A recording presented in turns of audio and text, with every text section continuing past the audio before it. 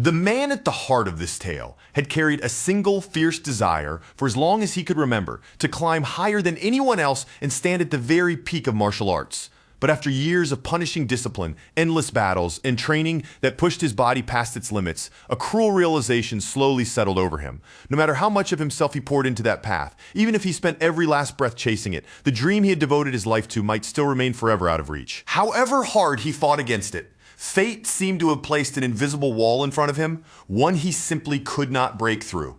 He had not been born with the destiny needed to reach the final, unreachable height of martial mastery, and yet that wish had already burned itself too deeply into his soul. Even after understanding how hopeless it might be, he could not turn away from it, and he could not bring himself to stop walking that road. So instead of surrendering to despair, he cast his gaze toward an ancient legend, one whispered from an age almost swallowed by time. According to the old stories, somewhere in the world there existed a divine dragon guarding a radiant golden fruit, and anyone who managed to eat that fruit would be granted immortality, a life that rose beyond the fragile limits of ordinary humans. He threw himself into a savage battle against the divine dragon, a fight so brutal that a single wrong movement could have ended his life.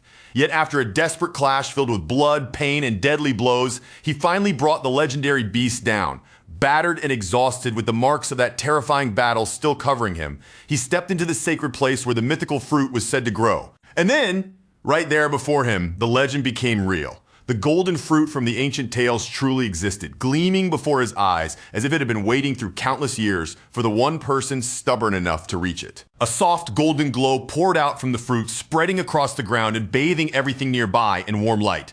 But this was not the simple shine of something precious. The radiance carried an almost holy presence, making the entire space feel distant from reality, like a sacred realm hidden from the rest of the world. Completely drained after the long and merciless fight, he sat atop the corpse of the fallen divine dragon, his chest rising and falling with heavy breaths. His tired eyes never left the glowing fruit in the distance. Only after he managed to steady his body and gather the last of his strength did he stand, step down from the dragon's massive remains, and slowly walk toward the tree. In that single moment, a powerful confidence surged through him, filling his chest so fiercely that even his exhaustion seemed to fade into the background. With that fruit finally within reach, he believed the chains that had bound him his entire life could at last be broken. The summit of martial arts, the distant dream he had chased through sweat, blood, and countless hardships, now felt close enough to touch. Without giving himself even a second to hesitate, he reached out, plucked the golden fruit from its branch, and began to eat. The very instant the fruit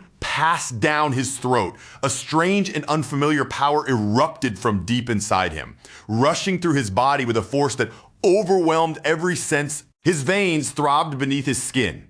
His blood burned as though fire had been poured into it, and his entire body trembled violently. It felt as if some divine strength was tearing him apart piece by piece, only to rebuild him from within. This man was none other than Gilphus L. Dragon, the warrior the world had once praised as the strongest human alive. But even after that miraculous day, decades continued to pass, and not even Gilphus L. Dragon could fully escape the heavy hand of time. Now, the once invincible warrior lay weak and withered upon his bed, his mighty body worn down by age. Around him stood his children and grandchildren, gathered in quiet sorrow as they watched over his final moments. They spoke to one another in hushed, trembling voices, the room thick with grief. Each of them knew his final hour was approaching, and painful as it was, they understood they had to accept that he would soon leave them behind. His eldest son, Gilliam, held his father's hand firmly, clutching it as though his grip alone could keep him there. Gilphus L. Dragon, the head of the L. Dragon family, turned his fading gaze toward his son and gently told him that he did not wish to see such sorrow on their faces. His time had simply arrived, and there was nothing more to it than that. Gilliam tried to answer with a smile, but the expression shook along with his voice. He said the manor had already become unbearably quiet after their mother passed away, and if their father left them as well, that silence would only grow deeper. But Gilphus calmly warned him not to let weakness settle into his heart and not to allow grief to swallow him whole. Then, as the room fell into a heavy silence, Gilphus found his thoughts drifting back to the golden fruit he had eaten so many years ago. In the end, he silently admitted to himself that perhaps the myths handed down from the ancient world were never something a person could truly trust without question. Even so, despite that bitter thought, he still felt blessed in his own quiet way. He had lived long enough to create a family, to leave behind children and grandchildren, and to be surrounded by people who loved him at the end. He told the family gathered beside his bed that his life had been long, rich, and free of regret. But buried deep inside his fading heart, Gilphus knew those words were not entirely honest. Even as death drew close, he still had not been able to let go of the dream that had shaped every part of his life. If he had only been granted more time, he knew he would have stood up once again. He would have trained again, fought again, and kept reaching for the ultimate peak of martial arts, that one distant summit that had always remained just beyond his grasp. And so when his final moments finally arrived, Gilphus clung to that burning desire until the very last breath slipped from his body. But then in a turn no one could possibly have foreseen, Gilphus opened his eyes once again. At first, his mind was wrapped in confusion. Had he merely fallen asleep? The air around him felt different. The silence felt strange, and even the sensation of his own body seemed deeply wrong. The room surrounding him was not the room where he had drawn his final breath. His body felt unnaturally light, far too small and weightless, and everything around him appeared unfamiliar.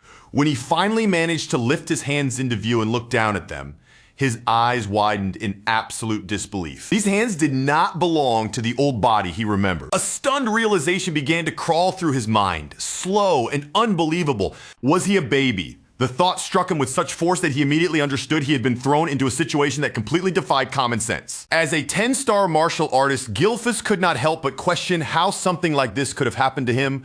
How could anyone possibly do this to him without him sensing even the faintest trace of danger or interference? Then, all at once, a single possibility flashed across his mind like lightning.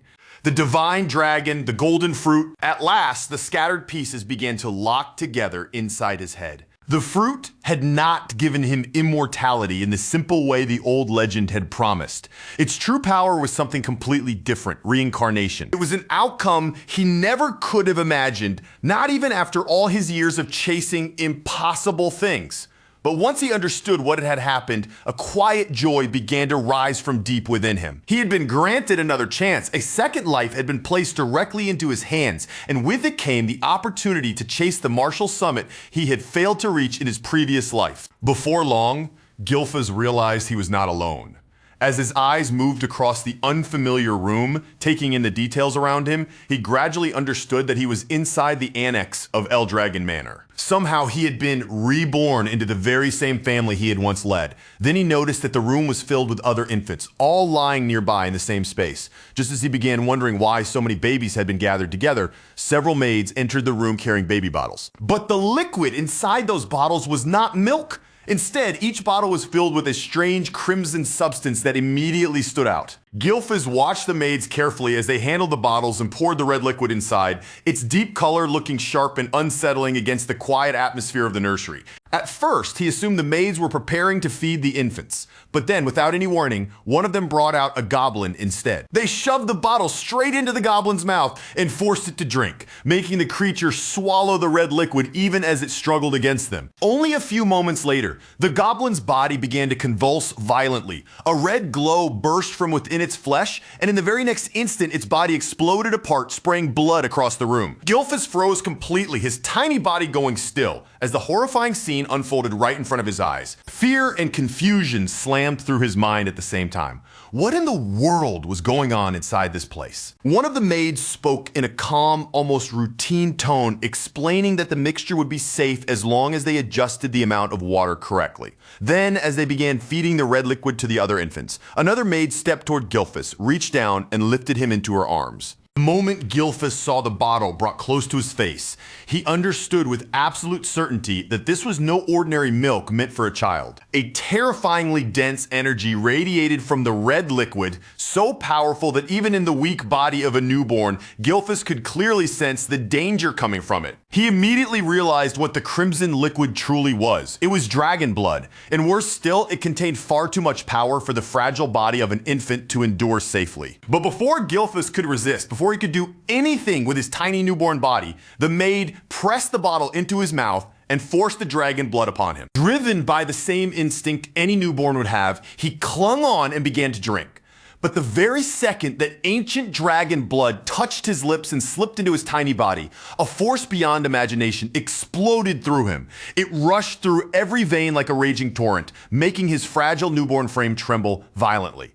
Every shudder, every spasm carried the burning proof of just how terrifying that power was. And even through the pain, Gilphus understood it immediately. This was not ordinary blood. What flowed into him was the very essence of the ancient dragons themselves. It surged through his body with a heavy living strength, twisting and writhing inside him as if the power had a will of its own. For a brief instant, fear flickered through his mind. This power was far too dangerous, so dangerous it could easily kill him. And yet beneath that fear, something sharper began to stir. This was not only a threat, it was also a chance. One so raw and overwhelming that he could not ignore it. For one passing moment, Gylfas considered stopping. The agony tore at him from the inside, clawing through his body so fiercely that even his iron mind wavered. But then the truth struck him with perfect clarity. If he could withstand this pain and take that power completely into himself, then he might break past the very limits that had once bound even his former body. He might finally climb to the true summit of martial arts, stepping into a realm so high that no warrior in history had ever dared to reach for it. So Gylfas hardened his mind and kept drinking, even as the pain burned through him. He forced himself onward with fierce determination, his tiny jaw locked as if he were grinding his teeth against the suffering. Beneath his delicate skin, his veins bulged and twisted unnaturally. His small body convulsed again and again as though it were desperately trying to reject the monstrous power flooding through it. But his resolve did not crack. In the darkness of his own mind, he glared back at the pain with burning defiance. Do not underestimate me, he thought, his spirit blazing even if his newborn eyes could not yet show it. I'm Gylfas Eldragon. He repeated that name again and again within his mind, holding on to it like a lifeline in the middle of a violent storm. Each repetition anchored him through the waves of agony until, almost impossibly, the pain began to loosen its grip and slowly give way before his unbreakable will. The maid standing nearby could do nothing but stare. Disbelief spread across her face as she watched the newborn endure something that should have been a death sentence and somehow remain alive. Inside that tiny, fragile body, two immense and ancient dragon energies crashed against each other with savage force. Both powers fought to dominate the other, shaking him from the inside as if his very core had become a battlefield. Then at last, one of those powers overwhelmed the other. And in that moment, even Gylfas could barely understand how his newborn body had managed to absorb such tremendous might so effortlessly. As the two forces finally merged into one unified power within him, realization slowly dawned in his mind.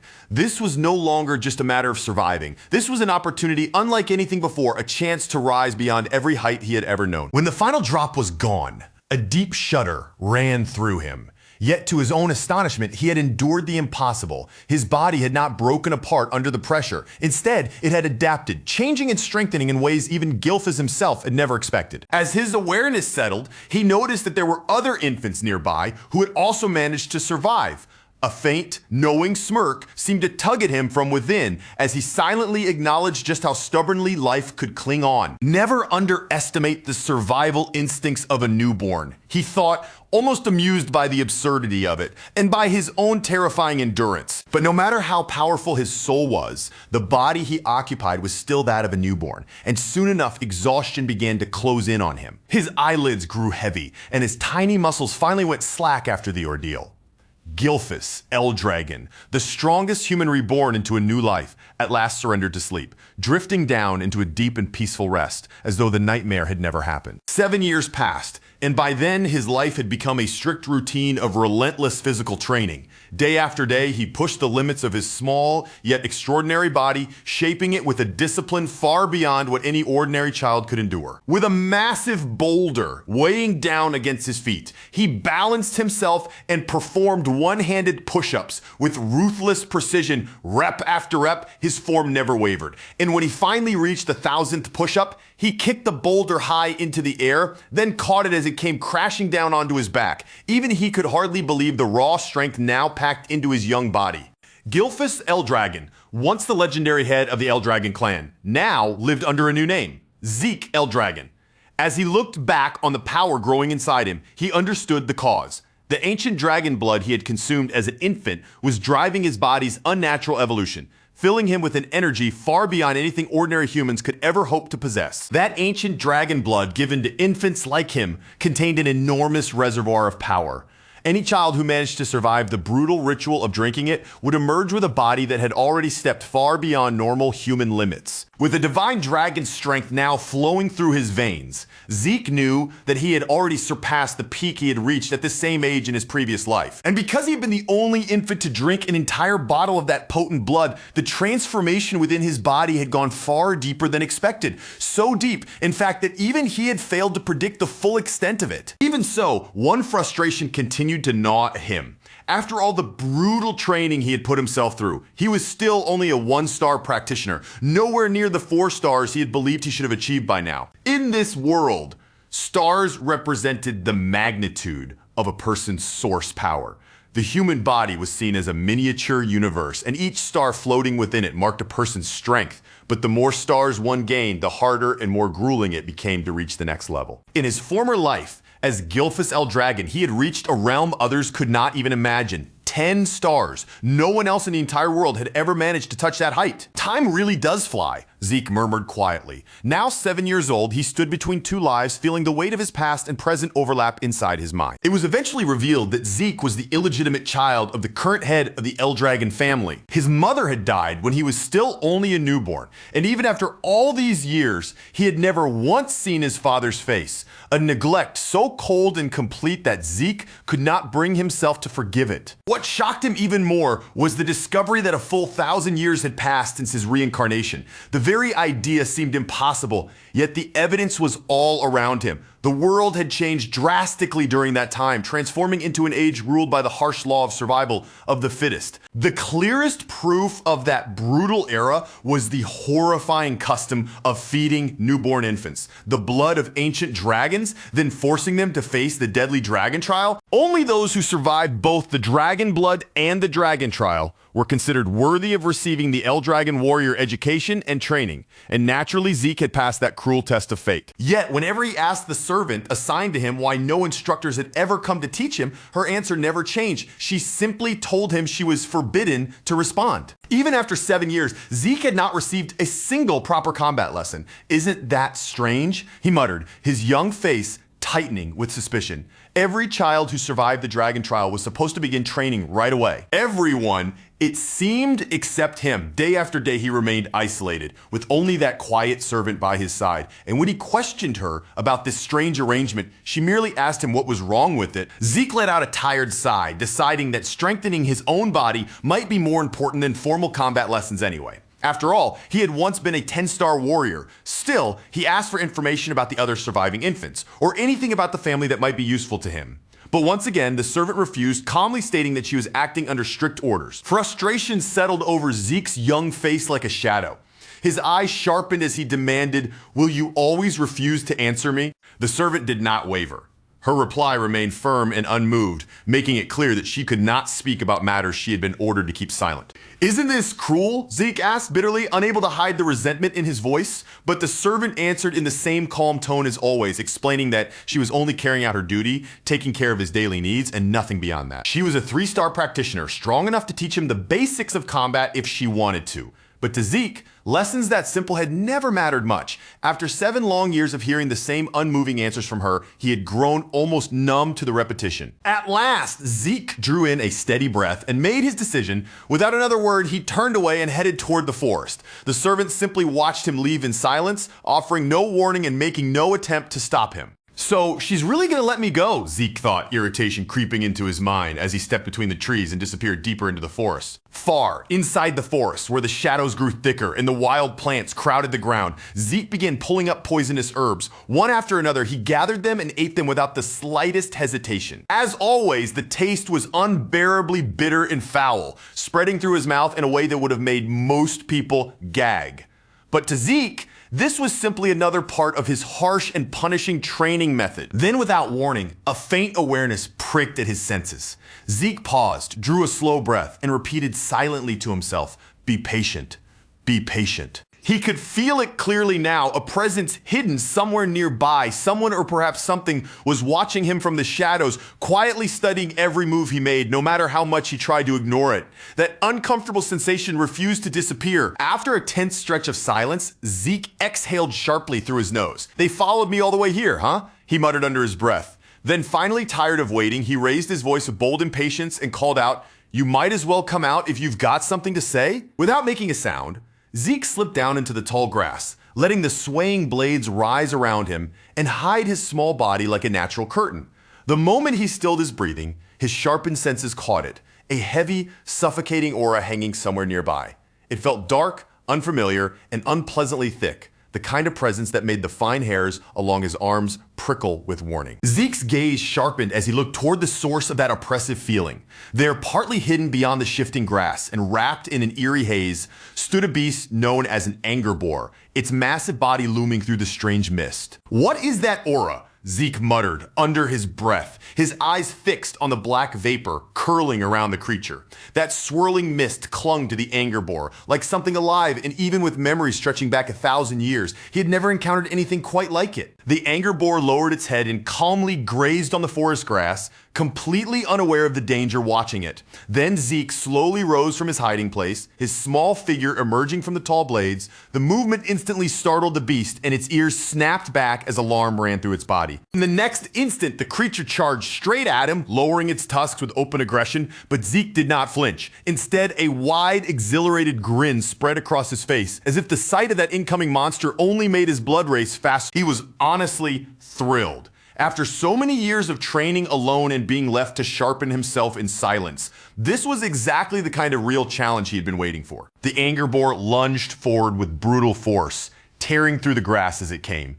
Zeke moved at the last possible moment, slipping aside like a flash of lightning with smooth, precise footwork as he dodged golden energy gathered around his fist, spiraling tighter and brighter until his hand glowed with condensed power. Then, with one explosive motion, Zeke drove that power forward. The golden force erupted on impact, blasting through the anger boar's huge body in a blinding burst that shook the clearing and tore the silence of the forest apart. A deep rush of satisfaction swept through him as he looked at the result of the strike. The destructive force had gone far beyond what he had expected. Even as only a one-star practitioner, his strength was already on a completely different scale from most others at the same level. Zeke hoisted the lifeless anger boar over his shoulder with surprising ease and muttered to himself, "Just imagine how much stronger I'll be once I raise my star level." Even so, exhaustion still lingered in his arms and legs, a dull reminder of the 7 long years the Eldragon family had left him neglected and isolated.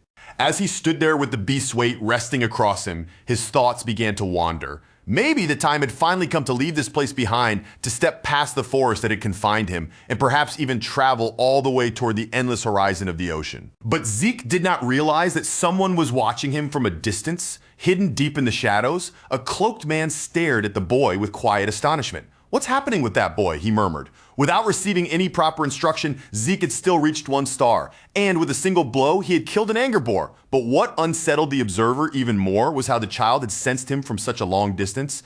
"That child? He's no ordinary kid," the man whispered, his curiosity clearly stirred. As he watched, fragments of what he knew about Zeke surfaced in his mind.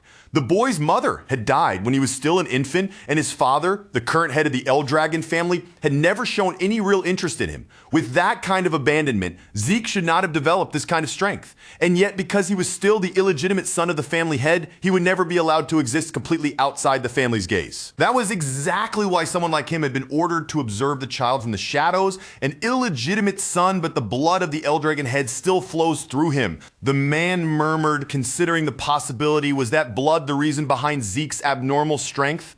A faint chuckle slipped from his lips. This kid is going to be interesting to watch. And with that, the cloaked figure withdrew as silently as he had arrived, his form blending back into the darkness until there was no trace of him left. Later, back in his small home, Zeke began packing his belongings. As he gathered what little he needed, a quiet excitement stirred in his chest, the feeling that his own journey might finally be about to begin. Then, all at once, his senses caught several powerful presences outside. 3 of them felt like 4-star practitioners, and one stood even higher at 5 stars. Zeke's brow tightened slightly. What are they doing here, he wondered, cautious but not frightened. Moving quietly toward the door, Zeke listened from inside before revealing himself. From their conversation, he heard them commenting on how fresh the air was in such a remote area and how peaceful the place felt without nearby rifts disturbing it. Their words carried no obvious hostility, and nothing about their tone suggested an assassination attempt. Since they sounded calm and respectful, Zeke decided there was no need to keep hiding. He opened the door and faced them directly. his small figure standing firm as he asked in a steady voice, "What business do you have here?" The group froze for a moment, clearly taken aback by the confidence coming from such a young boy.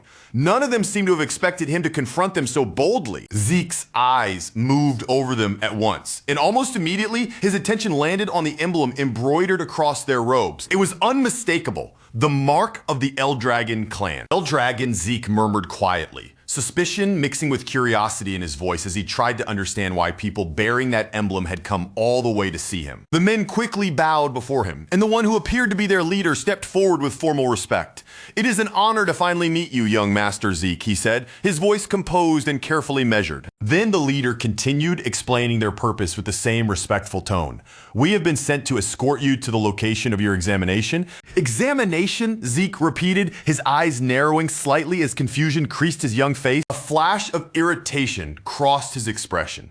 "They expect me to take an exam," he muttered under his breath, "even though they haven't bothered to teach me a single thing." A few days later, Zeke found himself standing once again before the main estate of the Eldragon family, looking up at the familiar, imposing grounds. He could hardly believe he had returned here so quickly after all this time away. However, he was soon told that this visit was not because he would be living inside the main estate. He had been brought here for one particular reason and nothing more. Before he was allowed to enter properly, the attendants instructed him to remove his worn, dirt-stained clothes and change into something more presentable, preparing him for the formal occasion ahead. As Zeke took in the situation, he began thinking about the Dragon's Nest. It was a prestigious school established by the Eldragon family after 1,000 years, created to train those who carry the family bloodline across every branch. For any child connected to the Eldragon family, entering that academy was a dream once they turned 7. It was there that they would begin receiving proper education and training, and today marked the entrance ceremony, the day Zeke would have to take the examination that would determine where he belonged. Even though Zeke knew almost nothing about the current generation of the Eldragon family, the exam was not something he could simply refuse. Participation was mandatory. While sitting near the academy gate, quietly waiting and observing his surroundings, Zeke was approached by a boy who had come from Orda Scale Village. The boy's name was Rangus. He came over with a gentle, concerned expression and asked Zeke if he was all right, wondering what had been weighing on his mind. When Zeke asked who he was, Rangus introduced himself politely. He explained that he had noticed Zeke looking troubled from a distance, and because of that, he had come over to check on him. "Is that so?" Zeke answered in a relaxed tone, his gaze remaining calm and neutral as he quietly studied the boy in front of him. At the same time, Zeke silently examined the flow of energy moving within Rangus. The boy looked timid on the surface, almost shy in the way he carried himself, but there was something unusually sharp and perceptive hidden in his aura. Zeke then apologized for seeming distracted and introduced himself in return. He admitted that his thoughts had been unsettled, mainly because he had no idea what kind of demands the entrance exam would place on him. "Is that all?" Rangus asked, his voice carrying a slight nervous tremble. He admitted that the test could definitely make anyone anxious, but then explained that the Dragon's Nest entrance exam was held every year, and its contents rarely changed. But when Zeke honestly confessed that he knew nothing at all about the exam, Rangus's eyes widened in shock. To him, taking the test with absolutely no prior knowledge was not just risky, it sounded recklessly dangerous. "Isn't that far too reckless?" Rangus thought, his brow knitting with worry as he looked at Zeke with growing concern. Just as Rangus was about to explain the details of the exam, a loud, arrogant voice suddenly cut across the courtyard, interrupting their conversation before he could continue. A boastful boy shouted from across the open space, his voice carrying clearly as he mocked Rangus with words full of scorn. Rangus immediately spun around, startled by the voice. The moment he heard it, recognition flashed across his face. It was Retin, another boy from Orda Scale Village. Wearing a sneer, he looked down on Rangus and mocked him, asking why he was even here, and implying that he must have wandered off and gotten lost on his way to the Dragon's Nest. Retin went even further, telling him it would be smarter to leave now before he ended up getting himself hurt. "I'm here to take the entrance exam," Rangus answered. His voice trembled slightly under Retin's intimidating presence, but despite the fear in his tone, he still forced the words out with determination. Retin burst into laughter, bending over as if the idea itself was too ridiculous to believe. He dismissed Rangus's claim as impossible, then insulted Rangus's father by calling him a pseudo-dragon, mocking what a child from such a lineage could ever hope to accomplish. Rangus clenched his fist tightly at his sides, clearly fighting to hold back his anger. Zeke, however, stayed calm. He watched every shift in Rengis' posture and every movement from Retin with a sharp, discerning gaze, quietly prepared for whatever might happen next. From that point on, the harsh structure of the Eldragon family became clear before them. It was a rigid hierarchy where every person had a fixed place, and every rank seemed to decide exactly how much respect they deserved and how far they were allowed to climb. At the very top stood the recognized dragon ranks. The novice whelp dragons, the regular soldier child dragons, the captain level adult dragons, and above them all, the powerful executive elder dragons who were simply called the elders. But at the very bottom, pushed so far down they were treated as if they barely belonged to the family at all, were the pseudo dragons. Pseudo-dragons were those who had either failed to enter Dragon's Nest or had entered but never managed to graduate. In the eyes of the family, they were incomplete, immature dragons, people who had fallen short and failed to become what the Eldragon bloodline demanded. But Langus had held onto a quiet dream for years. Even if the others mocked them, even if the family branded them as pseudo-dragons, he wanted to prove that they still carried dragon blood, still had dragon pride, and still deserved to be acknowledged as true dragons. Zeke looked at Retin with genuine confusion, unable to understand where that arrogance was coming from. With a calm expression, he asked why Retin was so convinced Langus would fail when the examination had not even started yet. Retin's expression twisted at once, his annoyance flaring across his face. He snapped back at Zeke, demanding to know who he thought he was and whether Zeke had some kind of problem with him. Zeke did not shrink back from that hostility at all. His tone stayed relaxed, almost too casual, as he explained that he was simply curious how Retin could say with such certainty that Langus had absolutely no chance of passing. Retin thrust a finger toward Langus like the answer should have been obvious to everyone watching. Then he shouted that there was nothing complicated about it at all. Langus was weak, and in Retin's mind, that alone explained everything. Zeke tilted his head just a little, letting his gaze settle on Langus as if he were quietly measuring him. Then he asked if Retin had really just called him weak, because from what Zeke could sense, Langus actually felt stronger than the boys who were mocking him. The moment Zeke said that, Langus went completely still. His eyes widened and disbelief spread across his face because for the first time in his life, someone had actually stood in front of others and defended him. The arrogant boys immediately bristled, their pride clearly stung by Zeke's words. They demanded to know if he was seriously claiming they were weaker than a pseudo-dragon, someone they considered beneath them. But before the tension could boil over any further, an adult man arrived, and every gaze in the area shifted toward him. The man was the adult dragon examiner, and his firm voice cut cleanly through the commotion. He announced that the Dragon's Nest entrance exam was about to begin and ordered every participant to complete registration and receive their assigned number first. As Retin turned away to leave, he looked back over his shoulder and shot Zeke one last sharp glare. His voice carried a clear warning as he told Zeke that he would not forget his face. Zeke only released a small sigh, looking far more tired than intimidated by the threat. Under his breath, he muttered that there was no reason to get so worked up, thinking that the children of this generation seemed far too quick to lose their tempers. Langus hurriedly pointed out that their reaction was not exactly strange. After all, he and Zeke were supposed to be around the same age, and anyone would get angry after being told they were weaker than someone like him. Zeke merely gave a light, thoughtful murmur, as if that explanation had only just occurred to him. "Is that so?" he replied, still sounding strangely detached from the emotions around him. Since the entrance exam was required for anyone who wanted to enter Dragon's Nest, there was no real way around it. Whether the participants were confident or terrified, they still had to face the test waiting for them. Even so, Zeke was genuinely surprised when Langus explained that a person could technically withdraw before the exam began. Zeke's eyes widened slightly at the news, and in that instant, Langus realized that Zeke truly knew almost nothing about how this process worked. Seeing just how uninformed Zeke was, Langus grew visibly uneasy. In a nervous voice, he advised Zeke that it might be safer to step away while he still could before the exam officially started, and before he ended up badly hurt. But Zeke answered without the slightest hesitation, his confidence completely unshaken. He said that a genius like him would never run away from a challenge. Langus could only shake his head helplessly, pointing out that Zeke was acting far too confident for someone who did not even know what the exam involved. Zeke simply laughed off the warning, sounding completely unconcerned. He said that no matter what kind of test was waiting for them, they should hurry up since it was about to begin. With no better option, Langus reluctantly agreed and followed along. When they finally arrived at the testing grounds, the participants Participants gathered in front of the examiner. Standing before them, the examiner announced in a clear voice that the rules of the exam were very simple. To pass, they only needed to do one thing: leave even the smallest scratch on the stones positioned behind him. However, there was one important condition attached to that simple rule.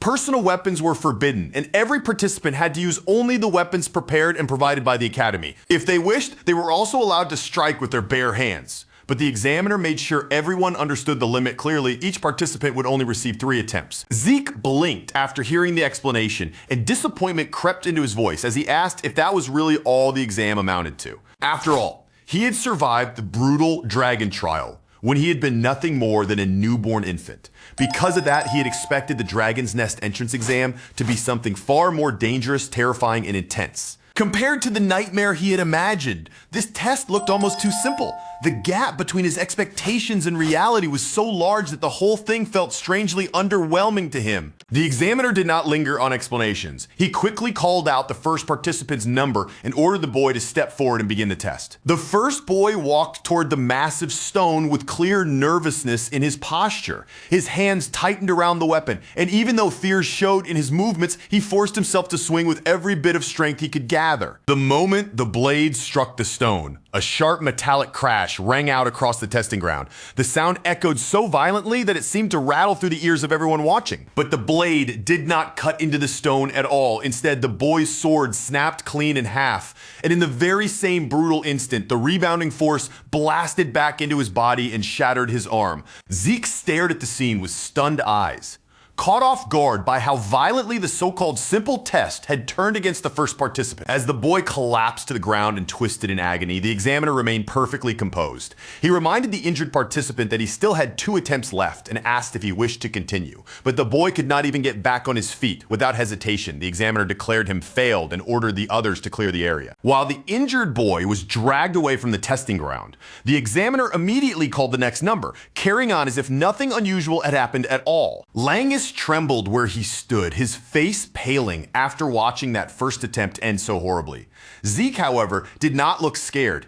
If anything, irritation began to show in his eyes. "So this is what they call an exam," Zeke muttered under his breath, his gaze fixed on the strange stones ahead. Then he questioned what kind of material they could possibly be using for a test like this. The stones were said to possess regenerative properties, meaning that any scratch left on their surface would vanish almost immediately. And even worse, if someone attacked them with simple physical force, the stones could reflect that force back at them 100 times stronger. Zeke immediately thought that using something so dangerous for a mere entrance exam was taking things far too far. But Langus explained that the test was not completely impossible as long as the participant could properly circulate their source power through their entire body before striking. Zeke nodded as the purpose of the test became clear to him. This exam was not really about polished martial arts techniques. What mattered most was how well a participant could control their source power and move it through their body. He swept his gaze across the other participants and quietly judged their odds. From what he could sense, only a small number of them seemed capable of passing,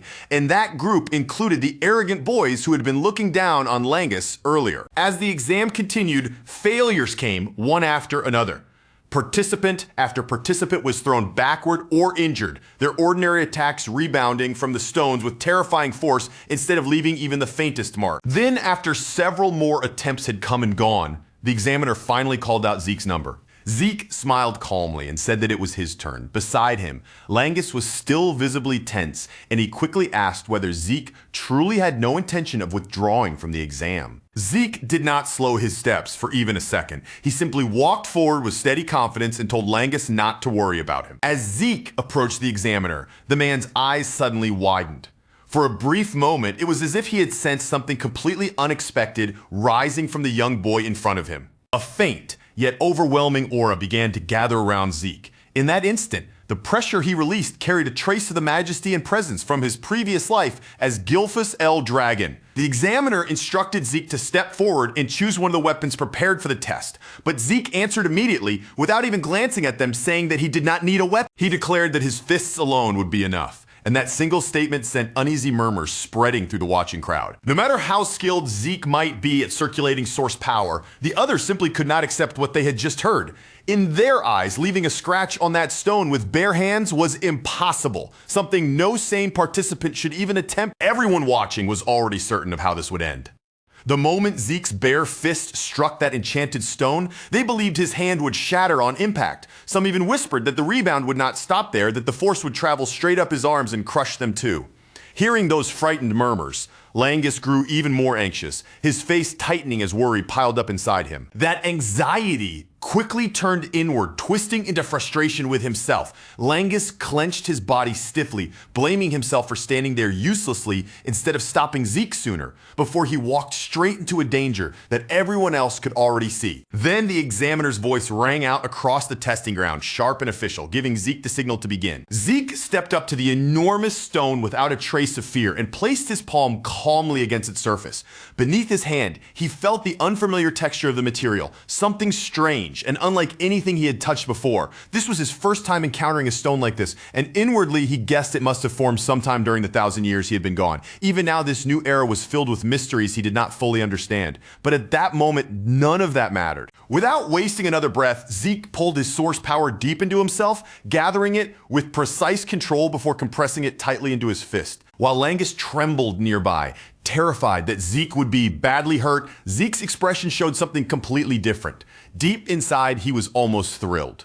For the first time since being reborn into this body, he finally had a chance to release his strength without holding himself back. Right then, Zeke decided that this mysterious enchanted stone would serve as the perfect target. It would let him measure exactly how much power his current body could truly produce. Langus's eyes flew wide in shock the instant Zeke moved. With one clean motion, Zeke unleashed the first form of the dragon-slaying combat arts. Burst Strike, driving it straight into the stone. The moment his fists connected, a tremendous wave of energy detonated outward. The huge stone exploded apart under the blow, sending sharp fragments blasting in every direction, while the violent shockwave whipped dust and debris into a raging storm across the testing ground. Langus stared in stunned awe, but instinct took over and he threw his arms up to shield himself from the flying debris.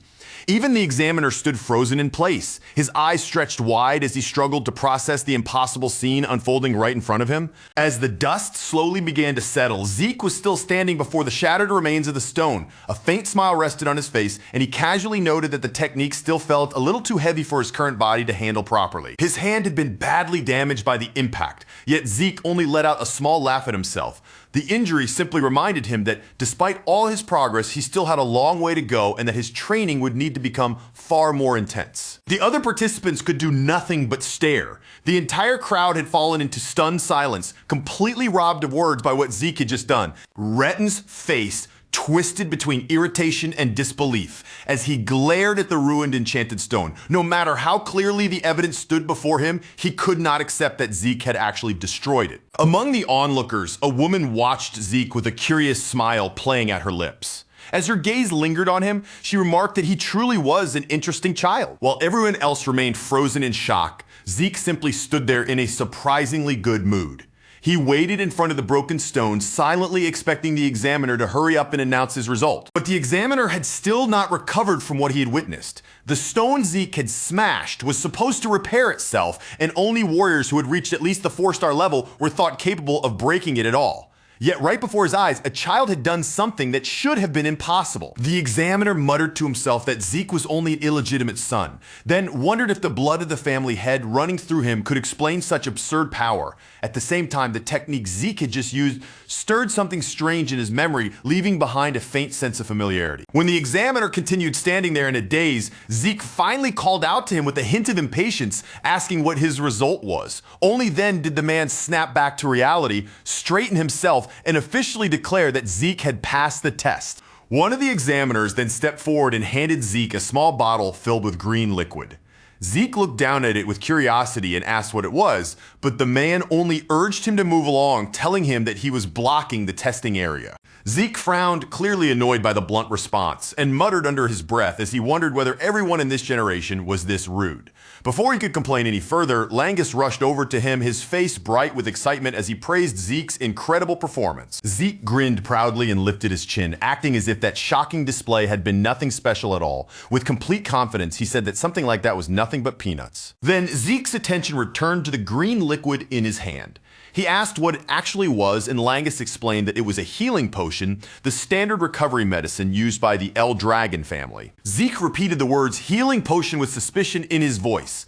Langus confirmed it, but because Zeke was an illegitimate son of the family, a cautious thought still crossed his mind. For a moment, he wondered whether the bottle might secretly contain poison. Still, since Langus had vouched for it without hesitation, Zeke reconsidered. Perhaps it was not poison after all. From the look of it, it seemed closer to what he would have once called a form of spiritual medicine. The elixir was known as cloud-piercing clarity wood, and it was made from materials so rare that most people would never even see them.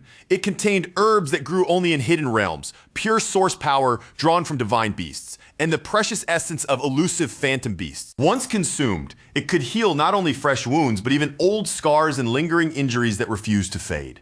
It was also said to strengthen a person's source power, and because the ingredients were so difficult to obtain and the refinement process so complicated, elixirs like this were almost never seen. After Zeke drank it, the effect spread through his body almost immediately. Warmth moved through his injured hand and worn muscles, and even he could not hide his amazement at how quickly the medicine began to work. Zeke turned to Langus and asked if this was truly a spirit medicine. Langus admitted that he had no idea what Zeke meant by that term, but he was certain of one thing: the El Dragon family's potions were far superior to anything sold commercially outside their territory. Langus asked whether the potion's effect had really surprised him that much.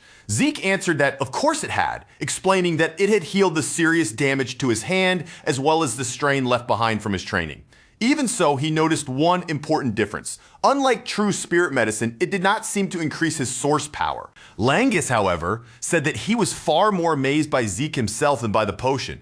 Zeke chuckled at that, brushing off the compliment and telling him not to joke around. Inwardly, Zeke could not help reflecting on what this potion meant. The fact that such medicine existed at all proved just how far knowledge and technique had advanced over the past 1,000 years. Langus praised Zeke's strength once again, and Zeke answered with absolute certainty, declaring that his dream was to become the strongest of all. Not long afterward, the examiner announced that Retin had passed the test as well, along with the boys who had followed him. Zeke had already expected those boys to pass, so the result did not surprise him. But then Langus suddenly went stiff beside him, fear spreading across his face the moment his own number was called. Even though terror was clearly written all over him, Langus forced himself to gather what courage he had and walk toward the front.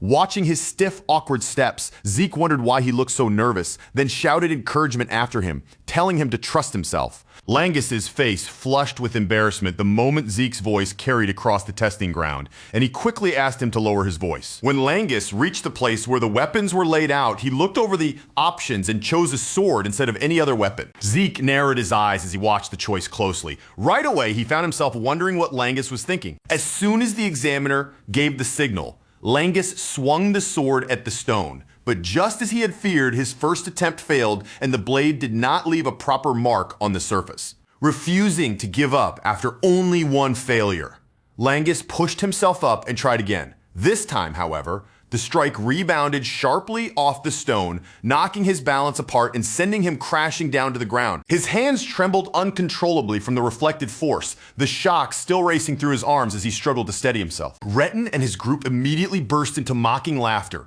acting as if the result had been obvious from the very beginning. To them, the son of a pseudo-dragon could only become another pseudo-dragon, and they sneered at him to stop embarrassing himself and just give up already. Retin even shifted his sneer towards Zeke, asking whether this was the same person Zeke had claimed could pass. With a mocking edge in his voice, he asked if Langus still looked stronger than them now. For a brief moment, Zeke said nothing. His expression slowly hardened as he listened to their ridicule, and then he told them sharply to stop spouting nonsense. The examiner then turned back to Langus and reminded him that only one attempt remained. In a calm, formal voice, he asked whether Langus still wished to continue. Langus could not bring himself to answer. With shame weighing heavily on his shoulders and everyone's laughter still echoing around him, he lowered his head. He could not even bring himself to meet anyone's eyes. But then Zeke walked up to him, stopping close enough for Langus to hear the firmness in his voice, and asked what exactly he thought he was doing. Zeke questioned why Langus had chosen a sword instead of a spear. His gaze stayed sharp as he asked why Langus would pick a weapon that clearly did not suit him at all. Then Zeke pressed him even harder, asking why he had stepped into an exam like this without any real plan. If Langus truly wanted to pass, charging forward blindly was the last thing he should have done. Retin watched the whole exchange with that same smug, mocking curve on his lips, his eyes fixed on Zeke as if he were waiting for another chance to laugh. Zeke, however, kept his focus on Langus and told him plainly that if he continued attacking in his current condition, he could strike that stone 100 more times and still fail to leave even the tiniest scratch behind. As soon as those words reached them, Retin and the others broke into another loud round of laughter. They pointed their ridicule straight at Zeke, sneering that he really was a total idiot. After all, Langus did not even know how to use a spear. His pathetic father had only taught him swordsmanship. They mocked. So switching weapons at the very last moment would never magically change the outcome. But Zeke did not so much as turn his head toward their insults. He ignored their laughter completely, lifted his voice toward the examiner, and asked in a calm, steady tone whether there was actually any rule saying a candidate could not change weapons during the test. The examiner responded right away, without pausing to think it over. His answer was clear. There was no rule that prevented a participant from switching weapons in the middle of the examination. The moment Zeke heard that, his face changed. A confident grin spread across his expression, and he said that if that was the case, then Langus had just been given a lucky break. Then Zeke turned his attention back to Langus, looking him straight in the eyes. Without any joking or hesitation in his voice, he asked him one simple thing. Did Langus trust him? In that single instant, years of painful memories surged through Langus's mind all at once. He remembered the voices that had mocked him, the shame that had been thrown at him again and again, and every humiliation that both he and his father had been forced to swallow. Langus clenched his teeth so hard, it looked like he was trying to crush the fear inside himself. He forced down the doubt that had been holding him back, straightened his back as much as he could, planted his feet firmly beneath him, and declared that he would trust Zeke. If Zeke was telling him to fight with a spear, then he would take up that spear without turning away. This time, Langus decided he would follow Zeke's words completely, no matter how unfamiliar the weapon felt in his hands. Deep down, Langus had always carried one painful truth with him. His father had never been able to enter the dragon's nest. And because of that single failure, people had mocked his father as a pseudo-dragon. They laughed at him as though his blood, his name, and his entire lineage were nothing but something false and unworthy. But even after enduring that disgrace, his father had never abandoned what he needed to do. He accepted the insults, endured the cruel stares, and carried that burden in silence, all so he could raise Langus properly and give his son the chance to one day stand with pride. That was the reason Langus made a vow deep inside his heart. He would show every person who had ever looked down on them that he, Langus, the son his father had raised with so much care, was also a true dragon. With that resolve burning through him, Langus pushed himself back up to his feet. He gripped the spear tightly with both hands, holding on as if he were holding on to everything he wanted to prove, and declared that today he would show them once and for all that neither he nor his father were fake dragons. By then, Langus understood something with painful clarity. If he picked up the sword and tried again, nothing would change. The same failure would simply repeat itself. So instead of clinging to the weapon that had already failed him, he chose to place his trust completely in Zeke. There was still one serious problem standing directly in his way. Langus had never been properly taught how to handle a spear. Zeke called out to him once more, his voice calm but filled with certainty. Then he pointed straight toward the enchanted stone and told Langus that he did not need to attempt anything fancy or complicated. All Langus needed to do was thrust the spear straight into the stone. He did not have to overthink it, did not have to hesitate, and did not have to let fear tighten up his body before the strike. Zeke's instruction was firm, simple, and impossible to misunderstand. Drive the spear straight through, as cleanly and directly as he possibly could. Langus tightened his fingers around the spear shaft, feeling the unfamiliar weight of it settle into his grip. He knew better than anyone that under ordinary circumstances, simply stabbing at the enchanted stone would never be enough to damage it, especially when the stone possessed such a powerful regenerative element. But Zeke was not like the others standing around him. Even though the two of them had only met that very day, Zeke was the first person who had ever defended Langus so openly, and that feeling was so strange, so unfamiliar, that it almost overwhelmed him. Because of that, Langus chose to believe. He placed his full trust in Zeke's words, and for the first time in what felt like forever, he allowed himself to believe that his own strength might truly be enough. Then he began pouring his source power into the spear, and almost immediately, Langus felt that something about this weapon was different. For years, Langus had trained with a sword, yet not once had he been able to wrap a blade in this much source energy. But now, with the spear in his hands, that same power moved around the weapon with such natural ease that it almost felt as if the spear were guiding the flow for him. With a fierce shout that carried every bit of determination he had been holding back, Langus gathered all his strength, poured everything into that one attack, and drove the spear toward the enchanted stone with all the force his body could muster. Retin was laughing so hard he nearly doubled over on the spot. To him, this ridiculous attempt was playing out exactly as expected, and he mocked Langus once again, saying that changing weapons had clearly done nothing to help him pass the test. But Langus did not stop moving. In that moment, he could feel it clearly, something powerful, something completely unlike anything he had felt before. The spear no longer seemed like a weapon he had borrowed at the last second. It felt as though it belonged in his hands, as natural as an extension of his own body. Then, as Langus pushed forward with every ounce of strength he had, the spear tore straight through the enchanted stone from front to back. Retin's expression froze in pure disbelief, and the stunned faces of his companions only made the moment feel even more satisfying. Even the examiners could not keep their calm after witnessing it. Their eyes widened as they stared at the result in front of them, clearly shocked. And there was even a trace of satisfaction in their reactions to what Langus had just accomplished. Langus had not simply nicked the surface or left behind a shallow mark. He had pierced clean through the stone itself. Zeke praised him immediately, his voice carrying clear approval. Meanwhile, Langus just stood there in a daze, staring at the impossible result before him, barely able to understand that the hole in the stone had truly been made by his own hands. Even after the examiner officially announced that Langus had passed, Langus still looked completely stunned. He could hardly believe what he was hearing and asked, almost in disbelief, whether he had really succeeded. Zeke smiled and stepped closer, casually wrapping an arm around Langus's shoulder as he confirmed the truth for him. At that moment, the joy finally broke through. Langus, nearly crying from relief and happiness, grabbed Zeke in a tight hug and shouted over and over that he had done it, that he had actually passed the test. Retin's group, on the other hand, refused to accept the reality in front of them. They quickly tried to brush it off as nothing more than luck. But Retin himself stayed silent, his body trembling with rage as he stood there, unable to swallow the truth of what had just happened. Just as Zeke had said from the very beginning, Langus was stronger than them, and now his result had not only proven it, it had surpassed theirs by a wide margin. The examiner then raised his voice so everyone could hear and announced that the test had officially come to an end. After that, he informed the successful candidates that the entrance ceremony would begin shortly. Zeke immediately asked if the test was already finished. Langus answered that for the moment it seemed to be over, though he added that once they entered the dragon's nest, there would probably be even more tests waiting for them. Before much time had passed, a group of men began emerging from the shadowy hallway. At first, only their outlines could be seen, but as they walked closer, their figures slowly became clearer in the light. Once they finally stepped fully into view, the examiner announced that the head of the L-Dragon family would now give a speech to congratulate the candidates who had successfully passed. The instant Zeke's gaze landed on the man standing at the front of the group, his brows tightened slightly. He asked who that person was. The man with such a cold, dark expression on his face. Langus became visibly tense the moment he heard Zeke ask that, lowering his voice with obvious nervousness. He answered that the man was none other than the family head himself. Zeke looked at the man again and muttered that this was the family head.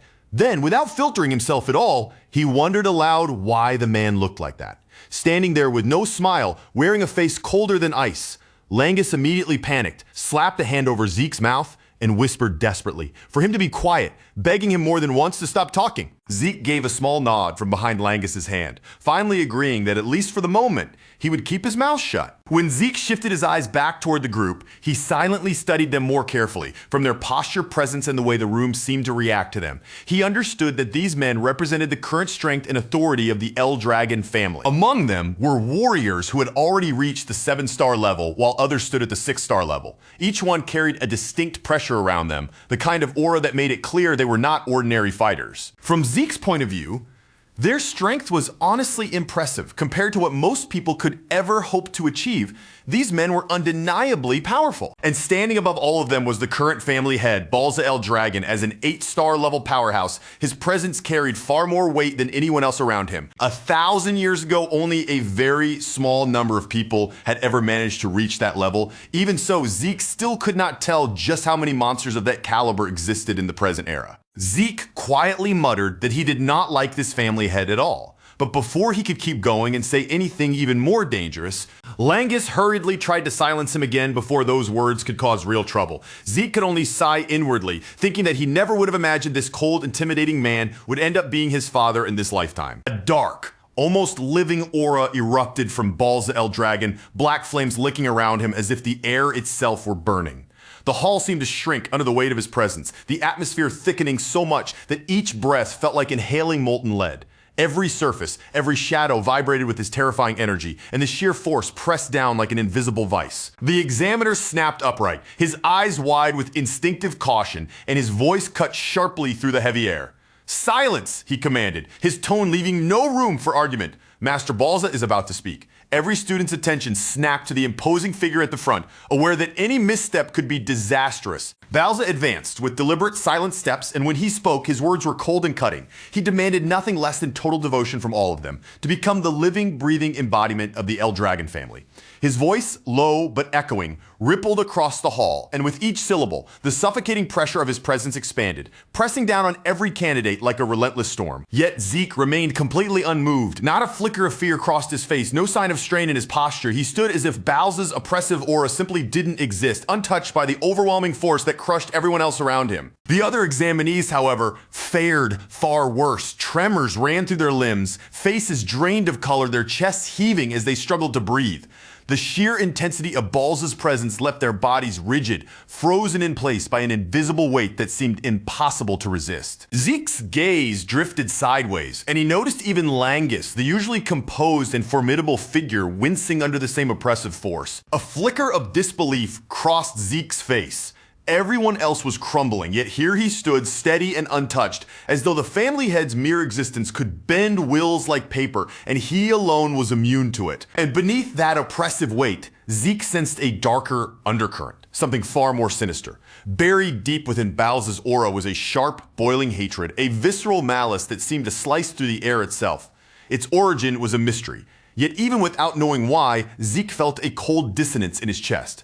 The man who was meant to be his father inspired not affection, but a chilling sense of alienation. Without another word, Balza turned and strode away, leaving the hall awash in lingering dread. Almost immediately, a new presence drew every gaze, stepping into the void he left behind. This newcomer had bright golden hair and an expression that radiated warmth and light.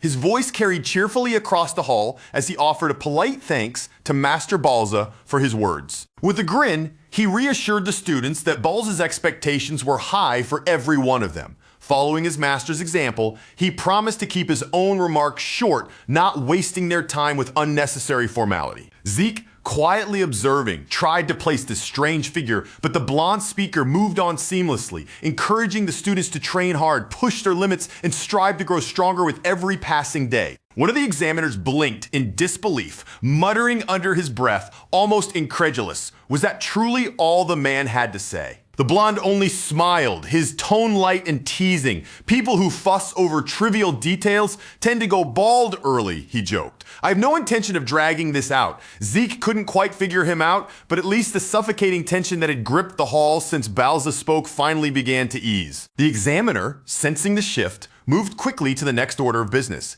He announced that the newly accepted students would now be assigned to their dormitories, instructing anyone whose number was called to head over immediately. Zeke, walking beside Langus, asked aloud whether they would all be staying together. Langus explained that the academy was divided into 4 distinct halls, east, west, south, and north. Each student entering the academy would be placed into one of these halls, and that would be their home during the rigorous training that awaited them. When Zeke's number finally rang out, he rose from his seat, casually waving a brief goodbye to Langus before making his way to his assigned hall. East Hall, Zeke noted, as he strode through its long, echoing corridors. Walking the hallway, Zeke couldn't help but notice how much the academy had changed over the past 1,000 years. By the time he finally reached what he thought was his room, he realized he might have taken a wrong turn somewhere. The trek had been longer than expected, and his roommate had probably arrived before him. Pushing open the door, he greeted his new roommate in a bright, casual voice, apologizing for arriving later than intended. With a warm, easygoing smile, he added that from today onward, the two of them would be sharing the room together, but Zeke's eyes widened in surprise. The person waiting inside wasn't a stranger at all. It was Langus, sitting calmly as if nothing had changed. Zeke laughed, a short, surprised chuckle escaping him. Looks like fate keeps tossing us together, he said, shaking his head in amusement at the improbable coincidence. He asked if anything else was planned for the rest of the day, and Langus replied that the official training would begin tomorrow. Zeke responded casually, feigning surprise. Really? He said, as though hearing it for the first time. Langus raised an eyebrow, asking if he hadn't been paying attention to the examiner's earlier explanation. Zeke shrugged, admitting he hadn't intentionally. Langus let out a weary sigh, suggesting they get some rest, since the training would start in earnest the next day. Zeke, however, turned to the window, his gaze distant, silently plotting his future, how he might break free from the constraints of the L-Dragon family and explore the world on his own terms. During the exam, Zeke had already encountered several intriguing items: the enchanted stone that could regenerate itself, the potent healing potion, and his curiosity was piqued. A thought struck him. If he wanted to truly see how much the world had transformed in the 1,000 years he'd been gone, perhaps staying with the L-Dragon family for a time wasn't such a bad idea after all. A full month rolled by at the academy, each day ramping up the intensity of training. The exercises were relentless, unforgiving, and demanded every ounce of the students' strength and endurance. Students gripped heavy dumbbells in both hands as the instructor's voice cut through the clatter, explaining that Dragon's Breath was among the most pivotal techniques ever devised by the 15th head of the L-Dragon family. He stressed that mastery was non-negotiable, that they must succeed under any condition, his eyes scanning for those who stood out amidst the grueling exercise. A few had already grasped the technique. Among them, the one who drew his gaze most sharply was a young woman he referred to as Master Laika. The energy radiating from her form was palpable, so strong it hinted she was on the verge of attaining the 2-star level, her aura practically humming with raw power. But she wasn't the only one capturing attention. Another student forced the instructor into disbelief, his eyes widening at the sight. Zeke trained alongside the others, yet he carried an additional burden. Large stones balanced atop his head and arms as if the standard exercise was far too trivial for him. The instructor watched in stunned silence, whispering to himself that the blood of the L-Dragon family truly flowed through Zeke's veins. And yet, according to what others had said, Zeke had received almost no formal training since childhood. That very fact made the scene before him feel alien and difficult to comprehend. Zeke, meanwhile, was astonished for another reason entirely. He could hardly believe that the technique once known as the Dragon King's breathing technique had been refined over generations and was now being taught even to branch members of the family. To him, breathing techniques were methods to draw source power from the environment into the body, circulating it internally to strengthen inner energy. The outcome depended on one's talent, control, and intellect. A reason the great families jealously guarded these techniques, ensuring outsiders or anyone beyond their bloodline could never learn them. The current Dragon's Breath, Zeke realized, was simplified, safe, and easy enough for most students to grasp, yet its restriction to a resting state rendered it nearly useless in combat situations for someone like him. His own version differed entirely. It allowed manipulation of surrounding source power even while in motion, granting mobility and flexibility far beyond the standard technique. This made his version exponentially more complex and potent in actual battle, though nearly impossible for ordinary students to learn. In fact, only a select few had ever managed to master it fully. Zeke deduced that the technique's simplification had been a deliberate choice by later generations, enabling even branch members to use it effectively, a strategy that had strengthened the L-Dragon family over time. A faint, quiet satisfaction stirred within him at this realization. Never in his imagination had he considered that techniques he discovered a millennium ago could still ripple through the world, shaping martial arts even now. He couldn't help but wonder, had the other martial arts he created all those centuries ago evolved similarly, adapting and changing with the passing years. Interesting. He muttered under his breath, a quiet amusement in his voice. From nearby, Laika observed him silently, her gaze fixed, studying him without distraction. Later, in the bustling cafeteria, every student around them paused mid-bite, eyes widening at the absurd quantity of food Zeke managed to consume with ease, leaving a scene of astonished shock in his wake. Zeke was still devouring his food with the kind of appetite that made it look like he could keep eating forever. His attention locked on the meal in front of him. But after a while, even he began to notice something strange. Across the table, Langus had gone unusually quiet, sitting there stiffly while barely moving his utensils, as if the food in front of him had completely lost its appeal. Zeke finally lifted his eyes from his plate and looked straight at Langus, asking him what was going on. Then, without softening his words at all, he told him that if he kept picking at his food like that and refused to eat properly, there was no chance his body would ever grow strong enough. Langus simply stared back at him for a moment, as if he could not decide how to respond to someone so absurdly straightforward. Then, in a quiet voice, he asked whether Zeke had ever thought his own ridiculous level of stamina was strange. Zeke only blinked at him with a blank, almost innocent expression, like the question was far too obvious, and asked if that was really the only thing bothering him. In Zeke's mind, the answer could not have been simpler. If a person wanted to become stronger, then they just had to eat more, train harder, and keep forcing their body beyond whatever limit it had reached. As if proving his point, he pushed part of his own meal toward Langus, like that alone would solve everything, but Langus gently refused, saying he had already eaten enough. While Zeke sat there thinking about how some of the students clearly must have received serious training long before they ever entered the academy, someone suddenly stepped up to their table. The new arrival immediately pulled both his and Langus's attention away from their meal. The girl standing before them carried herself with a calm confidence, her eyes steady and unshaken, looking directly at Zeke. Laika spoke in an even voice and admitted that he was quite impressive. Zeke looked up at her with the same casual expression he had worn the entire time, then asked who she was supposed to be. The question came out so naturally that Langus almost choked on his food, his shoulders jolting as he quickly lowered his voice into a nervous whisper. Langus could hardly process the fact that Zeke did not recognize her at all. In a hurried whisper, he explained that she was Master Laika, the daughter of the family head, Lord Balza.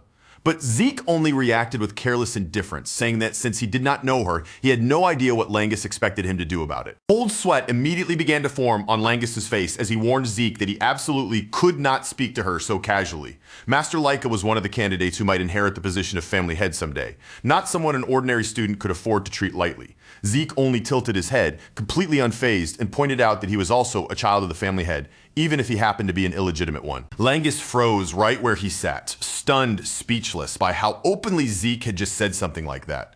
Laika, on the other hand, studied Zeke with a new spark of curiosity in her eyes, then asked if it was really true, whether he truly was the family head's illegitimate son. That single question changed the air around the table. The cafeteria, which had only moments ago been filled with the ordinary noise of students eating and talking, suddenly felt much heavier, as if everyone nearby could sense the tension tightening around them. Laika Tuporna El Dragon, one of the chosen candidates competing for the future inheritance of the El Dragon family, was now standing directly in front of Zeke, facing him in person rather than watching from a distance. Zeke only gave a small shrug, as though the matter barely required an answer, and asked why he would go out of his way to lie about something like that. Laika's brows tightened slightly as she pressed him harder, asking how an illegitimate child like him could have destroyed the magic stone using nothing but his bare hands. She wanted to understand how someone without the backing of a famous family could possibly possess that kind of raw strength. Zeke answered without even a flicker of hesitation, saying it was simply because he was Zeke. Then, as if the conversation had already lost his interest, he turned his attention back toward Langus. Without any concern for how tense the situation had become, Zeke told Langus to stop looking at him with that strange stare and hurry up and finish the food sitting in front of him. For a short moment, both Laika and Langus were left completely silent. Neither of them seemed prepared for how naturally Zeke had brushed aside a conversation that should have been serious, treating it like nothing more than a distraction from lunch. Then Laika's expression changed. A sudden smile appeared on her face, as if Zeke's attitude had not insulted her, but instead made him even more fascinating. She called him an interesting person, and without asking permission or showing the slightest hesitation, sat down right beside him. Once seated, Laika went straight to the point and asked Zeke how he would feel about serving under her as one of her followers. Zeke raised an eyebrow at that, clearly not moved by the offer, and asked what exactly she meant by something like that. Laika explained calmly that she wanted him to stand on her side. If Zeke agreed to become her ally, then in return she would act as his supporter and protect him as his backer. From Laika's perspective, an illegitimate child needed more than strength to survive in a place like this. They needed allies, influence, and someone powerful enough to shield them, so she told Zeke to use his strength to help her claim the position of the next family head, and once she finally reached that seat, she would help him achieve whatever dream he was chasing. Zeke did not even take a moment to think it over. There was no pause, no hesitation, and no sign that he was tempted. He rejected her offer immediately with a flat and simple no. Laika's smile disappeared almost at once. Her expression tightened and the warmth in her eyes faded as she asked him why he would refuse an offer like hers. She asked if he was planning to become the family head himself. As her mood grew sharper, a faint, crackling energy began to gather around her body, flickering like electricity in the air. From that aura alone, Zeke could tell that she was already close to reaching the 2-star level. For someone her age to release that kind of power so naturally, Laika's talent was unmistakable. Even Zeke, who rarely seemed impressed by anything, had to acknowledge that her ability was genuinely remarkable. Even so, Zeke did not lose his calm for even a second. He told her she could think whatever she wanted and chase whatever goal she liked. But as far as he was concerned, he had absolutely no interest in becoming the family head or claiming any grand title. Laika's voice grew colder, the edge in her tone becoming impossible to miss, as she asked why he would say something like that. In the next instant, Zeke suddenly drove his knife down into the table. The sharp impact rang out clearly, slicing through the tension between them like a warning. Then Zeke spoke in a steady voice, but there was a force behind his words that could not be ignored. He said he had no reason whatsoever to serve under anyone. After all, Zeke declared without the slightest hesitation or doubt, he was the strongest person there was. The entire cafeteria went silent. Even Laika froze for a brief moment, her eyes widening as she struggled to believe the pressure she had just felt coming from him. For that one short instant, Zeke's presence had completely swallowed hers. Before Laika could even react properly, she found herself overwhelmed by the weight of his confidence and aura. Langus quickly stepped in before the situation could spiral any further. With obvious panic in his voice and tension in his posture, he tried to calm both of them down and soften the dangerous atmosphere hanging over the table. But Laika was not the type to quietly retreat after being shaken like that. Her pride had been struck, and with embarrassment and anger burning beneath her composure, she made up her mind to challenge Zeke to a duel. Zeke, however, did not look troubled at all. Instead of reacting with alarm or excitement, he simply returned to his meal, eating as calmly as ever, as though the duel she had just demanded barely mattered to him. It did not take long for the news to race across the campus like wildfire. Students began noticing the sudden rush of people and asked where everyone was going. Others quickly answered that they were heading to the training grounds because a duel between members of the younger generation was about to begin, and Master Laika herself was going to fight. The moment someone heard that it was Master Laika from the Toporna family, they shouted in disbelief. Their voice rose above the chatter as they wondered who in the world could be bold enough or foolish enough to challenge someone like her. By the time the students arrived at the training grounds, the crowd was already alive with whispers. Everyone gathered close, glancing around and murmuring to one another as they tried to guess who Laika's opponent could possibly be. Zeke, meanwhile, still looked like he could hardly believe Laika had taken the whole duel so seriously. Beside him, Langus stood with obvious nerves written across his face and asked if Zeke was truly okay with this, reminding him once again that the person waiting for him was Master Laika. Zeke answered bluntly that even if Langus kept calling her master, he still had no idea who she was. Langus could only let out a helpless sigh and mutter that now that he knew Zeke was also the family head's son, Zeke should at least show a little more respect. Zeke responded in the same careless tone as always, telling Langus that he could do whatever he wanted. Even after that, Langus did not give up. He kept trying to explain, insisting that the most important thing right now was for Zeke to understand exactly who he was about to face in this duel. According to Langus, Master Laika was far from an ordinary candidate. She was the daughter of Lord Balza El Dragon, and beyond that, she carried the bloodline of the Toporna family, one of the 4 great families that supported the El Dragons. She was known as a prodigy who had mastered the Toporna family's inherited lightning greatsword techniques while still young, and just like Balza's other children, she possessed a level of talent that could only be called terrifying. Zeke tilted his head slightly,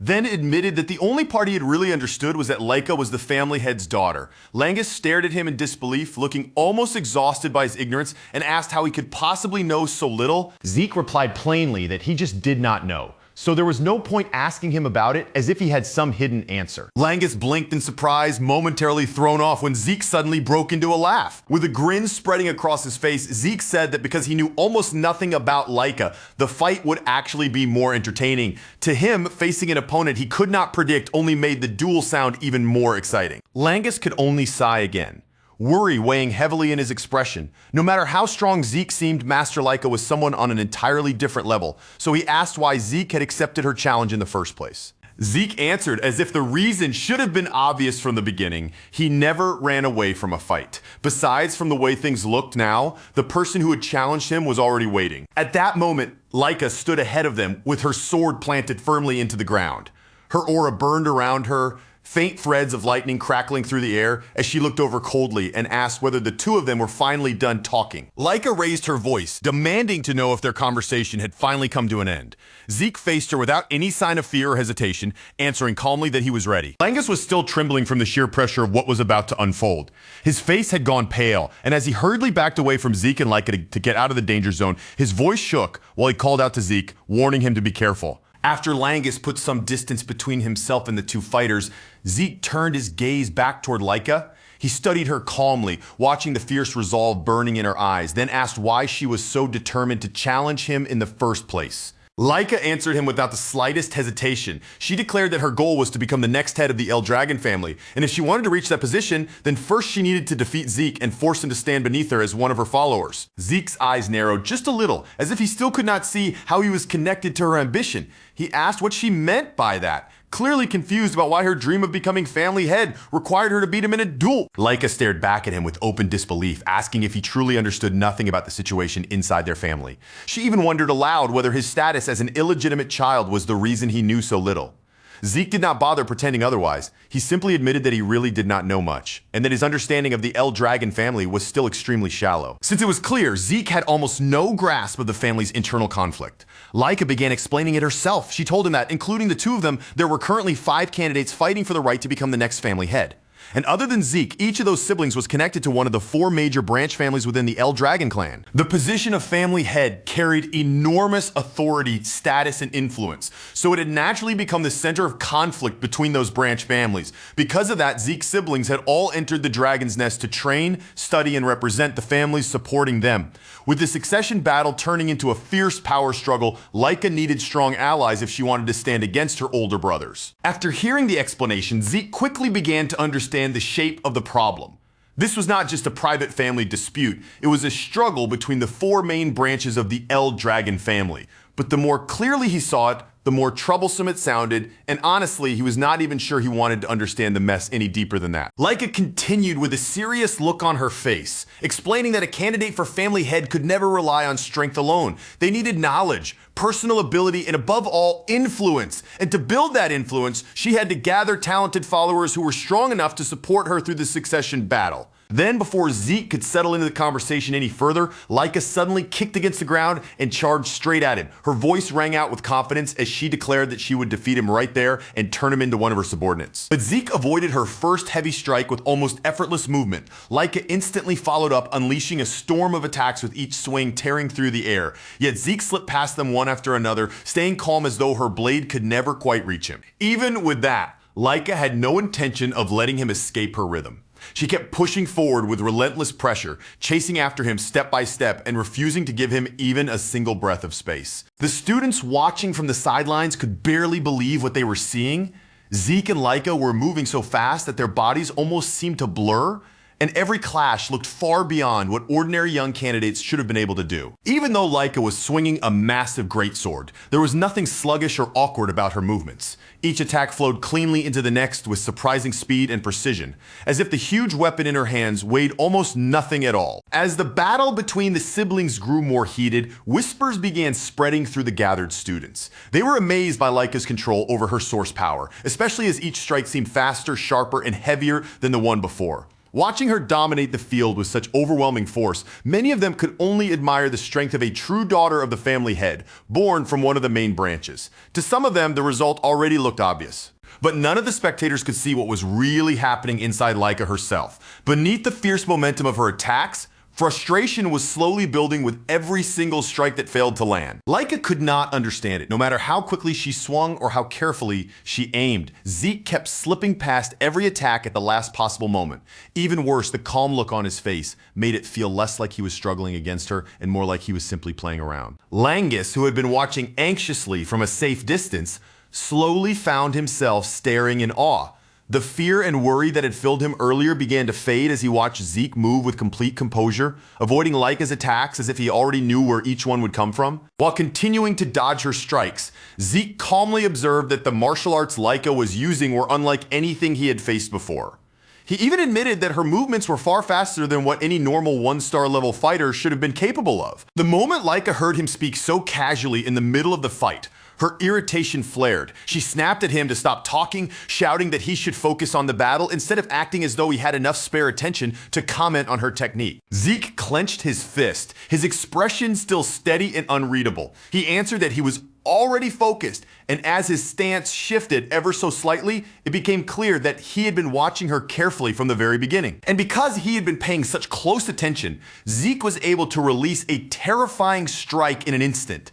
There was no wasted motion, no unnecessary movement, and no time for Laika to properly react. His fist drove straight into her body with a clean and brutal impact. The blow landed squarely, and Laika immediately gagged as the force tore through her, knocking the breath from her lungs all at once. Laika dropped down onto her knees, one hand still gripping her sword while the other pressed tightly against her stomach. Pain twisted across her face as she struggled to steady herself after absorbing the hit. Spectators gasped in disbelief, and the training grounds quickly filled with startled whispers. None of them could understand how Zeke had dodged every one of Laika's attacks. And even more than that, they could not figure out who this mysterious boy really was.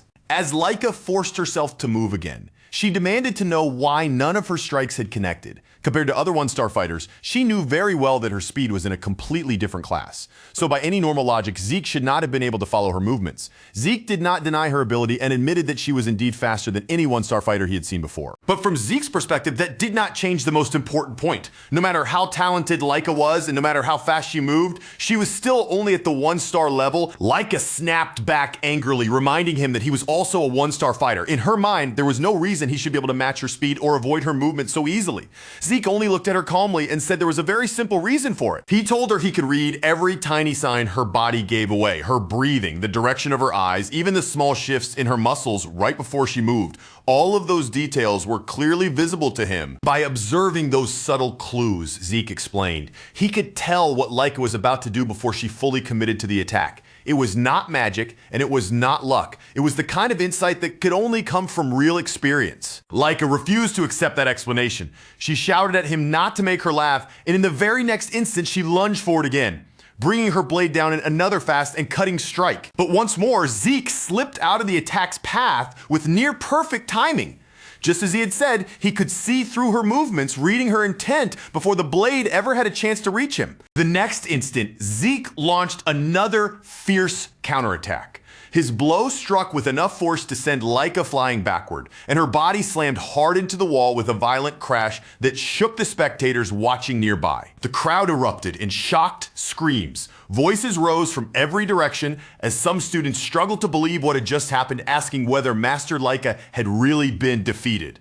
Langus shouted excitedly, unable to hide his amazement as he cried out that Master Zeke had done something incredible and had actually beaten Master Laika. But Zeke did not join in his excitement. He stayed calm, his eyes still fixed ahead, and said the fight was not over yet. As the dust around the damaged wall slowly began to clear, Laika's figure came back into view. Her body was bruised from the impact, and it was obvious the blow had hurt her, but she still forced herself to stand, refusing to collapse or admit defeat. Zeke immediately understood how she had endured it. At the exact moment of impact, Laika had gathered her source power into her core, using it to absorb the damage and keep herself from being seriously injured. A faint smile appeared on Zeke's face as he looked at her. He had to acknowledge it now. Laika was no ordinary girl. Her instincts, endurance, and raw talent were all far beyond what he had expected. Langus pleaded for her to stop telling Master Laika that enough was enough, clearly afraid the fight had gone too far.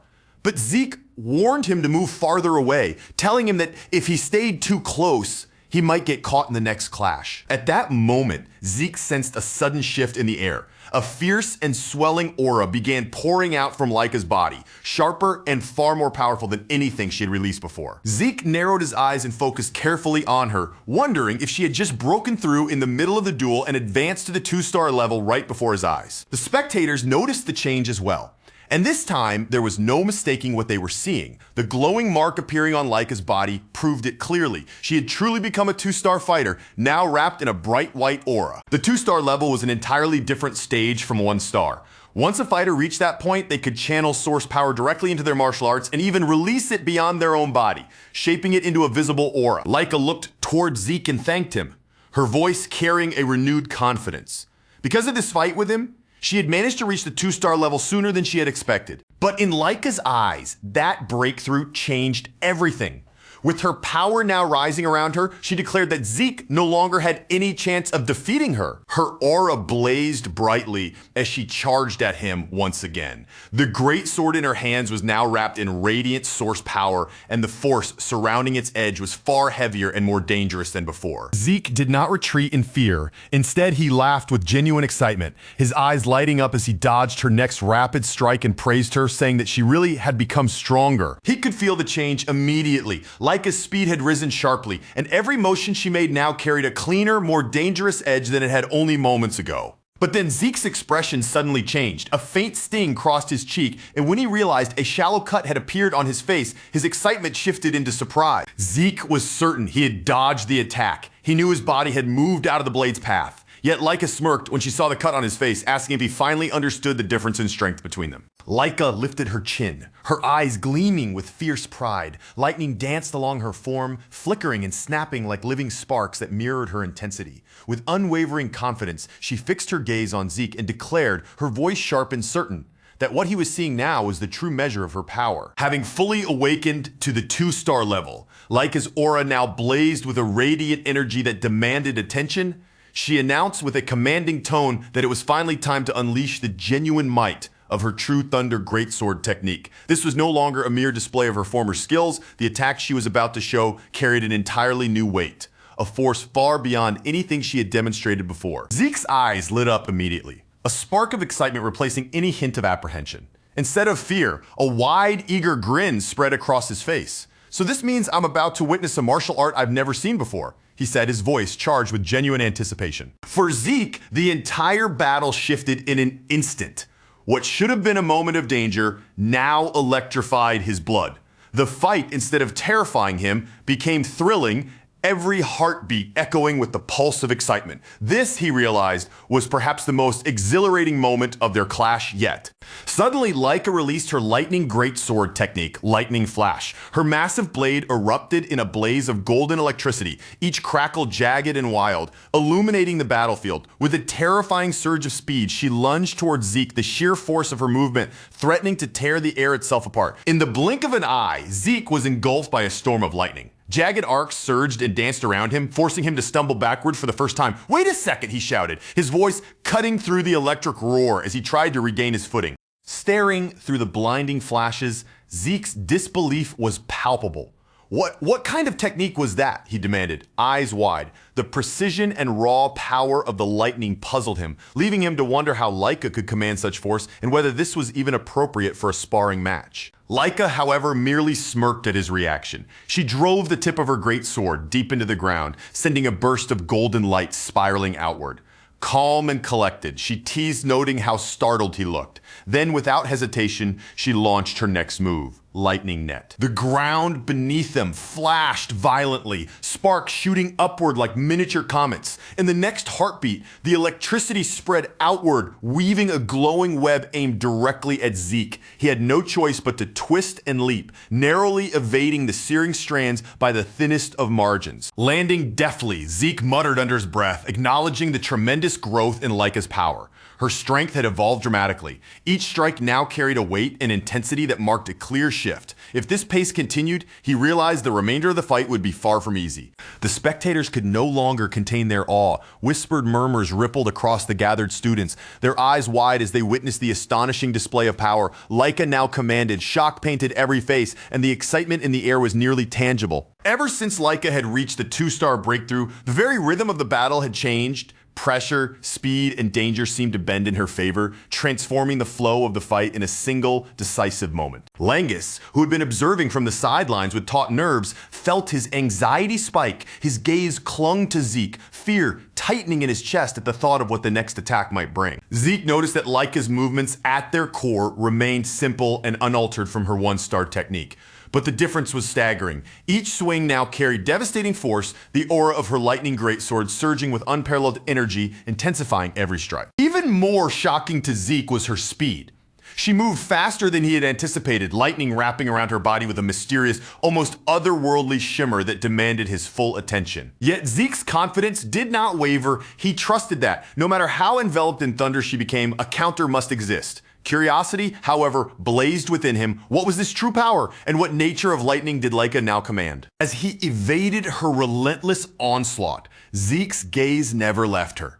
He studied the surging aura, each precise flash, and the rhythm hidden in her lightning's dance, searching for patterns, timing, and the essence of her technique. Leica noticed his calm smile, unwavering even as he dodged with ease. Her brow furrowed, and she sneered, muttering that he appeared far too relaxed for someone embroiled in a serious duel. She vowed silently to test how long such an attitude could last. Pushing off the ground with explosive energy, she surged forward once more, her greatsword ignited in brilliant light, as swift thunder enveloped her, golden lightning cascading over her form and sharpening every movement to a lethal edge. Yet Zeke, anticipating her strike, slipped aside at the final instant. The blade missed by mere inches, the crackle of thunder brushing past his body as he landed safely out of reach. Zeke marveled at her speed. She truly moved like lightning incarnate. But before he could fully recover from the dodge, Leica twisted mid-charge, swinging her sword with precision. The blow landed with brutal force, sending him crashing backward. Dust and shattered debris rained across the battlefield as the shockwave rippled outward. Langus gasped in horror, sprinting towards Zeke in a blind panic. But before he could reach him, a nearby spectator grabbed his arm, holding him back with desperate strength. Meanwhile, Zeke pushed himself upright, scorched clothes clinging to his form. The lightning had left its mark. Yet he stood steady, his determination unshaken, eyes burning with quiet resolve. Leica gave him no chance to breathe. She surged forward again, lightning crackling along the blade as she executed another lightning flash, driving the attack straight at him with unrelenting force. Even after receiving the full brunt of the strike, Zeke remained on his feet. The impact had rattled him, but he did not falter, leaving everyone watching in stunned silence. Leica's brow knit in disbelief, muttering under her breath, unable to comprehend how he still stood. Langus, rushing forward, shouted desperately for her to stop, insisting that the audience had already witnessed her overwhelming power. But Leica's gaze never wavered from Zeke. Cold and composed, she countered Langus, questioning if he truly understood. Stopping mid-battle would be a grave insult to Zeke, she argued, and the duel had to continue. Panicked, Langus turned to Zeke, imploring him to surrender. Leica let out a soft chuckle, agreeing that surrendering might indeed be the wiser choice under his condition, promising to halt the fight if he knelt and pledged loyalty. Zeke, however, offered no reply, only a quiet, unwavering smile. He stood there as if surrender had never even occurred to him. Silent but resolute.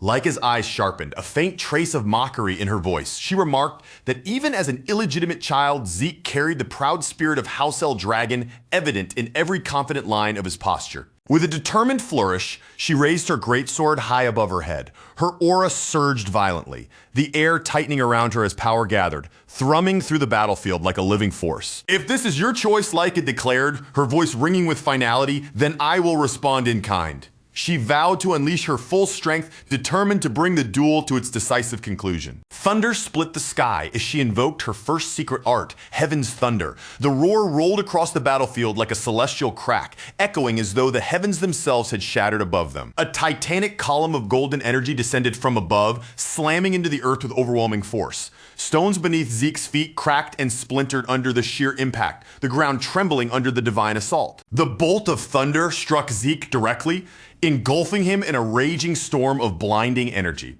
Golden lightning swirled around him, consuming every inch of his form, each surge more violent than the last. Langus's scream pierced through the roar of the storm, raw terror lacing his voice as he cried out for his friend. He could only watch, paralyzed, as Zeke vanished into the pillar of golden energy. Smoke curled from his scorched form, making the scene appear all the more catastrophic. Leica planted her sword firmly into the earth and exhaled deeply as though acknowledging the battle's turning point. Her voice, calm and almost apologetic, whispered that it was over. But then, cutting through the crackle of charged air, a defiant voice responded. "Is that so?" Instantly, a brilliant pillar of golden lightning erupted upward, and Leica's eyes widened in shock as she turned to face him. Frozen, Leica stared, her disbelief palpable. "Impossible," she stammered, unable to comprehend how Zeke could possess his own lightning aura. Zeke stood calm, a faint, confident smile on his lips.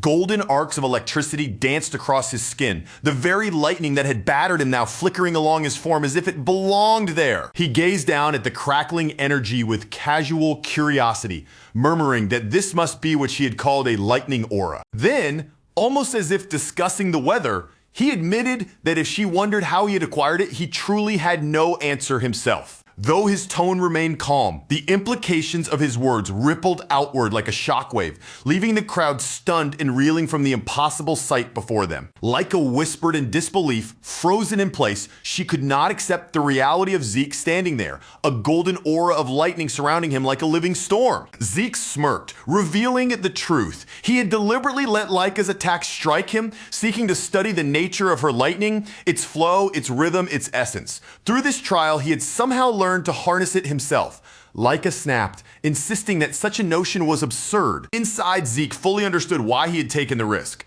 The raw power of Laika's lightning had captivated him from the start, compelling him to endure it deliberately to uncover its secrets. With every strike, he continued employing his Dragon King's breath technique, adjusting subtly to the force and rhythm of her thunder with each measured breath. Then, a strange phenomenon occurred. His breathing fell into a rhythm that resonated with her lightning, and that resonance caused golden energy to begin gathering within his own body. Before Zeke could even fully process it, the lightning transformed into something he could command. The immense power that had once belonged solely to Laika now surged through him as well, crackling and alive under his control. Zeke's mind raced as he felt the golden lightning snaking over his skin, crackling with raw energy. Watching Laika, he couldn't help but wonder if she had been born with some extraordinary constitution, some innate ability that allowed her to summon this storm of power with such ease as though it was a natural extension of herself. And when he thought about the legendary greatsword techniques that ran through her family line, it all began to click. If Laika could harness lightning in such a flawless, commanding way, then perhaps this was more than just her own talent. It might be the very essence of her bloodline. A rare inheritance of electrifying strength that had been passed down through generations. With sparks still crawling across his body, Zeke stepped forward, his movements confident and measured, looking directly at her, a tone of genuine admiration in his voice. He admitted that he had never imagined lightning-type source power could feel this overwhelming, this thrilling to face firsthand. In that instant, the duel had shifted for him. It was no longer a simple sparring session. It had evolved into the perfect crucible for growth, a test that forced his reflexes, his instincts, and his body itself into uncharted territory. Every second of contact pushed him further than he had ever gone before. A broad grin spread across Zeke's face as he took in Laika's form, the electricity dancing around them both. He thanked her outright, acknowledging that because of her challenge, he had finally reached the elusive 2-star level. The golden lightning flared brighter, almost like it was alive, as he boldly declared that this battle was far from over. Laika responded with a roar, fierce and unyielding, and surged forward once more. Her greatsword blazed with raw energy, and a dazzling wave of attack shot from her, bathing the arena in bursts of blinding, almost painful light. Zeke remained calm, shifting slightly to the side to prepare for his counter, and then, in an instant that seemed to defy perception, he vanished in a flash of lightning, only to reappear at the far end of the arena, leaving behind the faint crackle of dissipating electricity. Even he blinked in surprise, scanning his surroundings, as if trying to make sense of what had just happened. Quietly, he muttered under his breath, questioning the sudden surge of movement that had carried him across the field in a heartbeat. Then realization struck. A massive surge of source power didn't just amplify energy, it strengthened every fiber of the body, the muscles and nerves reacting faster, more efficiently. His newly awakened lightning aura had transformed his very physiology, making his body respond in ways he had never experienced before. Zeke felt the difference immediately. His speed had skyrocketed. Yet, as exhilarating as the change was, the truth was undeniable. He couldn't fully control this newfound velocity. Every movement carried potential, but also a hint of instability, as if his body were a storm barely held in check. From the stands, Langus watched, mouth slightly agape, utterly speechless.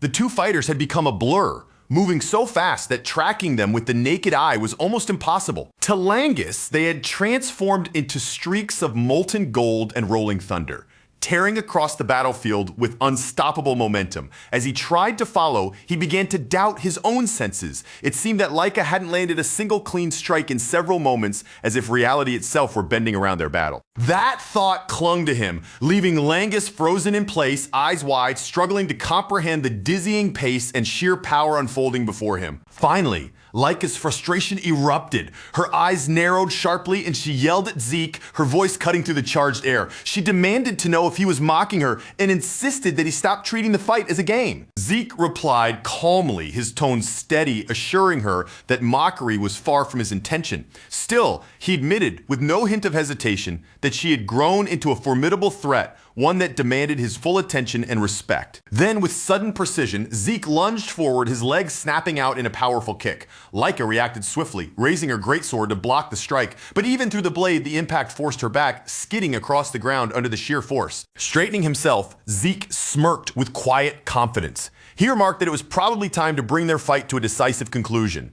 Laika's eyes narrowed at him, repeating his words with irritation, clearly taken aback by the calm assurance in his tone. Without missing a beat, Zeke explained that he had been toying with the idea of creating a new technique for some time, and that this very moment was the perfect opportunity to put it into practice. Laika stared at him, disbelief etched across her features. The idea of inventing a new combat technique in the middle of an intense duel seemed absurd, almost laughable, and yet here he was, saying it as if it were the most natural thing in the world. Zeke merely nodded, calm and unshaken, then murmured to himself, pondering whether the new move should be called a first form or perhaps a special form. His casual demeanor only added to the surrealness of the moment. Laika blinked, her expression a mix of confusion and incredulity.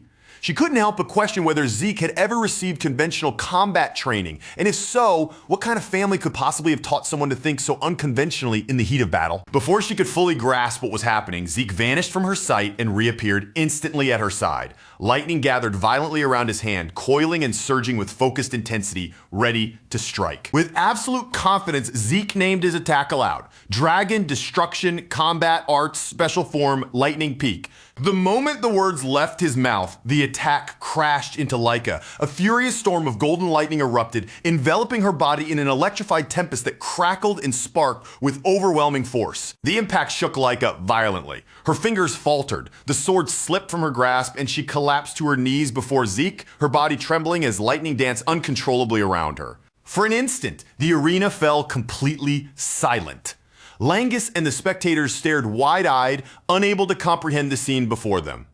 The reality was undeniable. Zeke had emerged victorious. Laika lay on the ground, her breath shallow and uneven, the weight of her defeat pressing down heavier than the physical pain that racked her body. After a tense moment, she forced herself upright, trembling but determined.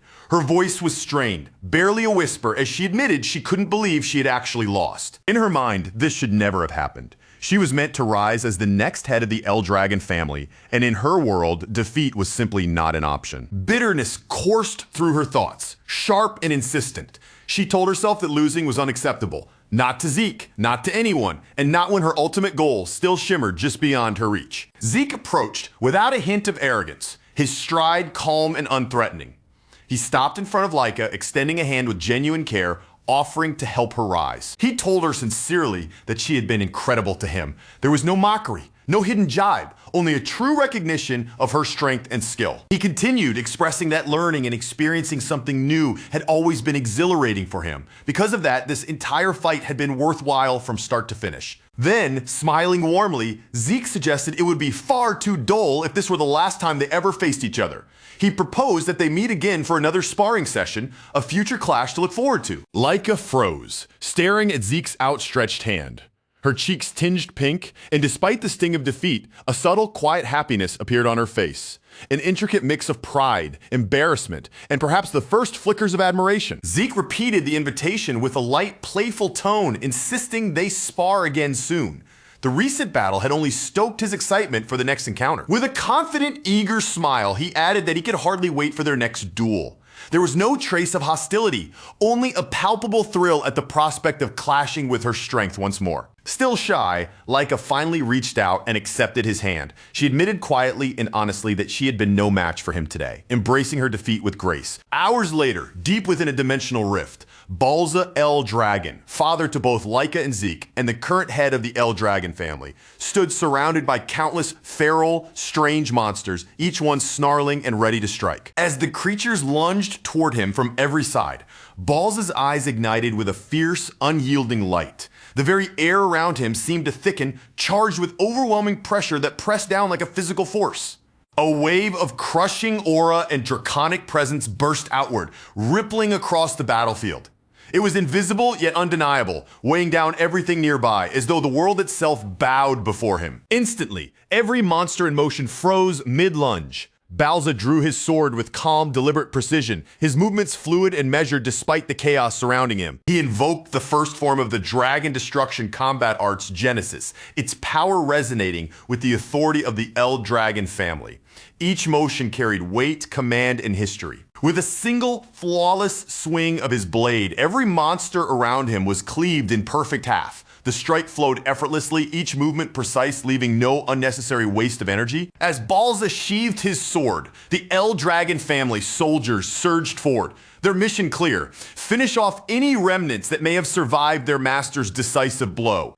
Balza turned toward the exit of the rift, prepared to leave once the danger was fully neutralized. But before he could take a step, a soldier called out urgently, insisting there was an important report he needed to hear. Halting immediately, Balza's posture remained calm and controlled. He asked in a steady, measured tone what the report entailed. The soldier delivered the news swiftly, his voice carrying urgency. Lady Laika had reached the coveted 2-star level. It was information the family had needed to know without delay. Balza froze mid-step, the revelation halting even his imposing presence for a brief, weightless moment. Then, as the glow in his eyes flickered, he spoke in a tone that was cold, distant, and almost devoid of emotion. He asked simply, almost dismissively, what of it? The soldier's voice came out strained and careful, like he was afraid of saying even one word wrong. He explained that for Laika to reach the 2-star level at only 7 years old was not just impressive, it was something so rare that most people would never expect to see it in their lifetime. And with the kind of natural talent she had, once her training at Dragon's Nest was complete, she would almost certainly rise to the 4-star level. If her development continued without any setbacks, there was even a real chance she could push beyond that and enter the 5-star realm. Balza's reply was ice cold, cutting through the soldier's report without a trace of interest. Talent by itself, he said, was completely meaningless. The next time this soldier came before him, Balza wanted to hear exactly how Laika could serve their purposes and what value she could bring to them. And if the soldier intended to keep bringing him nothing but hollow observations and useless reports, then he might as well vanish from Balza's sight altogether. The soldier instantly fell silent, lowering his head and swallowing back any thought of arguing. Balza continued toward the exit of the rift without slowing down, his back turned as if the conversation had already ended. But just before he could leave, the soldier forced himself to speak one last time, hurriedly adding that Laika had recently lost in a sparring match. The moment those words left his mouth, Balza stopped dead in his tracks. He turned his head only slightly, his expression unreadable, but the air around him seemed to sharpen. Balza's voice dropped lower, calm but heavy, as he asked whether Laika had been defeated by one of her older brothers. The soldier quickly shook his head, answering with visible caution that no, it had not been one of them. Then, choosing his words carefully, he explained that the one who defeated Laika had been someone the same age as her. And that child, he revealed, was none other than Lord Zeke. Zeke? Balza repeated the name, leaving his mouth with a darker, heavier edge. For a moment, his gaze seemed to drift, as though that single name had dragged something buried deep in his memory back to the surface. Then he asked, in a sharper tone, whether the boy was the son of that woman. Old memories began to stir behind Balza's cold eyes. He remembered the figure of a humble maid, the woman who had given birth to Zeke, and for a brief moment, the past seemed to settle over him in silence. After that pause, he quietly muttered that she had truly possessed an extraordinary gift for battle. But that same woman had died after giving birth to the boy, leaving only Zeke behind. Balza finally turned his entire body back toward the soldier, and the look in his eyes grew much sharper. His voice became colder as he demanded to know who could have trained Zeke well enough for him to defeat a 2-star cultivator. The soldier stiffened under that pressure, hesitating for a moment before giving the answer Balza had not expected. No one had trained him. Lord Zeke, he explained, had never received any proper formal instruction at all. The soldier continued, his tone still cautious, explaining that Lord Zeke had beaten Lady Laika using nothing more than his own natural strength and ability, and that was not the only surprising detail. Zeke himself had already reached the 2-star level as well. Balza responded with nothing more than a flat, unreadable, "I see," then he turned his back once again, as though his mind had already moved ahead to the next decision. Without another moment of hesitation, he ordered them to begin the first trial. The soldier could not keep the shock from showing on his face. He quickly spoke up, asking Master Bowser to forgive his boldness, but questioning whether it was truly wise to begin the first trial so soon. The students had only started their combat training 1 month ago, and most of them had not even managed to reach the 1-star level yet. Bowser cut through the concern without the slightest hesitation. He said he did not care, because death never waits for a convenient time, never measures a person's level, and never shows favoritism to anyone. In his eyes, only those strong enough to withstand the trial deserved to live on. If a person could not even survive the first trial, then their star level meant absolutely nothing. Anyone who failed, Bowser declared, had no right to carry the Eldragon name. The soldier immediately bowed his head and answered, "Yes, master," accepting the command without another question. But before he could turn to leave, Bowser stopped him with one more order. He told the soldier to summon Freya and have her return immediately. The soldier's eyes widened the instant he heard that name, disbelief flashing across his face before he could hide it. He repeated the name back, asking if Bowser truly meant that Freya. Bowser gave a firm nod, confirming without hesitation that she was exactly who he meant. Bowser explained that if Zeke had truly defeated Laika using only his own strength, then the boy was far more interesting than he had first imagined. For that reason, he wanted Freya to personally design the first trial and oversee it herself. Not only that, he expected her to watch every single participant with her own eyes. The soldier bowed deeply, accepting the order in silence. For the first time in what felt like a very long while, the corner of Balls' mouth lifted into the faintest hint of a smile on a man like him. Even that small change felt rare and unsettling, almost gentle in the coldest possible way.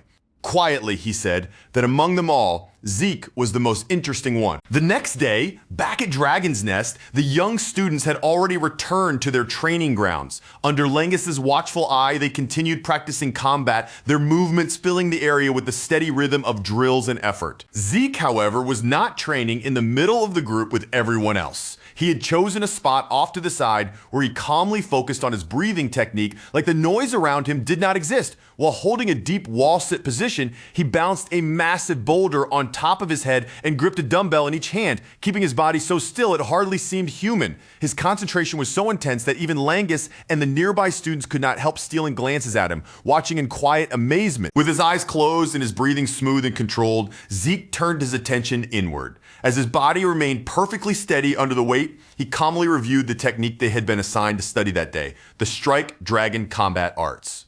From what Zeke remembered, the Strike Dragon Combat Arts had originally been created by the 15th family head. Even though it carried the name of a combat art, its real purpose was closer to strengthening, conditioning, and refining the body itself. It was a direct and practical technique, simple on the surface, but carefully designed with a foundation clear enough for even young cultivators to understand and begin practicing. Eventually, Langus called over to him and asked whether he planned to train with everyone else. Zeke opened just one eye, looking at him calmly, and asked what he meant. Langus clarified that he was talking about combat training since all the other students were currently practicing the Strike Dragon Combat Arts together. Zeke answered as casually as if it were nothing, saying that he had already learned it. Langus froze for a moment, clearly unable to believe what he had just heard, and asked how that could possibly be true when the technique had only been taught that very morning. Zeke merely smirked and replied that the reason was simple, because he was himself. Then, as if mastering the technique so quickly was barely worth discussing, Zeke shifted the subject entirely. He pointed out that the more important problem was that Langus's source power was flowing in the wrong direction.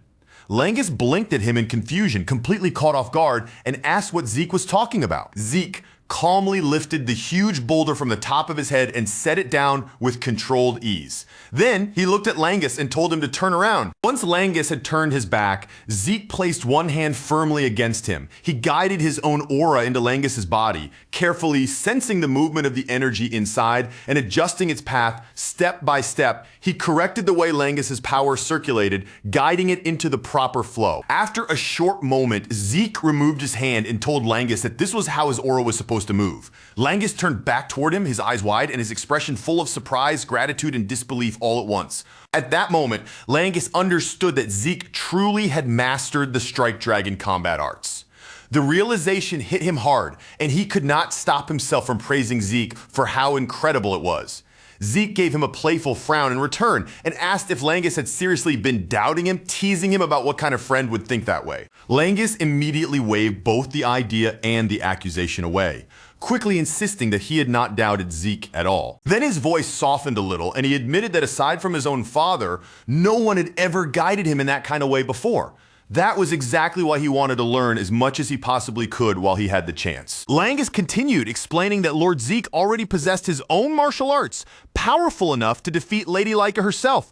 Because of that, he had assumed the Strike Dragon combat arts might seem too basic for someone like Zeke, maybe even dull or uninteresting compared to the techniques he already knew. Zeke answered right away, without even a moment of hesitation, saying that it was not boring at all. In fact, Zeke said he actually admired how stable and reliable the technique was. It reminded him a little of his own dragon destruction combat arts, though his children had never liked that style very much. They had always complained that it was far too difficult, too complicated, and too troublesome to handle properly. And to be fair, the Dragon Destruction combat arts really was an extremely demanding technique. Its structure was complex, and mastering it required far more than ordinary effort. But the power hidden within it was absolutely tremendous. Originally, the style had been made up of 4 main forms, but during his fight with Laika, Zeke had pushed beyond that established structure and created a 5th form on his own. Beyond even those forms, however, there was also a hidden final technique, a terrifying destructive ability with a force so dreadful it could shake anyone who witnessed it. It was the very same power Zeke had once used in his past life to slay the divine dragon. As that memory passed through his mind,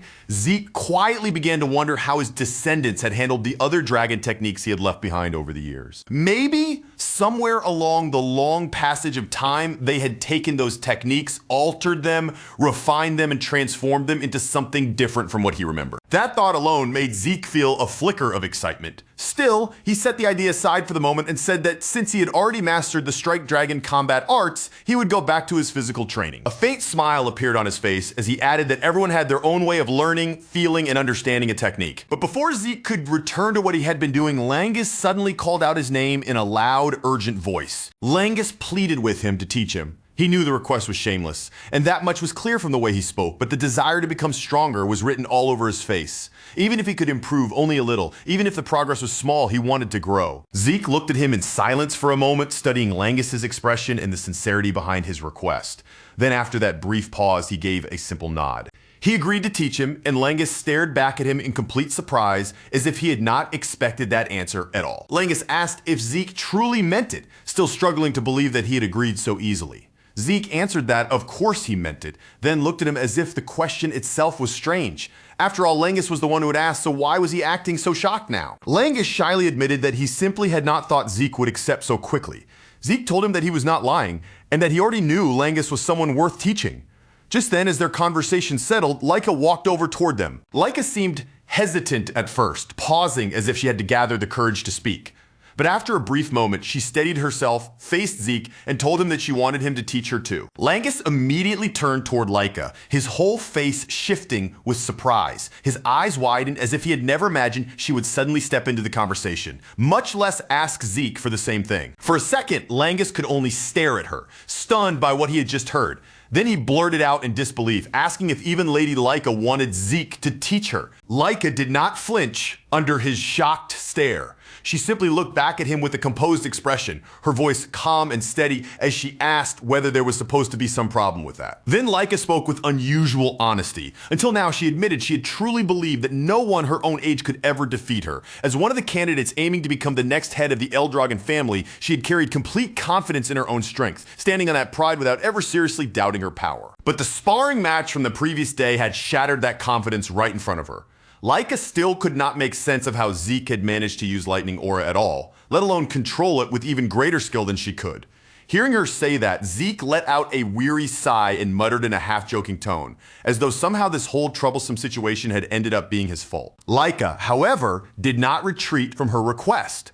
With determination clear in her eyes, she said she wanted to become stronger, strong enough to defeat their older brothers, and eventually strong enough to defeat Zeke himself. Then, with the arrogance from before completely gone from her voice, she asked him with genuine sincerity. She asked Zeke to teach her.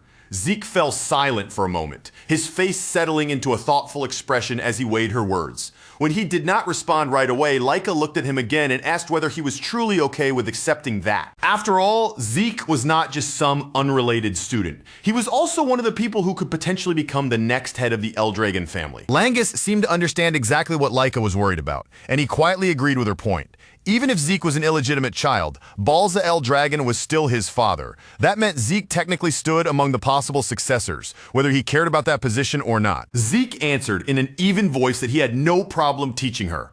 What bothered him more was whether Laika's body was actually fit to train right now. From the injuries he had seen during their match, she should have needed at least a full month of recovery before moving around normally again. Laika shook her head at once and told him there was no need for concern. She had already used a healing potion, so her body was no longer in the damaged state Zeke was imagining. Zeke and Langus exchanged a quick glance, then leaned in slightly and lowered their voices between themselves. Zeke quietly asked if medicine in this era really had such absurdly powerful effects. Langus whispered back that if Zeke was talking about the basic potion given during the entrance exam, then absolutely not. There was no way something that ordinary could heal injuries as serious as Laika's so quickly. Langus reasoned that since Laika was the daughter of the family head, she must have been given a potion far more powerful than the standard kind. After hearing that explanation, Zeke could only let out a small sigh of amazement and mutter that this era really was incredible in its own way. Laika nodded and admitted that without that potion, she probably would have been confined to bed for at least a month, but to her, that detail was no longer what mattered. Right now, the only important thing was the answer to the request she had placed before him. She wanted to know whether Zeke would accept her as well and agree to train her too. Laika understood that Zeke had his own training to focus on, and she knew asking him would take some of his time. Even so, she still wanted to become stronger by learning under his guidance. Zeke accepted her request without any hesitation in a calm, almost natural tone. He said he never turned away young people who had real ambition burning inside them. Both Laika and Langus were visibly caught off guard by how easily he agreed. Laika pointed out that Zeke was still young, just like them, and Langus quickly jumped in as well, adding that all three of them were around the same age. Zeke gave a small chuckle at that, casually agreeing with them, almost like he had momentarily forgotten that his current body was the same age as theirs. Then Zeke looked at Laika with a teasing edge in his voice and asked if she was truly sure she wanted him to be her instructor. After all, he was the very person who had defeated her. Laika answered firmly, without looking away, that none of that mattered to her. She said she was not in any position to choose based on pride or preference. If she truly intended to become the next head of the Eldragon family, then she had to grow stronger no matter what method she had to use to get there. Zeke remembered that even when they first met, Laika had spoken clearly about her dream of becoming the family head. Curious now, he asked why she was so determined to reach that position. Laika did not hesitate for even a second before answering that if she failed to become the head of the family, she would end up being used as nothing more than a tool for political marriage. A bitter edge entered her voice as she explained what that future could look like. In the best case scenario, she would probably be forced to marry one of her cousins. But if things went badly, she might be handed over to some man she had never even met. Zeke's expression darkened immediately. A sharp flash of anger appeared in his eyes as he stared at her and asked what she meant by that. Laika explained that within the family, such arrangements were treated as perfectly natural. The Eldragon bloodline was considered incredibly valuable, especially among the four main branches. Their source power was unique and useful in countless ways, and because of that, the family had become obsessed with keeping their bloodline pure. Langus felt a cold shiver run down his spine as a terrifying aura suddenly began to rise from Zeke's body. Zeke's voice turned chillingly cold, sharpened like a blade, as he said that the Eldragon family had actually begun doing disgusting things like this. His fists clenched tightly at his sides, the anger in him barely restrained. In a low voice filled with fury, Zeke declared that he would destroy such filthy, meaningless traditions with his own hands. But before the atmosphere around them could grow any heavier, several instructors suddenly appeared nearby. Their arrival immediately pulled everyone's attention away from the tense conversation. Laika blinked in surprise, wondering aloud why the instructors had suddenly come over to them. Zeke, meanwhile, muttered quietly under his breath that their timing could not have been worse, while inwardly worrying that they might have overheard what he had just said. Then, from behind the group of instructors, a woman with vivid, fiery red hair stepped forward into view. One of the instructors moved ahead and formally announced that starting that day, the students would be receiving a new instructor. He explained that this person was extremely busy, yet had still personally made time to come teach them. So every student there should understand just how fortunate they were. As the red-haired woman walked closer, she extended one hand toward Laika and asked whether she was Lady Laika. The moment that hand approached her, Laika sensed something dangerous. Her body moved before her thoughts could catch up, and she sprang backward in a quick, instinctive leap, putting distance between herself and the woman. Zeke immediately stepped in front of Laika, positioning himself like a shield between her and the red-haired woman. At the same time, Langus trembled with fear and grabbed onto Zeke's arm, clearly shaken by what he had just felt. The red-haired woman gave a faint smile, praising Laika for her sharp reaction and saying that the quality of her aura was not bad at all. Zeke, however, narrowed his eyes slightly as he observed her. Until that very moment, Zeke had not sensed the woman's presence at all. Beside him, Langus swallowed nervously and asked in a tense voice who she was. The instructor then introduced the woman before them in a formal tone, announcing her as Lady Freya. She was Freya Winchik, a member of the Black Dragon Corps. Freya smiled politely at the students, her expression smooth and composed, and greeted everyone by saying it was a pleasure to meet them all. Then her gaze shifted away from the group and landed directly on Zeke. Looking straight at him, she asked if he was Lord Zeke. When Zeke confirmed that he was, Freya focused her attention more fully on him and asked whether her sudden appearance had managed to surprise him.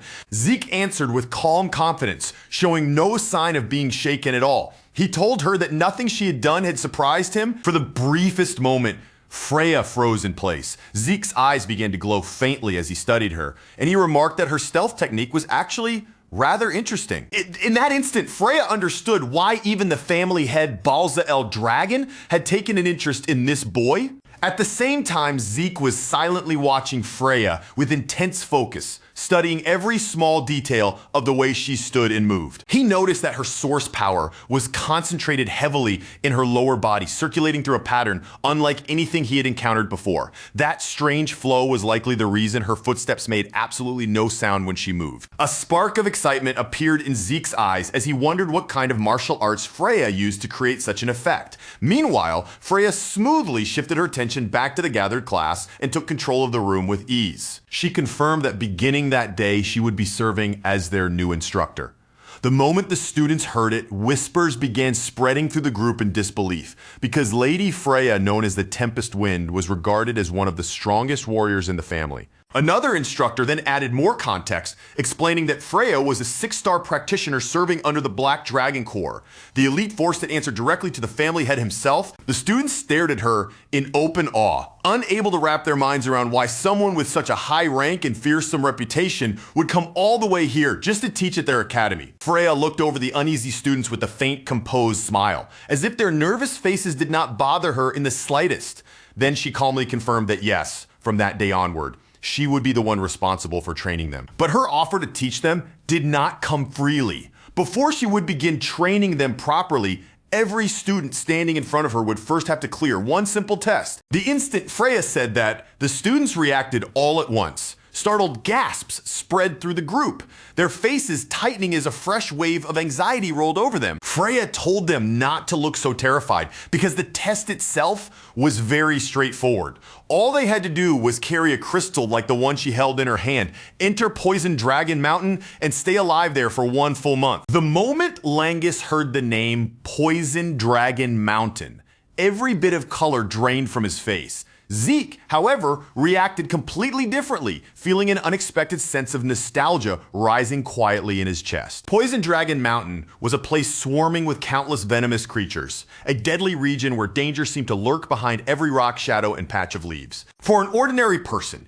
even accidentally brushing against the wrong leaf could mean instant death. The entire mountain was like one enormous living trap, with poison spread from the soil underfoot all the way up to the branches hanging overhead. Zeke remembered using that lethal mountain as a training ground back in his previous life. Even so, as he looked at the children gathered around him now, he could not help thinking that sending students this young into such a place was far too severe. Freya continued explaining the rules without softening her tone. Each student would receive 1 crystal orb, and if that orb was lost or broken at any point during the test, that student would be disqualified immediately. One student nervously raised their voice and asked what would happen to anyone who failed. Freya answered without a hint of sympathy that failure meant expulsion from Dragon's Nest. She added that they did not need to fear the poison itself too much. As long as they used the dragon's breath-breathing technique correctly, controlled their breathing, and protected their orbs, they should at least be able to survive the toxic environment. Laika quickly spoke up, pointing out that poisonous plants were not the only threat waiting inside that mountain. There were monsters living there as well. Freya's eyes sharpened as she answered that they would have to defeat those monsters with their own strength. After all, hunting those creatures was the only way they would be able to secure food, and without food, they would not survive for even a few days. The students were horrified by the thought. Retin muttered that the task was impossible, while many of the others looked as though they were wondering the same thing, whether their basic strike dragon technique could even harm the creatures waiting inside Poison Dragon Mountain. Freya gave them a faint smirk and told them not to panic just yet.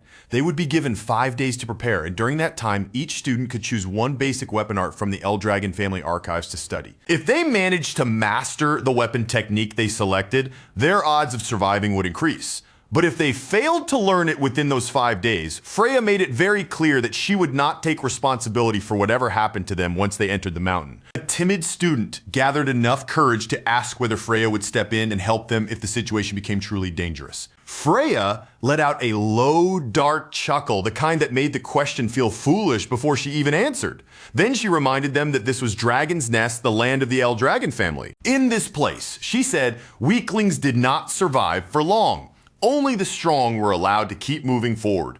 And if they could not even defeat a few monsters by themselves, then they might as well lie down peacefully beside those monsters in a bed of poison. Fear swept through the students like a cold wind. Their bodies trembled, sweat slid down their faces, and Langus looked as though he might break into tears at any second. Laika, however, stayed silent, her expression serious and thoughtful. Zeke quietly frowned to himself, unable to stop wondering if this merciless place was truly the same Eldragon family he had once known. Everything about it felt different from the era when he had stood at the very head of the family himself. Freya then brought the explanation to an end for the time being. She began handing out martial arts books for different weapon types and told the students to step forward and choose whichever technique they wanted to learn. As the students hurried toward the books in a nervous rush, Langus remained behind for a moment, hesitating uncertainly because he had no idea which weapon art would suit him best. Zeke advised him to choose a spear technique. He reminded Langus that he had already used a spear during the entrance exam, so it made more sense to build on the weapon he was familiar with instead of starting from nothing. Langus accepted the advice immediately, nodding quickly with visible relief. He thanked Zeke right away, looking grateful that someone had given him a clear direction. Laika said she intended to choose a greatsword technique, since she already understood the basic forms of the lightning greatsword. But before she could fully settle on that choice, Zeke stopped her and suggested that she try learning axe arts instead. Laika looked at him in confusion and asked why he would recommend that. Zeke explained that axe techniques would help cover the weaknesses he had noticed in her current fighting style. Because the advice came from Zeke, Laika did not argue back. She simply gave a quiet nod, accepting his judgment and trusting what he had observed during their fight. Once every student had made their selection, Freya asked whether they had all chosen their books. After they confirmed, she told them to make the best possible use of the 5 days remaining before the test. Whether they lived through the trial or not would depend entirely on how well they managed to master the techniques they had chosen. And if they failed, Freya warned them coldly they would meet pathetic deaths inside Poison Dragon Mountain. Just as Freya was about to leave, she suddenly stopped, as if one final detail had come back to her.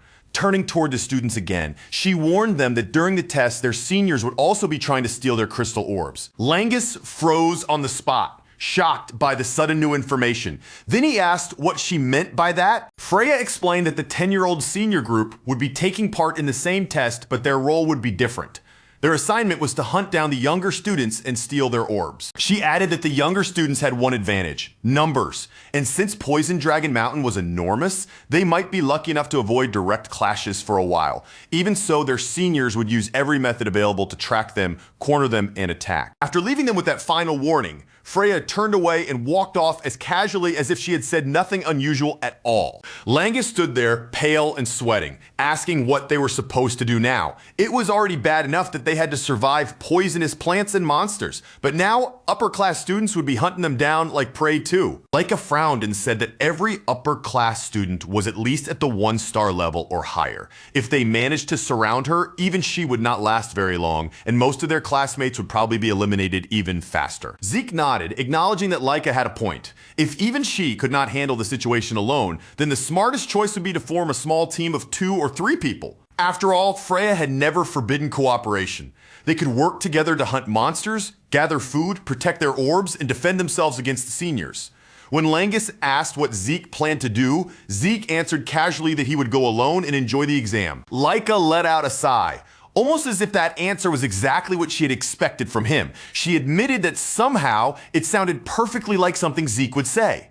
Before throwing themselves into intense training, Zeke suggested that they eat first and clear their heads a little. As the 3 of them walked away together, Laika glanced over at Langus and quietly asked whether he ever thought Zeke acted a little strange sometimes. Langus gave a small shrug and answered honestly that yes, sometimes Zeke definitely did seem strange. 5 days passed, and at last the students gathered at the entrance of Poison Dragon Mountain. Each of them stood there with a different mix of fear, tension, and determination written across their faces. Freya stood before them with an easy, confident smile, looking completely relaxed in front of the deadly mountain. Then she declared that the weather was perfect for the test to begin. Langus swallowed nervously and murmured that the exam was finally starting. Even though this team arrangement had originally been Zeke's idea, he still could not stop wondering whether someone like him truly belonged on Lady Laika's team. After all, Laika could have chosen from plenty of noble-born students with better backgrounds and stronger reputations. Instead, she had accepted him, a mere commoner who had not even reached the 1-star level yet. Then another student spoke up, telling Langus that they were the same. When Langus turned around to see who had said it, he recognized the 2 standing there as Raymond and Celine. Celine, a student from Dragon's Nest's East Hall, spoke up with a stunned look in her eyes and admitted that she was a commoner too. Even as the words left her mouth, her voice still carried a trace of disbelief, because she could barely wrap her head around the fact that Lady Laika had personally chosen her to take part in the upcoming trial at Poison Dragon Mountain. Standing nearby, Raymond, another student from the East Hall, turned his gaze toward Lady Laika with a soft, grateful smile. From the look on his face, it was obvious he felt the same way as Celine, surprised, honored, and still not completely sure this was really happening. But Laika did not let them dwell on status for even a moment. She made it clear that whether someone was born noble or common meant absolutely nothing to her. The reason she had chosen them was simple. She had seen their potential and she trusted what they were capable of. After hearing that, Langus fell silent for a brief second, his expression turning serious as his hand tightened around his spear. Then, with quiet determination, he told her he understood. Langus then promised that he would put everything he had into the trial. His posture straightened as he made it clear that no matter what happened on Poison Dragon Mountain, he would fight hard and make sure he never became dead weight for the team. Raymond followed his words almost immediately, stepping in with the same earnest resolve. He said that he would do his best as well, and that he would work hard enough to prove that Laika's faith in him had not been misplaced. Hearing their answers, Laika's expression softened and a bright, confident smile spread across her face. She looked at each of them with steady trust in her eyes and told them that she was counting on them. After that, Laika shifted her attention over to Zeke and asked whether he was truly planning to take on the trial all by himself. Zeke answered with a calm nod, showing not even the smallest sign of hesitation, and with clear confidence in his voice, he said he could hardly wait for the trial to begin. Celine, who still had not completely settled her nerves, admitted that she truly admired both Zeke and Laika. Just thinking about stepping into Poison Dragon Mountain made her tremble. Yet Zeke was fearless enough to enter that dangerous place alone. Raymond added that maybe their confidence made sense, since both of them carried the blood of family heads. But Laika immediately cut him off, telling him not to put her on the same level as Zeke, because even she was feeling nervous about what was coming. Zeke looked at Laika with a hint of surprise, as if he had not expected that answer at all, and asked if she was really nervous. From his point of view, aside from Laika herself, every person she had gathered looked like a promising student with solid potential and enough ability to be taken seriously. But the others quickly responded, making it clear that nervousness was completely natural. With a trial like this waiting ahead of them, there were more than enough reasons for anyone to feel uneasy. Laika turned her eyes back to Zeke and asked him directly if he truly thought the students she had chosen were skilled. Zeke answered right away without pausing to think, confirming that he absolutely believed they were. Deep down, Zeke could not help but think that Laika had done a much better job than expected. Out of all the students in the academy, she had managed to gather several who clearly stood out as some of the more promising talents. The more Zeke looked at her choices, the more he realized that Laika had a sharp eye for people. When it came to recognizing talent in others, her instincts were not just decent, they were genuinely impressive. Zeke even went as far as praising the overall balance of her team in his eyes, with their offensive strength and defensive support working together properly. The trial should be fairly manageable for them. Langus answered with a stiff, nervous smile, a bead of sweat sliding down the side of his cheek. He admitted that Zeke might be right, but also pointed out that Zeke had always been the type to sound far too confident about everything. Freya then looked across the area where the students had gathered and asked whether all the participants had arrived. As her gaze swept over the crowd, she quickly noticed that many of the new students had already started forming teams among themselves. Considering that quite a few of them had not yet fully mastered their weapon arts, grouping up was actually a sensible choice. For beginners facing a dangerous trial, relying on teammates was not a bad strategy at all. Freya stepped forward in front of the students, her presence immediately drawing their attention. Once their eyes were on her, she announced in a clear voice that the trial would soon begin. She then repeated their objective one final time, making sure no one misunderstood the rules. The students would have to survive inside Poison Dragon Mountain for 1 full month while protecting the crystal orbs given to them. Freya explained that they would only pass if their crystal orbs remained intact until the very end. And because every orb looked exactly the same, anyone who lost their own could still continue by taking another orb from someone else. The moment the meaning of those rules sank in, a wave of unease moved through the crowd. Students began glancing at each other with anxious eyes, suddenly realizing that the danger would not come only from the mountain itself. Zeke immediately understood the hidden implication. Under these rules, stealing crystal orbs from other participants was completely allowed. Freya continued speaking, explaining that after the new students entered Poison Dragon Mountain and were given enough time to settle in, the upper-class students would enter after them, and their role in the trial was simple. They would hunt down the younger students and try to steal their crystal orbs. The older students reacted with open amusement, laughing and mocking the new students without holding back. They said that most of these beginners had not even reached the 1-star level yet, so taking their orbs should be ridiculously easy. Those mocking words stirred up a complicated reaction among Zeke's classmates. Some students visibly stiffened with fear, some seemed restless with nervous excitement, and others could not hide the tense, uneasy expressions spreading across their faces. Once Freya finished explaining the rules, she declared that the trial had officially begun. The instant those words rang out, the students surged forward, all at once, rushing toward the entrance of Poison Dragon Mountain. As Zeke stood there watching the others run ahead, he heard Laika call back to him from the moving crowd. Her voice reached him clearly as she told him to make sure he survived. Zeke responded with a light smile and told her that he would, but in the same breath he reminded Laika and the rest of her team that they had to survive as well. Laika then called out to her teammates and led them forward toward the mountain. As Zeke watched them go and told them to be careful, Freya's eyes quietly settled on him from nearby. Freya told Zeke that it was now his turn to enter. Zeke answered in his usual casual tone, apologizing lightly as though he had simply gotten a little too absorbed watching everyone else head in first. Freya repeated his words with clear curiosity, asking if he really meant that he had gotten carried away. Then she studied him a little more closely and asked whether he felt nervous at all. Zeke only smiled calmly and answered that he did not. Without another word of hesitation, he walked straight toward Poison Dragon Mountain, while Freya watched his back and silently thought to herself that he really was a peculiar boy. That night at the camp, set up outside Poison Dragon Mountain, one of the instructors walked over to Freya with a worried expression. He asked whether the new students would truly be all right inside the mountain. Freya turned to him and asked what exactly he meant by that. The instructor explained that in his opinion, this trial seemed far too early for children who were still only beginners. Another instructor agreed with him, pointing out that most of the students had only been at Dragon's Nest for a few months. Very few had even managed to reach the 1-star level, and on top of that, they had almost no real combat experience. He wondered aloud how many of them would actually make it through the trial alive. Freya, however, remained composed, her expression calm as she reassured them that there was no need to worry. She explained that while Poison Dragon Mountain was certainly full of poisonous creatures, most of the beasts living there were only around the 1-star or 2-star level. In other words, they should not be strong enough to pose a truly serious threat to the students. With a cheerful smile that looked almost too relaxed for such a dangerous situation, Freya said that the students would be fine. Then, in a voice so low that it barely carried through the night air, she quietly murmured that eventually she would release that thing. When one of the instructors noticed her whisper and asked what she had just said, Freya simply smiled back at him. Her expression did not change at all as she answered as if nothing unusual had happened. Freya then announced that it was time for the upper-class students to begin their part of the trial. The older students immediately charged toward the mountain with weapons in hand, their eyes shining with excitement as Freya watched them disappear into the darkness. She quietly wondered how many of them would survive. A faint smile lingered on Freya's face as she looked toward the mountain. Inwardly, she admitted that she could hardly wait to see what kind of results this trial would produce. Meanwhile, inside Poison Dragon Mountain, the upper-class students began their hunt.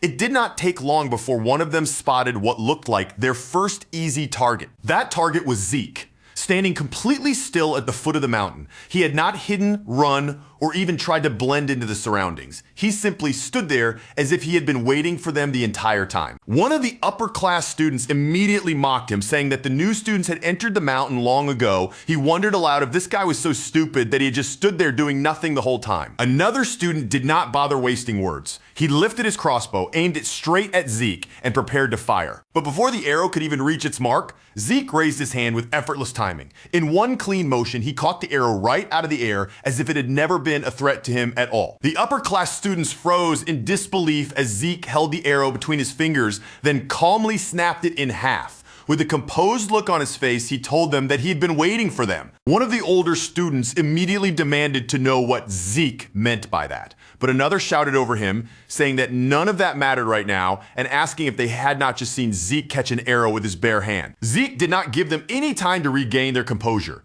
In the very next instant, he shot forward, his eyes sharpening with excitement as he rapidly closed the distance between himself and the stunned upper-class students. With a fearless smirk curling at the corner of his mouth, Zeke stepped forward as if he were welcoming them rather than being surrounded by enemies.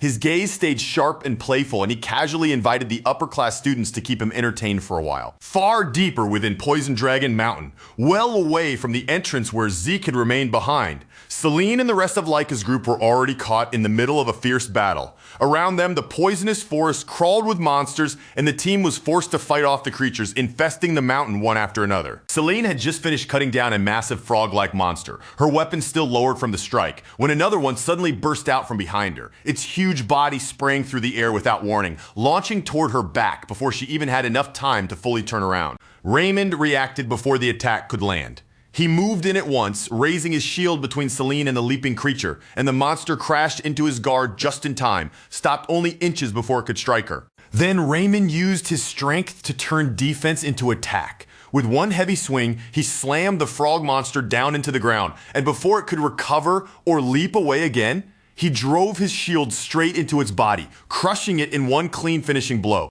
After taking down the monster, Raymond glanced across the battlefield and noticed Langus facing his own opponent. Seeing Langus handle the creature more smoothly than expected, Raymond's expression eased and a satisfied smile appeared on his face. Laika watched the flow of their movements carefully, taking in how each of them covered the others. Then she praised their teamwork, telling them that they were coordinating well. And Langus looked visibly relieved as he accepted her words with sincere gratitude. But that relief only lasted for a moment. In the next instant, Langus's eyes widened when he noticed the huge pile of slain frog monsters nearby, all of them lying motionless after being defeated by Laika completely on her own. Celine stared at the scene with open admiration, her eyes fixed on the mountain of fallen creatures. She could only say that Laika's strength really was in a completely different league. Exactly what everyone would expect from someone like her. Raymond nodded in agreement, unable to deny what was right in front of them. While the rest of their group had been struggling to deal with just a handful of monsters, Laika had already wiped out most of the pack by herself. Laika simply shrugged, acting as though there was nothing impressive about it at all. To her, this much was only natural, since she was already a 2-star warrior, and monsters like these were little more than a warm-up before the real challenge. Then Laika added that since the exam had started a week ago, everyone in the group had improved by a clear amount. Celine and Raymond in particular had made major progress, and both of them had successfully reached the 1-star level. Celine thanked Laika with genuine warmth in her voice, admitting that neither she nor Raymond would have advanced nearly this quickly without Laika's guidance. Raymond stood beside her and nodded along, echoing the same gratitude with equal sincerity. Langus, however, did not say anything. Watching Celine and Raymond reach their first stars only made the gap feel even heavier to him, as if he had been left behind once again. Celine noticed the gloom in his expression and gently encouraged him, telling him that as long as he kept moving forward, he would definitely grow stronger and reach the 1-star level too. Raymond quickly supported her words, turning toward Langus with a calm, reassuring look. He told him not to rush or lose patience and to keep improving one step at a time instead of forcing himself to catch up all at once. Their encouragement helped a small smile return to Langus's face, and he quietly thanked them both.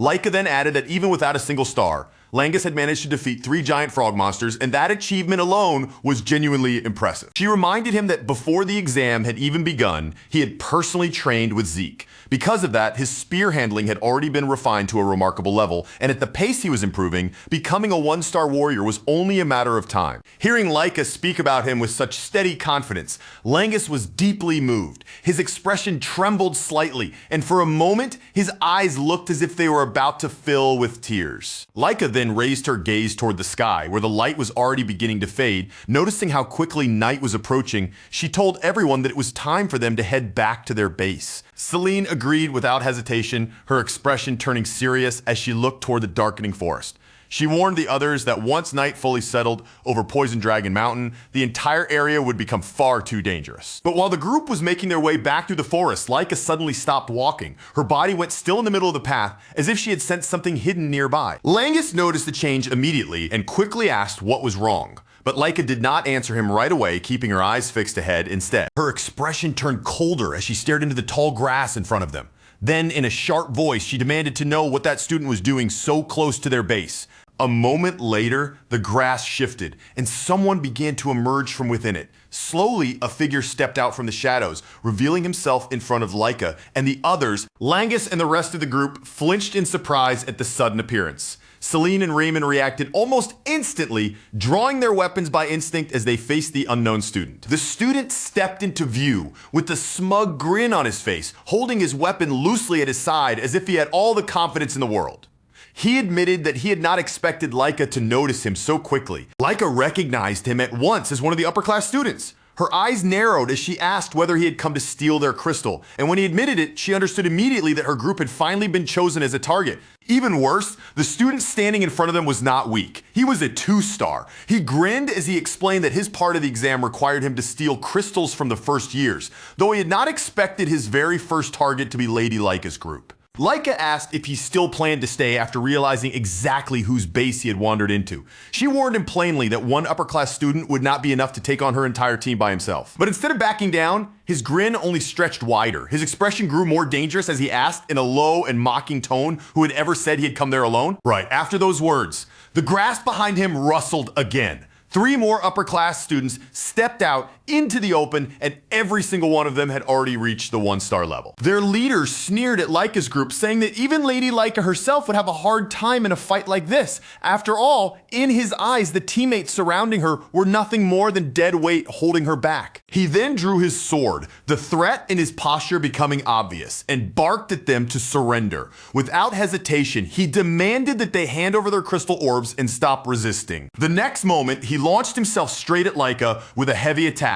Laika slipped away from the strike with ease, then immediately ordered Celine and the others to maintain their formation while she handled him herself. Meanwhile, Langus, who still had not earned even a single star, found himself in a much rougher position. The upper-class student pressing him kept attacking, and Langus could barely manage to defend himself. His opponent taunted him while pushing forward, telling him it would be wiser to give up and hand over his crystal. Langus hesitated under the pressure, unsure what he should do, until a past conversation with Zeke suddenly flashed through his mind. Back then, Langus had asked Zeke a question that had clearly been weighing on him. He wanted to know whether there was any possible way for someone weaker, someone like him, to defeat an opponent who was stronger. Langus had admitted that he still did not have a star of his own. Because of that, he was afraid that if a stronger enemy appeared in front of him, he would only end up dragging his entire team down. Zeke's first answer had completely stunned him, because Zeke told him that if that happened, he should surrender. Zeke explained that if the gap in strength was too huge, like facing a 3-star or 4-star opponent, then surrendering was the only logical choice, since a starless person could never win a head-on clash against someone like that. But Zeke did not stop there. He added that if Langus ever found himself facing someone around the 1-star level, then the situation would be different, and there would still be a real chance for him to win. When Langus asked what he was supposed to do in that kind of fight, Zeke answered as casually as if he were explaining something obvious. He said that all Langus needed to do was find an opening and make use of it. Langus had repeated the word with confusion, not fully understanding what Zeke meant. He asked what kind of opening he was supposed to look for in the middle of battle. Zeke explained it clearly. If Langus could spot even the smallest weakness in his opponent's defense and take advantage of it at the right moment, then victory was possible, even if the enemy standing in front of him was a 2-star opponent. When Langus asked how he was supposed to find that kind of weakness while fighting for his life, Zeke gave him a simple, direct answer. He told Langus to endure. No matter how difficult the battle became or how much pressure he was under, he had to keep holding on until his opponent finally revealed an opening. Langus had not been fully convinced by that explanation, and the doubt was clear on his face. But Zeke continued speaking without the slightest hesitation. He told Langus plainly that there was no other method. Against someone stronger, Langus would never be able to force an opening through raw strength alone. All he could do was endure, stay focused, keep watching, and wait until his opponent made a mistake. And if he could not even manage that much, then defeating someone stronger would always remain nothing more than an impossible fantasy. Zeke also added that if Langus's opponent was someone extraordinary like Laika, then he would not last very long at all. But if the enemy was only an ordinary 2-star, Zeke believed Langus should still be able to handle it somehow. Before ending the lesson, Zeke gave Langus one more important reminder. He told him that believing in his own strength was absolutely essential, and then left him with one final piece of advice. Zeke's words came back to Langus with surprising clarity, cutting through the noise of the battle like a steady voice in the back of his mind. He remembered being told not to make the fight more complicated than it needed to be, not to get lost searching desperately for an opening, and not to let the difference in power between himself and his opponent swallow up his focus. What mattered was simple. Langus only had to endure, stay calm under the crushing pressure, and keep himself standing long enough for one tiny chance to reveal itself. And when that opening finally appeared, he could not hesitate or question it. He only had to trust himself and drive his spear straight through. Now, with the battle unfolding right in front of him, Langus tightened his fists until his hands trembled. Zeke's advice rang inside his head again and again, and even though fear still clung to his body, those words gave him something solid to hold on to, keeping him from breaking. Langus understood better than anyone that he was the weaker fighter. Trying to crush his opponent with raw strength would only get him defeated faster. So instead, he forced himself to endure each blow, plant his feet, swallow the pain, and wait for the one moment where he could finally strike back. The upperclassmen attacking him started to grow visibly frustrated. Strike after strike landed, yet Langus still refused to go down, and that stubborn, almost unbelievable resistance only made the older student's irritation burn hotter with every passing second. Just fall down already.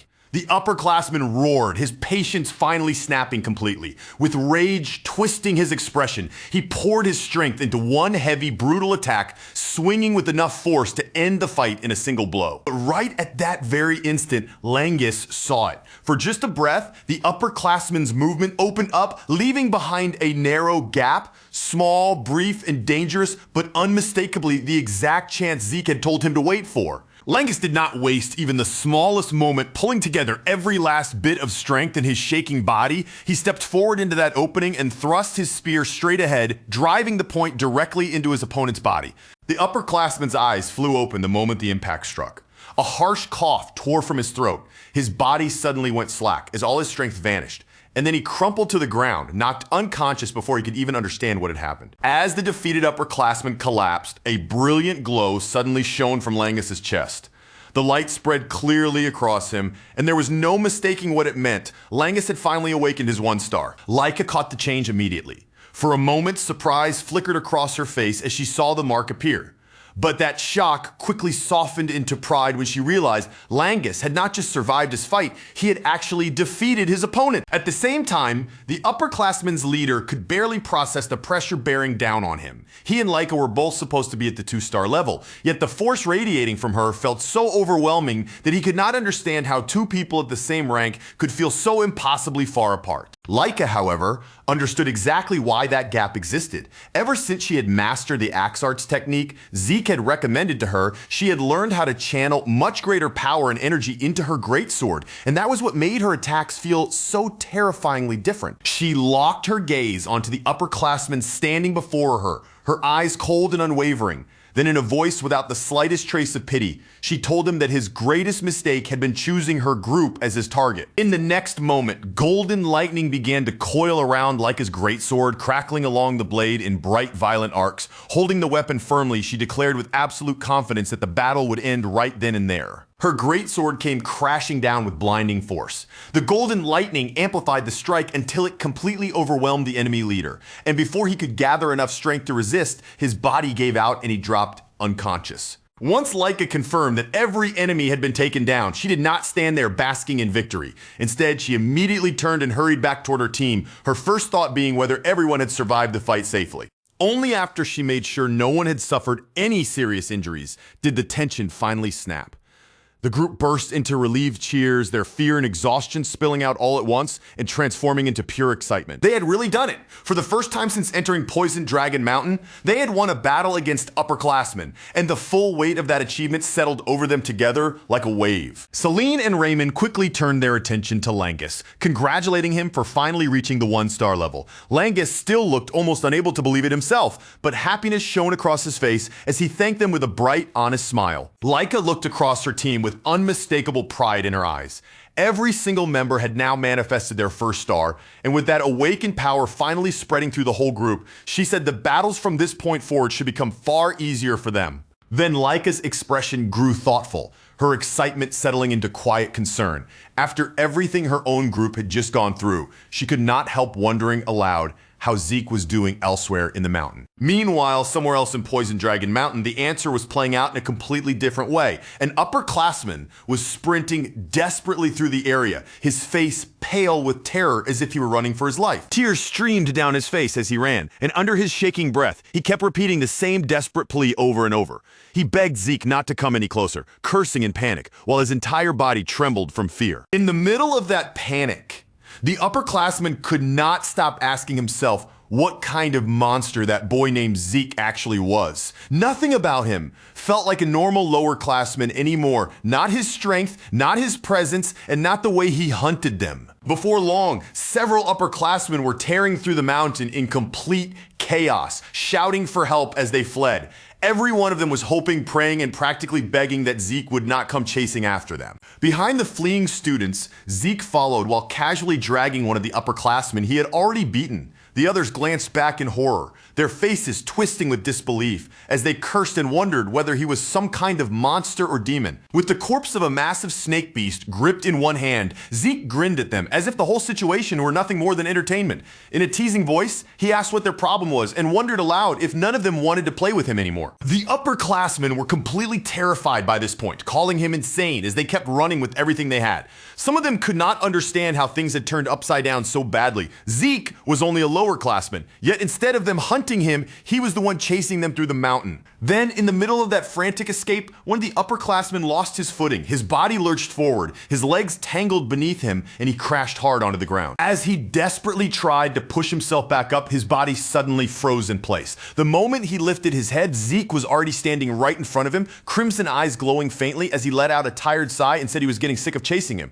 Zeke stretched out his hand, looking almost as if he were politely offering to help the upperclassman stand. But in that same calm, unsettling voice, he added that once the man got back on his feet, he would have to fight him. The upperclassman's eyes widened until they were filled with pure horror. Before he could even force out a response, his fear overwhelmed him completely. His body went limp, and he collapsed unconscious right there on the ground. Zeke tilted his head at the sudden collapse, genuinely looking confused by what had just happened. He stared down at the unconscious upperclassman for a moment, then muttered to himself as if he could not understand why the man had dropped so suddenly. Then Then Zeke lifted his gaze toward the other upperclassmen still running away and called out, asking what was wrong with all of them. He wondered why they had become so defensive and cowardly, all of a sudden calling them pathetic for acting so aggressive when they first saw him, only to flee in terror now. With a smirk, he shouted after them not to leave him behind. Just then, Zeke picked up on a faint presence nearby. His eyes shifted to the side, and without moving from where he stood, he spoke toward the hidden watcher, asking why they did not come closer if they wanted a better look. When no response came, Zeke gave a quiet chuckle to himself. Since the person watching had not stepped in or tried to stop him, he took their silence as permission, deciding that there must be nothing wrong with what he was doing. With that conclusion made, Zeke casually announced that he would stop holding back. He was going to keep playing his little game with the upperclassmen and enjoy the chase properly from that point on. From the direction where Zeke had sensed that hidden presence, a man slowly stepped out from concealment. His appearance confirmed that someone really had been watching the entire scene unfold from the shadows. The man was one of the overseers assigned to monitor the examination. Sweat slid down his cheek as he stared in the direction Zeke had gone, whispering to himself in disbelief, unable to make sense of what kind of child he had just witnessed. He had watched Zeke defeat upperclassmen who should have been far stronger than him. Those students were supposed to be the ones with the advantage, yet one after another, they had been completely overwhelmed instead. But what disturbed the overseer even more was the fact that Zeke had detected him. He had been observing from hiding, carefully concealing his presence, and yet Zeke had noticed him as if it were the easiest thing in the world. Realizing how serious the situation had become, the overseer knew he could not simply keep quiet about it. Everything he had seen in Poison Dragon Mountain needed to be reported as quickly as possible. Meanwhile, back at the camp outside Poison Dragon Mountain, Freya Winsick looked visibly surprised when several observers arrived together to deliver their report. The fact that they had come as a group already told her something unusual had happened. According to the report they gave her, 1 full week had now passed since the examination began. By that point, 30% of the lower classmen had already dropped out, while the remaining participants were gradually learning how to survive and adapt to the brutal environment and constant dangers of Poison Dragon Mountain. One of the observers added that they did not expect many more lower classmen to withdraw from the test after this. But when Freya shifted the topic and asked about the upperclassmen, the observers exchanged uneasy glances, hesitating as if none of them wanted to be the first to answer. Freya's expression darkened the moment she noticed their reaction. Her voice sharpened with authority as she ordered them to stop hesitating and tell her clearly what was happening. Finally, one of the observers forced himself to speak and admitted the truth. The upperclassmen, he said, were constantly running away. Freya frowned, falling silent for a brief moment as she tried to make sense of such an absurd report. She asked why the upperclassmen would be fleeing at all, what they could possibly be trying to escape from, and pointed out that as far as she knew, Poison Dragon Mountain did not contain any monsters strong enough to threaten them. At last, one of the observers explained that the upperclassmen were not running from a monster. They were running from Lord Zeke. Hearing that, Freya raised an eyebrow at once and questioned why they would possibly be fleeing from him. The observer took in a long, unsteady breath, clearly trying to calm himself before continuing the report. His voice still trembled as he explained that Lord Zeke had been chasing the upperclassmen without letting up. At first, they had tried to stand their ground and fight him, convinced they could handle a lower classman. But after facing him directly, their confidence shattered, and in the end, all they could do was flee for their lives. Another observer stepped in, his face still marked with disbelief as he spoke. He asked what kind of person Lord Zeke truly was, because from everything he had witnessed, Zeke did not seem frightened, desperate, or even serious. Instead, he looked like he was enjoying himself, hunting the upperclassmen one after another and cutting them down as if they were nothing but prey, turning the entire examination into his own personal playground. For the observers, the entire situation was beyond anything they had ever seen before. A lower class student should never have possessed that kind of overwhelming strength, and even more shocking was the way Zeke displayed it so freely with a frightening sense of delight that made the scene feel almost unreal. A second observer gave a grim nod, his expression tightening as he added that even if Zeke was the son of the Eldragon family head, what they had witnessed still could not be called normal. His bloodline might explain talent, but it did not explain this level of absurdity. In that moment, the same chilling conclusion settled over all of them. Zeke had already gone far beyond the word prodigy. What stood inside Poison Dragon Mountain was not merely a gifted child. It was something far more terrifying. Something almost monstrous, wearing a human face. Freya listened without interrupting, her expression composed, yet the seriousness in her eyes showed that she was weighing every word carefully. In a quiet voice, she admitted that she had suspected this from the very beginning. Unlike the other students, Zeke had entered Poison Dragon Mountain alone. completely relaxed and without the slightest trace of fear. That confidence had not been carelessness. It had been intentional from the start. Zeke had never planned to hide from the upperclassmen. He had planned to hunt them himself. As Freya remembered the cold, steely gleam in Zeke's eyes from their first meeting, she could no longer deny what the observers were saying. That boy truly was a monster, no matter how young he looked on the surface. Before her thoughts could continue any further, a sudden and unusual sound cut through the air, interrupting the tense atmosphere around the camp. One of the observers frowned and tilted his head, trying to place the strange noise. Confusion spread across his face as he looked around and asked aloud what exactly that sound was. Freya's lips curved into a faint smile, one that carried a quiet hint of anticipation. Without looking the least bit surprised, she answered softly that the sound was exactly what she had been waiting for. A man then approached with visible hesitation, stopping before Freya as he asked Lady Freya where they should place the enormous cage they had brought in.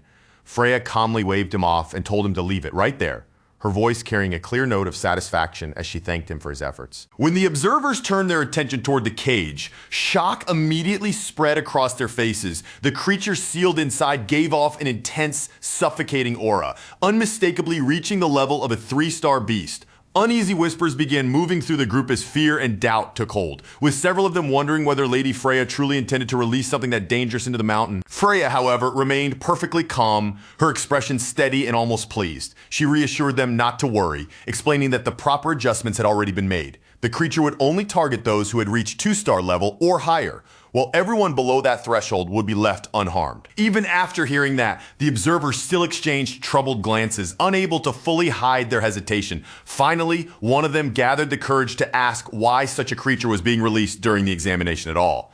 Freya answered without wavering, stating plainly that it was a direct order from their family head, Bowser. Deep inside, Freya's curiosity continued to burn.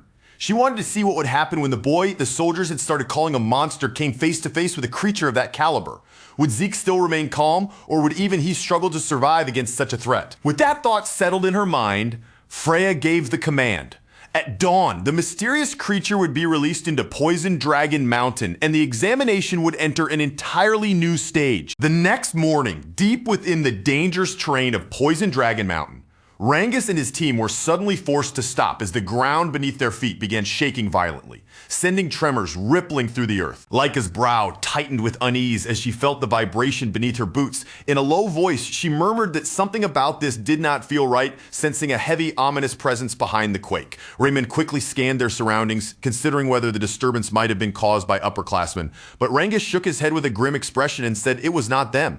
This was the work of a beast, and from the feel of it, he guessed it had to be a massive anger boar. Even after hearing Rangus's judgment, Lika could not shake the uncomfortable feeling pressing against her chest. The tremor felt wrong, somehow heavier and stranger than it should have, as if something far more dangerous than an ordinary beast was moving nearby. Then another quake struck, even stronger than the first. The mountain groaned beneath them with a deep, ominous rumble, and the ground lurched as if the entire area were being shaken by some enormous unseen force. A massive tree, loosened by the violent tremor, began to tilt overhead. Its huge trunk groaned as it broke free, then started falling straight toward the group, and Lika's instincts immediately screamed danger. "Move!" Lika shouted, lunging forward to push the others into action. The group threw themselves aside at the last possible second, just before the enormous trunk smashed into the ground exactly where they had been standing moments earlier. When Lika turned back toward the wreckage, her body suddenly went still. What she saw beyond the fallen tree left her frozen in disbelief. Celine gasped sharply, her eyes widening as she stared at the figure before them and asked what that creature even was. Beside her, Rangus's face lost its color and cold sweat began sliding down his temples. His voice shook as he forced the words out, barely managing to tell them that they had to run immediately. Looming before them was a colossal golem, its enormous body radiating such crushing power that simply standing in front of it felt dangerous. Elsewhere in the mountain, Zeke sat casually atop a pile made from defeated monsters and fallen upperclassmen. Leaning back as if he had nothing to fear, he let his crimson eyes drift across the landscape and muttered that the exam had started to become boring. By now, no upperclassman dared to approach him anymore, let alone challenge him. On top of that, he could no longer sense the observers trying to interfere, leaving the entire situation feeling dull and disappointingly tame. Then, from the opposite side of the mountain, a sudden aura brushed against his senses. It was unfamiliar, powerful and strange enough that Zeke's attention immediately shifted toward it. At first, Zeke assumed the presence might belong to a 2-star creature, but as he focused more closely, he realized it was far stronger than that. This was a 3-star entity. The thought made questions rise in his mind. Were 3-star monsters even supposed to exist inside Poison Dragon Mountain during the exam? For a moment, he wondered whether this creature might have been living in the mountain for 1,000 years, hidden away and untamed until now, and if a force like that appeared before the examinees, even someone like Laika would have a hard time dealing with it. Zeke could not help questioning why the instructors would allow a 3-star monster to remain in the examination grounds. Had Freya and the others left it there on purpose as part of the test, or had they set it loose specifically to make things more entertaining for him? Whatever the reason was, Zeke's mouth curved into a smile. To him, this was perfect. At last, another opponent had appeared, one strong enough to be worth chasing and interesting enough to keep him entertained. He noticed that the creature was still far from where he was and wondered why it had not shown up nearby. But sitting around and waiting was not his style. If there was a 3-star monster out there, then he wanted to face it himself, and he was more than ready to go to it instead. The creature could wait for him. Meanwhile, Selene had already thrown herself into an attack against the golem, striking with every bit of strength she could muster. But even her full-powered blow failed to leave any visible damage on its massive body. Her eyes widened in stunned disbelief as she stared at the spot she had struck. There was no scratch, no crack, not even the faintest dent left behind on the golem's surface. Raymond charged in next, raising his shield and slamming it with all his strength against the golem's arm. He poured every ounce of power he had into the impact, but the result was exactly the same. The golem remained completely unharmed. Laika watched closely as both of her companions' attacks failed to do anything. Realizing ordinary strength would not be enough, she began channeling her own aura into her sword, letting that energy gather along the blade. When Laika struck, a faint scratch finally appeared across the golem's arm. It was small, almost insignificant, but it proved one thing clearly: only the power of her 2-star level aura could even begin to damage it, while the 1-star students could not break through its shell at all. Seeing that tiny mark, Laika immediately understood the difference between them. Only someone who had reached the 2-star level like her could harm this creature, and that realization confirmed just how wide the gap in their abilities truly was. Rangus quickly turned toward Laika, his expression tense as he asked what they should do next and waited for her orders. Laika kept her voice calm, but there was a firm edge beneath it as she told everyone to listen carefully. Once she drew the golem's attention to herself, they would use that opening to escape from the area. Rangus immediately protested, refusing to accept that plan. He could not bring himself to leave Laika behind while she faced a creature like that on her own. Laika shook her head and explained that if they stayed involved directly, they would only slow her down. She gestured toward the faint scratch on the golem's arm and told them to look carefully, because that small mark showed the absolute limit of what 1-star fighters could do against it. Even when Laika used her aura, her attack had barely managed to leave a mark at all. Their current strength simply was not enough to fight that golem head on. Raymond listened for a moment, then nodded with a thoughtful look in his eyes. He admitted that they might not be able to hurt the golem themselves, but they could still support her. If Laika launched the attacks, then they would do everything they could to make sure each strike landed. Laika's eyes widened slightly at his words, surprised by the resolve behind them. Rangus then spoke up as well, his voice carrying firm determination. He said he would do everything in his power not to become a burden to her. Selene joined in with the same determination shining in her eyes. She told Lady Laika that if they coordinated their movements properly, then they could help make sure her attacks connected every time, giving her a real chance to win. Hearing their resolve, Laika allowed a small smile to appear. She understood what they meant now. Rather than sending them away completely, she would rely on their support so her own strikes could hit their target. As lightning began gathering around Laika's sword, Raymond moved into position to guard her. At the same time, Rangus and Selene braced themselves, preparing to provide precise offensive support whenever the chance appeared. Together, the 4 of them readied themselves for the dangerous confrontation ahead. Laika poured every last drop of strength she had into the sword gripped tightly in her hands. For a moment, the very air around her seemed to grow heavy and tense, as if the blade itself was pulling the battlefield into silence. Then, once her weapon was fully charged, she gave the others the signal to begin their next coordinated strike against the golem. Laika didn't hesitate for even a second. She shot straight toward the front line, placing herself directly in the golem's path like a living shield. But the instant she stepped into range, the massive creature responded, twisting its heavy body toward her and launching an attack with brutal mechanical force. Raymond reacted immediately, lifting his shield and rushing in to cover Laika before the blow could land cleanly. He planted his feet and braced with everything he had. But he had only just reached the 1-star level, and the overwhelming strength of a 3-star golem was far beyond what his body could easily withstand. At almost the same time, Langus and Celine came darting in from the side, refusing to let Raymond carry that crushing pressure by himself. With their weapons already raised, they rushed the golem together, trying to strike it and drag its attention away from Laika. While the others forced the golem to focus on them, Laika moved with the speed and precision of someone who had trained for moments exactly like this. She slipped around the creature's enormous frame, circled behind it, and carefully searched for the perfect opening to deliver her decisive strike. Then Laika released her lightning greatsword technique, Heaven's Thunder.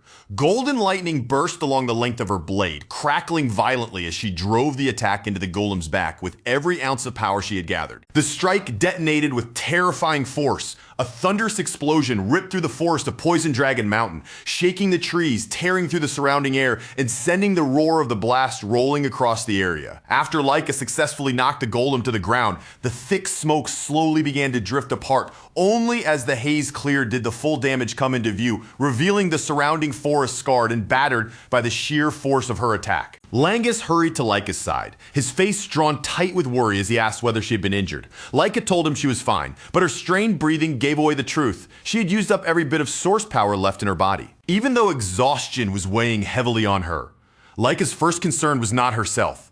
Her eyes shifted toward Raymond, and she asked how he was holding up after taking the golem's attack directly from the front. Raymond was leaning against Celine, relying on her support to stay steady, but he still managed to answer that he was all right.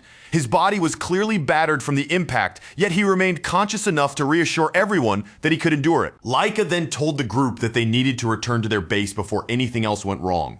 But just as those words left her mouth, her expression suddenly shifted, because behind them, she felt the golem's presence rising once again. Without taking even a moment to think, Laika shoved Langus away from the danger with all the strength she could muster. In the very next instant, the golem's enormous hand closed around her instead, trapping her body in its crushing grip. Held tightly in the golem's hand, Laika stared in stunned disbelief. She couldn't understand how the monster was still moving after taking her strongest attack head-on. And in that instant, she realized she had dropped her guard far too soon. Celine was frozen in shock as well, her eyes widening at the impossible sight in front of her. Even after being struck directly by Laika's full power attack, the golem had not been destroyed, and worse than that, it still had enough strength left to continue fighting. Langus lunged forward at once, driving himself toward the golem with his spear in hand, desperate to rescue Lady Laika from its grasp. But the monster began swinging Laika around so violently that he couldn't find a clean opening to attack without risking a strike against her instead. As Langus grew more frantic, his gaze stayed locked on Laika, and his hands tightened around the shaft of his spear. Then, without any warning at all, a massive tree suddenly came tearing through the air toward them. The huge tree crashed into the golem with tremendous force. The sudden impact shattered the creature's balance, and for the first time, its grip weakened enough for Laika to be released from its hand. Langus rushed in immediately, helping Laika back onto her feet and pulling her away from the monster before it could reach for her again. Still shaken by the sudden turn of events, Laika looked around in confusion and wondered aloud what had just happened and how she had managed to escape. Then, from somewhere nearby, Zeke's voice suddenly cut through the chaos, calm but unmistakable, as he asked what kind of situation they had gotten themselves caught up in. The moment that familiar voice reached them, both Langus and Laika recognized it instantly. Their heads turned at the same time, and they realized that Zeke had finally arrived on the battlefield. But instead of rushing over to Laika to check whether she'd been hurt, Zeke's attention was completely captured by the monster standing in front of him. The sight of the golem didn't frighten him at all, it seemed to fill him with pure excitement. His eyes lit up as he stared at the creature, almost as if he had discovered something rare and fascinating. Without even trying to hide his curiosity, he asked what kind of strange clay puppet this thing was supposed to be. A little earlier, just before Zeke reached the area where he had sensed the golem's presence, he saw a golden lightning aura flashing through the forest. He recognized Laika's power at once, and he could hardly believe that her group had been the first to encounter the monster and engage it in battle. As Zeke sprinted through the forest at full speed, frustration churned in the back of his mind. In his previous life, reaching that aura would have taken him only an instant, but in his current body, all he could do was run toward the monster's location.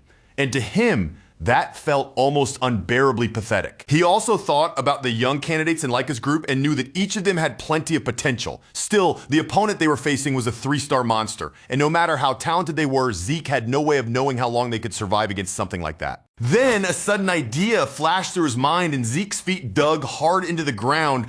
As he stopped, he remembered a technique he had only recently learned, and his expression changed as a plan quickly took shape. Without wasting time, Zeke grabbed the trunk of a huge tree, ripped it straight out of the earth, and combined his raw physical strength with that newly learned technique. Then he hurled the entire tree through the forest, sending it flying toward the monster like a massive spear. Watching the enormous trunk tear through the air, Zeke admitted to himself that the result wasn't bad at all. He decided that learning this technique had been the right choice, because in his current body it would clearly prove useful, the nurturing dragon throwing arts. To Zeke, the basic L-Dragon combat manuals had been handed to the children as preparation for the exam. The nurturing dragon combat arts, much like the strike dragon combat arts, did not focus on flashy finishing moves or dramatic battle techniques, but instead taught fundamental movements, source power flow, and simple guiding principles. Even so, those basic principles were exactly what Zeke needed at that moment. In his previous life, he had fought from long range while also possessing a body strong enough to match close combat fighters. So these foundational arts suited him far better than most people would ever imagine. But Zeke quickly understood that throwing just one tree would never be enough to finish off the monster. So without letting the moment slip away, he pushed off the ground again and continued running toward Leica's location. Langus still looked stunned by Zeke's sudden arrival, as if he hadn't fully processed how he had appeared so quickly, but he forced himself back into the situation and quickly asked whether everyone was all right. Langus confirmed that they had survived, but he immediately made it clear that survival was no longer the main issue. The real problem was the golem standing in front of them. When Zeke repeated the word golem, his eyes gleamed with interest. Finally learning the creature's name, he found it strange, because although he could clearly sense its presence, he couldn't feel any life force inside it. Then the golem rose again and charged straight at him, making Leica shout a warning, while Langus cried out that the creature was extremely dangerous.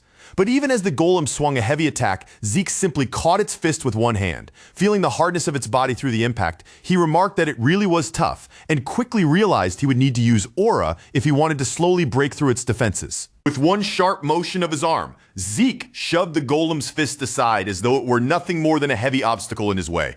Then, with a casual tone that didn't match the danger at all, he remarked that defeating it through ordinary methods would be far too boring. Leica could only stare at him in complete exasperation, saying that Zeke was reckless no matter what kind of situation he found himself in.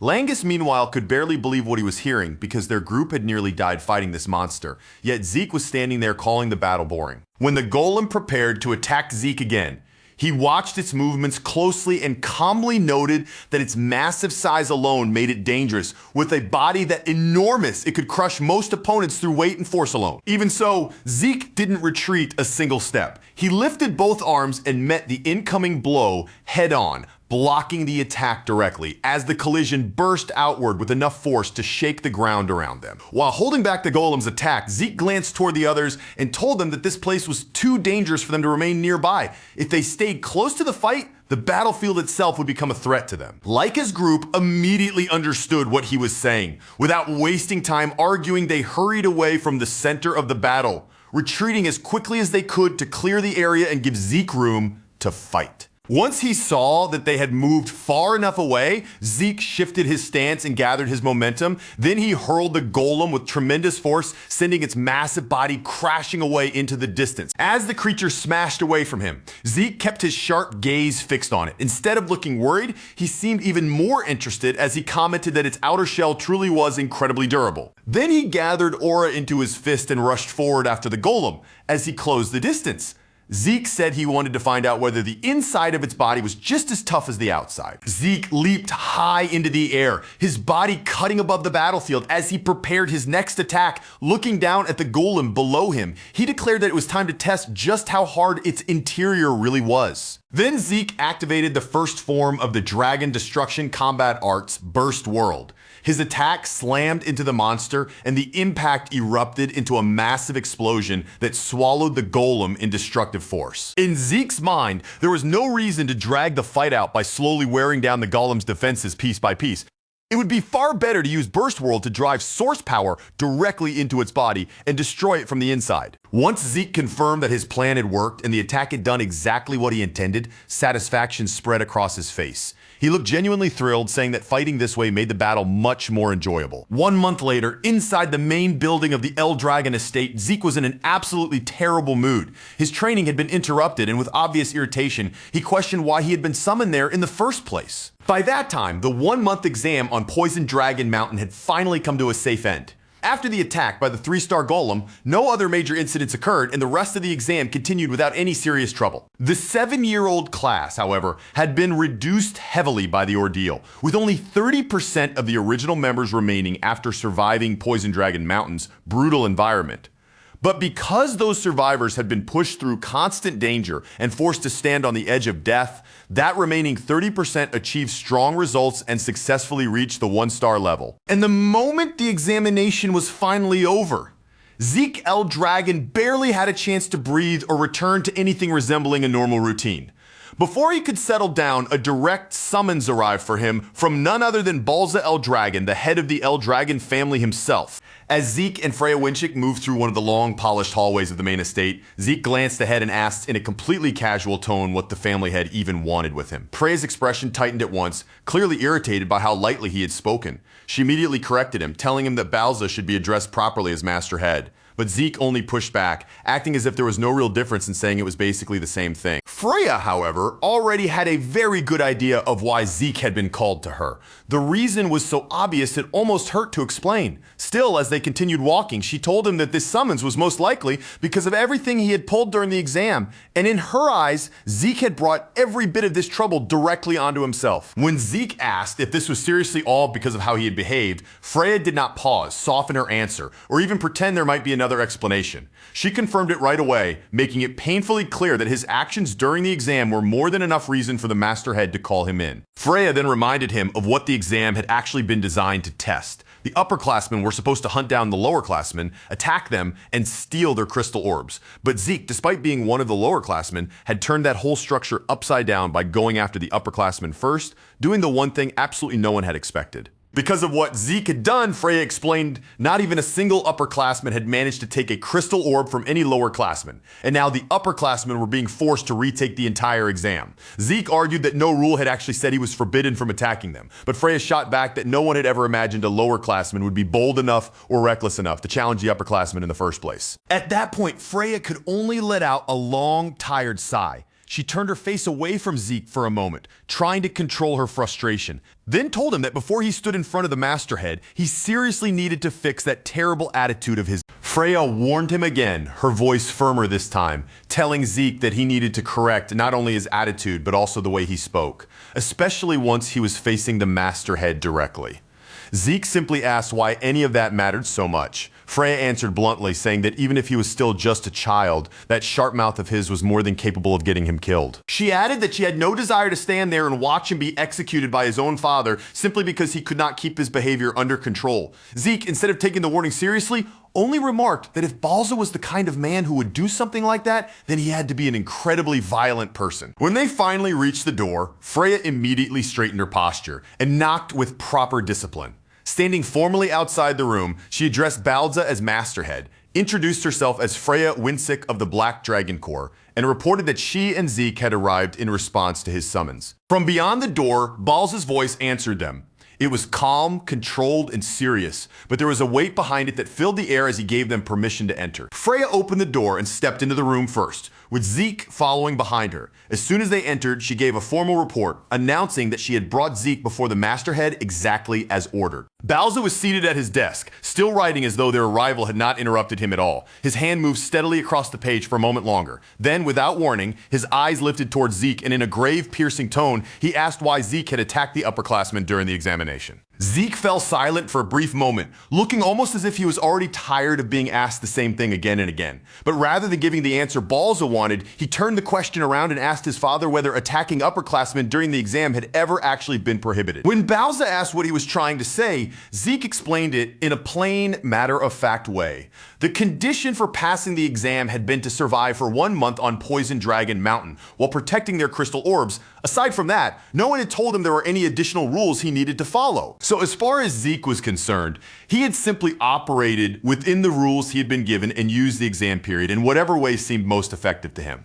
He added that if there were certain actions they truly wanted to ban, then those restrictions should have been clearly stated before the examination began. The instant Freya heard Zeke speak to Balza like that, panic rushed across her face. Fear and anxiety hit her all at once, and she snapped at him, shouting as she demanded to know what he thought he was saying and why he would dare speak that way in front of the Masterhead. At that very moment, Balza's eyes narrowed with frightening sharpness, and a terrifying dragon aura erupted from him. The pressure crashed through the room with such overwhelming force that Freya dropped to her knees, her face paling as she thought in horror that the Masterhead's aura was powerful enough to kill Zeke where he stood. But what Freya saw next completely defied her expectations. Zeke did not collapse. He did not tremble. He remained standing exactly where he was, calm and steady, as though the crushing pressure from Balza's aura had barely touched him at all. And Zeke did not stop there. Instead of showing fear, he told Balza to quit trying to intimidate him, saying that it was beginning to get extremely annoying. Balza's expression darkened immediately, his face tightening with a mixture of shock, anger, and disbelief at Zeke's response. While Freya was still frozen on her knees under the pressure, Zeke looked at Balza and asked if he had really summoned him all the way there just to ask such pointless questions. Balza then demanded to know how Zeke had done it, but Zeke only tilted the conversation back toward him, asking what exactly Balza was referring to. Balza said that the reports claimed Zeke had not only defeated the upperclassmen, but had also brought down a 3-star golem. And beyond that, Balza wanted to understand how Zeke could still stand there so calmly after being exposed to such intense pressure directly from him. Then Balza's stare turned even colder, his gaze pressing into Zeke as he demanded the truth. He wanted to know how a mere child born out of wedlock had somehow gained such strange, incomprehensible strength and power. Zeke simply asked if Balza truly wanted to know the reason behind his strength, then as if the answer should have been obvious from the start. He said the only reason was that he was Zeke. Balza's brows furrowed in frustration, while Zeke's eyes sharpened, his arrogant answer remaining completely unshaken. For a short while, the two of them only stared at each other in tense silence, neither side looking away. At last, Balza spoke again, saying that Zeke's personality was every bit as terrible as the reports had described. Even so, he declared that Zeke would still receive a reward for defeating the golem. Balza then told Zeke that as his reward, he would be allowed to choose what he wanted. He could either select one item of his choosing from the Dragon Treasury, or he could be granted access to the second floor of the Dragon Hall. Freya, still trying to understand what was happening right in front of her, silently wondered why Balza was giving Zeke a reward at all after everything he had just said and done. Freya understood exactly how precious both of those places were. The Dragon Hall and the Dragon Treasury contained rare treasures and knowledge that the Eldragon family had gathered for more than 1,000 years, reaching all the way back to the era of the Patriarch, Gilfus Eldragon. The Dragon Hall held countless books and techniques, including some that were now considered forbidden. The Dragon Treasury, meanwhile, stored relics passed down from previous heads of the Eldragon family, including legendary weapons, spirit medicines, artifacts, and valuable items from many different eras. Those two facilities also protected the secret treasures of the Eldragon family, which was exactly why they were guarded with such extreme care. Only a very small number of people were ever permitted to enter them, and anyone hoping to reach the second floor or higher in the Dragon Hall had to prove themselves with truly outstanding results. Freya could hardly believe what she was hearing. Even after Zeke had spoken so disrespectfully to his own father, Master Balza still seemed to view him as an exceptional child. Zeke, however, only said that if Balza was going to reward him anyway, there was no need to be stingy and force him to pick just one. So he asked why he could not simply receive access to both the Dragon Hall and the Dragon Treasury. Balza answered firmly that Zeke was allowed to choose only one. Then, without dragging the conversation out any further, he dismissed them and said they were free to leave. But Zeke suddenly pointed at him, clearly unable to accept that the discussion was already over, and said he still had plenty of things he wanted to say. That was all Freya needed to spring into action. Before Zeke could continue, she grabbed him by the collar and began dragging him away, forcing her voice into a bright and polite tone. She said that receiving a reward directly from the Masterhead was a great honor, that she understood his orders perfectly, and that they would now take their leave. As Freya turned her back and pulled Zeke toward the exit, Zeke said that if things were going to end like this, then there was just one final thing he wanted to say to Balza. He told him that as long as he kept killing off his own emotions the way he was doing now, he would never grow any stronger, no matter what methods he tried. Balza was stunned by those words, and in the next instant, he released his aura once more. But this time, he immediately sensed something unbelievable. His own dragon aura had been suppressed by the divine dragon presence residing within Zeke. Freya trembled as the atmosphere tightened again, urgently telling Zeke to shut his mouth and stay quiet. After she finally managed to get him out of Balza's room, Zeke's father remained seated in silence, his thoughts lingering on what had just happened as he wondered what kind of presence he had felt from that child. Meanwhile, after they stepped out into the main hall, Freya could no longer contain herself. She exploded at Zeke, shouting as she asked what in the world had been going through his head, why he had been so rude to the Masterhead, and whether he had ignored every single warning she had given him before they entered Balza's room. Zeke only asked what she was talking about, claiming as if it were obvious that he had done everything he could to restrain himself and behave properly in front of Balza. Freya stared at him in disbelief and asked if that was seriously what he considered holding back. Then she demanded to know why he could speak respectfully to the instructors and even to her, yet act so outrageously disrespectful toward the head of the family. Zeke answered without any sign that he thought it was a big deal. Balza was his father, he said. So naturally, the way he spoke to him would be different. After witnessing both Zeke's strange abilities and his impossible personality, Freya had no choice but to admit that he truly was not an ordinary child. Her gaze sharpened as she looked at him more carefully, and she asked him who he really was. Zeke looked right back at her and asked if she was seriously asking him who he was. Then, in the same blunt way he always answered that question, he said he was Zeke, leaving Freya completely speechless. In Freya's mind, every member like them had been made to drink ancient dragon blood while they were still infants. Because of that, they should not have been able to defy the Masterhead. This was especially true because Balza possessed the power of the Dragon King. A superior species among all ancient dragons, by every piece of logic, Freya understood even Zeke should not have been capable of opposing him. That was exactly why Freya could not stop wondering what kind of child Zeke truly was, especially after seeing him stand so calmly in front of the Masterhead. When she went quiet, Zeke asked if something was wrong. Freya answered that it was nothing, but deep down she had already decided that she needed to investigate Zeke's birth records thoroughly. Freya then shifted the subject and asked which reward Zeke intended to choose. She explained again that he could either enter the Dragon Hall up to the second floor or enter the Dragon Treasury and take any single item he wanted, but he was only allowed to choose one. When Zeke asked once more whether he could take both, Freya firmly told him no, leaving him with no real choice but to choose the Dragon Hall, because that was where the knowledge was. Zeke thought to himself that what he lacked most at the moment was an understanding of the current era. Right now, he wanted to learn about the new medicines and tools that had appeared over the past 1,000 years. But since he was limited to only one reward, he had to decide what mattered most and place knowledge above everything else. Just then, Langus arrived, his face filled with pure disbelief. He looked as though he could barely process the fact that they were actually going to be allowed inside the Dragon Hall of the Dragon family. When Zeke asked if he was happy about it, Langus answered yes, without the slightest hesitation. He explained that the Strike Dragon combat arts and Nurturing Dragon Spear arts he had already learned were incredible enough on their own. And now with access to the Dragon Hall, he would have the chance to study even greater martial arts. To Langus, receiving such an unbelievable reward simply for passing the exam felt almost too good to be real. Soon after that, Laika arrived as well, her excitement clearly showing as she wondered aloud how much knowledge she could absorb before their time ran out. She said she would have to read with everything she had when Zeke asked if there was a time limit inside the Dragon Hall. Laika explained that even though they were only being allowed onto the first floor, the basic rules were still the same as those for the upper levels. Laika told him that each person was permitted to borrow one book from the Dragon Hall. However, while they were physically inside, they could read as many other books as they wanted until their allotted time expired. Because of that, she explained, how they used every single moment inside would be extremely important.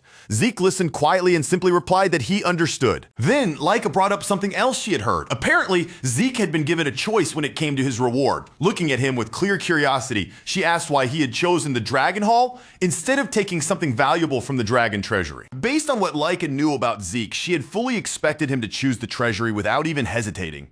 Zeke replied that he had considered that option at first, but for where he stood right now, knowledge was more valuable to him than any treasure he could take. After hearing Zeke's reason, Laika began explaining that the second floor of the Dragon Hall was not something that could be compared casually to the first. The books stored up there were on a completely different level, filled with far rarer knowledge, especially when it came to martial arts. From everything she had heard, the difference in quality between the first and second floors was so huge that most people could hardly even imagine it. Even with that in mind, Laika still raised her chin with confidence and said she doubted there was any technique in that place capable of surpassing her lightning greatsword arts. But while she spoke so proudly, Zeke's attention had already drifted away. He was simply staring ahead at the Dragon Hall, his gaze fixed on the building, and Laika had to pause mid-thought before asking if he was even listening to her. When they finally arrived at the entrance of the Dragon Hall, the guardian waiting there received them with a calm, unreadable expression. In a steady voice, he announced that they would be granted 5 hours inside. He warned them to use that time carefully, and he also reminded them that once they stepped through the doors, they were expected to remain quiet. Zeke honestly could not tell whether 5 hours was supposed to be a long time or a short time in a place packed with knowledge like this. Laika, however, quickly told him that 5 hours was already an extremely generous amount. According to her, most people were only permitted 2 or 3 hours inside the Dragon Hall, so their allotted time was already much better than usual. Laika then said that their first priority had to be choosing the one book they wanted to borrow. Only after securing that choice should they spend the rest of their time reading as many other books as possible. Lankus added that he had heard stories about exceptionally gifted people who could read several books at once, but for him, none of that mattered right now. Before the time limit ran out, all he wanted was to find a martial arts book that truly matched him. Once they stepped into the Dragon Hall, Zeke slowly scanned the rows upon rows of bookshelves and remarked that finding the right books in a place this large would probably be more difficult than they expected. Meanwhile, Langus and Celine had practically frozen in place. Their eyes were wide with awe, as if they still could not believe they were actually standing inside the legendary Dragon Hall and seeing its interior with their own eyes. Zeke, on the other hand, had already begun observing the hall with growing curiosity. The number of books was far beyond what even he had imagined, stretching across the space in overwhelming rows. As he took in the sight, a slow smile formed on his face, and he wondered if somewhere in this sea of knowledge there might actually be something new enough to surprise him. But after Zeke selected several books and started reading through them, the relaxed curiosity on his face vanished completely. His expression shifted as if lightning had struck him right where he sat. The knowledge recorded inside those pages was not merely interesting, it was far more shocking than anything he had expected to find. Before long, books were piled in front of Zeke and stacked around him on both sides, forming something like a small mountain of open pages and finished volumes. Yet even after reading so much, he still struggled to believe what he was learning about rifts, chaos, and a mysterious power known as magic. The amount of unfamiliar information pouring into Zeke's mind was so enormous that even he had trouble absorbing it all at once. Every page seemed to open another window into the current world, revealing changes and truths that he had never imagined could have taken place. Eventually, Zeke gave up on sitting properly and simply lay down beside the books he had already finished reading. Staring upward in silence for a moment, he muttered under his breath that the things that had happened during the past 1,000 years were genuinely terrifying. More than anything, Zeke could hardly accept just how much their world had changed in only 1 millennium. According to the records he had found, the world had begun connecting to another realm through mysterious rifts, and 900 years ago, the dimensional wall had been torn open for the very first time when one of those rifts appeared.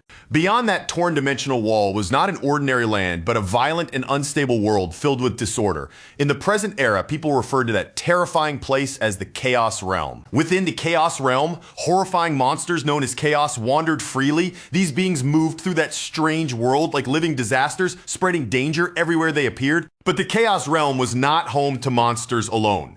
Humans also lived there, and those people possessed a powerful force called Source Power. In order to survive, they had continued fighting against the chaos in that brutal otherworldly land. When the El Dragon family eventually discovered that those people existed, they did not treat them simply as outsiders. Instead, they formed an alliance with them, joining forces and beginning a long cooperative struggle against the chaos. Through the bonds created on the battlefield, and after countless battles fought shoulder to shoulder against the chaos, 4 powerful female warriors from that other world eventually married into the El Dragon family. Those 4 women were named Typhona, Fafnir, Levius, and Behemoth. In time, they became the founders of the 4 great El Dragon branch families that continued to exist all the way into the present era. As Zeke kept turning over everything he had just read, his thoughts naturally drifted back to the anger boar he had killed in the forest. He remembered the strange black mist that had wrapped itself around that monster's body. From there, his mind moved to the lightning aura he had recently seen flickering around Laika. Zeke had no choice but to admit that he barely understood either of those powers,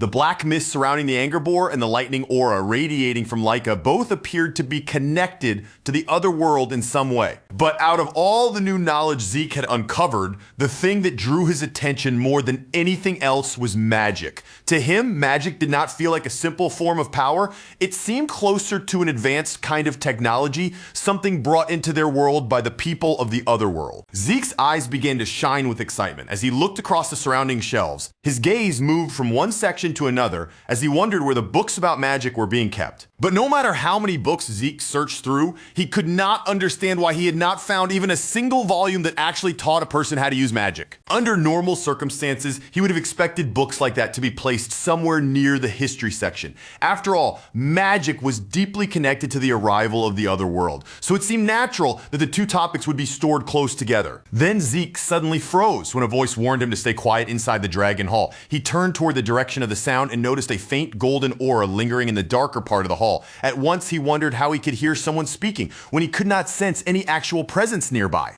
That strange situation made Zeke question whether what he had heard was truly an ordinary voice at all. Perhaps this was what people called magic, a technique that could transmit sound clearly while leaving behind no visible body and no detectable presence. Zeke slowly lifted his gaze toward the ceiling of the Dragon Hall, carefully examining the space above him. But even after checking, he still could not sense anything there except the source power he had noticed earlier. Then, all of a sudden, the books lying in front of him began moving on their own. One after another, the books rose up from the floor and floated into the air. Zeke's eyes widened in complete shock at the sight. Unable to hold back his surprise, he cried out and demanded to know what in the world was happening. But in the very next moment, Zeke's shock transformed into pure excitement as he realized what he was looking at. Someone was using source power threads to control the books and objects around him. His eyes gleamed as he called the technique fascinating, but when the mysterious voice warned him to be quiet again, Zeke reached out, grabbed one of the floating books from midair, and argued that there was no way he could stay calm after seeing something so interesting. Then he demanded that whoever was speaking should properly show themselves. However, the cloaked figure seated on the upper floor of the Dragon Hall did not answer Zeke's demand. Instead, they silently used those source power threads once again, and Zeke suddenly went rigid as he realized that his entire body had been bound. In the next instant, the mysterious cloaked figure hurled Zeke downward toward the first floor. As they did, they coldly declared that his time inside the Dragon Hall was already over. After being thrown out through the doors of the hall, Zeke rolled across the ground, but he quickly corrected his posture and landed properly. Even after being forcibly expelled, he did not look defeated at all. Instead, he muttered that he had just encountered yet another thing he did not understand. As Zeke pushed himself back up, even he could not quite tell whether he was angry or thrilled by this new mystery.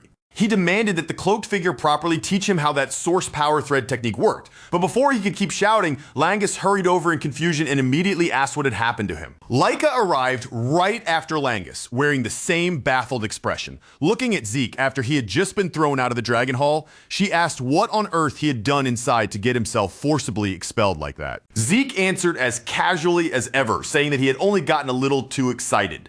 Then, as if being thrown out was not worth discussing for long, he quickly changed the subject and asked how things had gone for them and whether they had managed to find the books and techniques they wanted. Langus confirmed that he had found one. He explained that he had borrowed a martial arts book called Cloudwater Spear Arts, and during their time inside, he believed he had already managed to learn a few of its simpler techniques. Celine said that she had also been able to learn several techniques while they were inside the hall.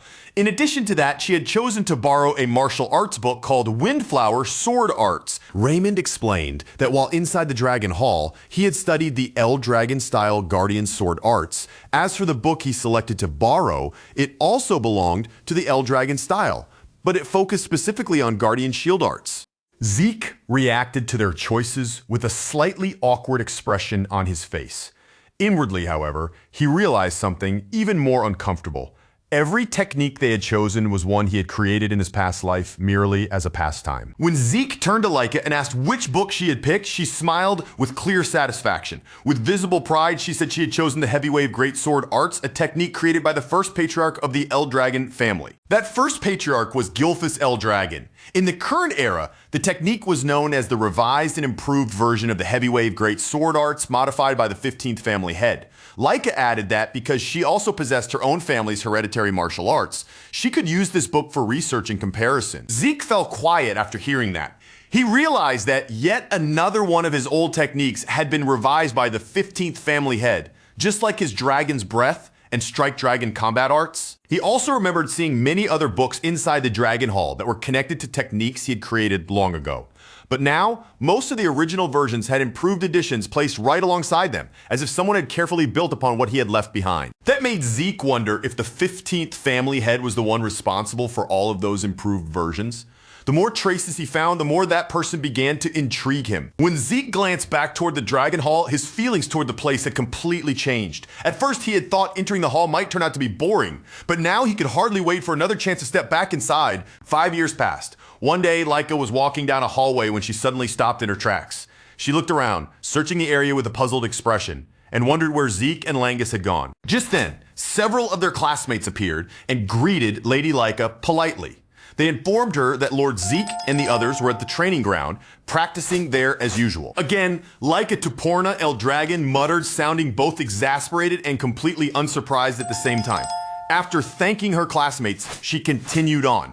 By then, Laika had grown into a 12-year-old girl. When Laika finally stepped onto the sprawling training grounds, her eyes immediately locked onto Langus, Raymond, and Celine. They were already moving in seamless rhythm, circling and weaving around one another, each poised to strike. At the center of this controlled chaos stood Zeke El Dragon, now a 12-year-old boy, calm and unyielding, as they prepared to launch yet another coordinated assault against him. Far away from the clamor of weapons and the shouts of training, Balza El Dragon remained in the quiet of his office. His attention was sharply pulled when a report arrived, urgent and unmistakable, concerning the sudden emergence of a special rift somewhere in their territory. Balza's eyes narrowed, the sharp edge of his focus cutting through the still air. He scrutinized the messenger, demanding clarity. Could this report be trusted? The response was immediate and unwavering, a firm confirmation that the intelligence was accurate. The source of the report was none other than AIM, the captain of the Black Dragon Corps. With calm authority, he revealed that their investigation suggested a striking 80% probability that the newly appeared special rift contained water infused with magic, an invaluable and rare force. A shadow crossed Balza's face as he muttered under his breath, realizing the rift had surfaced in an incredibly inconvenient location. He pondered why fate had chosen this particular spot out of all places in their dominion. Yet the lure of magic water was too potent to ignore. The mere possibility demanded immediate action. Balza continued explaining the extraordinary potential of magic water. Anyone who drank it could awaken as a mage. The water reshaped the body's very constitution, granting it the ability to transmute raw source power into an entirely new and potent energy known as mana. He went further, painting the broader picture. The appearance of mana-based magic had revolutionized combat, giving rise to techniques never before imagined. At the same time, it sparked vicious battles among the major houses, each striving to control the scarce magic springs that were the source of such power in this era. Dominated by magic, the military might of any house was measured by the number of mages under its command. And yet, within the borders of the El Dragon family, there wasn't a single magic spring to call their own. For a house like El Dragon, cut off from natural sources of magic, there remained only one path to power. They had to seize special rifts and claim the magic water within, by force, if necessary. At this moment, the El Dragon family possessed only a handful of mages, even counting Balza himself. Each of these warriors was a seasoned veteran, hardened by the dangers of past special rift conquests and the magic water they had claimed through sheer survival. Despite their battle-hardened veterans, they were still outnumbered by rival houses that controlled their own magic springs. This imbalance made the conquest of special rifts not just a priority, but a mission of utmost urgency for House El Dragon. However, as Ain had reported, the location of this new special rift complicated matters further. It had appeared deep within the abundant dragon forest, a place layered with both natural complexity and political tension. Just a few days prior, a minor border skirmish had erupted in the region, leaving the surrounding lands tense, uneasy, and primed for conflict. The abundant dragon forest itself was immense, dense with thick woodland, and most of its expanse lay squarely within El Dragon territory. Yet, the complication arose from the fact that part of this forest stretched beyond their borders, encroaching into lands claimed by another house. The family, asserting broader dominion over this woodland, calling it the Great Abundant Forest, was none other than the Cerberus family, known for their aggressive territorial instincts. Aang elaborated that while the rift's heart had emerged within Eldragon lands, its sheer size and the growing special domain around it could easily extend into Cerberus territory. Knowing the Cerberus family's tendencies, it was almost certain they would detect the disturbance and rush toward it, like a predatory pack. Bowser's voice was cold and sharp as ice. Those Cerberus noses were all they were good for. Whether they liked it or not, the rival family would inevitably sense the special rift. This meant the Eldragon family had no option but to prepare for conflict, assuming that a clash with the Cerberus family was already unavoidable. Because this was a special rift, interference from either side would be limited, yet they needed to act swiftly before the Cerberus family fully grasped the situation. With that decision, Bowser immediately commanded Aang to contact every dragon's nest and announced that his selection exam would be held without delay. Back at the training grounds, Laika's eyes swept over the unfolding chaos. She couldn't help but remark on the sheer intensity of Langus, Raymond, and Celine, who threw everything they had into each sparring session with Zeke. Amid all that pressure, Zeke remained serene, his stance perfectly balanced, waiting patiently for each attack to come at him, never flinching, never yielding. Then, with impeccable timing, Langus, Raymond, and Celine launched themselves simultaneously from different angles, converging on Zeke with precision. Zeke's face hardened in focus as he reinforced his body, meeting each strike head-on without hesitation. Langus's spear pressed sharply against Zeke's cheek, threatening to pierce the skin, yet Zeke stayed composed.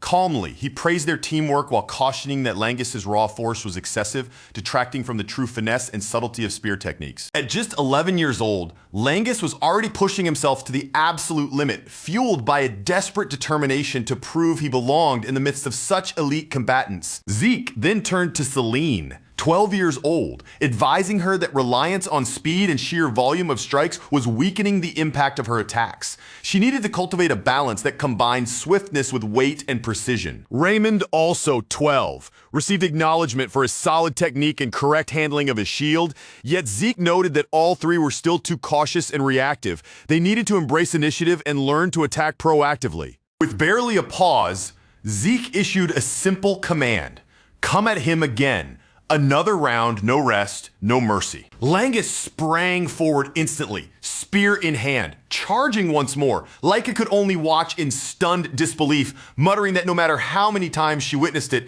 their training bordered on sheer insanity. When Zeke questioned her, asking what seemed so insane, Laika shot back sharply. Letting oneself be struck barehanded without even using source power was nothing short of madness. Zeke blinked at her as though she'd said something completely outlandish. "What are you talking about?" he asked, insisting that this was simply the correct way to train, the only way to truly fortify the body. Flexing the muscles beneath his shirt, Zeke called out toward Laika with pride, demonstrating that his relentless training had transformed his body into a durable fortress capable of enduring punishment even without source power. Laika groaned in frustration, complaining that if he was going to boast, the attack should at least stop first. But before her words could even settle, Langus darted in from behind, thrusting a powerful spear strike directly into Zeke. "Watch closely!"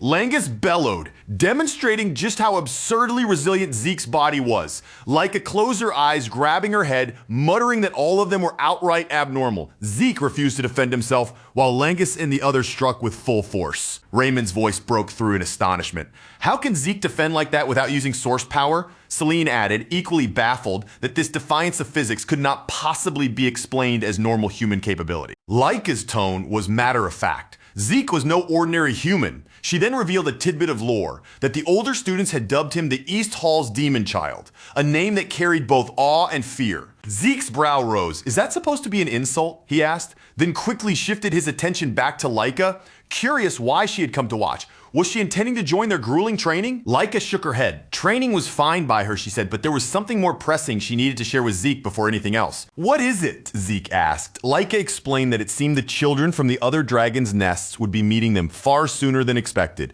bringing an unexpected acceleration to events. Langus froze, eyes wide in shock. Raymond, though, taken aback, admitted he had always anticipated that day would come, just not this quickly. It was clear now the time for the encounter had arrived. Celine speculated whether this sudden meeting had something to do with the next test.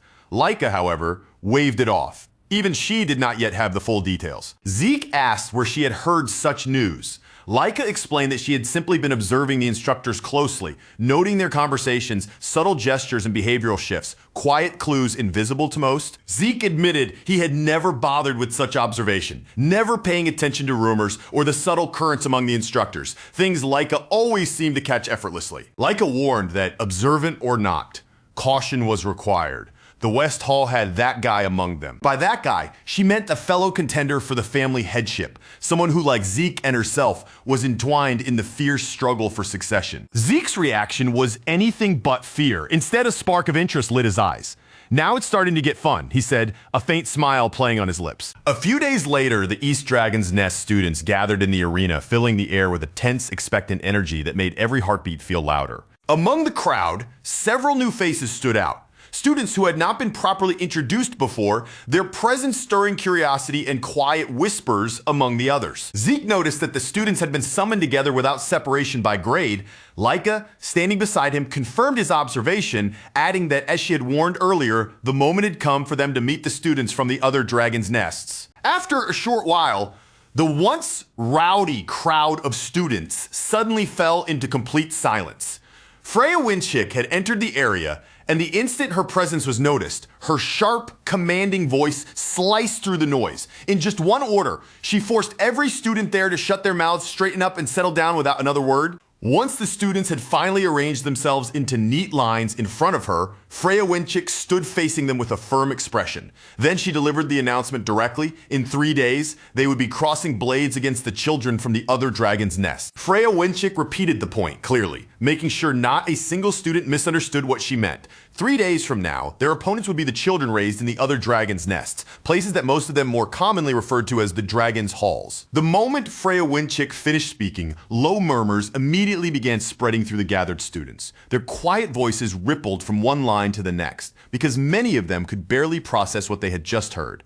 Fighting students from another dragon's hall was not something arranged lightly. As far as they understood, battles between different dragon's halls were normally saved for graduation exams. So confusion quickly filled the air as everyone wondered why such a serious confrontation was happening now. Freya Winchick calmly explained that there were multiple reasons behind the decision, though the deeper details were not something she could disclose to them at that moment.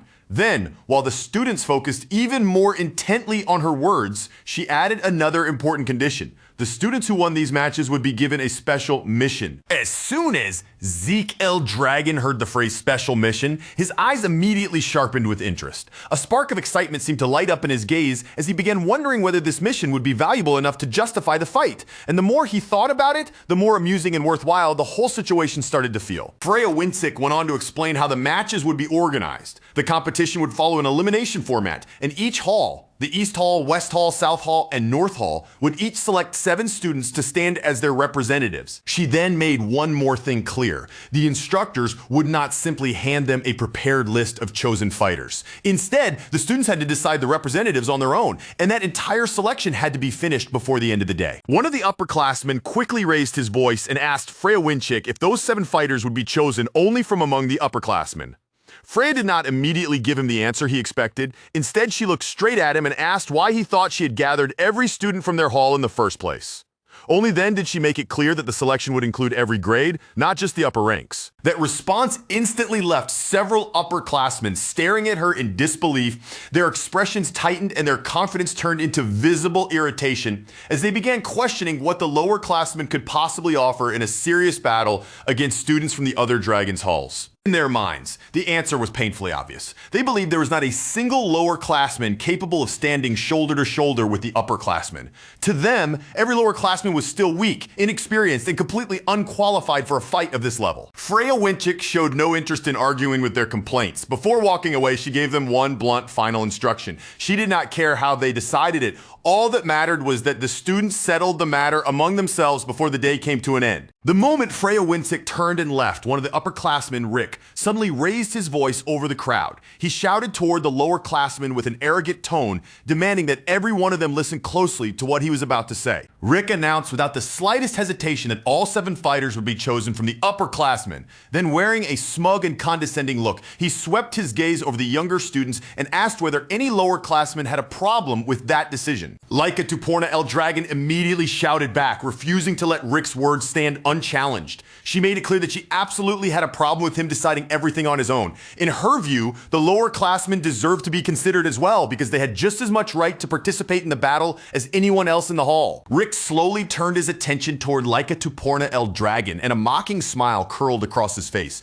Rather than treating her objection seriously, he looked at her as though she had misunderstood the entire situation and told her exactly that. According to Rick, this discussion had nothing to do with bloodline, noble status, or the name someone carried. What mattered here was ability. Then he added that no matter how impressive Laika Tuporna El Dragon's bloodline might be, if the decision was based on skill, that alone meant absolutely nothing. Laika Tuporna El Dragon did not retreat even a single step. Instead, she moved slowly toward Rick, her posture firm and her eyes locked directly onto him. As she advanced, a powerful aura suddenly burst out from around her body, pressing heavily into the space between them. Then, in front of everyone gathered there, Laika Tuporna El Dragon revealed her 3 stars. With her strength now displayed clearly for all to see, she looked at Rick and asked whether ability was truly the standard they were using to decide who would face the other dragons' halls of the Dragon's Nest. The upperclassmen were frozen in place, completely stunned by what they had just witnessed.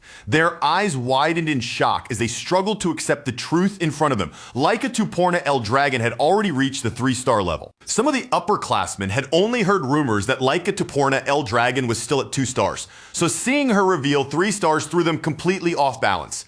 Nervous mutters began spreading among them as they wondered how she had managed to advance so quickly. Laika Tuporna El Dragon then calmly stated that she agreed with Rick on one thing. If strength and ability were truly what mattered most, then those should be the standards used to decide who would fight against the other Dragon's Halls. After that, Laika Tuporna El Dragon raised her voice and challenged Rick directly, asking whether there were really 7 upperclassmen stronger than her. If there were not, then the lower classmen had to be included in the selection. Rick's face twisted with anger and irritation, but for a moment he could not find an answer. In the end, all he could do was claim that Lady Laika was only stronger than the other upperclassmen because her bloodline was special. Even then, Rick refused to back down. He stubbornly insisted that Laika Tuporna El Dragon was the only exception among the lower classmen. Aside from her, he claimed, not a single lower classman had the ability to stand against the upperclassmen, and he dismissed the rest of them as nothing more than trash. That was when Zeke El Dragon suddenly cut into the conversation and told him he was being far too noisy. Rick's anger instantly shifted towards Zeke El Dragon. Furious, he demanded that Zeke say those words again, but Zeke showed no fear at all. In a calm, almost mocking tone, he repeated himself even more clearly, telling Rick that he was loud, annoying, and making way too much noise, that only made Rick's temper burn even hotter. Zeke El Dragon then asked Rick in an eerily calm voice whether he truly believed every lower classman was weak. He asked if the upperclassmen honestly saw all of them as nothing more than trash. Rick fell silent for a brief moment, caught off guard by the pressure behind Zeke's words, and then Zeke's expression changed as a powerful aura surged outward from his body. With that same steady pressure filling the air, Zeke El Dragon proposed a simple solution. He asked whether the upperclassmen would be willing to settle things by having everyone fight until only 7 students were left standing. Laika Tuporna El Dragon immediately grabbed her head. As if Zeke's suggestion had given her a headache on the spot, she quickly said that his idea was a serious problem and pointed out that it was far too violent. Then she stepped in before things could go any further and began explaining what she'd actually meant to propose. Rather than turning the selection into a chaotic all-out brawl, Laika Tuporna El Dragon suggested they hold preliminaries for anyone who wanted to participate. That way, every student who wished to compete in the match 3 days later would have the chance to enter no matter what grade they belonged to. She then turned her attention toward the upperclassmen and asked what they thought of that arrangement. If they were really as confident in their strength as they claimed, she added, then allowing the lower classmen to join the preliminaries should not trouble them at all. Rick eventually agreed to Laika Tuporna El Dragon's proposal. Although the look on his face made it obvious, he considered the whole thing pointless. To him, these preliminaries were nothing more than a waste of valuable time that the upperclassmen should have been using for proper training. As the upperclassmen began to turn away, Rick glanced back over his shoulder at Laika Tuporna El Dragon and Zeke El Dragon. Once the older students had moved off, Laika turned towards Zeke and asked if he planned to enter the preliminaries. Zeke answered right away, confirming without hesitation that he would. Zeke L. Dragon then casually added that Langus, Celine, and Raymond should enter the preliminaries as well. The way he said it made the decision sound less like a suggestion and more like something that had already been settled. The three of them were visibly taken aback by his sudden declaration. Langus reacted first, his expression tightening as he quickly asked Zeke L. Dragon if he was actually serious about making them join the preliminaries and fight directly against the upperclassmen. Zeke L. Dragon answered without even pausing to think. As far as he was concerned, there was nothing to debate. They were entering the preliminaries, and that was that. He reminded them that they had been training under him all this time after everything they had endured and practiced. If they could not show the results of that training now, when the opportunity was right in front of them, then when would they ever be able to prove themselves? Celine admitted honestly that the thought of fighting upperclassmen placed an almost overwhelming pressure on her. Raymond, however, approached the situation more practically. Since Zeke L. Dragon had already made up his mind, Raymond said the only thing left for them to do was give everything they had in the preliminaries. Laika Tuporna L. Dragon then said it seemed she would be fighting alongside her teammates once again. With that, she turned toward the rest of the lower classmen and asked if anyone else wanted to enter the preliminaries, but the others were clearly too nervous to step forward. They whispered anxiously among themselves, saying there was no way they could defeat the upperclassmen, especially when some of those opponents had already reached the 3-star level. Hearing the frightened whispers spreading through the lower classmen, Zeke L. Dragon let out a sigh. He asked why the students in his own grade had so little motivation. Then he told them that facing stronger opponents was exactly the kind of situation where they could gain the most. And for now, he said he wanted to see for himself just how impressive the upperclassmen's so-called abilities really were. The upperclassmen began drawing their weapons, their faces full of annoyance as they muttered among themselves. They complained that the selfishness of the lower classmen these days was turning into a real headache. No matter how desperately the younger students struggled, they believed there was absolutely no way they could defeat them. As Langus and the others gathered together, their bodies were tense, and their nervousness was obvious from the way they trembled at the thought of facing upperclassmen. One of the older students mocked them, saying they should go easy on the lower classmen. Another upperclassman laughed along and added that, aside from Lady Laika, the rest of them were basically babies who had only reached the 2-star level. Zeke L. Dragon noticed the uneasy expressions on Langus and the others' faces. He asked why they all looked so gloomy and whether they were worried about the fight. Langus immediately admitted that they were, explaining that their opponents were all 3-star upperclassmen, so it was only natural for them to feel nervous. Zeke L. Dragon calmly reminded them that they had spent the past 5 years training seriously under him. Through all that time, they had endured his lessons, sharpened their techniques, and performed well during their training sessions. Because of that, Zeke L. Dragon told them they needed to have more faith in themselves. They had already put in the effort, pushed through the hard work, and earned their progress. Now they had to believe that everything they had done up to this point actually meant something. After hearing Zeke L. Dragon's reminder, Celine and Raymond visibly straightened, their confidence lifted by the trust he placed in them.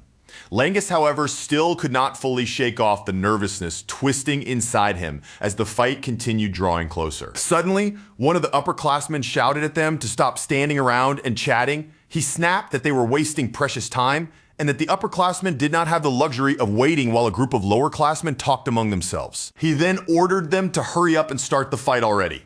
With a harsh, condescending tone, he said the upperclassmen would personally teach the lowerclassmen exactly where they belonged. But less than a minute after the fight began, the spectators were already staring in complete disbelief. No one seemed able to understand what had just happened, and confused voices immediately began breaking out all around the arena. People started questioning how the lowerclassmen had managed to defeat the upperclassmen so easily. Some wondered aloud whether the upperclassmen this year were simply weaker than usual, but others quickly rejected that idea.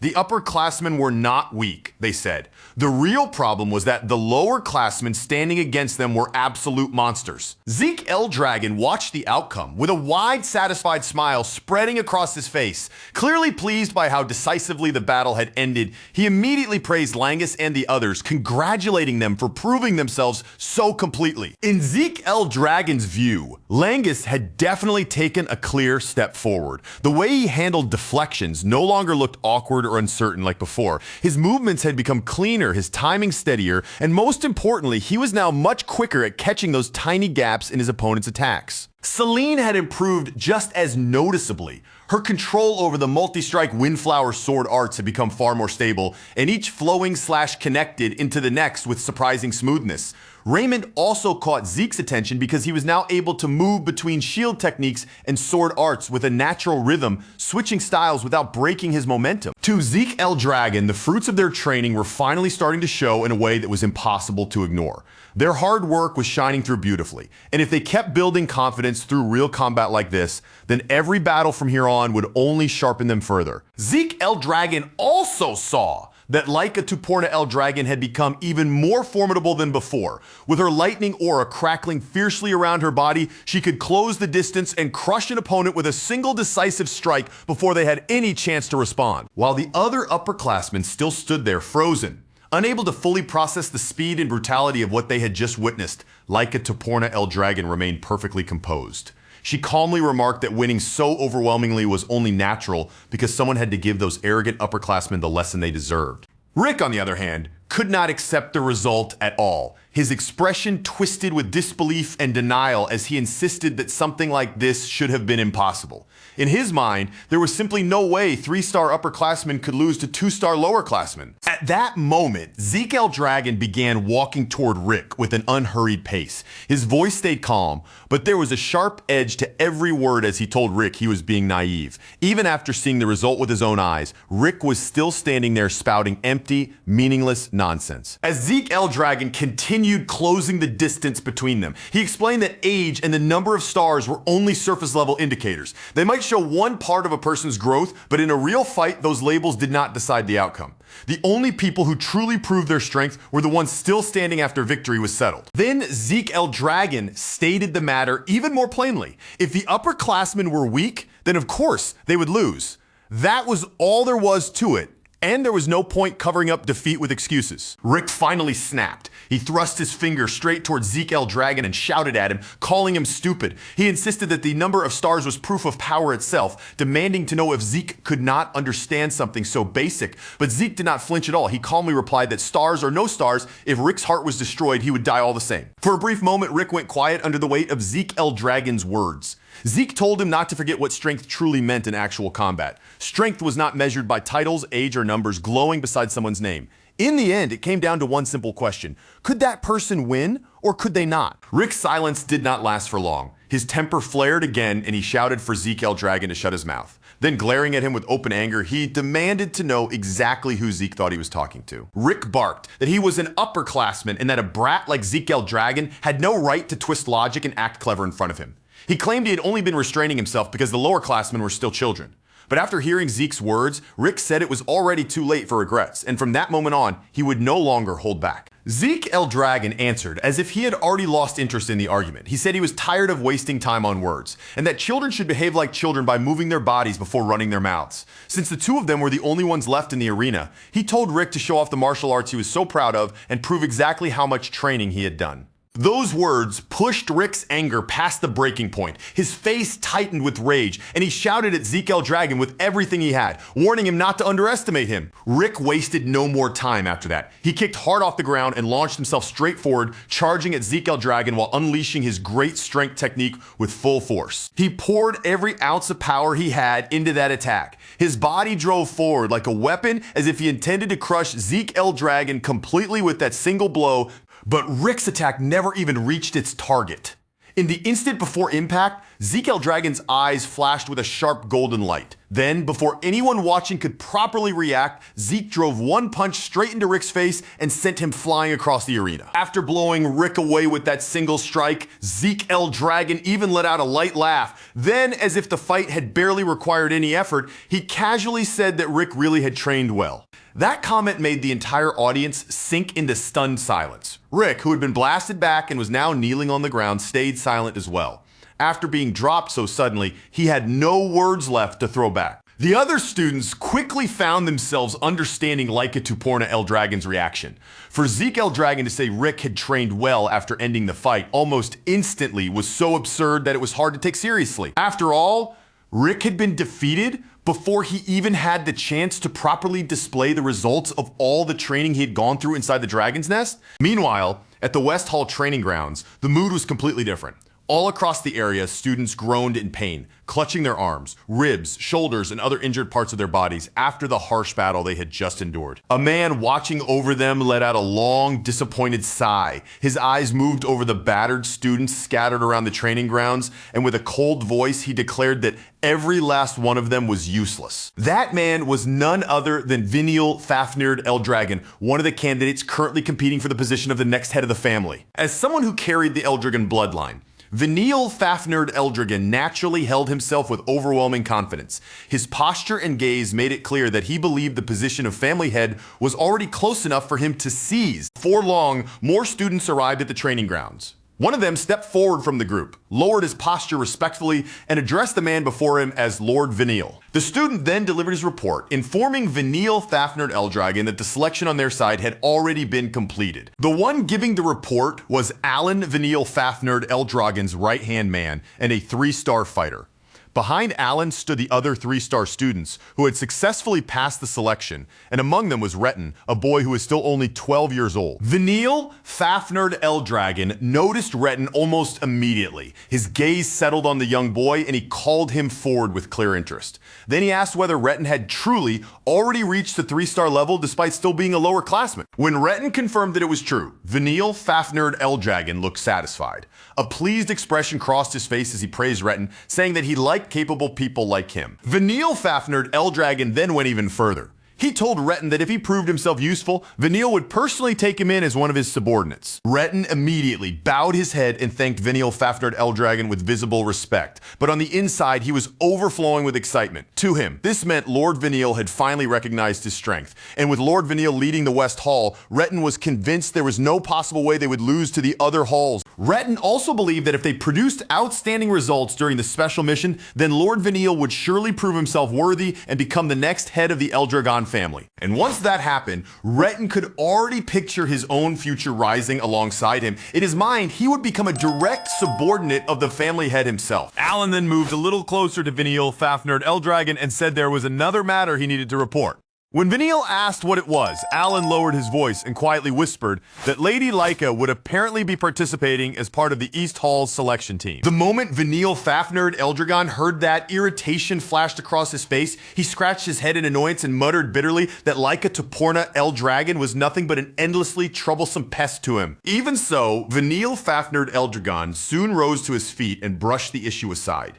He said that no matter how exceptional Laika might be, it would not change the outcome. In the end, they would be the ones who won. Veniel Fafnir Eldragon declared it once more with absolute confidence. They would win, complete the special mission, and prove to his older brothers that the position of next family head truly belonged to him. When the day of the selection finally arrived, the participants gathered together in the arena. Students from the Dragon's Nest and from the different Dragon's Halls also came to watch, filling the area with a heavy, expectant atmosphere. Because the arena was packed with so many people, Langus could not hide how nervous he felt. His eyes moved across the huge crowd around them, and he quietly muttered that there were far too many students gathered there. Laika Toporna Eldragon explained that most of the students from the various halls had come to witness the selection for themselves. Then she added that, since some of the children had already dropped out during the exams, the number of students had actually been reduced quite a lot by now, and she asked Langus if he agreed. Langus did not respond out loud. Instead, he quietly thought to himself that Laika Toporna Eldragon was right. The students who had dropped out of the Dragon's Nest were no longer standing here because they had been labeled pseudo-dragons, just like his father. Laika Toporna Eldragon quickly noticed the sadness that had settled over Langus's face. Wanting to pull him away from those painful thoughts, she changed the subject at once and gave him a light pat on the back. She told him that what mattered now was that they had been chosen as representatives of the East Hall and that they should feel proud of that. Langus quickly nodded, forcing himself to gather his folks again. With renewed resolve, he said that he would do everything he could in the upcoming selection. Not long after that, they spotted Zeke Eldragon standing quietly among the other participants. Unlike usual, he was unusually still, simply observing the students around him without saying much. When they walked over to him, Langus immediately asked if something was wrong. Laika Toporna Eldragon also pointed out that Zeke Eldragon seemed strangely quiet today. Zeke replied that nothing was wrong at all. He was merely measuring the fighting strength of the students gathered around him. Suddenly, Langus nearly collapsed from shock when a loud voice rang out close by. The voice enthusiastically praised Zeke L. Dragon, saying that, as expected of Lord Zeke, he was even capable of doing something like that. When Zeke L. Dragon turned toward the sound, he saw two students running straight in their direction. At the same time, he casually commented that things had certainly changed. The two upperclassmen, who were also members of the selection team and were now hurrying toward him, immediately agreed with Zeke L. Dragon's remark as they approached. Rick went on to explain that ever since their clash with Zeke L. Dragon and the others, everything they thought they understood about strength, status, and ranking had been shaken. That battle had forced them to stop looking at power in such a simple, surface-level way. Even though Rick still belonged to House L. Dragon, he openly admitted that his perspective had changed. Now, when he saw someone who was genuinely powerful, he felt real respect for them, regardless of how young they were or what position they held. Zeke L. Dragon answered him in a calm, almost casual tone, saying that if Rick had changed in that direction, then it was not a bad thing at all, and there was no reason to treat it as a problem. But while Zeke kept things simple, Langus completely broke down beside him, bursting into tears and grabbing onto Zeke's legs as if his life depended on it.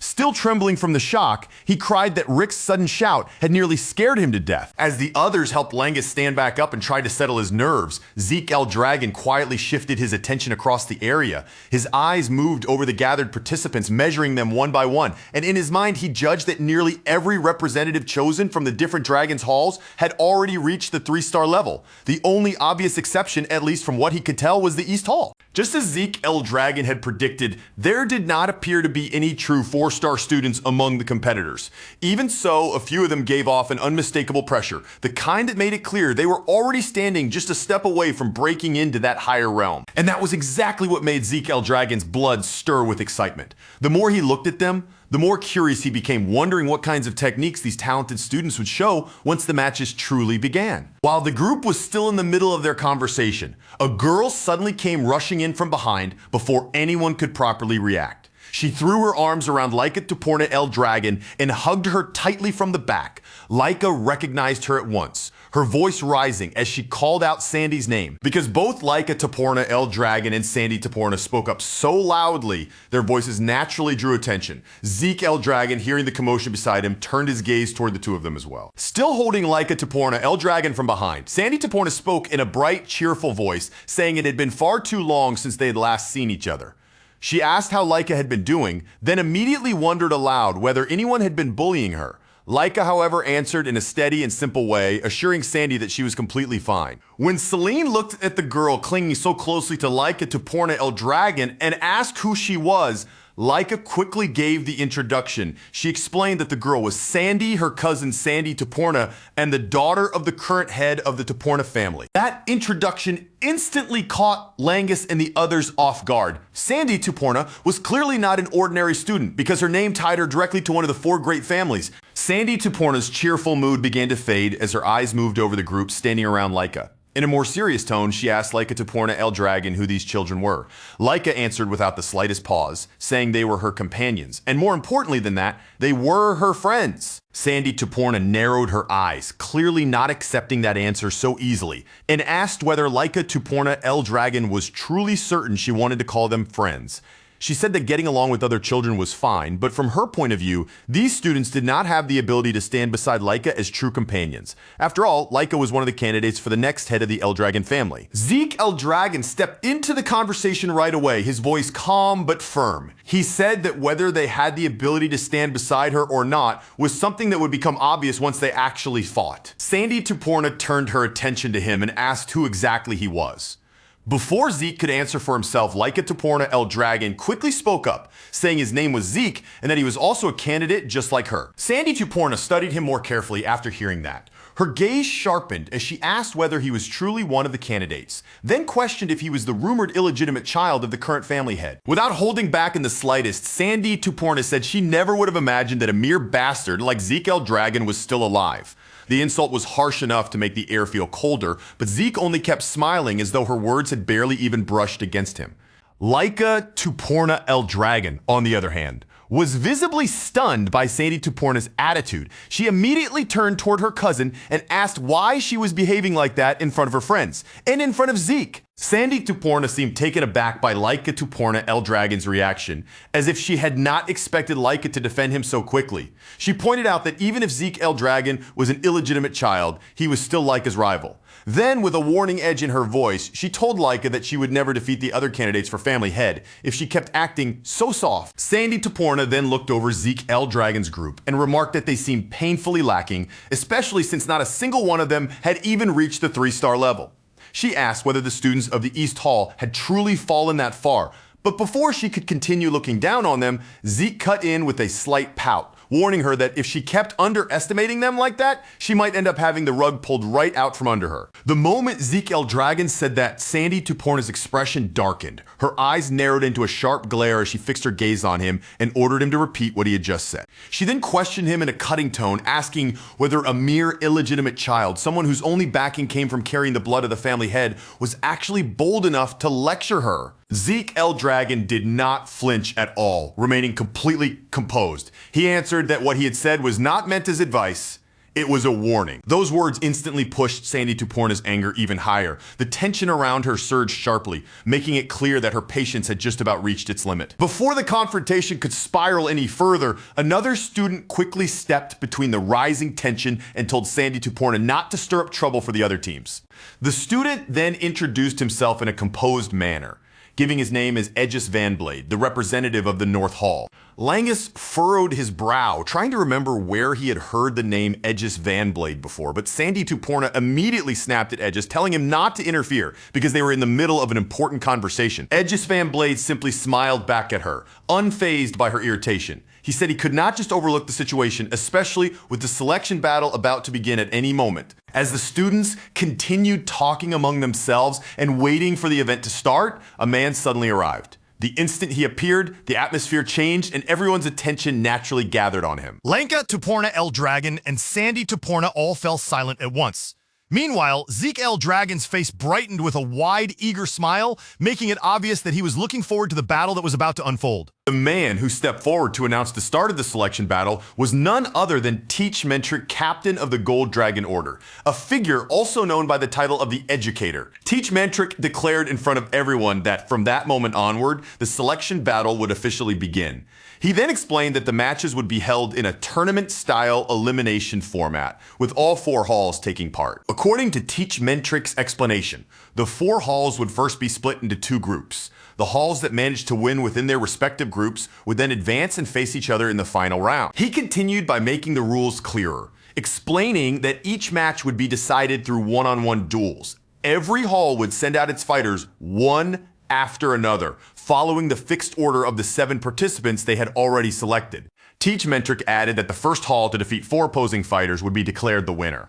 And once a match had begun, the order of the fighters could not be changed for any reason, no matter what happened. Because of that restriction, the order in which each hall chose to send out its fighters would become a crucial part of their strategy. It was not something they could decide casually or treat as a minor detail. As his final announcement, Teach Mentric revealed that the students chosen through these matches would be assigned to a special mission, one that held tremendous importance for the Eldragon family. Anyone who participated in that mission would earn a major contribution to the family, and for Laika Tuporna Eldragon and Vanille Fafnir Eldragon, gaining that kind of achievement would bring them much closer to the position of family head. After finishing the explanation, Teach Mentric announced that they would now determine the brackets. He began calling forward the representatives from each hall one by one so that each of them could draw a stone from the box. The first representative, whose name he called, was Vanille Fafnir Eldragon, the chosen representative of the West Hall. Vanille Fafnir Eldragon stepped forward toward the officer holding the box. Without showing the slightest hesitation,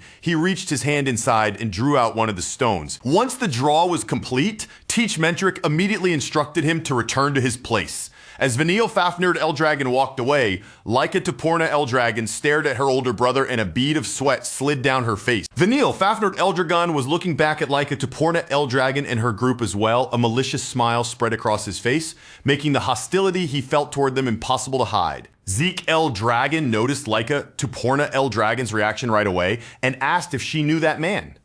Laika confirmed it immediately, explaining that he was the West Hall's head candidate she had mentioned before. Vanille Fafnir L. Dragon. Zeke L. Dragon simply replied that he understood, a faint smile forming on his face as he took in the situation. From what he could see, the West Hall was not only dangerous because of Vanille Fafnir L. Dragon himself, the rest of their warriors also seemed powerful overall. And it was not just the West Hall. Zeke L. Dragon could tell that the other halls had been trained properly as well. Their stances, their presence, and the controlled way they carried themselves all revealed the results of serious discipline. Even so, the gap in power between the different teams could still be felt. That difference seemed to hang heavily in the air around the arena, adding another layer of pressure before the matches had even begun. Before long, Zeke L. Dragon's gaze came to rest on Retin. Looking at that familiar face among the gathered participants, he quietly thought to himself that it had been quite some time since he had last seen him. From what Zeke L. Dragon remembered, Retin had already shown impressive ability back during the entrance exam, but seeing him reach the 3-star level at only 12 years old made Zeke smile, because it meant Retin must have pushed himself through an extraordinary amount of training as well. At that moment, Retin suddenly noticed Langus standing among the representatives of the East Hall. His expression immediately darkened with open hostility, and he questioned why Langus had even been allowed to take part in the current selection. The students who knew Langus reacted with the same disbelief. Several of them could not hold back their voices, shouting from where they stood as they stared toward the arena, unable to understand why someone like Langus was standing among the selected fighters. With all those startled voices crashing over him and so many uncomfortable stares aimed in his direction, Langus immediately started folding back into himself. His shoulders seemed to shrink, his confidence draining away, and Raymond noticed the change in his face right away, quickly asking if he was still holding up. Langus answered in a hesitant little voice, saying that he was fine, but there was nothing convincing about it at all. And from a distance, Retin continued to glare straight at him, his eyes filled with obvious hostility, as if he had no intention of hiding his malice. Before that tense atmosphere could drag on for too long, Teach Mentrick's voice rang out again, calling for the representative of the North Hall to come forward. Aegis Van Blade stepped up and drew a stone from the box, and once his turn was finished, Teach Mentrick immediately moved on to the South Hall representative, who followed the same process and took a stone as well. At last, only one hall remained, and Teach Mentrick called for the East Hall representative to step forward. The instant Laika Tuporna L. Dragon heard the East Hall being called, she turned straight toward Zeke L. Dragon and told him that it was his turn. Zeke looked back at her with honest confusion on his face, asking why he had suddenly become the representative without anyone even discussing it. Laika Tuporna L. Dragon answered him with complete calm, as though the explanation was so obvious that it barely needed to be said. Zeke was the strongest member of their group, so naturally, he was the one who should go up and represent them. Rick and the others immediately backed up Laika Tuporna L. Dragon's choice, agreeing with her without hesitation. Zeke L. Dragon, however, still seemed unconvinced, and he muttered that in situations like this, he had thought people usually sent out the youngest member or something. Laika Tuporna L. Dragon simply stared at him, clearly wondering what he was even talking about, before pointing out that they were all around the same age anyway. With that argument settled, she told Zeke L. Dragon to stop resisting and go draw the stone already. Having no real excuse left, Zeke accepted the role of East Hall representative and walked forward. But before the moment could move on, Sandy Tuporna suddenly spoke up and challenged the decision. She asked why an illegitimate child like Zeke L. Dragon was being chosen as East Hall's representative instead of Laika Tuporna L. Dragon herself. Laika Tuporna L. Dragon answered her in a straightforward voice, saying Zeke L. Dragon had been chosen because he was the strongest among them. Even after hearing that, Sandy Tuporna refused to accept it, insisting that Zeke had not even reached the 3-star level the way Laika had. Sandy Tuporna then reminded Laika Tuporna L. Dragon that this selection was basically a contest between head candidates, especially between Laika and Vanille Fafnir L. Dragon. If Laika kept acting like this, Sandy warned her, then there was no doubt she would end up losing. Laika Tuporna L. Dragon only responded with a confident smile. She told Sandy Tuporna there was nothing to worry about and no problem at all, because in her eyes, their team was more than strong enough. Once Zeke L. Dragon drew the final stone from the box, Teach Mentricky gave the next instruction. He told each hall representative to pour their source power into the stone they had selected. As the representatives began channeling power into their stones, the small objects reacted immediately. One by one, they started to glow, shining clearly in either blue or red light. Teach Mentrick explained that those colors would determine the tournament brackets. He then announced the matchups clearly. The first match would be East Hall against North Hall, and the second would be West Hall against South Hall. The moment Zeke L. Dragon's group heard that their opening opponent was North Hall, their attention naturally shifted in that direction. Their gazes moved towards Sandy Tuporna, Aegis Vanblade, and the rest of the team standing with them. That was when one student in particular stood out to them. He was especially tall, with a build that looked intimidating even from a distance. And when Langus noticed not only his size, but also the sharp, piercing look in his eyes, he shuddered and asked in shock whether someone that huge was really a student of the Dragon's Nest. Laika Tuporna L. Dragon confirmed that he was indeed a student, though even she looked taken aback by the situation. She had not expected that they would be thrown against Sandy Tuporna's team in the very first match. Meanwhile, Sandy Tuporna released her lightning aura without hesitation. Crackling power rose around her body as she faced Laika Tuporna L. Dragon and declared that this was the perfect opportunity to wake her up. Then Sandy Tuporna pointed directly at Laika Tuporna L. Dragon's team, her tone turning even sharper. She declared that she would crush Laika completely, making sure Laika remembered both where she belonged and what purpose she was supposed to live for. Laika Tuporna L. Dragon did not back down for even a second. Golden lightning burst from her own body as she met Sandy Tuporna head-on and told her, with full confidence, to bring it on. At the same time, Zeke L. Dragon stood with the blue stone in his hand and noticed Aegis Vanblade watching him with a calm, expectant smile. Aegis remarked that it seemed they would be fighting in the first match, and he admitted openly that he was really looking forward to it. Seeing the relaxed smile on Aegis Vanblade's face and hearing the excitement behind his words, Zeke L. Dragon answered with a grin of his own.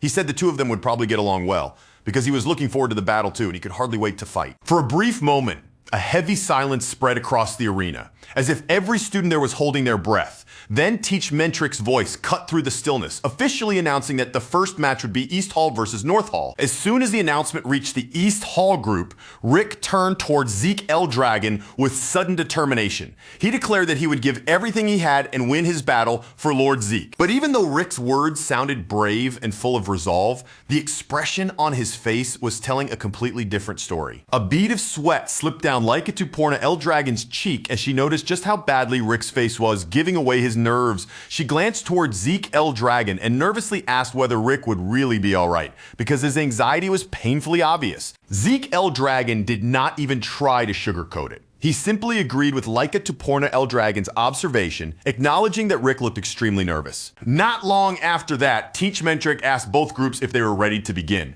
Rick stepped into the center of the arena and faced his opponent. And the moment both fighters were in position, Teach Mentric gave the order for the battle to start. Rick made the first move. He gathered source power into his fist, forced his fear down as best as he could, and charged straight toward his opponent with every bit of courage he could muster. From the sidelines, Zeke L. Dragon and the others watched the fight closely. Zeke wondered what kind of result Rick's match would lead to, while Laika Tuporna L. Dragon judged the two fighters by appearance and said it looked like it would be a difficult battle.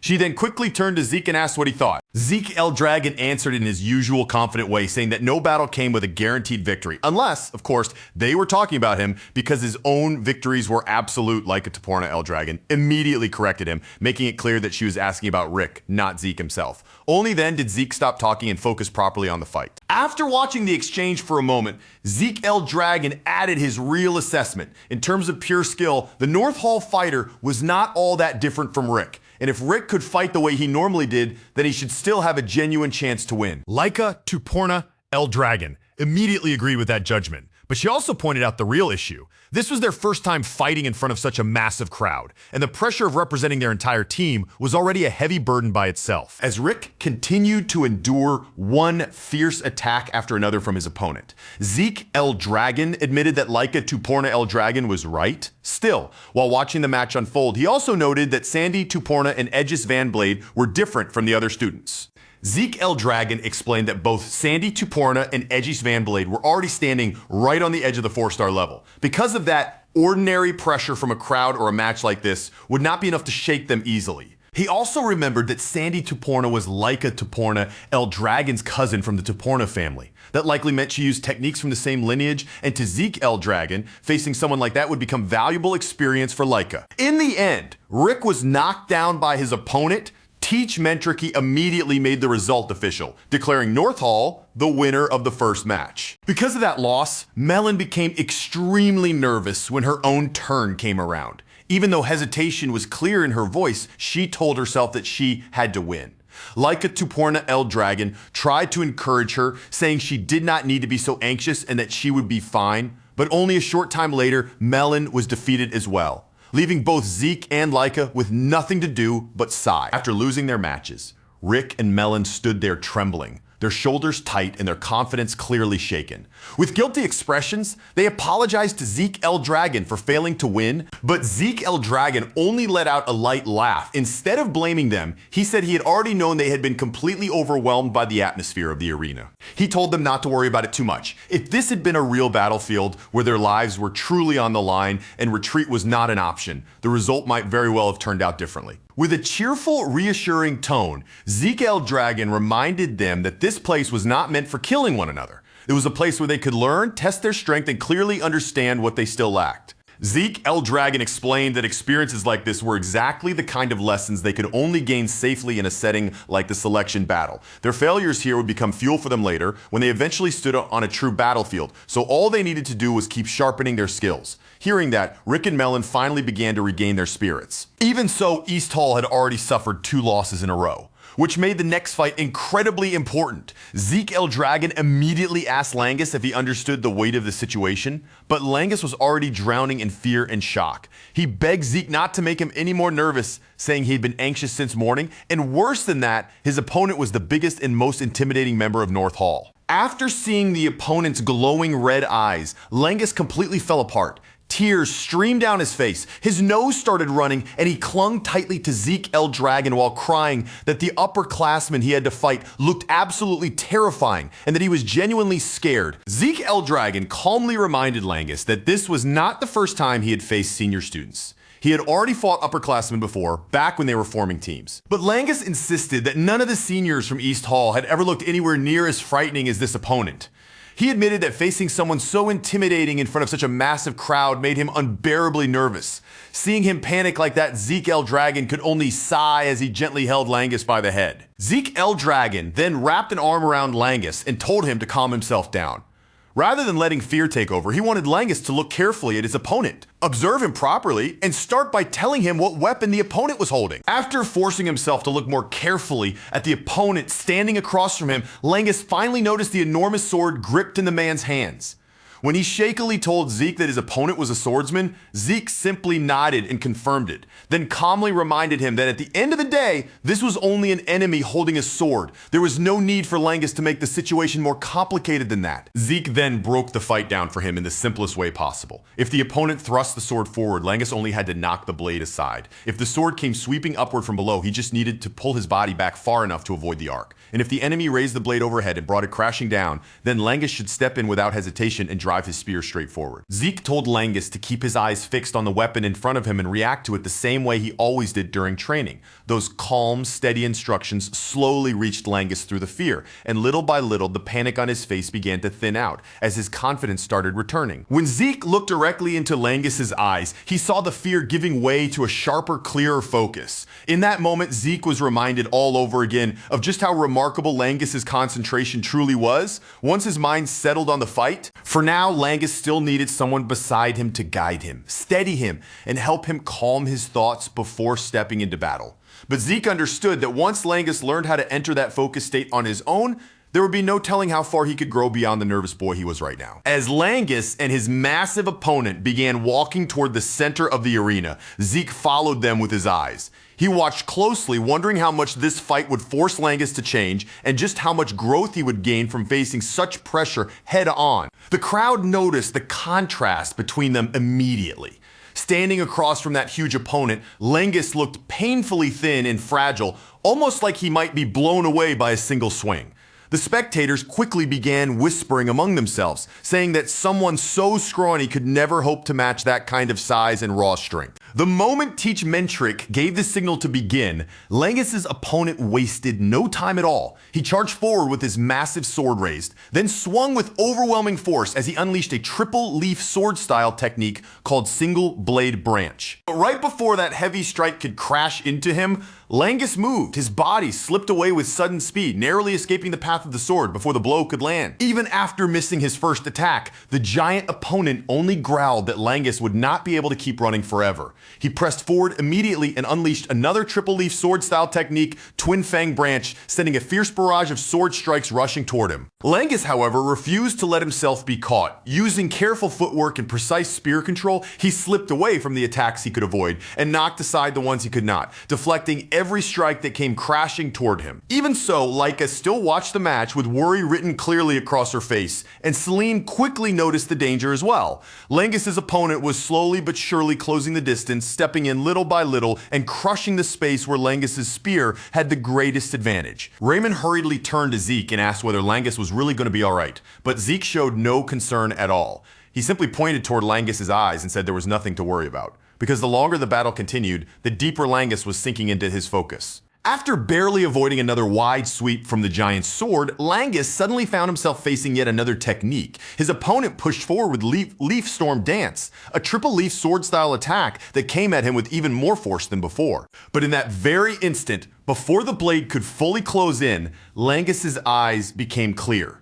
It was as if the last traces of hesitation had been washed away, leaving only focus behind. Langus moved immediately and responded with a cloud water spear-style technique called Flowing Clouds in Water. His spear flowed smoothly into the path of the incoming sword, guiding the attack aside with clean and precise movement. The force of the clash knocked the giant opponent's balance off for just a brief moment. It was only a small opening, but Langus saw it clearly, and he did not let that chance slip away. In the next instant, Langus followed up with another Cloudwater spear-style technique, Raging Current Strike. He drove his spear straight into his opponent's chest, and the impact knocked the giant unconscious, sending his huge body crashing heavily onto the arena floor.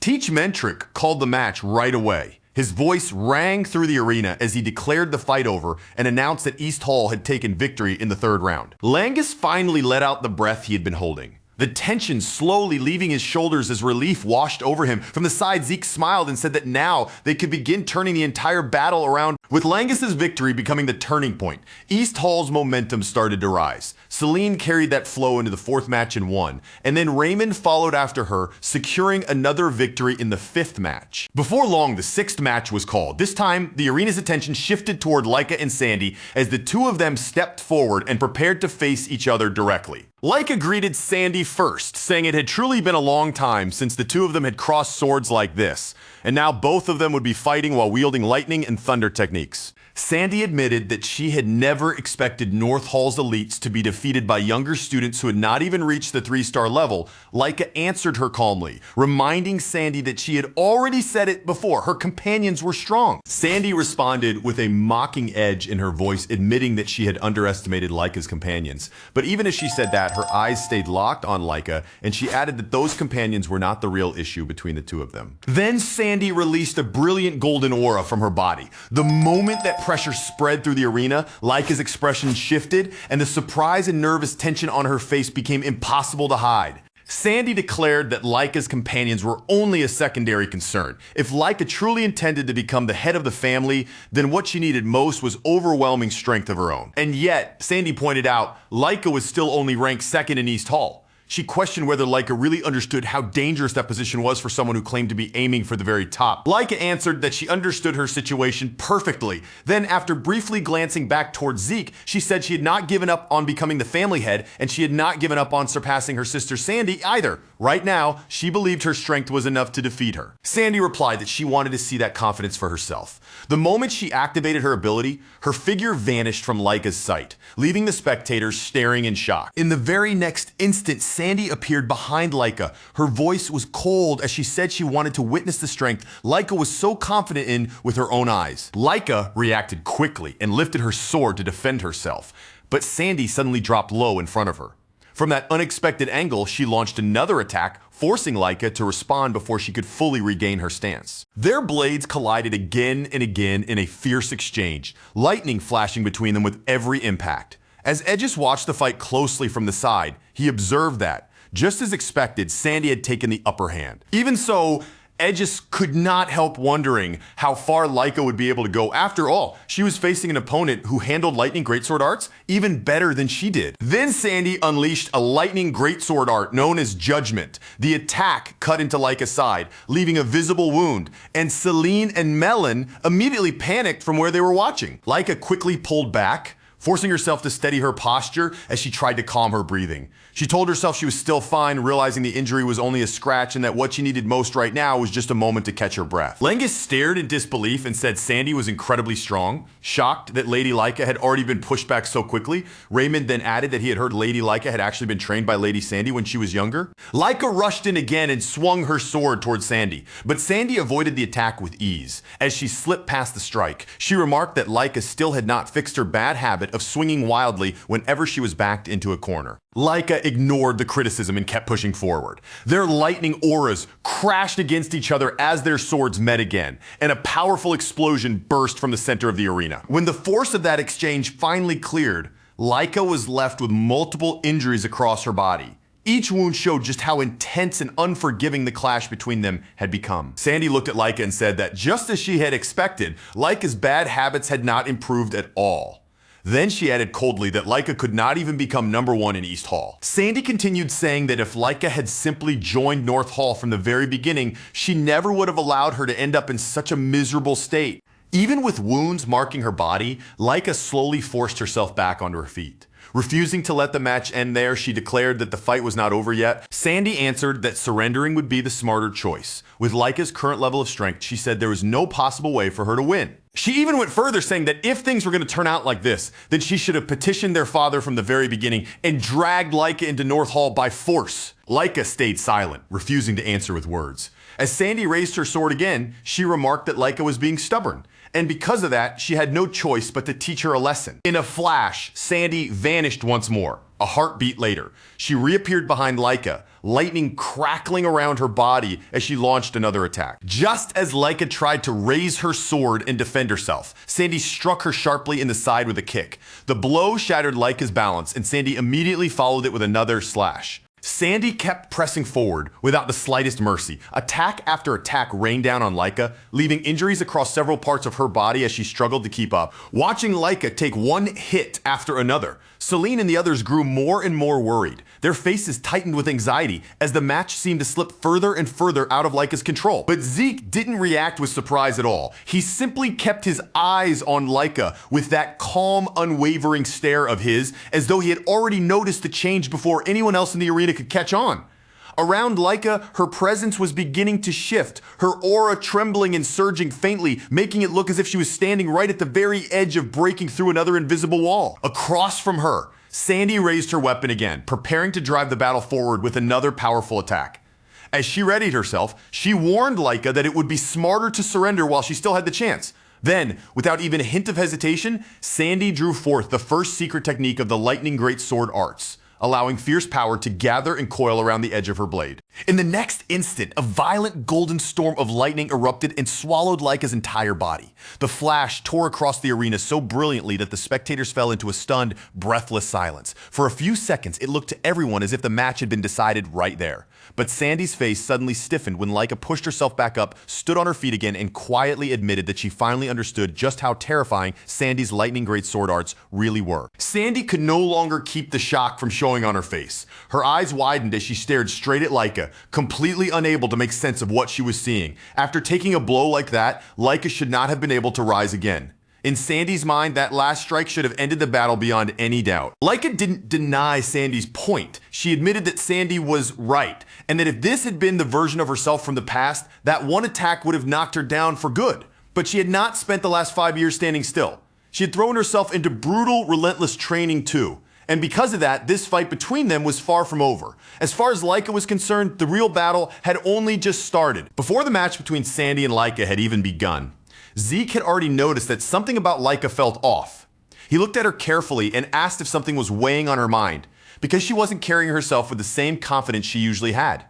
He wondered aloud if she was nervous, and Laika answered honestly she admitted that she was, because the person waiting across from her was not just any opponent. It was her own sister, Sandy. "Is that so?" Zeke asked, keeping his gaze on her as if he was trying to read what sat beneath her words. Laika then explained that Sandy was not simply another fighter standing in her way. Sandy had been the very first person to teach her the basics of the Lightning Greatsword arts, the person who gave her the foundation that everything else had been built upon. Of course, Laika had learned the true fundamentals from her uncle, the current head of the Tuporna family. He had been the one to pass down the proper structure, discipline, and formal principles of the style, giving her the correct path to follow from the very beginning. But whenever those lessons became too complicated, and whenever Laika found herself stuck on something she couldn't fully understand, she would always go to Sister Sandy for help. Because of that, Sandy had become more than just a family member in Laika's heart. In many ways, she had also been the person who guided her, corrected her, and helped shape her like a true mentor. Zeke stayed quiet for a moment, listening to every word and taking in the weight behind what Laika was saying. Then, after understanding the meaning behind her hesitation, he gave a short and simple reply. I see. Laika then confessed something that clearly wasn't easy for her to admit out loud. No matter how many times she had challenged Sandy in the past, she had never once managed to beat her. And although Laika had grown far stronger during the 5 years that had passed, Sandy had spent that same time training just as seriously. So even after all the confidence Laika had shown before the match, she couldn't honestly say she was completely sure she would win. Zeke responded in his usual steady tone, telling Laika that if those were the feelings weighing her down, then she needed to remember everything they had already gone through.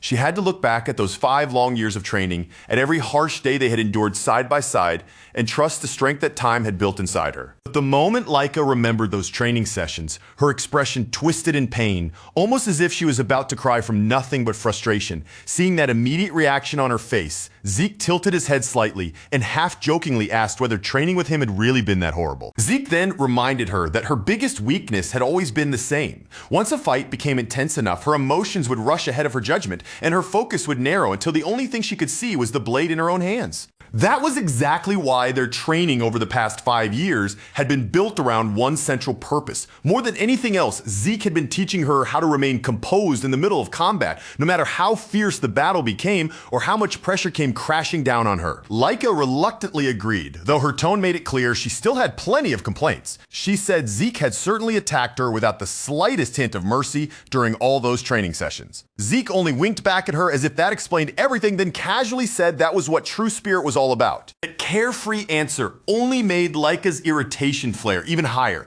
She snapped back at him immediately, asking what kind of spirit he was even talking about. To her, being attacked that brutally again and again didn't sound like spirit at all, and she couldn't understand how he could possibly describe it that way. Zeke didn't seem bothered by her anger in the slightest. He simply told her that the results of that harsh training were already beginning to show. By now, she should be able to calmly read an opponent's movements, even while crossing blades in the middle of battle.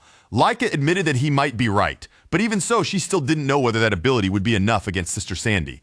Zeke assured her that the answer would become clear once she stood directly in front of Sandy. A fighter with Laika's talent, once she truly learned to observe her opponent, instead of letting the battle swallow her emotions, would eventually realize just how powerful that kind of awareness could become. Then he reminded her of one more important thing. She absolutely should not forget. She had been trained by him, by the strongest there was, so there was no reason for her to remain trapped by the results of old defeats or chained to what had happened in the past. Laika looked at Zeke and told him he made it sound as if everything should be obvious. Even so, the tightness in her shoulders slowly eased and the nervous edge around her expression softened. A moment later, she sincerely thanked him for helping her calm down before stepping into the match. Zeke then returned to something she had mentioned earlier and asked once more whether Sandy really had been the one who taught her the lightning great sword arts. When Laika confirmed that it was true, Zeke said this fight might actually become the perfect chance for her, just as she had done during training. Laika only needed to keep her eyes on Sandy's techniques and absorb every detail.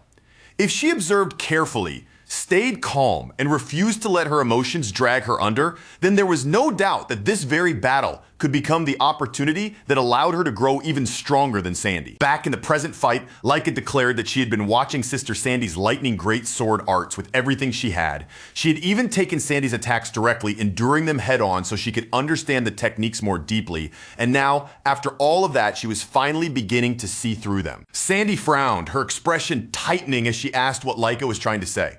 But Laika didn't give her even a second to think through the answer. In the very next instant, she kicked off the ground and shot straight towards Sandy. Laika's sword began moving with strange, deceptive afterimages that made Sandy's eyes hesitate. For a split second, Sandy couldn't tell whether Laika had slowed down, stopped completely, or suddenly changed the rhythm of her attack. That tiny moment of confusion was all Laika needed, and her blade slipped cleanly through Sandy's defense to land a solid strike. While Sandy was still shaken by that sudden counterattack, Laika refused to give her any room to recover. She pushed forward without pause, lightning crackling wildly around her sword as she unleashed one strike after another. The relentless barrage forced Sandy to brace herself, hold her ground, and endure the pressure crashing down on her. As Laika charged in again, Sandy could only stare at her in disbelief. She struggled to understand what was unfolding right before her eyes. Laika's movements had suddenly become sharper, faster, and more precise, and Sandy couldn't grasp how that kind of improvement had appeared in the middle of the fight itself. Then Laika tried to reproduce the finishing move Sandy had used earlier,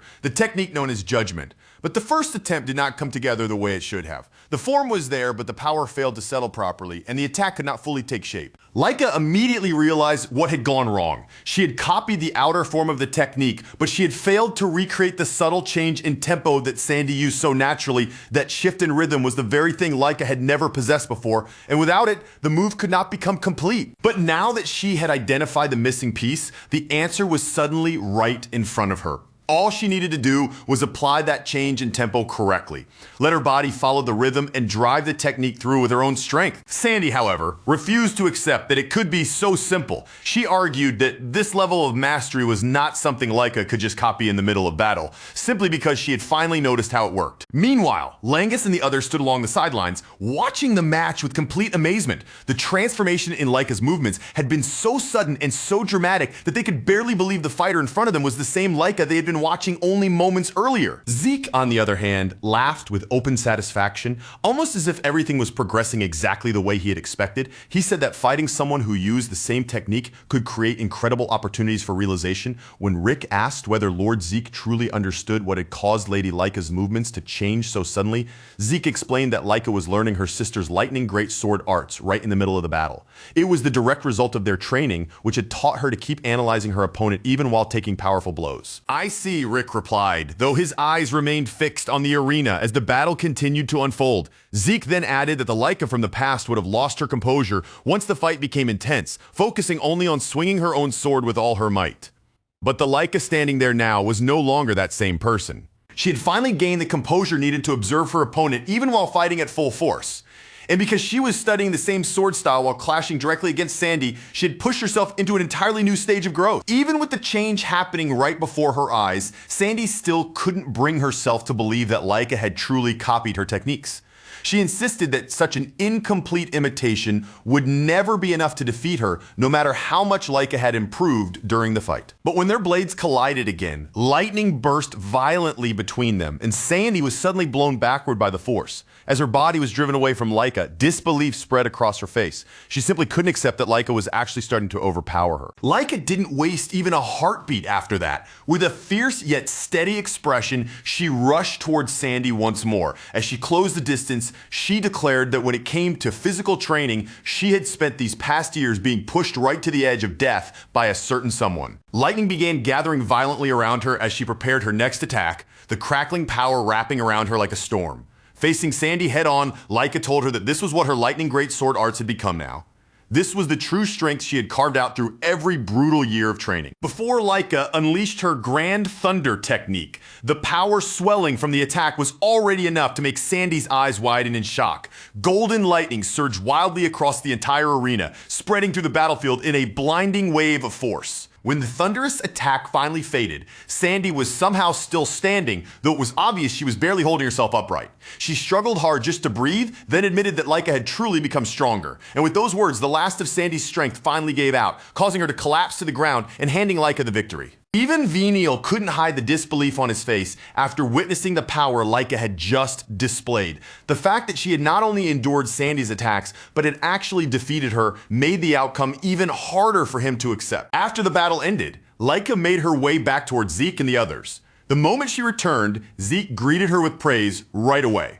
With a relaxed expression, he said it looked like he would not have to step into the arena and fight after all. Laika's face immediately brightened into a happy, relieved smile as she answered him. She said she was glad she had managed to secure the victory for their team and bring the match to an end with her own hands. She then added that if she had lost, though she quickly made it clear she had never intended to let that happen, Zeke would have been the one forced to fight in the next match against Aegis Vanblade. The moment Zeke heard that name, his attention sharpened, his relaxed mood shifted slightly, and he immediately asked Laika whether she personally knew Aegis Van Blade. Laika replied that she did not know him personally.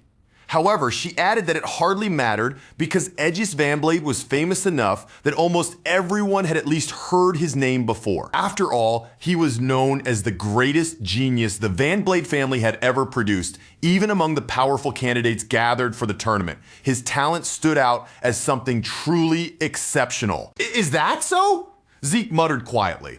At the same time, he thought to himself that judging from Aegis Van Blade's aura alone, those rumors were not just empty praise. Compared to the other participants in the tournament, Aegis clearly existed on an entirely different level. Laika went on to say that even if the fighter in question was Zeke, a duel against someone like Aegis Van Blade was still impossible to predict with confidence. Facing an opponent that dangerous meant the outcome could twist in any direction the moment their blades finally met. Meanwhile, Teach Mentric stepped out toward the very center of the arena, drawing the eyes of the entire crowd as his voice rang clearly through the venue.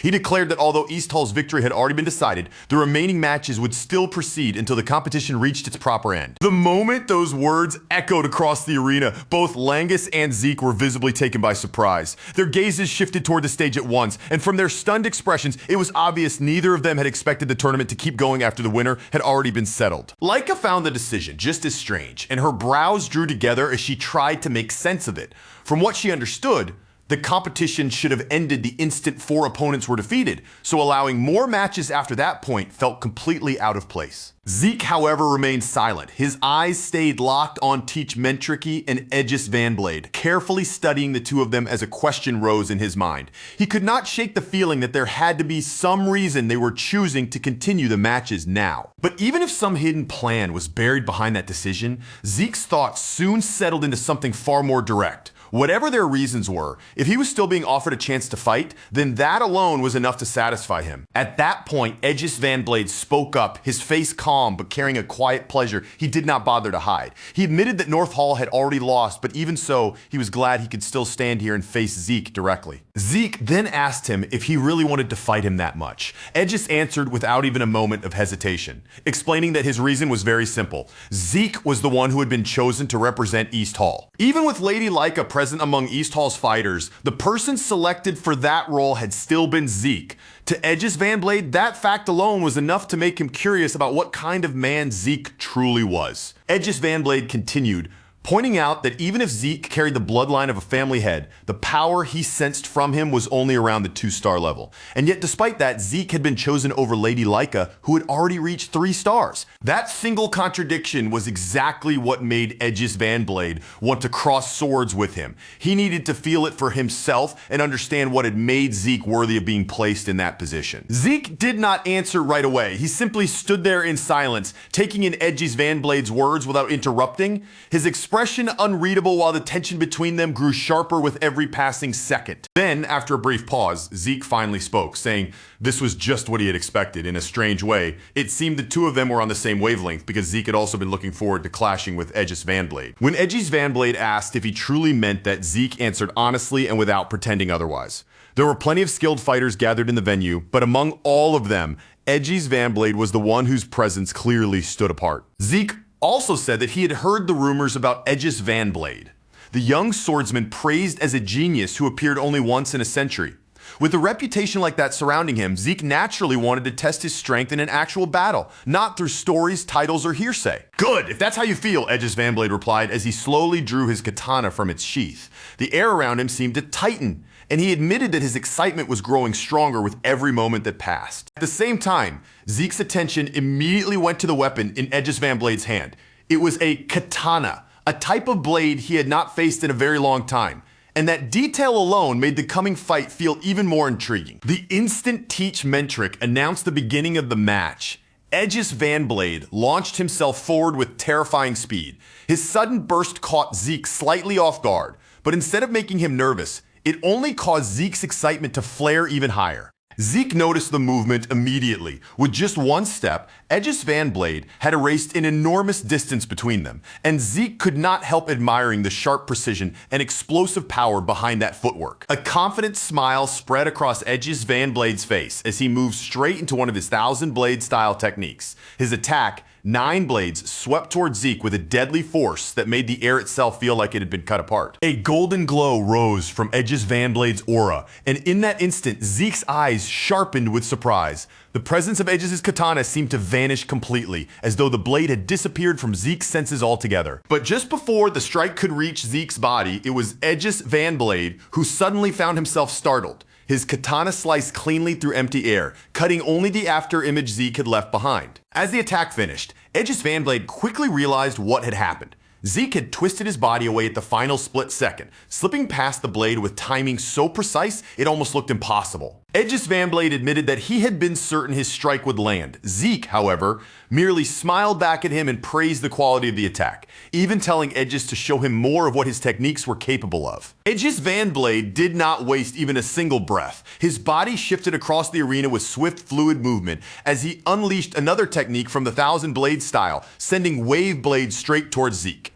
Zeke watched the incoming strike closely, following every small change in the movement of Edge's fan blade's sword. As he studied it, he remarked that the path of Edge's blade was extremely difficult to read. Then, without any warning, Zeke sensed that something was off.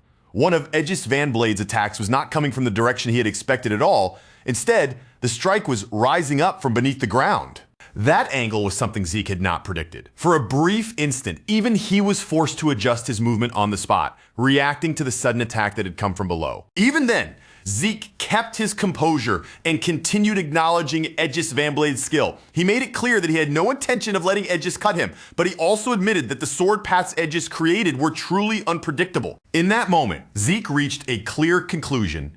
Edge's fan blade really was a genius, the kind of swordsman who could constantly alter his attack patterns without letting the speed or force behind each strike weaken at all. Edge's fan blade's source power flowed through every movement with flawless control. There was no wasted motion anywhere in his attacks, and each sharp strike seemed to read Zeke's breathing, timing, and rhythm with frightening accuracy.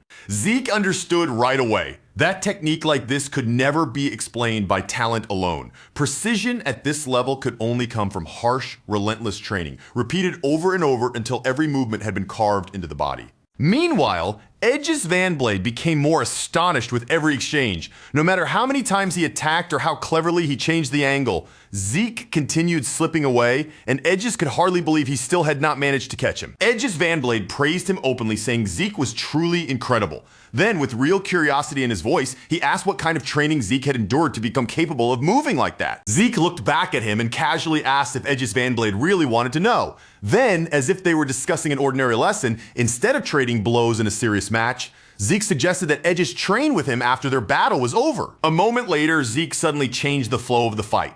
After staying on the defensive for so long, his body burst forward toward Edge's fan blade, closing the distance as he prepared to launch an attack of his own. Zeke's eyes flashed with clear determination as he drove in. Instead of drawing a weapon, he thrust his fist straight toward Edge's fan blade, throwing a powerful and decisive strike with his bare hand. Edge's fan blade instantly lifted his katana to block the blow, but the force behind Zeke's punch crashed into him with shocking weight. His entire body shook from the impact, leaving him stunned that someone supposedly only at the 2-star level could possess such overwhelming power. After landing the punch, Zeke glanced down and noticed the damage left across his own fist. He realized that even though he had tried changing his breathing pattern during the exchange, Edge's fan blade had already adapted to that shift as well. Because of that, Zeke had to admit that Edge's was an even more remarkable warrior than he had first believed. Edge's fan blade then remarked that Zeke had finally chosen to attack him directly. With his katana still held ready in front of him, he asked whether that meant Zeke had finished observing his techniques. Zeke answered that, to some extent, he had. When Edge's fan blade heard that reply, his eyes narrowed slightly, and he wondered if Zeke had already started to grasp the true nature of his abilities. Then Edge's fan blade rushed in with another swift attack aimed at Zeke. Watching the blade approach, Zeke first thought it followed the same pattern as the earlier strikes. But just before it could reach him, Edge's abruptly shifted the direction of his sword with his lingering shadow technique, startling Zeke in that final instant. That sudden change left Zeke with too little time to respond properly. Edge's Van Blade's blade slipped through his defense and cut across Zeke's chest, finally landing a clean hit in the middle of their fierce exchange. After the attack connected, Edge's Van Blade turned his gaze towards Zeke and asked whether he still needed to reveal even more techniques in order to satisfy Zeke's expectations. Meanwhile, Zeke brought a hand to his chest, touching the place where the wound had been opened. For a moment, even he seemed unable to fully believe that Edge's Van Blade had actually managed to injure him during their fight. Even with that wound on his chest, Zeke's smile did not disappear. Instead, his expression grew even more thrilled as he admitted that this battle was becoming more and more enjoyable with every exchange. While the intense clash between Zeke and Edge's Van Blade continued to shake the atmosphere of the arena, Sandy slowly began to regain consciousness from the place where she had collapsed after her own match. Her teammates immediately hurried over to her side, their voices filled with worry as they asked if she was all right. Sandy quickly told them she was fine, trying to reassure them before their concern could deepen any further. Soon after, the memories of what had happened came back to her. Sandy realized that she had lost her match against Laika. Even so, when Sandy remembered the way Laika had defeated her, she could not stop a small smile from appearing on her face. With a quiet sigh, she accepted the result, her expression carrying both exhaustion and a faint trace of pride. Even after Sandy's defeat, there wasn't a trace of resentment on her face. Instead, her expression stayed calm, almost satisfied, because deep inside, she truly accepted the result of the battle. More than anything, seeing Laika reveal that much strength filled Sandy with genuine pride. Afterward, Sandy turned back toward her teammates and lowered her voice in apology. She told them that if she had managed to win her match, their team might still have had a chance to claim the special mission, but the others quickly shook their heads, refusing to let her blame herself and insisted that they were the ones who needed to apologize for becoming a burden to both Sandy and Edge's Van Blade. One by one, Sandy's teammates bowed their heads in front of her, their shoulders heavy and their faces clouded with guilt. But Sandy didn't allow them to keep looking at themselves that way. With a firm voice and steady eyes, she told them that what they believed about being useless simply wasn't true. To Sandy, their loss had never meant that her teammates were weak, worthless, or lacking effort. The truth was much simpler and much harsher. Their opponents had been incredibly powerful, strong enough to crush them, even though everyone had fought with everything they had. Then Sandy told them what mattered from this point forward. They didn't need to drown in regret. They needed to train harder, sharpen themselves, and keep pushing past their current limits. That way, the next time they faced opponents on that level, they wouldn't be forced to taste the same defeat again. Hearing those words from Sandy slowly brought life back into her teammates' eyes. The shame that had been weighing them down began to loosen, and the gloomy air around them gradually shifted into something stronger. Quiet determination. Once everyone had steadied themselves, Sandy looked toward the arena and asked whether the match between West Hall and South Hall had already begun. But one of her teammates raised a hand and pointed ahead, explaining that for some reason no one understood the current match was still going on. The teammate added that the battle unfolding right now was almost impossible to believe. Sandy immediately followed her gaze toward the arena, and the moment she saw the two fighters colliding with terrifying force, her eyes widened. The sheer intensity of the clash made her wonder what in the world was happening down there. Then Sandy's attention locked onto Edge's Van Blade's movements. The instant she saw the shape and rhythm of his attack, she understood exactly what technique he had activated. Those were the 5 Aura Blades. And if Edge's Van Blade had gone so far as to use that technique, then there was only one conclusion Sandy could draw. He was no longer testing the waters or holding anything in reserve. Edge's was fighting with his full strength. As Sandy continued watching Zeke and Edge's Van Blade trade blows across the arena, Laika's earlier words suddenly echoed in her mind. Laika had said that out of everyone in their group, Zeke was the strongest. That memory left Sandy completely silent. Until now, she hadn't been able to fully accept Laika's claim as the truth, but after seeing Zeke stand toe-to-toe with Edge's Van Blade like this, calmly enduring a battle at this level, she finally understood that Laika had not exaggerated at all. Meanwhile, Edge's Van Blade launched another technique from the 1,000 Blade style, 5 Shadow. The attack shot straight towards Zeke with deadly precision, but Zeke slipped aside with almost effortless timing, dodging it as though he had already read the strike before it even came. A bead of sweat immediately slid down Edge's Van Blade's cheek, and disbelief flickered across his face. Even that move had failed to touch Zeke, and what made it even more unsettling was that after such a long fight, Zeke still wasn't breathing hard. Edges could only stare at him and wonder what kind of body this man had. Zeke answered in a relaxed tone, as if the question wasn't strange at all. He said there was nothing special about his body. He had simply spent a tremendous amount of effort building up his basic stamina. Techniques were important, of course, but to Zeke, the fundamentals of the body were just as essential. "I see," Edges Van Blade replied, absorbing Zeke's words without dismissing them. His expression turned serious, and he decided that if stamina and basic physical training could make that much of a difference, then from now on, he would have to devote more attention to strengthening his own body as well. Right after that, Edges Van Blade activated his ability again and rushed into another attack against Zeke. But Zeke didn't even need to move dramatically. Using only his arms, he met the incoming blade-like strikes head-on and shattered every single one that came flying toward him. As he broke through the attacks, Zeke calmly studied the technique in real time. The hardness, sharpness, formation speed, and range of Edges Van Blade's blades all sat around the lower edge of the upper tier overall. But considering Edges' age, Zeke could already tell that this young fighter had the potential to become very interesting in the future. A faint smile formed on Zeke's face as the battle finally gave him the answer he had been searching for. Through this clash with Edges Van Blade, he had at last confirmed the difference between the martial arts of 1,000 years ago and the martial arts practiced in the current era. In the martial arts Zeke had known 1,000 years in the past, the movement of the attack itself was everything. The form, the motion, the way the body drew out and expressed power, those were treated as the very core of combat. Back then, the essence of martial arts lay in expressing all creation through one's techniques. Source power certainly existed, but it was not the center of the art. It functioned more like a supporting force, something that enhanced the movement rather than replacing it. But in the modern era, martial arts had clearly taken a different path. Fighters now manifested source power directly, using that visible power itself as the medium to express all creation. In other words, the true heart of modern martial arts was no longer just the movement of the body.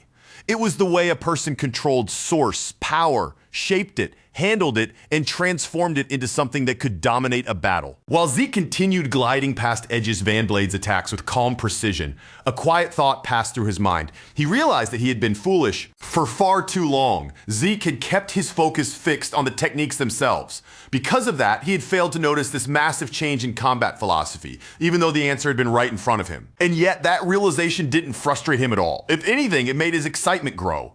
The way martial arts had transformed over the last 1,000 years fascinated him more than he could put into words. At the same time, Edges Van Blade kept pushing forward, refusing to let up even for a moment. But with every exchange, the truth became clearer. Every strike he sent out was either perfectly read, calmly countered, or completely destroyed by Zeke. By that point, Edges Van Blade could only arrive at one conclusion in his own mind. Zeke was not normal. He wasn't just strong or talented or difficult to defeat. He was something beyond ordinary, a true superhuman. On the sidelines, Langus and the others watched with their bodies tense and their eyes fixed on the arena. Langus anxiously pointed out that the fight had already dragged on for more than an hour, and yet there was still no sign that either fighter was about to stop. Laika, however, remained far calmer as she observed the two monsters continue their unbelievable clash.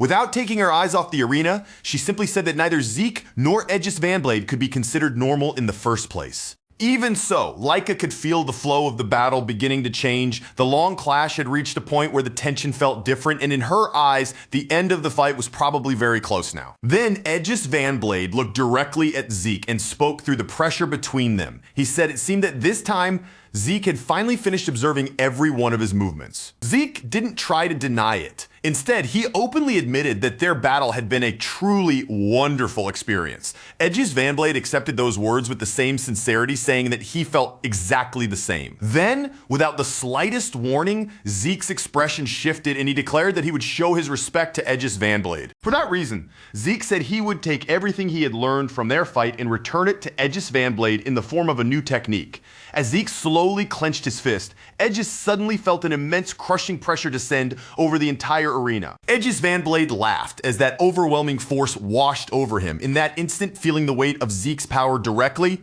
he said he finally understood why he had never been able to defeat him. Even then, Edges Van Blade refused to give in. He gathered every remaining bit of strength in his body and activated the secret technique of the 1,000 Blade style, 5-blade ultimate strike. With his resolve burning to the very end, he declared that he would keep struggling no matter what. But before Edges Van Blade could fully release his attack, Zeke suddenly kicked off the ground beneath him. His body shot upward, rising high above the arena in a single explosive leap. Suspended above the battlefield, Zeke concentrated his source power into his fist. Then, from high in the sky, he unleashed a storm of enormous golden fists, each one crashing down toward the arena like a falling star. This was Zeke's newly created technique, a modified second form of his dragon destruction combat arts. And with its overwhelming descent from above, he gave the move a name worthy of its destructive force: Fist Star. The effect was immediate and terrifying. Explosions burst across different parts of the arena, one after another, shaking the ground violently and sending the watching students into sudden panic. Then the attack finally slammed directly into Aegis Vanblade. A massive explosion tore through the arena, and the force was so tremendous that the entire battlefield seemed to tremble beneath the impact. Raymond reacted quickly, raising his shield in front of his teammates and bracing his entire body against the shockwave as he protected them from the blast. He still couldn't help but stare in awe at the unbelievable destructive power packed into Zeke's attack. Sandy, meanwhile, could only stand there staring into the smoke-covered arena. Too stunned to move, with dust and debris still blocking her view, she barely managed to ask who had actually won the fight. At that moment, Teach Mentriky's voice rang out through the chaos. Cutting through the noise and confusion, he declared that they had seen enough and officially announced the end of the match. As the smoke slowly began to thin, the first thing that emerged from the haze was Aegis Vanblade's katana. The weapon lay damaged in the aftermath, its blade broken from the force of the clash. Aegis Vanblade was sprawled on the ground, unable to move even a little, yet laughter still slipped out of him. He admitted that he couldn't so much as lift a finger. Zeke's strength had been overwhelming, and if Aegis truly wanted to catch up to him, then he still had a long road of training ahead. Zeke was breathing harder now, as well, sweat visible on him after the long and exhausting battle. But even with the strange showing, he still wore a smile as victory was officially declared for East Hall. The spectators could barely understand what they had just witnessed. Murmurs spread through the crowd as people questioned what kind of battle that had even been, and how someone as powerful as Aegis Vanblade had actually ended up defeated. Teach Mentrick then announced that before the match between West Hall and South Hall could begin, the arena would need to be repaired first. With that decision made, he instructed everyone to start preparing for the next round. Langus and the others were so overwhelmed that they could barely keep their emotions under control. Their faces brightened all at once, admiration and excitement spilling out before they could hide it. After all, none of them had seriously believed Zeke Eldragon would actually manage to defeat Aegis Vanblade. So watching him stand victorious filled them with a mix of disbelief, joy, and stunned respect. Laika Tuporna Eldragon glanced across the ruined fighting stage and let out a dry, almost exhausted remark. She said that somehow, just like before, Zeke had managed to destroy the arena again. In her eyes, everything about him was strange: the absurd strength he displayed, the reckless way he fought, and the way chaos seemed to follow him every time he stepped into battle. Zeke immediately turned his head toward Laika, clearly having heard every word of her comment. He questioned what she was trying to imply by saying that, but then quickly pushed the complaint aside. To him, the most important point was obvious. No matter how badly the arena had ended up, and no matter how messy the match became, he had still come out as the winner. Zeke then quickly added that whatever Laika meant could be dealt with later, because something far more important was about to happen right in front of them. Their focus needed to move on to the next match, the confrontation between West Hall and South Hall, Laika agreed, her expression turning more serious as she pointed out that another candidate for the position of family head would soon enter the arena, Vanille Fafnerd Eldragon himself. Once the intense battle between Aegis and Zeke had finally come to a close, Zeke looked back over the destruction left behind by his own hands. Seeing the battlefield torn apart so badly, he asked Langus if he might have gone a little overboard. With the arena damaged to that degree, he assumed there was no way it could possibly be restored anytime soon. But Langus remained calm and simply told him not to worry, then asked him to look toward the side of the arena. The instant Zeke followed Langus's gaze and looked over, his eyes widened in absolute shock. The scene in front of him was so unbelievable that he could not stop himself from asking how something like that was even possible. After all the destruction he had just caused, he could not understand how the arena had already been restored so quickly. Langus explained that the fighting stage had been built using a rare material known as Aetheryte. This special stone could respond when source power was poured into it, reshaping and rebuilding itself until the arena returned to its original form. No matter how damaged the battlefield looked, the material could repair the structure as though the destruction had never happened at all. After hearing that explanation, Zeke immediately realized that Aetheryte was yet another incredible material that had appeared during the 1,000 years since his previous life. For him, the world had changed in ways he still could not fully grasp, and discoveries like this kept catching him off guard one after another. While Zeke continued staring at the repaired arena with visible amazement, Langus added that using such an absurdly expensive material for a fighting stage of this size was almost unbelievable. The amount of wealth, influence, and resources needed to construct an arena like this was so extreme that it would leave almost anyone speechless. Zeke gave a faint smile as his eyes shifted toward the fighters preparing for the next round. From what he had seen so far, West Hall seemed to have the strongest overall lineup and the highest level of quality among the competitors. Still, South Hall had several warriors who looked far from weak, so Zeke found himself genuinely curious about what kind of battle would unfold between the two sides. But the match that followed was nothing like what Zeke had expected. Instead of becoming a tense clash between two powerful halls trading blows back and forth, the battle between West Hall and South Hall quickly turned into something completely different. It became a one-sided display, with the momentum tipping so heavily in one direction that the outcome felt almost overwhelming. When the battle between West Hall and South Hall finally ended, Teach Mentriki stood in place with doubt, pressing heavily on his mind. Something about Veniel Fafnir Eldragon's match did not sit right with him. The victory had been far too lopsided, so extreme that he struggled to accept the idea that Veniel had truly defeated Lila Sonar that easily through strength alone. Meanwhile, Veniel remained completely calm, his expression unchanged as if there had been nothing strange about the match at all. He looked toward Teach Mentric with composed confidence and asked, in an even tone, whether he was going to announce the winner. Teach Mentric finally pulled himself out of his thoughts, his eyes shifting away for a brief moment before he made the official call. He declared that West Hall, led by Veniel, had won the match. Then he announced that the final battle between East Hall and West Hall would begin after 1 hour. As Teach Mentric announcements spread through the arena, the reaction from the crowd was not the usual explosion of cheers. Instead, a strange and uneasy silence settled over the spectators. Many of them remained frozen in confusion, still trying to process the unbelievably one-sided battle they had just witnessed. On South Hall's side, Lila's teammates were not even focused on the result anymore. Their attention had shifted completely to Lila's condition. One of them carefully carried her away from the arena, while Leica watched from where she stood, staring after them in disbelief, unable to accept how easily Lila had fallen. Zeke, however, did not say a word. He simply stood there quietly, his gaze sharp and steady as he observed everything happening around him. Rather than reacting openly, he watched every movement and every detail in silence. Inside Zeke's mind, one conclusion had already formed with absolute certainty. No matter how the match appeared on the surface, something about that battle had been wrong. The gap in strength between Lila and Veniel should never have been wide enough to create such a crushing result. Yet during the match, Zeke had clearly noticed that Lila's source power was unstable.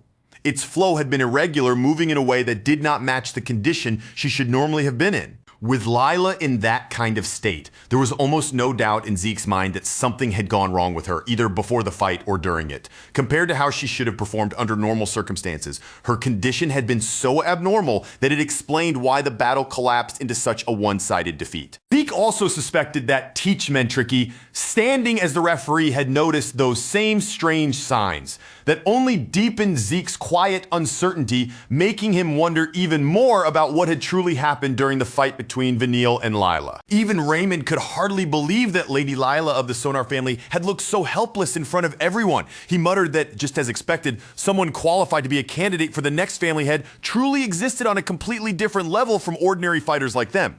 But Celine, still watching the aftermath with a tense expression, pointed out that the match had felt far too one-sided to be normal. Leica admitted that the fight had looked strange as well, but she also forced herself to consider another possibility. Maybe this was simply the reality in front of them. Since this was their first time witnessing the true strength of important figures from the other halls, it was difficult to say with complete confidence whether anything had actually been wrong. Rick then brought up an important point.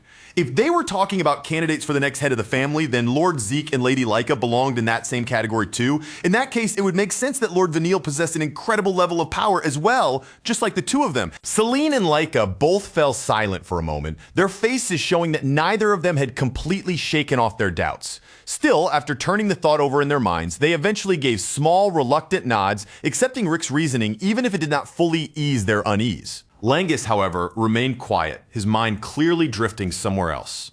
Rick noticed the look on his face and asked what was bothering him. Langus quickly brushed it off and said it was nothing, but then admitted that Lord Vanille's strength was truly shocking, and that everyone from West Hall seemed powerful enough to make him feel uneasy. Those words unintentionally pulled Raymond's mood down as well, making the air around them feel even heavier right before their own match. Once Langus realized the effect his comment had, he hurried to apologize, saying he was sorry for sounding so weak-hearted at such an important moment. Laika then spoke up, telling Langus that he was not wrong for feeling that way. She admitted openly that she had also lost her previous match, and as frustrating as it was to say, she still felt that she had not reached West Hall's level yet. Rick answered with a grim look on his face, saying that if even Laika felt that kind of gap, then he felt it even more strongly. He had more stars than some of them, and yet despite that, he still had not been able to defeat any of those opponents.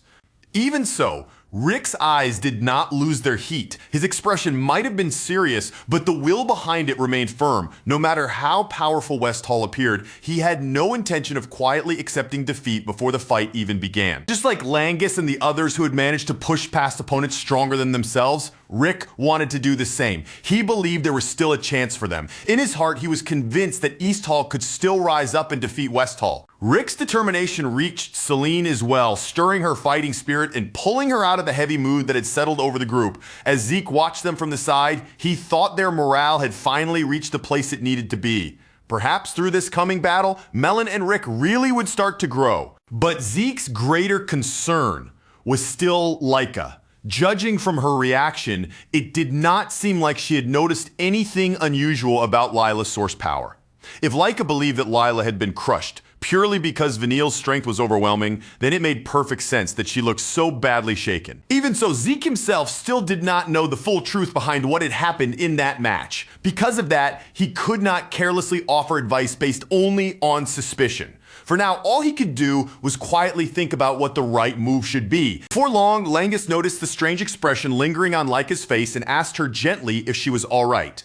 Laika answered right away, saying that she was fine. Then she turned aside and began walking away, telling them that she only needed a little time to clear her head. Later, outside the arena, Laika sat by herself in a quiet garden near a fountain. The steady sound of flowing water filled the space around her, soft but constant as she lowered her gaze and sank deeper into her own thoughts. No matter how hard she tried, Laika could not bring herself to believe that Vanille had become powerful enough to overwhelm Lila so completely. Even Edge's Van Blade had not been able to dominate Lila without receiving a single scratch, and yet Vanille had done exactly that, making it look almost effortless. The last time Laika had faced Vanille in a fight was long ago, when both of them were only 5 years old. Back then, she had challenged him, and she had lost. Ever since that defeat, Laika had thrown herself into training with relentless determination. Day after day, she pushed her body and will forward, carrying the same goal in her heart. One day, she would stand before Vanille again and defeat him with her own strength. She had truly believed that she had finally narrowed the distance between them. She had believed the gap that once separated them had been closed, but after what she witnessed today, that confidence had been shattered right in front of her eyes. If the match order continued as planned, then Vanille's next opponent would most likely be Zeke. Strangely, the moment that thought crossed Laika's mind, a part of her felt relieved. It meant she would not have to step into the arena and face Vanille herself. But the instant Laika realized that relief had appeared inside her, she hated herself for feeling it. To Laika, that emotion felt no different from admitting defeat before the battle had even begun. After all, defeating Vanille had been one of the goals she had carried with her for so many years, and yet now her own heart seemed to be trying to run from him. Just then, Vanille appeared nearby, breaking into the quiet atmosphere of the garden. He looked toward Laika and asked what she was doing there all by herself, with a mocking edge in his voice. Vanille studied her and commented that she looked awfully serious for someone sitting alone in such a peaceful garden. His tone made the words sound less like concern and more like amusement at her expense. Laika's eyes sharpened immediately, and her expression hardened as she turned her attention fully toward him. She demanded to know what he wanted, making it clear that the two of them had nothing to discuss, and that she had no intention of holding a conversation with him. Vanille only smirked, telling her not to act so prickly. Then, with cruel amusement in his voice, he said that if he became the head of House El Dragon, she might end up becoming his wife. The instant those words left his mouth, Laika shot up from where she was sitting and snapped at him to be silent, declaring that she would be the one to become the family head. Laika immediately turned away and started walking off, refusing to waste another second on him, but before she could leave the garden behind, Vanille stopped her with a few sharp, cutting words. He told her that he knew exactly what was going through her mind. Deep down, whether she wanted to admit it or not, she believed she could not defeat him. Vanille added that he could hardly blame her for feeling that way. After all, she had failed to beat him in the past as well. And now on top of that, she had just seen with her own eyes what he had done to Lila. Vanille moved in like he owned the space beside her, casually draping one arm over Laika's shoulder with a smug ease that made the gesture feel far too familiar. His voice was thick with arrogance as he told her that, after watching that last fight, she must have started to realize something. No matter how hard she tried, she would never be able to defeat him. Then, with that same confident smirk, he asked if he was wrong. Laika's face tightened at once, her patience already wearing thin, and all she gave him was another cold warning to shut his mouth. But Vanille showed no intention of backing off. If anything, Laika's irritation only seemed to make him press harder. His words came out even sharper as he told her to stop pretending and simply admit what was obvious. Whether it was back then, right now, or sometime far in the future, he claimed there would never come a day when she could surpass him. Then he pushed the insult even further, leaning into his cruel confidence as he told Laika to give up completely and submit to him. He spoke as though he were offering her some grand mercy, saying that if she chose to obey, he would treat her well. And as those words slid from his mouth, his hand pressed down more firmly on her shoulder, tightening its grip as if he were trying to make the threat sink into her body. That was the moment Laika's restraint finally shattered. In one sharp motion, she knocked his hand away from her shoulder, forcing his touch off her body as her anger burst through the calm front she had been trying to maintain. Her voice rose in fury as she shouted at him to stop talking, making it clear she had reached the end of what she was willing to endure. Vanille simply watched her outburst with that same mocking look, as if her anger amused him more than anything else. He remarked that she was not cute at all when she acted like that, throwing the words after her with a sneer. Laika did not even bother giving him another response. Without wasting a single extra breath on him, she turned her back and walked away, refusing to look over her shoulder. As Laika moved away from the garden and left him behind, the smugness on Vanille's face faded into something much colder. His eyes followed her retreating figure, and in a low murmur meant only for himself and those close enough to hear, he said that after he had placed his arm around her and gripped her shoulder like that, her fate was already sealed. Vanille then shifted his attention toward his subordinate, his expression hard and his voice dropping into a quiet, certain tone. He said they both already understood what had to be done from this point on. The subordinate answered immediately, without even a flicker of hesitation, assuring Vanille that everything could be left in their hands. After that, the subordinate brought up another concern. In a careful but direct tone, they asked whether they should also prepare for that illegitimate brat, Zeke L. Dragon, in the same manner they had already prepared things for Laika. Vanille answered that Zeke could be dealt with once the match was already underway, or that they could set things up during the fight itself. He admitted that under normal circumstances, making preparations in advance would be the safest choice. But Zeke, from what he had seen so far, appeared much sharper than expected. If that bastard noticed something before the match even began, Vanille said it would only create unnecessary trouble. Besides, Vanille had noticed something useful while watching Zeke fight. There were moments when Zeke seemed to let attacks connect on purpose, almost as if he were allowing the enemy to strike him for his own reasons. Because of that, Vanille believed arranging things in the middle of battle would be more than enough. His subordinate accepted that judgment at once and agreed with him. Vanille raised his fist and bumped it against his subordinates, the gesture carrying the same smug certainty that spread across his face. With a scoffing laugh, he said that even if Zeke had managed to defeat Aegis Fanblade, he had no intention of losing to some bastard child. And in Vanille's mind, he would not need to rely on cheap tricks to win, either. Behind them, the fountain's water began to shift in a quiet, unsettling way. Its clear surface slowly darkened, taking on a strange color that made the peaceful garden feel suddenly ominous. Vanille stood there with full confidence and declared that in this match, they would be the ones to win, and the special mission would belong to them. 1 hour later, the long-awaited time finally arrived for East Hall and West Hall to face each other in battle. Near the arena, Rick stood with nervous energy practically written across his entire body. Trying to steady himself, he said that the moment everyone had been waiting for had finally come. But no matter how much Rick tried to sound calm and prepared, his thoughts refused to settle down. His mind kept turning back to the harsh reality of the matchup in front of him, and every time he looked toward the arena, that pressure became harder to ignore. He and Melon were both upper-class students, and that should have meant something, but among all the representatives chosen to fight for East Hall, Rick could not deny the truth. He and Melon clearly stood at the weakest end of their lineup. West Hall, however, gave off a completely different impression.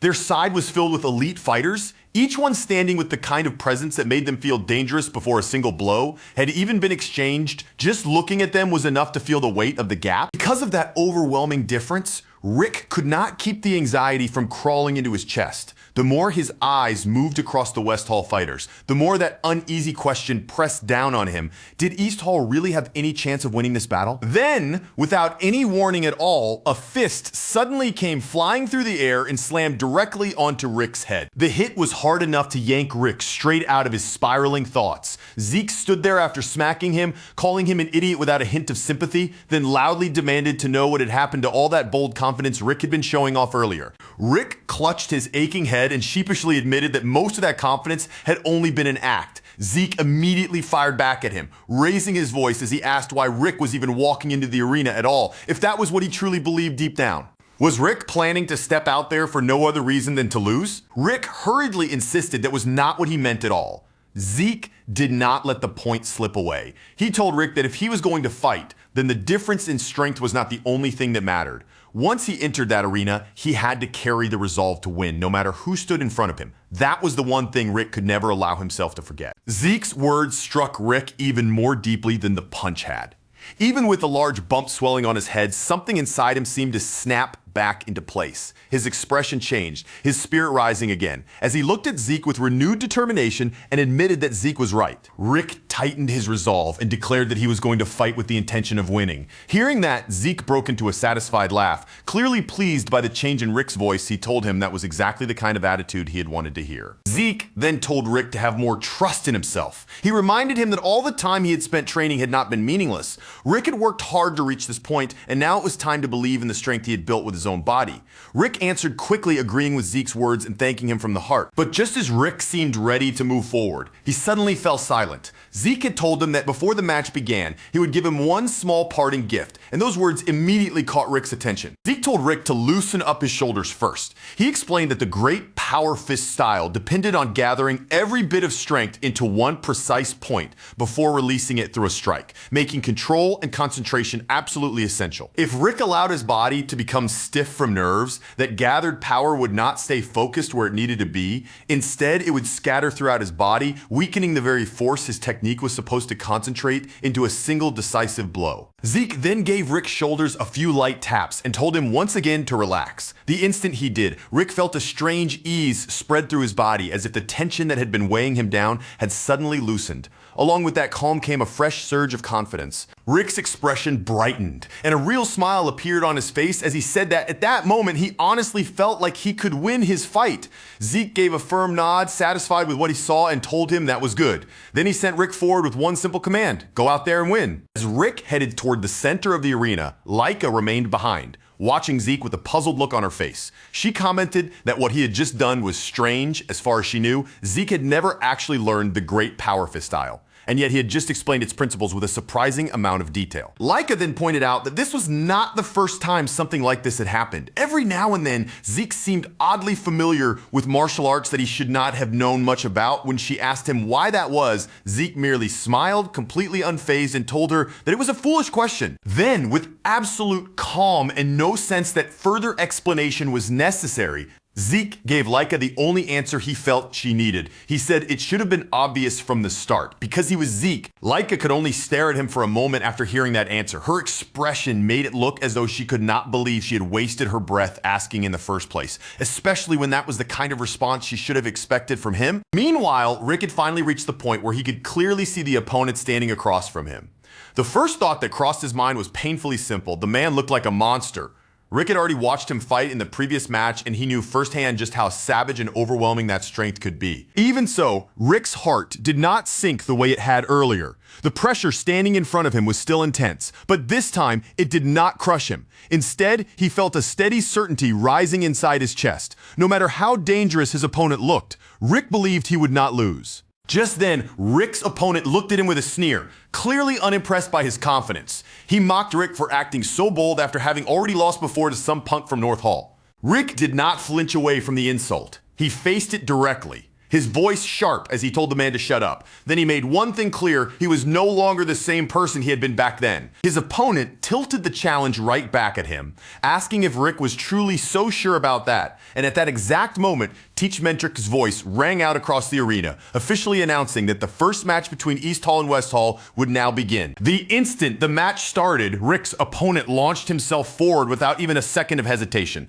Rick's eyes widened for just a split second as he registered the man's terrifying speed before he could fully respond. His opponent unleashed the insect brawl dagger technique, Mantis Slash, while declaring that someone like Rick could never possibly change in only a few hours. The force of the attack drove Rick backward, putting him immediately on the defensive. He raised his guard and blocked as best he could, bracing himself against the pressure while fighting to keep his footing beneath him. For a moment, Rick's opponent looked genuinely surprised. He had realized that Rick had managed to defend himself by using his aura, and that unexpected resistance briefly shifted the expression on his face. But that surprise did not make him slow down. Instead, he pushed the fight even harder, challenging Rick to try blocking the next attack as well. Then he immediately unleashed Swarming Locust, sending a relentless barrage of strikes pouring down on Rick from every angle. As Rick struggled beneath that storm of attacks, his opponent continued mocking him, with each strike pressing him harder. The man sneered and asked what was wrong, demanding to know where all that bold confidence from earlier had disappeared to. He added with a mocking edge in his voice that for just a moment he had almost believed Rick might have actually changed, but from the way he said it, it was clear he thought that hope had already been proven wrong. Meanwhile, Rick could feel fresh wounds piling up across his body as the attacks kept crashing into him. He admitted inwardly that his opponent really was strong, but even if that was true, he refused to accept being beaten one-sidedly without doing anything in return. Rick immediately threw a punch, trying to break the rhythm of the fight and force his opponent back, but the man slipped away from the strike with almost insulting ease, moving out of reach as he coldly told Rick that he was far too slow. At nearly the same moment, another blow slammed into Rick before he could fully recover from his missed attack. His opponent declared with absolute confidence that a strike like Rick's would never be able to touch him. Rick quickly understood the problem unfolding in front of him. If the battle continued at this pace, then no matter how many times he swung his fist or tried to force an opening, he would never be fast enough to catch his enemy. Rick's mind spun wildly, trying to keep pace with his opponent's lightning-fast movements. Every time he swung, every time he tried to close the distance, he found himself blocked, deflected, or forced back. A sinking thought pressed on him. If he couldn't land even a single solid strike, what options were left? How could he turn the tide when every attempt seemed futile? And then like a flash of insight cutting through the chaos, Zeke's earlier words hit him, "Loosen your shoulders." The advice echoed in his mind the lesson about the great power fist style coming back in vivid clarity. He remembered how every ounce of strength had to be drawn inward, focused, and concentrated before it could be released in a single decisive strike. Rick fell into sudden, almost eerie silence, his breathing leveling as his thoughts centered on one clear goal. In that brief suspended moment, his gaze sharpened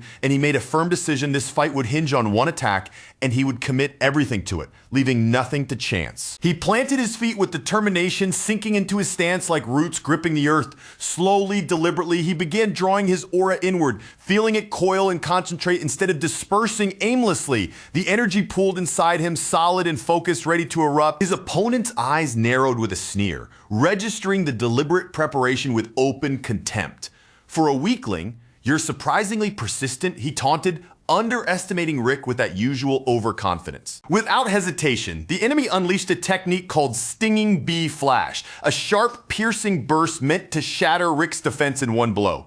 But Rick met it head on, taking the impact, feeling the shock reverberate through his body, and then a sudden smile spread across his face as he realized he had finally seized his opening. Shock flickered across his opponent's features as he realized too late that Rick had caught hold of his weapon. The arm, the dagger, Rick locked it in place, holding it fast, leaving no room for withdrawal or counter. Rick's grip tightened, his eyes blazing with the thrill of the moment.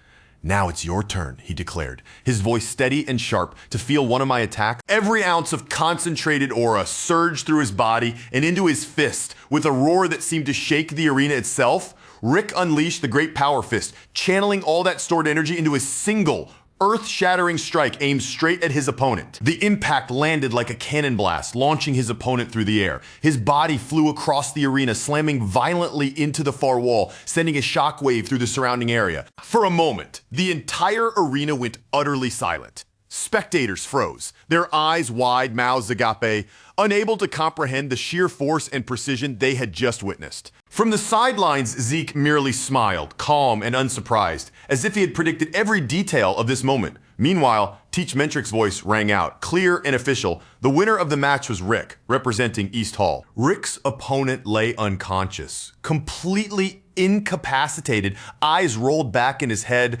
unresponsive to the chaos around him. Rick's face flushed with a brilliant, triumphant red as the reality of his victory finally sank in. Relief and pride surged together, and he could no longer contain himself. He shouted, his voice carrying through the arena, every ounce of emotion pouring out in one exhilarating eruption. Sometime later, when his opponent finally stirred and regained consciousness, the reality of his defeat hit like a cold wave. The notion that he had actually been beaten by Rick left him staring in stunned disbelief, as if the world itself had shifted under him. Still clutching his injured arm, wincing from the match's brutal toll, he suddenly heard a voice cutting through the fog of pain. Zeke? No, Vanille. The name alone made him flinch. The moment Vanille's voice reached him, he scrambled forward as best he could, collapsing to his knees and bowing his head low in apology. Words stumbled from him, trembling as he admitted defeat and begged forgiveness for losing the match. But before he could even finish, Vanille struck without warning. A merciless blow silenced the apology, cutting through the arena like a knife and leaving no room for protest or defense. The sudden act of cruelty sent a wave of shock and fear rippling through the West Hall members. Even the usually composed Retin and the others froze, their faces pale as Vanille's cold ruthlessness made itself brutally clear. Vanille's gaze swept across his companions, piercing and unforgiving. His voice, calm but lethal, posed a single, uncompromising question. Did they understand what had to be done? The message was stark and simple. Every opponent they faced must be utterly crushed. No one dared challenge him. Out of sheer fear, heads bowed and the order was accepted without question, the silence heavy with the weight of obedience. Meanwhile, Rick turned his eyes toward Melon, confidence glowing. You can definitely win this, he told her, his voice steady, carrying reassurance and belief into every word. Melon's gaze met her own expression steadying as she absorbed the encouragement.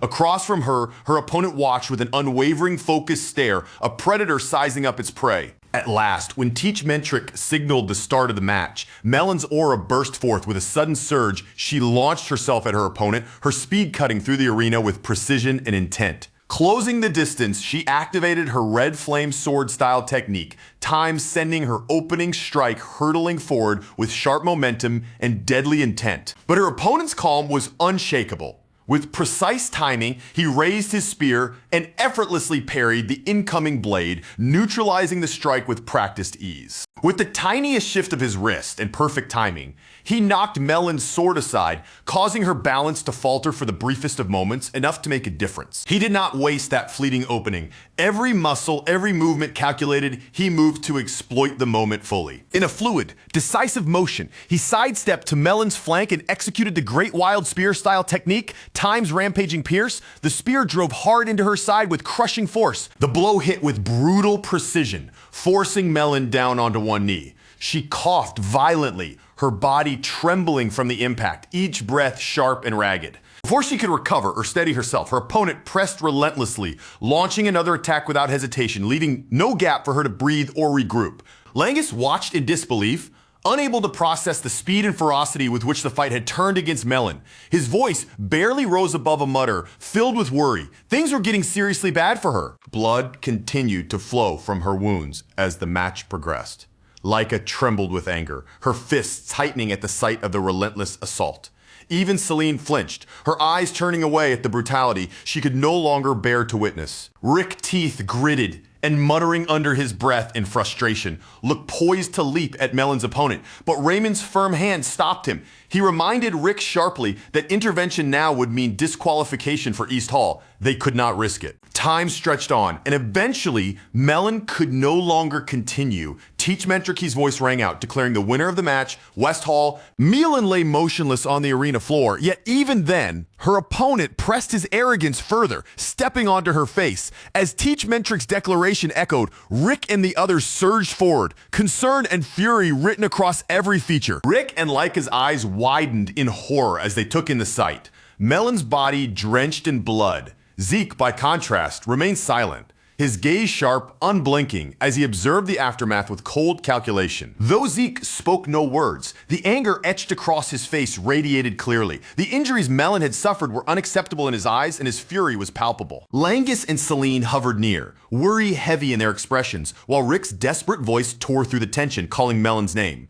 Langus whispered in disbelief if she would even be all right, while Celine noted the severity of the wounds. her concern unmasked. Zeke's glare never wavered, intense and focused, yet his voice remained controlled. Silence framed him as he watched every movement of their enemies, his gaze sharpening with each second that passed. As Melon's opponent began walking away, as if nothing had happened, Rick's fury could no longer be contained. He shouted, his voice echoing across the arena. He demanded, his tone rising over the empty arena, whether there had truly been any need to take things that far. The opponent's expression darkened imperceptibly. He turned back toward Rick and the others, his voice low but firm, asking if they had a problem with his actions. When Rick pressed him on the meaning of that, the man's reply was icy and unapologetic.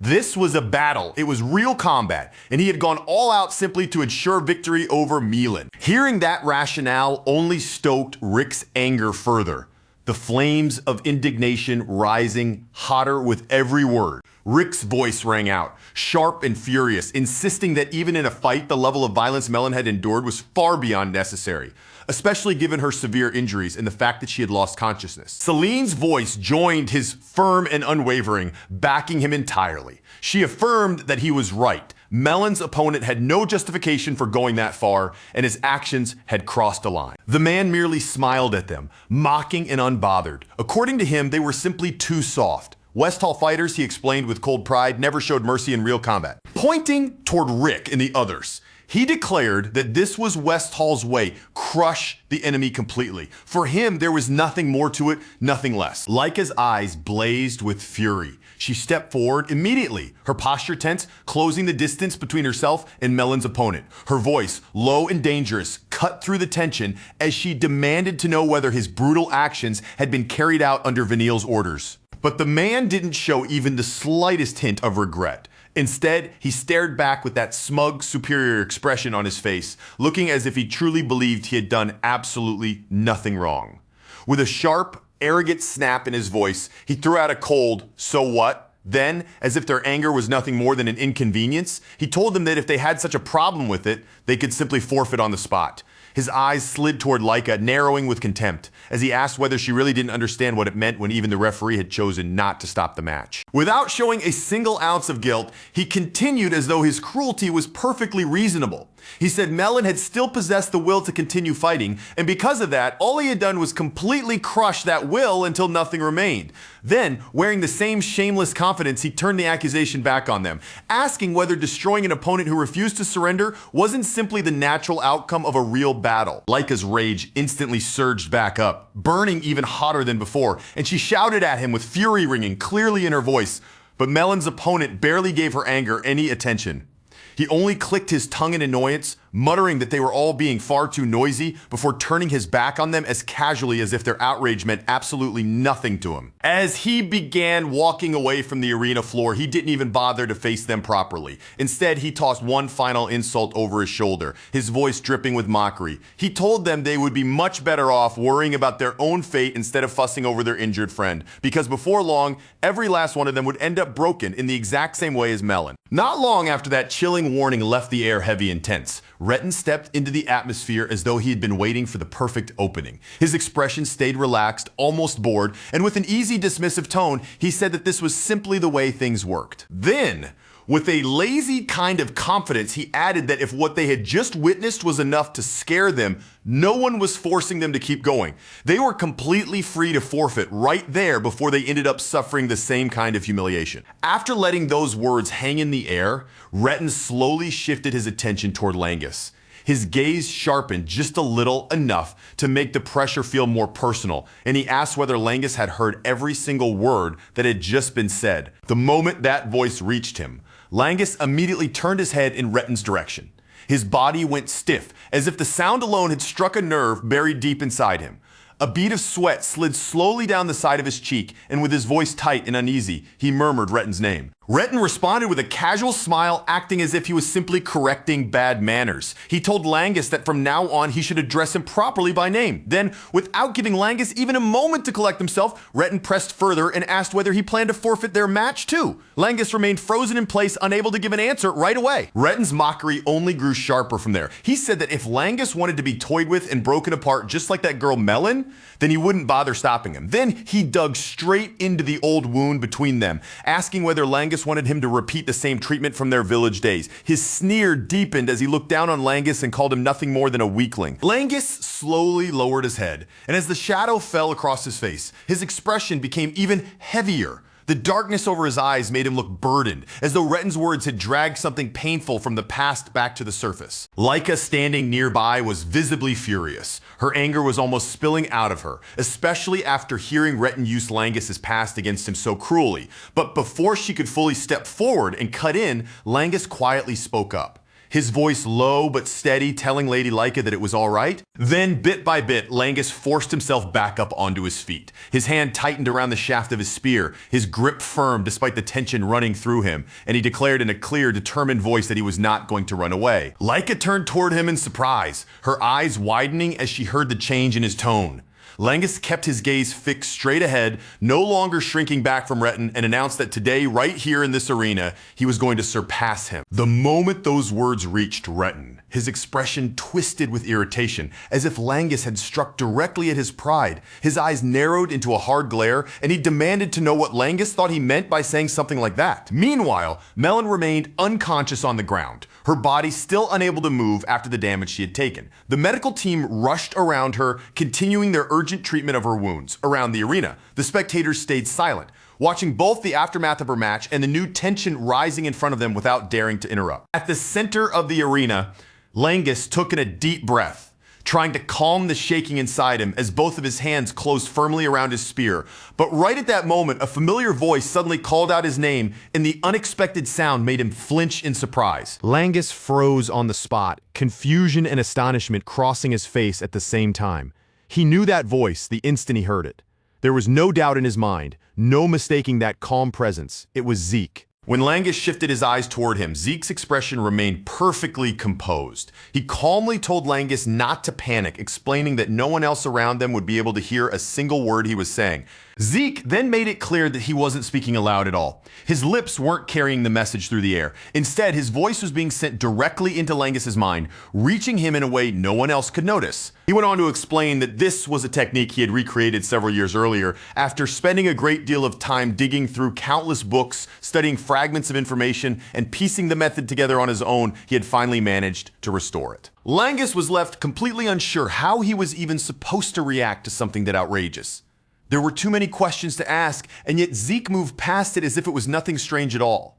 What mattered more, Zeke said, was that he had used the technique now because there was one important piece of advice he needed to give him. When Langus asked what kind of advice he was talking about, Zeke answered in that same calm, unwavering voice. He told Langus there was an old saying, "Clouds drift freely and water flows gently." Langus repeated those words silently in his mind, trying to grasp what Zeke wanted him to understand. The proverb itself sounded simple enough, almost peaceful, but in the middle of a battle, with Retten standing before him, he couldn't immediately figure out how it was supposed to help. Zeke continued, guiding Langus deeper into the image behind the words. Clouds did not fight against the sky. They moved freely, drifting wherever the wind carried them. Water, too, did not force its way forward. It flowed softly and smoothly, following its path without using more strength than it needed. Then Zeke told Langus that whenever he found himself struggling, trapped, or pushed so far into a corner that he couldn't see a way out, he should bring that exact image into his mind as clearly as possible. Just then, Teach Mentric's voice rang out across the arena, asking what Langus was doing just standing there. Langus jolted back to reality at once, snapping his attention away from Zeke's voice. He quickly apologized, then hurried to set his feet and take his battle stance. Teach Mentric then raised his voice so that everyone in the arena could hear him clearly. With the tension now focused on the two fighters, he announced that the second battle between West Hall and East Hall was about to begin. The instant Langus heard the signal to start, he sprang forward without the slightest hesitation. His spear sliced through the air in a clean, forceful line as he unleashed a Cloudwater spear-style technique known as Water Pierce, driving straight toward Retten with everything focused on that first attack. For a brief moment, surprise flickered across Retten's eyes as Langus closed the distance with unexpected speed. But that shock vanished almost immediately. With practiced ease, Retten faced the attack head-on, moved smoothly into a counter, and knocked Langus's spear aside before it could reach him. Retten looked down at him with a sneer, clearly unimpressed by the sudden charge. In a mocking tone, he warned Langus not to get carried away just because he had managed to pull off one quick move. Calling him a little weakling, Retin shifted into his own sword style without missing a beat. His stance changed, his blade angled sharply, and he unleashed a serpent strike sword style technique called Ambush Pierce. The movement quick, sharp, and predatory. The force of Retin's aura twisted together into the shape of a snake, coiling with dangerous energy before shooting forward in a straight, vicious line. Its target was clear from the very beginning. It was aimed directly at Langus's chest. Langus raised his spear in time and managed to defend himself against the incoming strike, bracing against the force as it crashed into him. But Retin only sneered at the sight, mocking him with cruel amusement and saying that after all those bold words, this was apparently all Langus was actually capable of doing. Retin pushed the insult even further, calling Langus pathetic and sneering at him like he was nothing more than a little runt.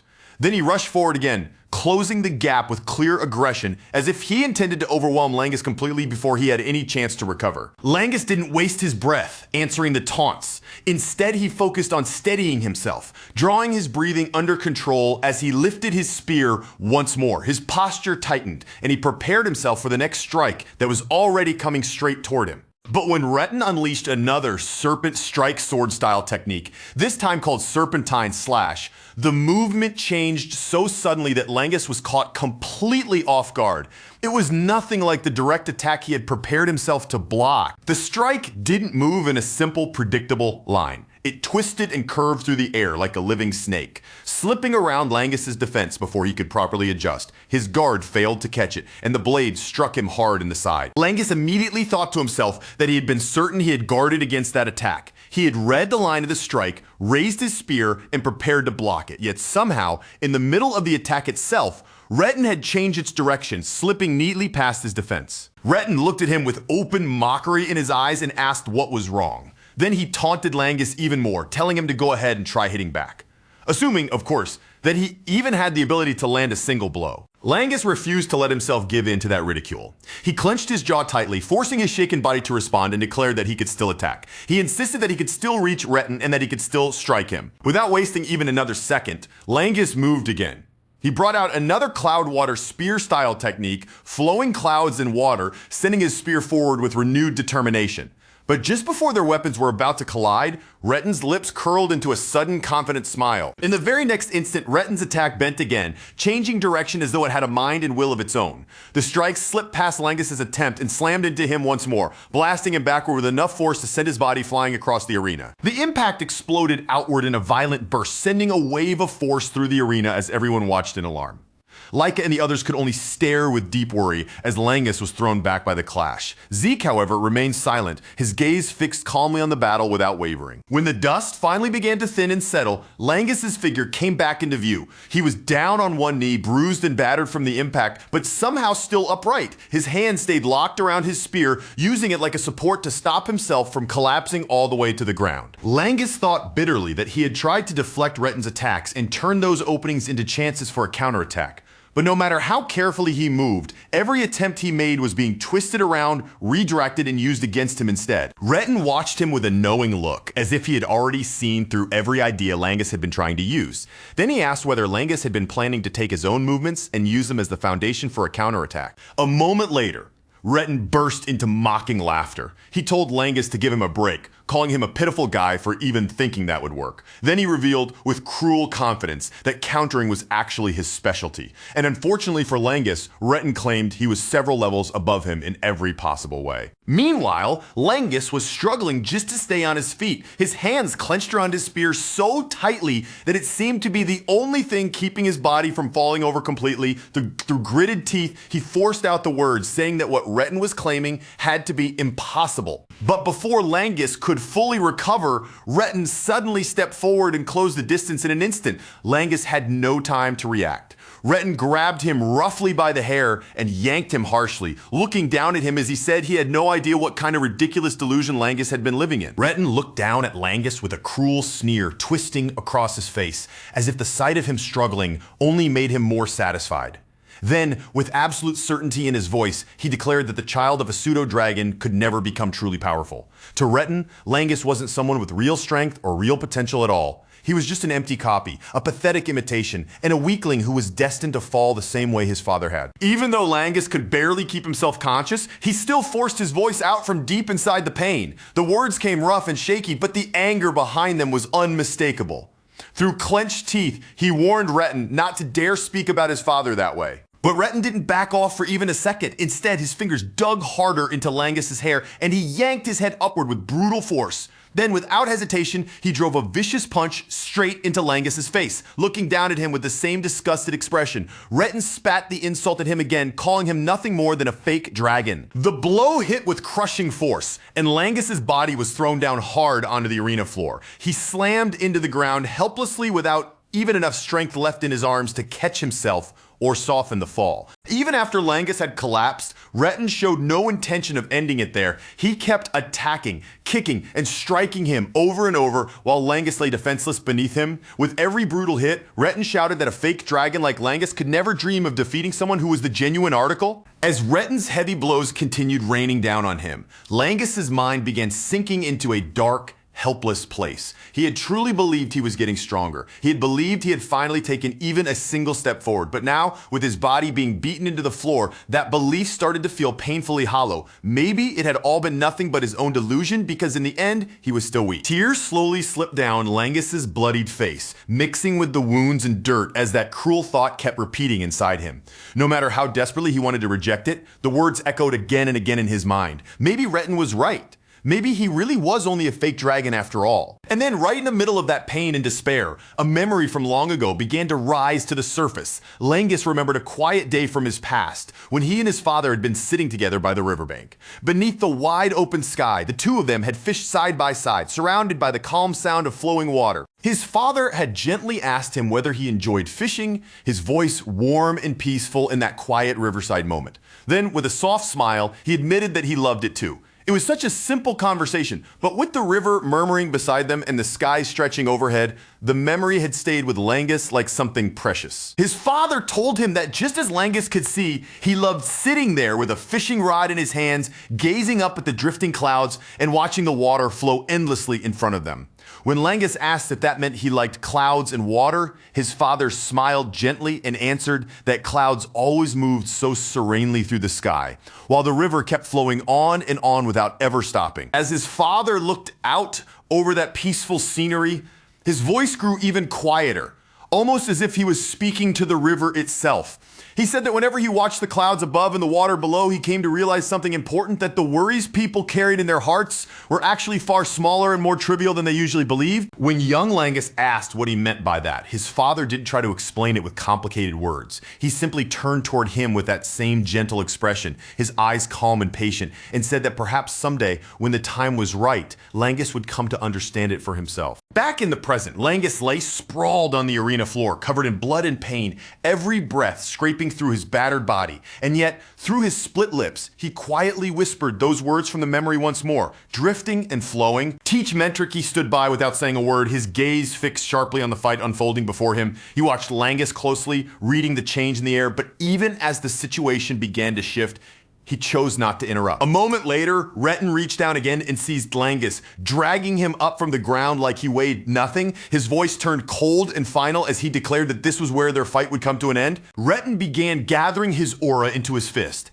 the energy thickening around his hand as he prepared to crush Langus with one decisive blow. With a sneer full of contempt, he said that no matter what happened, a fake dragon would always remain a fake. He pushed the insult even further, telling Langus that someone like him deserved to spend his entire life crawling on his hands and knees. But just as Langus slowly opened his eyes, Zeke's words from before the battle rose clearly inside his mind, cutting through the pain like a quiet signal. Then, as if his body had finally begun to follow the image of water, moving gently along its natural path, Langus's aura started to flow through him in a different way. It was no longer strained, scattered, or forced. Instead, it moved calmly and continuously, smooth enough to connect through his whole body. Before Retin's finishing blow could come crashing down, Langus lifted himself just enough to respond. At the very last possible moment, he raised his guard and blocked the attack, stopping Retten's strike before it could finish him. Retten clearly hadn't expected Langus to defend himself so suddenly. The instant he felt that aura rising from Langus, his expression shifted in surprise, and he immediately pulled back. Without wasting time, he retreated and moved to recover his sword. At the same time, Teach Mentric's eyes widened just a little, catching the change that had happened in front of him. Then a surprised smile appeared on his face, as if he had just witnessed something he hadn't expected to see in this match. The reason was impossible to miss. On Langus's chest, a third star had begun to shine with a bright, unmistakable glow. It was undeniable proof that right in the middle of his battle against Retten, Langus had broken through and reached the 3-star level. Retten's face darkened almost instantly. His expression twisted with rage as he stared at Langus, his eyes filled with disbelief and frustration, unable to accept the sight that had just appeared right in front of him. More than anything else, Retten simply couldn't believe it was real. Langus, the same person he had mocked, beaten down, and looked down on for so long, had actually climbed to the 3-star level in the middle of their fight. That realization only poured more fuel onto Retten's anger. He absolutely refused to accept that Langus had now reached the same level as him. Gritting his teeth so hard, his expression warped. He snarled that there was no way some fate could stand beside him as an equal, and he swore he would never acknowledge it.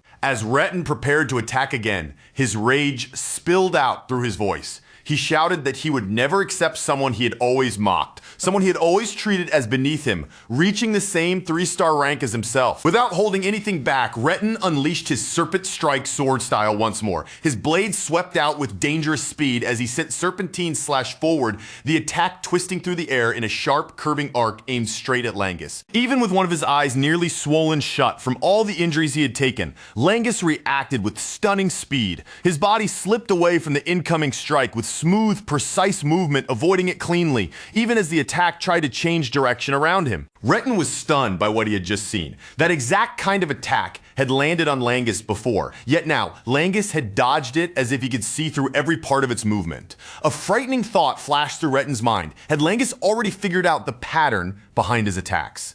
But the idea was too unbearable for him to accept, so he rejected it immediately and launched another assault, this time unleashing rampaging Serpent Flash. Retten poured his power into a relentless storm of strikes, attacking again and again with violent speed. As the barrage rushed toward Langus, Retten shouted for him to try enduring it if he really believed he could handle this level of power. But once again, Langus moved with an almost impossible fluidity. Every blow passed by him without landing, his body drifting out of the way, and flowing between the attacks with a softness that looked effortless, like clouds gliding across the open sky and water sliding naturally along the course of a river. Laika could barely believe the transformation happening in front of her eyes. The Langus who had been overwhelmed moments ago now seemed completely different. Beside her, Zeke watched the battle with calm focus, then quietly remarked that Langus had just taken one step closer to the true essence. The moment Laika heard those words, she turned towards Zeke at once. Curiosity, disbelief, and confusion all mixed across her face as she asked him what exactly he meant by saying that. Zeke explained in a calm voice that clouds drift freely through the sky, never resisting the wind, and water flows gently along its path, continuing forward no matter what tries to block or stand in its way. In that same way, Langus was beginning to accept the force coming toward him instead of crashing against it head on. He was allowing the attacks to pass, adjusting himself with each movement and responding with a softness that made his body move naturally rather than stiffly forcing every action. Zeke added that what he had shown Langus earlier was only a small glimpse of that principle. But now in the middle of this desperate fight, Langus had taken that tiny hint, understood it through his own body, and turned it into something that belonged entirely to him. Laika was left speechless, a bead of sweat forming on her cheek as she admitted that she could hardly believe Langus had reached such a state in such a short amount of time. But Zeke pointed out that Langus himself did not even seem to realize what he had achieved yet, and that made the focus he was showing in that moment even more remarkable. Retten, on the other hand, could only curse under his breath as he watched Langus continue to move. He didn't understand what was happening, and because he couldn't understand it, something cold and unfamiliar began creeping into his heart. Little by little, fear started to take root. Driven by that rising panic, Retin shouted at Langus not to come any closer. His composure cracked as he swung his sword again and again, unleashing a desperate barrage of attacks in an attempt to keep Langus away from him. But just like before, none of those strikes were able to connect. Each one missed its target as Langus avoided them one after another, moving as though Retin's blade could no longer reach him at all. Then, when Retin's sword finally met Langus's spear directly, the difference between them became impossible to ignore. The weapons clashed, but Retin couldn't withstand the force behind the impact, and his body was pushed backward by Langus's power. As Langus prepared to launch another strike, Zeke suddenly laughed with excitement, his eyes lighting up as though he had been waiting for this exact moment. He said that this was it, because water was not something that always remained gentle and calm. The instant Retin saw the attack Langus was about to release, panic flashed openly across his face. For the first time, his expression showed that he understood real danger was coming straight at him. Retin turned and ran,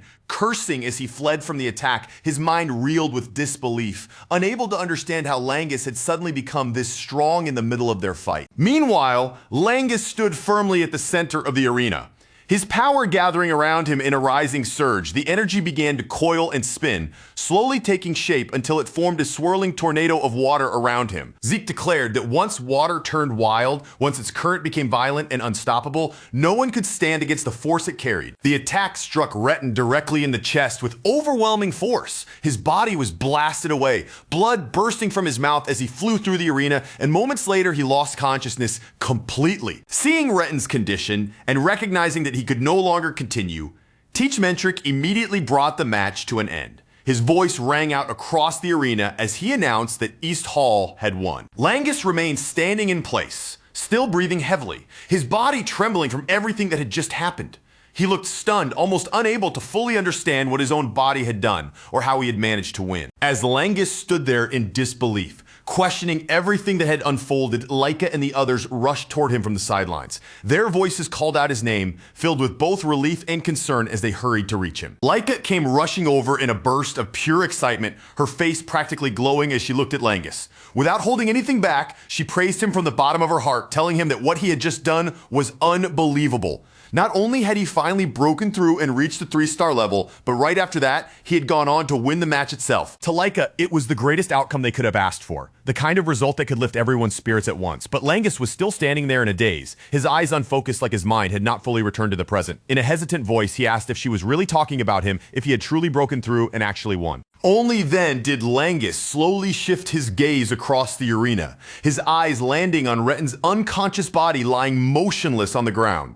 The moment he saw him there, disbelief began spreading across Langus's face, as if the reality of what had happened was only just beginning to reach him. He could barely bring himself to accept it. The person he had defeated was Retin. The same Retin who had mocked him, injured him, and looked down on him again and again since they were children back in the village. Even with Retin collapsed right in front of him, Langus still could not stop asking if this was real, if he had honestly won. Celine answered with a bright, relieved smile, happily confirming it for him and telling him that yes, he truly had won and that his fight had been absolutely amazing. Langus stumbled through his words, still caught between shock and disbelief, as though saying it out loud might finally make it real. Then, little by little, the truth settled in, and he admitted with his own voice that he had defeated Retin with his own hands. As Langus kept staring down at Retin, memories from long ago suddenly surged back through him all at once.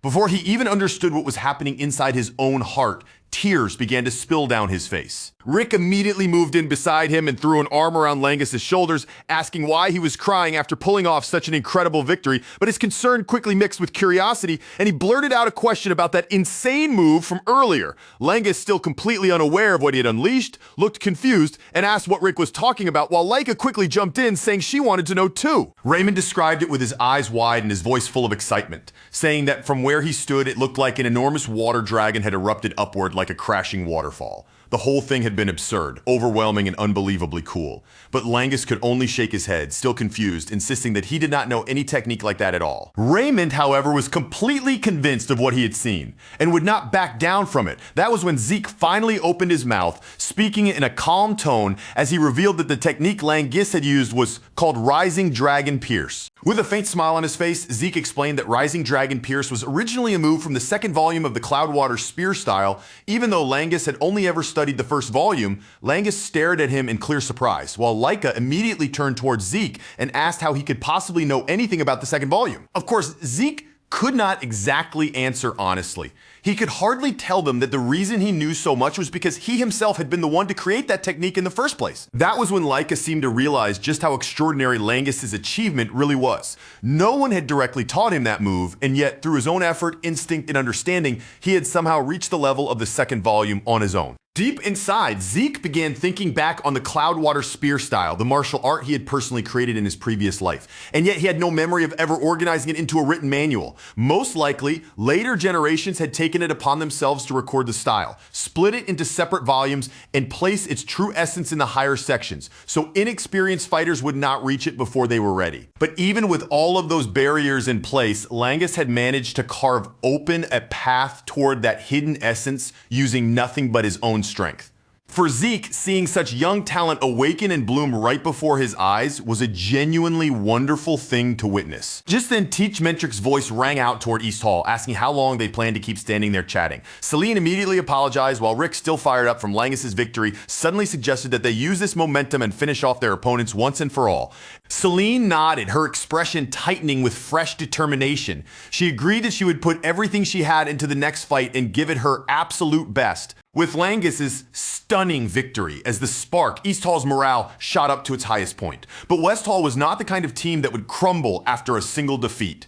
And as both sides began pushing even harder, the matches only grew more heated and intense. In the fourth match, Celine fought with everything she had, showing real strength and refusing to back down. But in the end, the result slipped away from her by a narrow margin, leaving Vanille Fafnir Eldragon watching with a disappointed sigh. Then came the fifth match, where Raymond pushed his body and spirit all the way to their limits. After a brutal, exhausting struggle, he finally managed to claim a hard-earned victory, bringing the entire competition one step closer to its final deciding rounds. As Langus helped support Raymond's tired body, Raymond gave a weary grin and admitted that he had only barely managed to pull it off. Langus praised him for winning, while nearby Rick lifted his shield and sword once more, his fighting spirit clearly burning again. Celine lowered her head and apologized to everyone, saying that if she had managed to win her own match, the whole battle would already have been decided. Laika immediately reassured her, telling her that she had fought well and reminding her that the rules only required them to reach 4 victories. At that point, East Hall stood at 3 wins and 2 losses, with overall victory finally close enough to grasp. Laika stepped forward with confidence in her posture and declared that all she had to do was win the next match and bring everything to an end, telling the others to leave it to her. Just then, Zeke called out to her. Laika turned back and asked what he wanted, but the moment he stepped closer, her cheeks suddenly flushed. He looked at her carefully and asked if she felt all right and whether anything about her condition seemed strange. Laika let out a small sigh and told him that she was perfectly fine, just as ready as she always was before a fight. Still looking flustered, she gently pushed him back and pointed out that he was standing way too close to her. Then Laika steadied her expression and reassured him there was no reason to worry. With calm confidence in her voice, she promised that she would not lose this match. Langus called out to her as well, his voice filled with support as he cheered her on and asked her to do her best in the fight ahead. Zeke, however, did not say anything more. He simply remained where he was, silently watching Laika with his gaze fixed on her. As Laika walked toward the center of the arena, Zeke found himself unable to ignore the strange feeling stirring inside his chest. It was unfamiliar to him, a sensation he was not used to recognizing or understanding. Because his teammate had lost to Raymond, Alan was burning with anger. Without even the slightest hesitation or sympathy, he lashed out by kicking the defeated fighter and coldly calling him a useless pawn. The man's body was sent crashing hard into the wall, the impact echoing through the area, but Alan only looked down on him with open contempt and added, as if spitting the words out, that he was completely worthless. Even so, Alan forced himself to believe that the situation had not truly fallen apart yet. As long as he defeated Laika in the upcoming match, everything would return to the way it was supposed to be. Suddenly, Laika's voice cut straight through his thoughts. With a confident smile on her face, she told Alan that the future he was imagining would never happen because she was going to be the one who won their battle. Laika gripped her sword and pulled it free from where it had been embedded in the ground, then settled into a ready stance. At that moment, Teach Mentrique officially announced the beginning of the match between West Hall and East Hall, Alan versus Laika. In the very next instant, Laika disappeared from the spot where she had been standing, moving so fast that she seemed to vanish before launching herself straight into her attack. As Laika closed the distance at incredible speed, Alan immediately understood just how fast she truly was. Her movement was sharp, direct, and far quicker than he had expected. Alan managed to block her strike, but as their weapons clashed, a bead of sweat slid down the side of his cheek. He realized right away that this was Laika, the lightning aura user, the girl rumored to possess power that even surpassed Sandy Tuporna. After forcing her attack away, Alan reacted quickly and slipped behind her, trying to shift his position before she could keep pressuring him from the front. As Laika landed from her movement, Alan immediately leapt backward, creating space between them so he would not be caught by whatever strike she planned to unleash next. But Laika had absolutely no intention of letting the pace drop. She drove forward again without hesitation, continuing her assault as her lightning aura wrapped around her attack. Alan began to think that if this turned into a direct contest of raw power, he might actually be the one to lose. Fortunately for him, Lord Vanille had already acted before the match had even started. Whatever secret ability Vanille had used on Laika now began to reveal its effect, quietly changing the flow of the battle at the worst possible moment for her. Laika's eyes widened in shock as she questioned what had just happened to her body. At the same time, the audience began noticing it as well. Her lightning aura had completely vanished. The moment Vanille saw that the effect had taken hold, he gave Alan a clear signal, silently ordering him to attack while Laika was vulnerable. Alan charged forward without a moment of hesitation, declaring that Laika had no chance of defeating him now. Not anymore. Even without her aura, Laika refused to collapse under the pressure. She planted her feet firmly, relied on her own physical strength, and raised her sword just in time to block Alan's incoming attack. But Alan did not stop there. He immediately followed through with a sharp kick driven straight into her stomach, and the impact forced Laika to stagger backward. From the sidelines, Laika's allies watched the sudden shift with growing concern. The momentum of the match had turned against her so quickly that worry began spreading across their faces. Rick clenched his teeth in frustration, unable to hide how worried he was as he watched Laika struggle. Zeke, on the other hand, remained silent, his eyes locked firmly on her every movement. Laika held her stomach where Alan's kick had landed, trying to steady her breathing and regain her balance. But inside her mind, the same question kept circling again and again. Why could she no longer use her lightning aura? Alan ground the words out through clenched teeth, repeating with cruel certainty that Laika could never beat him the way she was now. Then he rushed forward without the slightest mercy, pressing in close and unleashing a fast, vicious barrage that struck her from one angle after another, battering her body before she could properly recover. With her lightning aura sealed away and the source power inside her refusing to answer, Laika had no room to counter the way she normally would. All she could do was tighten her stance, grit her teeth, and force herself to endure each painful blow as Alan's attacks came crashing into her again and again. For a warrior, the physical body and the source power flowing within it are inseparable in battle. Every step forward, every swing of the weapon, every block raised in defense is normally supported by that inner strength moving through the body like a second heartbeat. That was why suddenly losing source power in the middle of a fight was so terrifying. Once that support disappeared, even a strike that would normally be considered ordinary could become dangerous enough to decide the match in an instant or, in the worst case, end someone's life entirely. Alan swung again without giving Laika a moment to breathe, this time driving another brutal strike straight toward her head. One of Laika's eyes was almost forced shut from the damage she had already taken, but her resolve still refused to collapse. In her mind, she kept telling herself that she only needed to keep defending, keep surviving, and hold out until her source power and lightning aura finally came back to her. From the sidelines, Sandy Tuporna and Aegis Vanblade both watched with rising alarm. Sandy quickly said that something was obviously wrong, pointing out that Laika's movements looked strange, and Aegis agreed, wondering aloud if her source power had stopped functioning altogether, and how something like that could even be possible. Meanwhile, after taking Alan's relentless attacks over and over, Laika's body finally began to give out. Her strength faltered, her knees buckled beneath her, and she dropped down in the middle of the arena. Laika coughed hard, struggling just to pull air into her lungs through the pain. Even Alan looked briefly surprised that she had endured that much punishment without her source power. silently recognizing that she really was someone worthy of standing on the same level as Lord Vanille, a candidate for the next family head. When Alan glanced toward Vanille, he saw the man wearing a grim, satisfied smile, as though everything was unfolding exactly as he wanted. Then, without even the faintest hesitation, Vanille gave Alan a clear order: kill Laika. Alan's face darkened as he turned his attention back to Laika. He admitted that she had lasted much longer than he expected, but his voice turned cold as he decided that this was where her resistance would end. Langus could no longer contain his fear and shouted for the match to stop, desperately trying to rush toward Laika's side. But Raymond stepped in and blocked his way, firmly telling him that no matter how worried he was, they were not allowed to interfere. Zeke, who had stayed silent until that very moment, suddenly let his expression sharpen. Anger flared in his eyes, and aura began to gather around his clenched fists as he watched Alan prepare to launch his next attack. Laika remained helpless in the center of the arena, fear beginning to creep across her face as her body refused to move the way she wanted it to.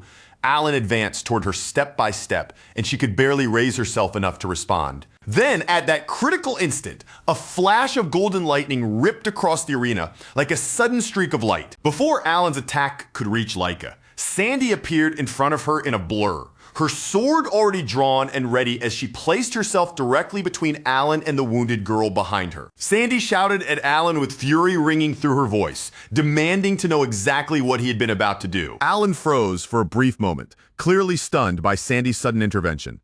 His attack stopped abruptly, cut off before it could reach Laika. Zeke quietly let out a small sigh of relief, realizing that he no longer had to step in himself. He understood all too well that if he interfered directly, East Hall would be disqualified on the spot and West Hall would be handed the victory. Alan quickly recovered from his surprise and snapped his attention towards Sandy, questioning her sharply as he asked why she had dared to interfere in the middle of the match. Sandy fired back in anger, telling Alan not to act innocent after what he had just done. She said he had clearly been trying to kill Laika moments ago, then demanded that he admit it. The audience fell into stunned silence after that accusation, and for a moment the entire arena seemed to hold its breath. Alan merely smirked, refusing to show even a trace of guilt. He accused Sandy of letting her imagination run wild and insisted that he would never be foolish enough to do something as reckless as trying to kill a family head candidate. At that moment, Edges stepped into the arena as well. His expression remained calm, but his gaze was serious as it settled on Alan, and he began questioning him too. From where Edges had been watching, Alan's last strike had looked far too dangerous to be brushed aside as just another ordinary attack in a match. Alan's irritation started to show as he asked if both of them were accusing him now. Edges answered in a level voice, saying that if Alan disliked being accused, then he should be more careful about how suspicious his actions looked. Edges then pointed out the fact everyone could already see for themselves. Laika was unable to use her source power.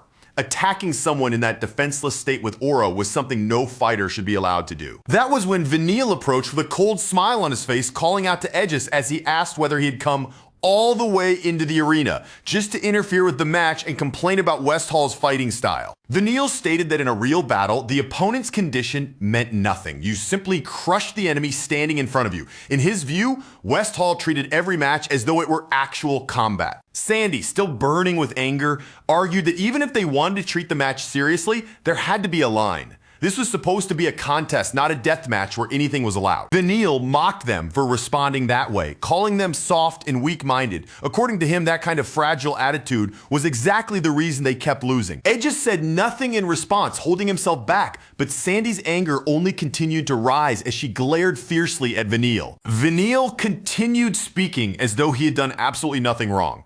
He said they were not playing at war or pretending to fight for entertainment. In his eyes, this was real combat. Then he laughed and added that while this was not exactly a kill or be killed situation, they were still holding themselves back. So according to him, it was not as though they had truly been trying to kill Laika. But then, with a grim look, Vanille admitted that perhaps something might have ended up a little broken along the way.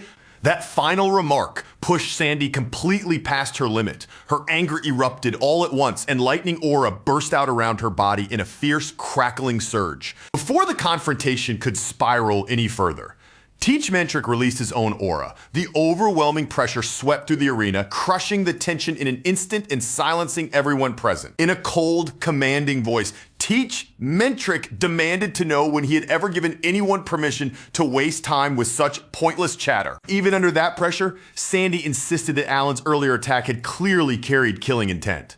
But Teach Mentric dismissed her claim without hesitation, saying that someone who did not belong inside the arena had no right to speak. He added sharply that fools had no business interrupting the match. Whether the battle continued or came to an end was a decision that belonged to him and him alone. Edgis immediately lowered his head and apologized, accepting Teach Mentric as authority without trying to argue any further. Teach Mentric then declared the match officially finished and announced that West Hall had won.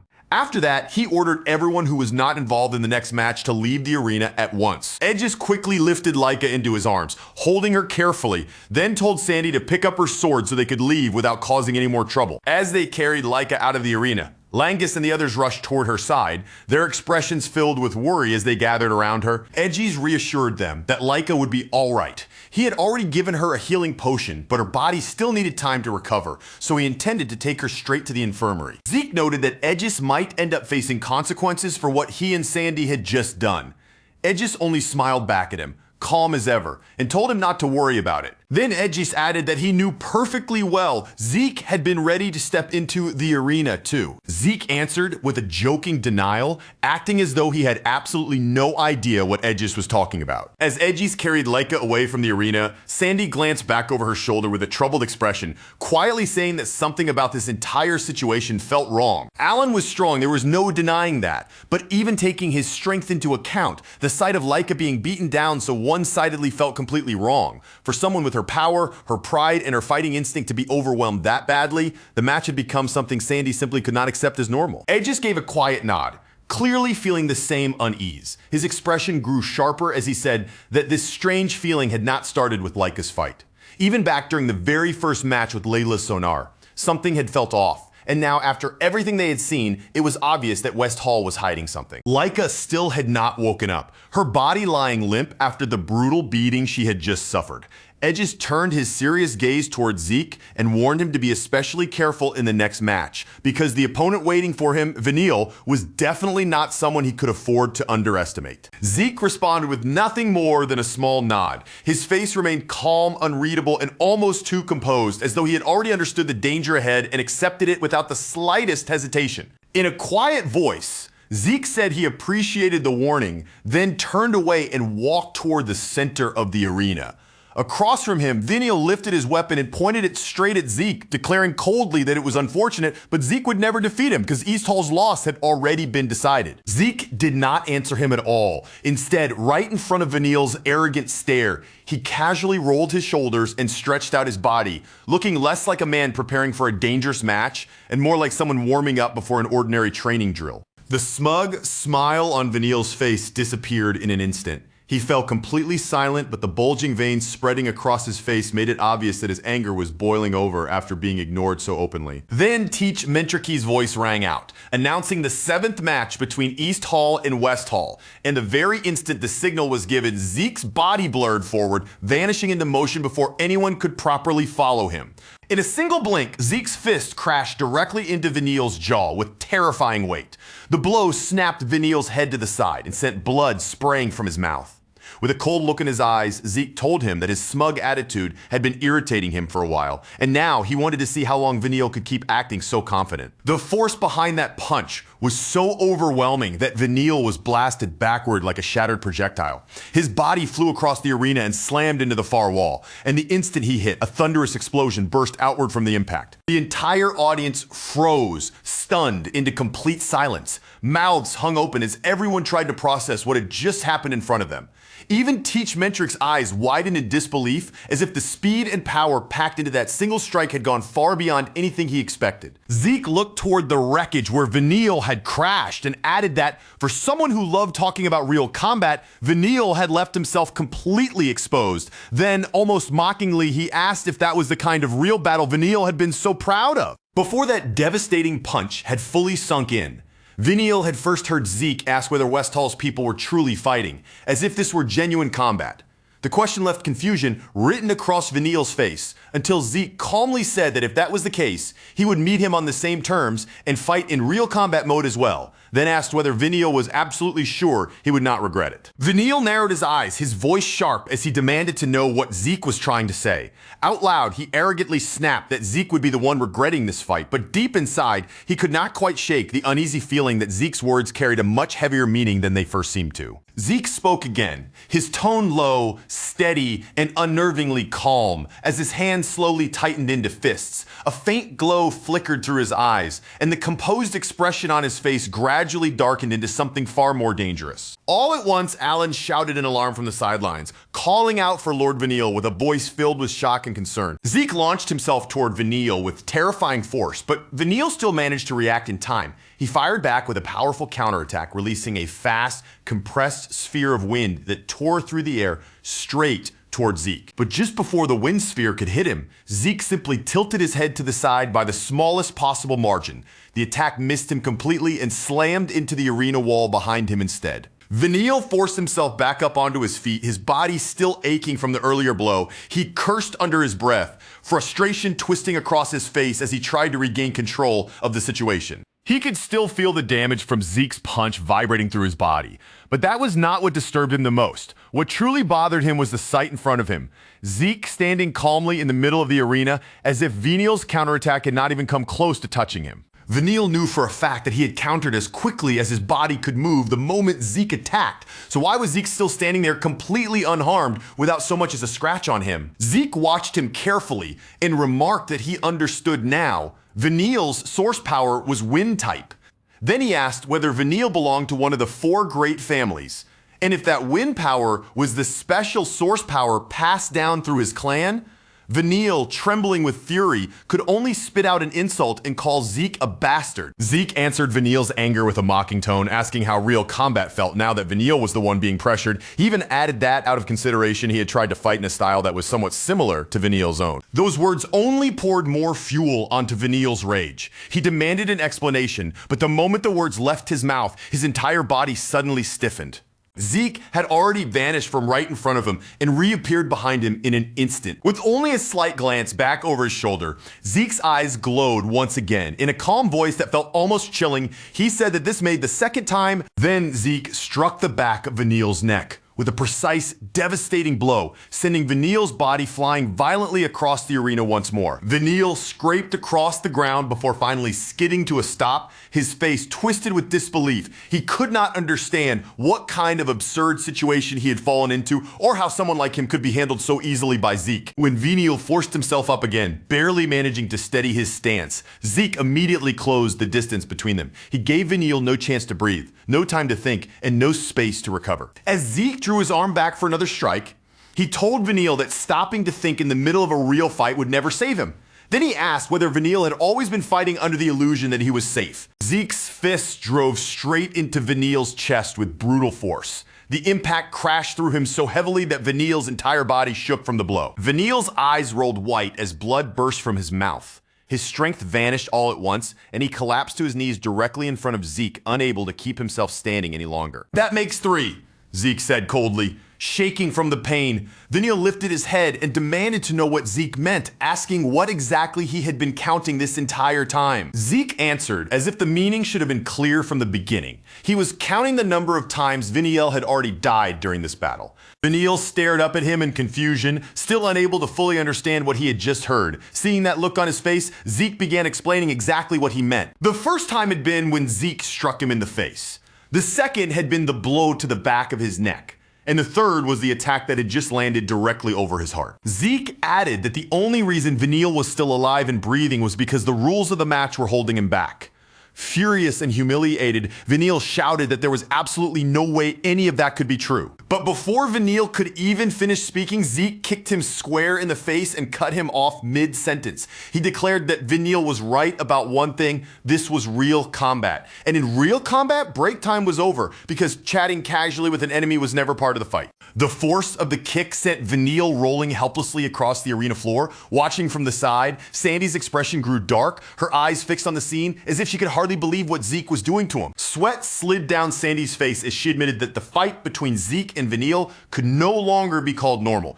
Edges agreed, saying that compared to this, his own match against Zeke now felt like nothing more than a friendly sparring session. Then Edges went even further, saying that Zeke's strength was simply unreasonable. To him, Zeke was not just strong, he was the very definition of unfair. Standing calmly in the middle of the arena, with a faint smile on his face, Zeke asked Vanille if he was finally beginning to understand what real combat actually meant.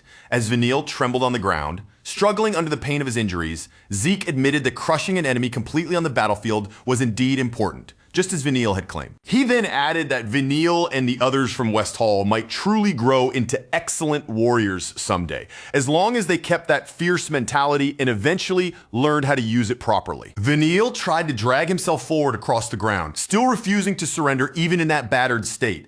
Zeke briefly closed his eyes, then pointed out that no matter what Vanille had said earlier, they were not actually standing on a real battlefield. This match was taking place under the supervision of instructors, and healing potions were prepared nearby in case anything went too far to Zeke. That made the arena an incredibly soft, protected environment for someone like Vanille to keep boasting about real combat. Vanille, still struggling just to move, snarled at Zeke to shut his mouth. But Zeke continued without flinching, saying that the real combat Vanille kept talking about was far removed from actual reality, and that Vanille was only using those words as an excuse to run away from his own weakness. Then Zeke looked down at him and asked plainly, without any hesitation, whether he was wrong. Vanille did not answer the question. Instead, his fury exploded all at once, and he screamed at Zeke to be silent again and again, his voice cracking as his anger finally reached its breaking point. Suddenly, a green whirlwind began rising behind Vanille, twisting violently as it took shape.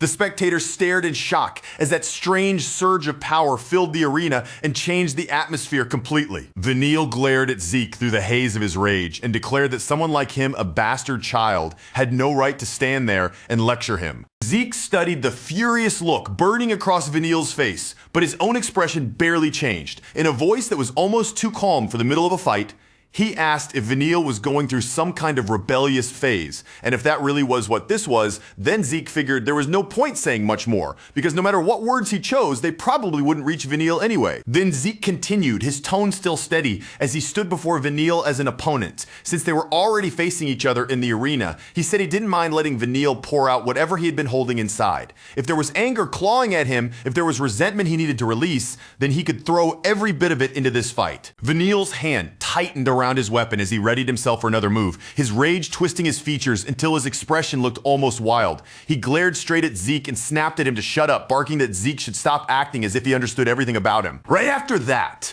Vanille unleashed his wind-rending fan arts, Stormblade. The air itself seemed to split apart as invisible blades came tearing across the arena in a furious barrage. They slashed towards Zeke from multiple directions at once, carving through the space around him, but Zeke launched himself into the air with perfect timing and slipped past every unseen strike as if dodging them was effortless. While Zeke was still hanging in midair, Vanille's eyes narrowed sharply. Inside his mind, his focus tightened to a single thought. He didn't need to overwhelm Zeke completely. He only needed one opening, one tiny instant where he could close the distance and get near enough to touch him. Away from the center of the arena, Langus watched the battlefield with a confused, tense stare. The ground kept being torn apart right in front of him, but he couldn't see what was hitting it at all. Seeing his confusion, Edges explained that this was Vanille's power, the wind aura passed down through the Fafnir Eldragon family, one of the 4 great houses. Edges went on to explain that wind aura was not something the naked eye could easily perceive.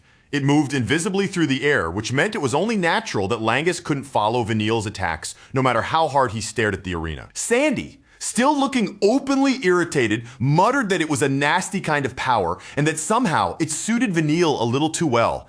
Edges let out a light laugh and told her not to phrase it quite like that, though even he had to admit that whether someone liked the ability or hated it, it was an extremely troublesome power to face. Because Vanille could keep sending invisible attacks one after another, his opponent was forced to react without ever being given a clear target to watch. That alone made him a difficult fighter to deal with. And as Langus listened to that explanation, his worry only grew heavier, his eyes fixed anxiously on Zeke inside the arena. Meanwhile, Vanille himself was becoming more and more confused. He kept launching invisible wind attacks at Zeke from different angles, but somehow not a single strike managed to catch him. It made no sense to him because Zeke shouldn't have been able to see those attacks in the first place. Zeke answered as if the solution was nothing special at all, saying he only had to follow the movement of the air. The moment Vanille heard that, his eyes widened in disbelief. He immediately rejected the idea, snapping that such an explanation was complete nonsense. Then, before Vanille could fully react to what was happening, Zeke suddenly moved in and struck him directly on the head. In that same calm, almost lecturing tone, Zeke pointed out that Vanille had left his guard wide open yet again. Vanille grabbed at the spot where Zeke's blow had landed, his expression tightening with pain and humiliation. His anger flared even hotter than before, and through clenched teeth, he declared that he had truly had enough of Zeke. He launched into a rapid storm of attacks, hurling strike after strike towards Zeke without giving him any room to breathe. But Zeke slipped through the barrage with shocking ease, his hands folded casually behind his back and his eyes closed, moving as lightly as if he were only playing around rather than fighting seriously. After Vanille cursed at him yet again, Zeke let out a small sigh, sounding more tired than angry. He remarked that, judging from the way Vanille was acting, it really did seem like he was stuck in a rebellious phase after all. When Vanille's barrage finally came to a stop, Zeke looked at him and asked whether he felt even a little better now. But instead of calming down, Vanille only grew more furious. His glare sharpened with hatred as he threatened to kill Zeke right then and there. Zeke didn't appear offended by the threat at all. If anything, he seemed to acknowledge the force behind it, saying that Vanille's stubborn will was something deserving of respect from a warrior. At the same time, Zeke delivered another heavy blow, the impact cutting through Vanille's defiance. He added that even if Vanille's spirit refused to break, his body had already been pushed well beyond what it could endure. Vanille dropped to his knees once again, his body finally failing to keep pace with the rage burning inside him. Looking down at him, Zeke suggested they end the match there, saying that if they continued any longer, Vanille would only be forcing himself to suffer even more. But then, without any warning, a strange purple aura began to leak out around Vanille's body. The eerie energy gathered and thickened in the air, and in the next moment, Vanille suddenly reached forward and grabbed tightly onto Zeke's leg. At first, Zeke didn't sense anything particularly strange from the contact. He simply lowered his gaze toward Vanille, who was still clinging to his leg, and asked whether he really intended to keep going even after everything that had happened. The purple aura around Vanille began to grow darker and denser, wrapping the scene in an ominous pressure, like a warning sign.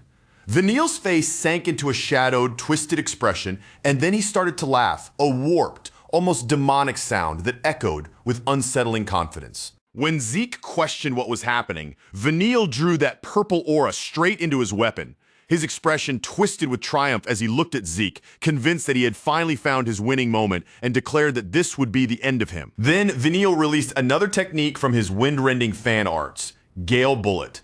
Zeke immediately tried to draw out his source power to defend against the incoming attack. But the instant he reached for it, he felt something was wrong. No matter how he tried to call upon that power, it refused to respond as if it had been cut off inside him. With no other option left in that moment, Zeke planted himself and braced for impact. Instead of relying on source power, he used nothing but the raw strength of his own body to block Vanille's incoming attack. Langus and Rick stared in stunned silence as the attack finally landed. After watching Zeke avoid everything so easily until now, they could barely believe their eyes. Vanille had actually managed to land a clean hit on him. Edgis noticed something unusual about Zeke's condition almost immediately, and he pointed it out with a serious look. When Celine asked what he meant by that, Laika and Meline arrived nearby, instantly drawing everyone's attention toward them. Laika was being helped up into a sitting position, her body still clearly weak from the damage she had taken earlier. Even so, she forced herself to face the others and quietly apologized for making them worry about her. When they asked if she knew what was happening to Zeke, Laika answered with care. She said it was not that she knew everything for certain. Rather, she had realized that Zeke now seemed to be experiencing the same strange condition she had gone through herself. During her earlier match, there had been a sudden moment when she could no longer use her source power, no matter how badly she needed it. And no matter how much she tried to force it out, it simply would not activate. Laika then added that Lila Sonar, who had fought Vanille before her, had also acted strangely during her own battle. Looking back on it now, Laika believed there was a real chance that Lila had suffered through the exact same thing. If that suspicion was correct, then Zeke was probably standing in that same dangerous position right now. In other words, he likely could not use his source power either. Back inside the arena, Veniel laughed with absolute confidence. His posture and expression both showed that he was fully convinced the flow of the fight had finally turned in his favor. He mocked Zeke for all the arrogance he had shown earlier, throwing Zeke's calm attitude back at him with a sneer. Then he declared that he would make sure Zeke could never stand against him again. Veniel gathered his power into a violent, surging current, the atmosphere around him growing harsher by the second. With everything building toward one final strike, he prepared his ultimate technique, Typhoon falling to dust. As Zeke pushed himself back up, Veniel's face twisted with naked killing intent. He ordered Zeke to die, then released the attack with every ounce of power he had left. Lengus could only shout Zeke's name in panic, his voice cutting across the arena as the deadly attack rushed closer and closer. But Zeke did not back away. Instead, he gathered every bit of physical strength still remaining in his body and focused it all into his fist. Before Veniel's attack could fully reach him, Zeke charged straight forward without hesitation. He closed the distance in an instant and drove a powerful punch directly into Veniel's face. The force of the impact sent Veniel flying backward once again. His body shot across the arena and crashed violently into the wall, shaking the area around the point of collision. As the dust slowly settled around the damaged wall, Veniel stared back at Zeke with fear and disbelief written all over his face. Sweat ran down his skin as he struggled to understand what had just happened right in front of him. He simply couldn't make sense of it. After everything he had done, after finally landing his attack and sealing away Zeke's power, Zeke had still managed to move, fight back, and strike him down. Veniel's companions were just as stunned, their faces unable to hide the shock of what they had witnessed. Leica, however, let out a soft laugh and remarked that for someone like Zeke, whether he could use source power or not did not seem to make much difference. Veniel could barely believe the sight before him, even after using that mysterious power, even after forcing Zeke to take the full force of his attack. Zeke was still standing there, and Veniel couldn't stop himself from wondering how something like that was even possible. Meanwhile, as Zeke rose fully back to his feet, he sensed something strange moving through him. Purple energy was flowing not only around his body, but also inside it, spreading in a way that immediately drew his attention. It only took Zeke a brief moment to understand the true nature of that strange purple energy. The answer was simple and unmistakable. It was poison. That realization only made Veniel even more furious and confused. He couldn't understand how Zeke had detected it at all, because according to him, that poison should have been impossible to notice. Then, without warning, Zeke spoke. Zeke remarked that Veniel had finally earned a passing mark. He said he now understood the reason every opponent who had gone up against Veniel and Allen had ended up losing in such a one-sided manner. Then Zeke added that he had already figured out the trick behind it. The poison did not simply act on its own. It only activated when someone stirred their source power. Zeke openly admitted that the poison trick had fooled even him in the beginning. He hadn't noticed anything strange until the exact moment he attempted to draw on his own source power. But even after realizing what had happened, he didn't look offended or panicked at all. Instead, he calmly gave Veniel credit, acknowledging that creating a poison capable of slipping in so quietly and taking effect without warning was genuinely impressive. Veniel's eyes sharpened into a furious glare as he stared Zeke down. He declared that his poison had already sealed away Zeke's source power completely, leaving no room for escape. But the more he looked at Zeke standing there unharmed, the more his anger mixed with disbelief, and he demanded to know how Zeke had still managed to endure that final attack. Zeke answered without the slightest hesitation, his voice steady and full of confidence. To him, a poison like Veniel's could never decide the battle against a body that had been trained to its absolute limit. Even if his source power had been locked away for the moment, Zeke treated it as nothing more than a minor inconvenience. Someone who had reached the very peak of strength would not be shaken by something like that. The way Zeke spoke so casually about his poison only poured more oil onto Veniel's rage. His expression tightened, his pride twisted violently, and the anger in his chest burned even hotter than before. Veniel's voice trembled as the fury finally pushed its way out. He asked if Zeke was seriously saying that the poison he had created with his own hands, the killing poison he had poured everything into, was completely useless against him. Zeke tilted his head a little, as if Veniel's words had genuinely caught his interest. Studying him carefully, he asked whether Veniel had really created the poison himself. Then Zeke pointed out something important. The poison didn't seem to harm its own maker because Veniel could channel it through his source power and force it into an opponent without showing any obvious side effects. Zeke didn't deny the poison's value. In fact, he admitted that as a poison, it was truly innovative. A substance that could hide itself so perfectly, stay unnoticed inside the target, and then activate under such specific conditions was impressive no matter how you looked at it. But the next moment, Zeke's tone became firmer, and he made the most important point impossible to misunderstand. No matter how brilliant the poison was, no matter how carefully it had been designed, it simply had no effect on him. Zeke slowly drew in a deep breath, focusing inward as he regained complete control over every part of his body. Then, with a sharp and deliberate exhale, he forced every last trace of the poison out through his nose. Veniel's eyes flew wide open. Sweat began forming across his face as he stared at Zeke in stunned disbelief. Zeke hadn't merely resisted the poison or survived it somehow. He had actually detoxified himself and expelled the poison straight out through his nostrils. Zeke explained in a calm, almost instructional voice that the poison was certainly unusual, and he even found it interesting. But in the end, that was all it was.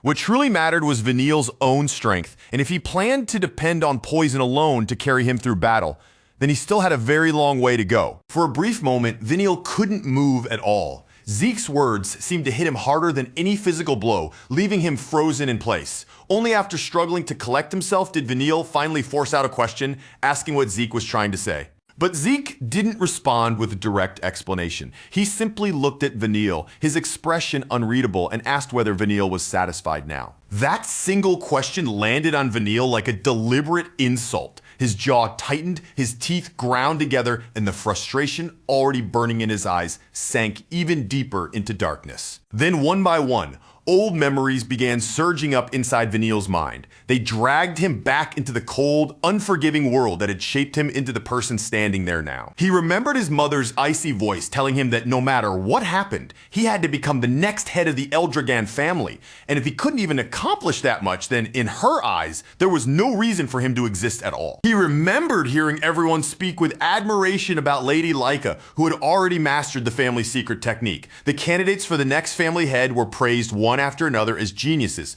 their names surrounded by expectation, while Veniel alone was left outside that circle of recognition. Veniel understood his own situation better than anyone. He was ordinary. The more desperately he trained and the harder he struggled to improve, the more painfully obvious his lack of natural talent became. He could accept that his older siblings stood above him, but he could never bring himself to accept that Laika, who was younger than him, had surpassed him so completely.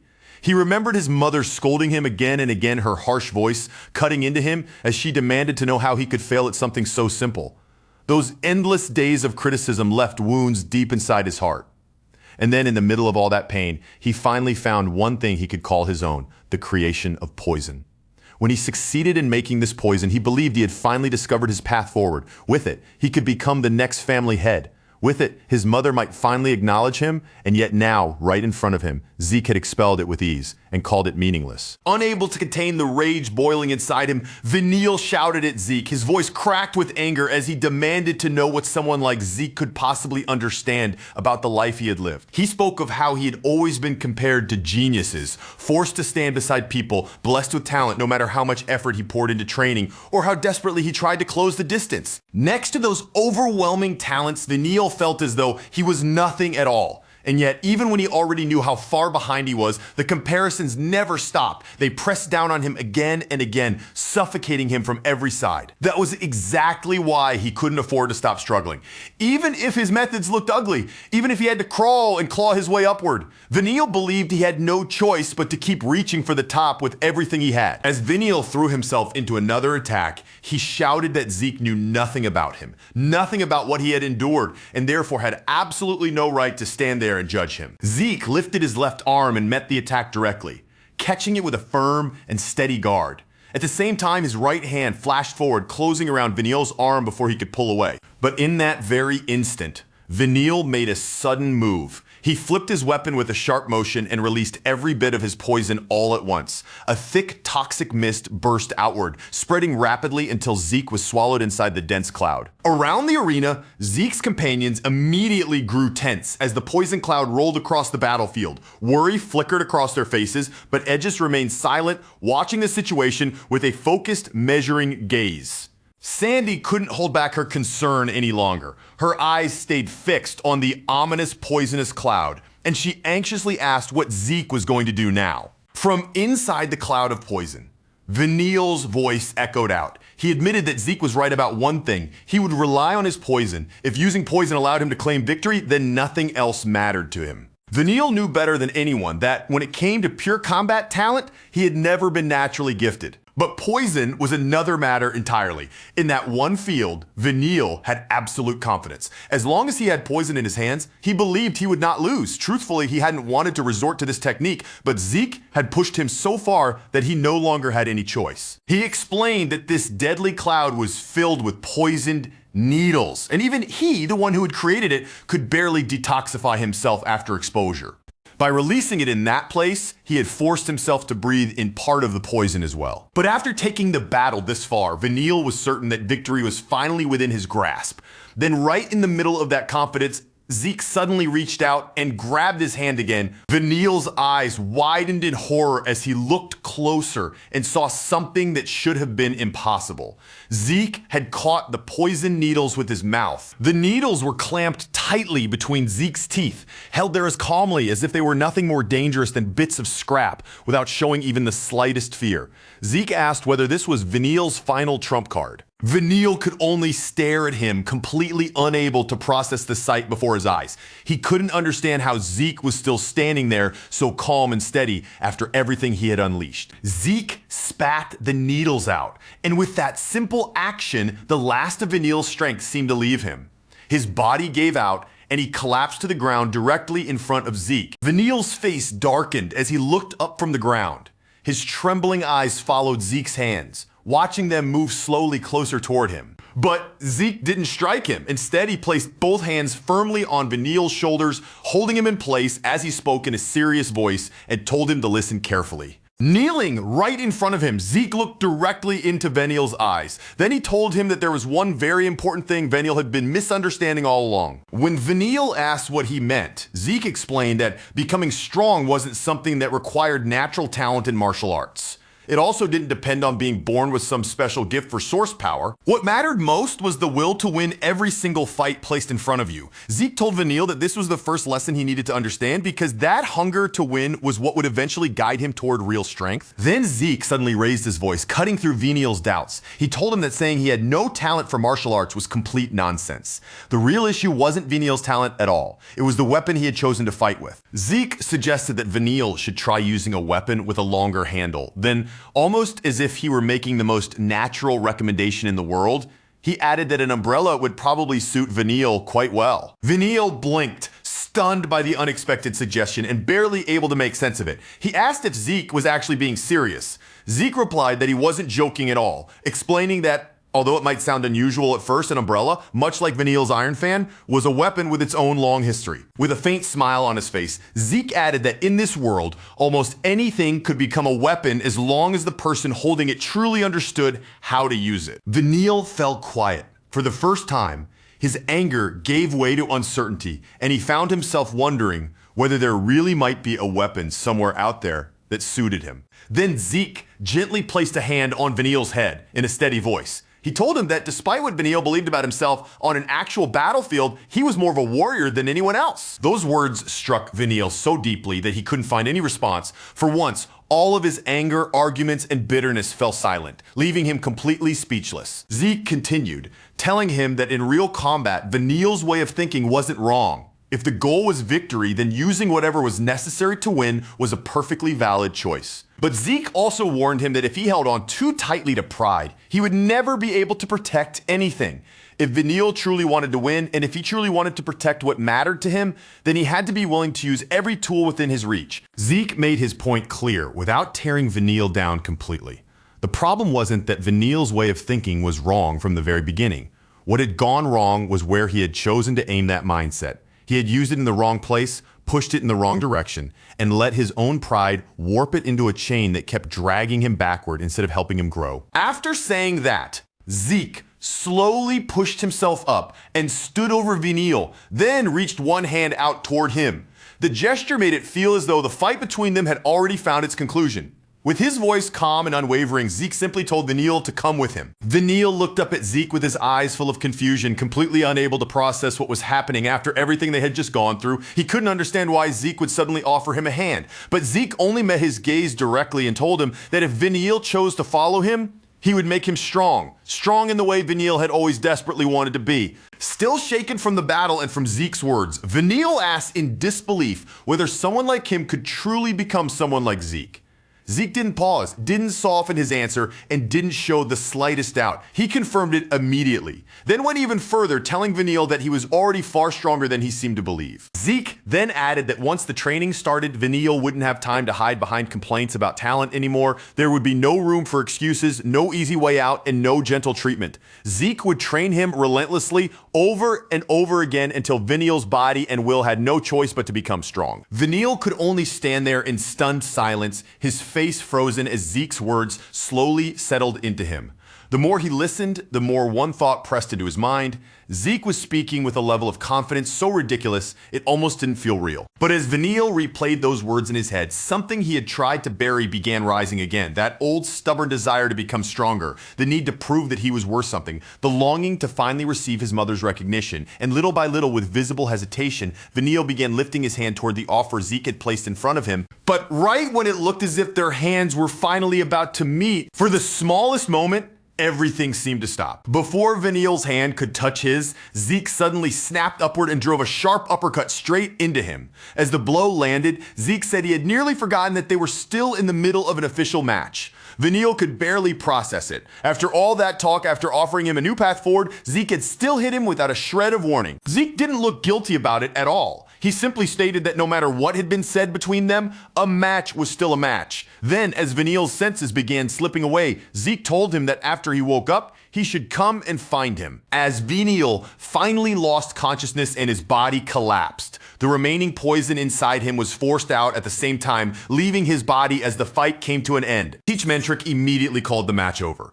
but even he couldn't hide the shock on his face. He stared in disbelief, struggling to accept that Zeke had managed to purge every last trace of poison from Vanille's body with nothing but a single punch. Then Teach Mentric raised his voice and announced that the selection matches had officially reached their conclusion. And with that final result, East Hall stood above all the others as the ultimate champion of the selection. After the battles ended, the participants from the different halls of Dragon's Nest slowly began making their way back.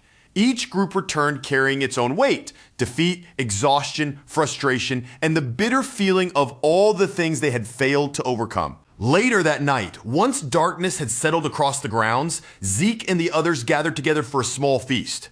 It was meant to celebrate the victory they had fought so hard to earn through the selection matches. But before the celebration could really get going, and while the results of the matches were still fresh in everyone's minds, the students kept sneaking glances towards Zeke. Their attention drifted back to him again and again, as if they still couldn't quite move past what they had witnessed. At the same time, quiet questions began spreading among the students seated there. East Hall was the hall that had won, so why had students from the other halls been called to attend the celebration too? Edges only laughed when he saw how confused everyone was. He openly admitted that he had no idea what the reason was, either making it clear that he was every bit as lost as the rest of them. With so many eyes still drifting toward him, Zeke remained calm and said that Teach Mentric would probably explain everything to them later that night. He didn't seem especially bothered by the mystery hanging over the room. Meanwhile, Zeke simply kept eating from the dishes laid out in front of him. While the others sat around in tense silence, he continued filling his mouth as if the strange atmosphere at the table had nothing to do with him. After some time passed, Zeke finally seemed to notice something odd. His own companions, along with the students from the other halls of Dragon's Nest, were still sitting there without properly starting their meal. With food still packed in his mouth, Zeke glanced around the table and asked what was wrong with everyone. He couldn't understand why nobody was eating, and he even pointed out that if they kept sitting there like that, all the food would end up going cold. Laika suddenly spoke up, unable to hold back her disbelief. She said she couldn't understand how Zeke could sit there eating so calmly at a time like this, then asked whether he wasn't even curious about what they were about to be told, but Zeke just continued chewing as if nothing about the situation bothered him, leaving Laika with no choice but to let out a helpless sigh. Just then, the door opened, cutting through the mood in the room. and Teach Mentric stepped inside. As he entered, he apologized to the students for making them wait. Teach Mentric, he told everyone that they could begin eating, but then his eyes landed on Zeke, who was already busy devouring the food beside him. Seeing that Zeke had clearly started long before anyone gave permission, he casually added that the rest of them should make sure to eat well too. As the meal went on, Teach Mentric explained the reason for gathering them there. This feast wasn't only meant to celebrate East Hall's victory, it was also a reward prepared for everyone who had taken part in the selection matches. Soon after, Teach Mentric's tone changed, and the relaxed mood around the table began to tighten. He called for everyone's attention, and once the room quieted down, he announced that he would now begin explaining the special mission. Ed just raised his hand, looking unsure, and asked whether someone like him was even allowed to hear about such a mission. Teach Mentric answered without hesitation, saying there was no problem at all, because Edges himself might end up taking part in it. That answer only made Edges more confused. His expression tightened, and he stared ahead as though he was trying to piece together what Teach Mentric could possibly mean by saying that. Teach Mentric then revealed the reason behind everything. A few days earlier, a special rift had been discovered within the territory of the Eldragon family. The announcement immediately sent shock rippling through the room. Even Zeke reacted to the words, his thoughts jumping back to what he had once read about rifts in books. Teach Mentric continued his explanation, saying that most of them probably knew at least a little about ordinary rifts. But special rifts were a different matter entirely because they couldn't be cleared through the usual methods. Leica quickly asked what he meant by that. Teach Mentric then explained the condition attached to this particular rift. Only 7 people were allowed to enter, and every single one of those 7 had to be at the 3-star level or below. If anyone 4-star or higher tried to enter, the rift would reject them outright. And even if the group exceeded the allowed number of entrants, the rift would forcibly push the extra people back out. In other words, unless every condition was met exactly, entry would be impossible. Teach Mentric made it clear that even the family head himself wouldn't be able to force his way inside by sheer power. Because of that, any attempt to clear the rift had to follow its rules precisely. Teach Mentric added that the Eldragon family did have some 3-star soldiers available, but with rifts appearing more frequently lately, their forces had already been stretched dangerously thin. That was the reason students had been chosen for the mission. Then Teach Mentric revealed the part that mattered most. This special rift most likely contained magic water, a rare substance needed to awaken magic power. The moment the words magic water were spoken, the students visibly froze, their eyes widened, their faces shifted, and the true weight of the mission finally began pressing down on everyone in the room. Zeke immediately said that he had read about magic water before, and Teach Mentric confirmed that his knowledge was correct. By consuming it, a person could gain the ability to convert source power into magic power, which was a crucial step for anyone who wanted to become a magician. The instant Zeke heard that, excitement flashed across his eyes. Thoughts of magic began racing through his head, and the possibility in front of him suddenly felt far more real. Teach Mentric continued, explaining that the world was governed by 8 great houses, with the Eldragon family being one of them. Together, those 8 houses were known as the 8 Gates of Dominion. But unlike the other houses, which each possessed magic springs that naturally produced magic water, the Eldragon family had no such spring of its own. And that was exactly why this mission was so important to the family. The opportunity before them was not something the Eldragon family could afford to treat lightly. They needed to enter the special rift, clear it successfully, and bring back the magic water hidden somewhere inside. For the Eldragon family, failure simply could not be allowed. Then Teach Mentric's expression grew even more serious, and he added another problem they had to consider. The rift had appeared near the border of another one of the 8 Gates of Dominion, the territory controlled by the Cerberus family. Because of that, it was almost certain that the Cerberus family would also set their sights on the rift. With that danger in mind, the selection matches had been arranged to find capable fighters within Dragon's Nest who were still 3-star level or below. Edges and Sandy exchanged a quick glance. Edges then pointed out that the 7 members of East Hall who had won were probably the ones who would be sent in to clear the rift. Sandy smiled at the idea, seeing this mission as a major opportunity to help Leica take another step toward becoming the next family head. However, Teach Mentric immediately clarified the situation. Even though East Hall had won the selection matches, that did not automatically mean all 7 of its members would become the official strike team. Even after hearing that, Edges still held on to hope. While Sandy quietly thought about how she could support Leica, Teach Mentric suddenly rose from his seat and struck the table. Then he declared that from this moment onward, under East Hall's leadership, they would form the strike team regardless of who had won or lost. The selection matches had never been arranged just to decide who stood above the rest and who had to accept defeat. Teach Mentric made that clear as he explained that every battle had served another purpose. While the students fought, they had all been observed carefully. Their strengths, their flaws, their habits under pressure, and the unique way each one handled combat, all so the most suitable strike team could be built. Then Teach Mentric's eyes moved toward Vanille. His gaze lingered there for a moment before he remarked that some fighters had not been able to properly show everything they were capable of during the matches. After that, Teach Mentric turned his attention to Zeke, who was still eating like the entire conversation had nothing to do with him at all. Then, without warning, he announced that Zeke would be the one responsible for choosing the strike team members. The moment Zeke heard that, he finally looked up from his food, clearly caught off guard, and asked why that responsibility had suddenly been thrown onto him. A hush fell over the room as Teach Mentric calmly asked why Zeke thought it was strange. Since Zeke was East Hall's representative, it only made sense for him to lead the mission and personally decide who would join him. But Zeke didn't seem satisfied with that answer. He said that wasn't exactly what he had been thinking, and after his gaze briefly shifted toward Laika, a different idea seemed to click into place in his mind. A grin slowly spread across Zeke's face as he suggested that Laika should be the one to choose the team instead. Laika immediately stiffened in surprise and asked why the responsibility had to fall on her, but Zeke simply turned the question around and asked whether he would be joining the mission. Laika answered at once, saying that, of course he would. Even after answering, Laika still looked uncertain. She asked Zeke if he was truly okay with leaving the decisions in her hands and allowing her to take charge as the one leading the team. Zeke answered in his usual blunt way, saying that whether he was okay with it or not didn't really matter. If he was the one choosing the members, he would simply put his own name down as the only person on the team and end the discussion there. Laika was stunned by how casually he said something so outrageous. She immediately pointed out that knowing Zeke, if the Special Rift's rules allowed it, he would most likely try to walk into the place completely alone. As Laika began to seriously consider who should be selected, Zeke added one more reason for handing the choice to her. If she truly intended to become the next family head, then this was a perfect opportunity for her to sharpen her judgment and prove she could make decisions that mattered. Zeke then looked back at Teach Mentric and asked whether he had any issue with letting Laika take the role instead. Teach Mentric replied that he had no objection, but he still asked if Zeke was completely certain. After all, leading this mission would bring him one step closer to becoming the next head of the family. But in that moment, Zeke's face took on a strangely calm, almost aged expression, one that felt far too composed for someone his age.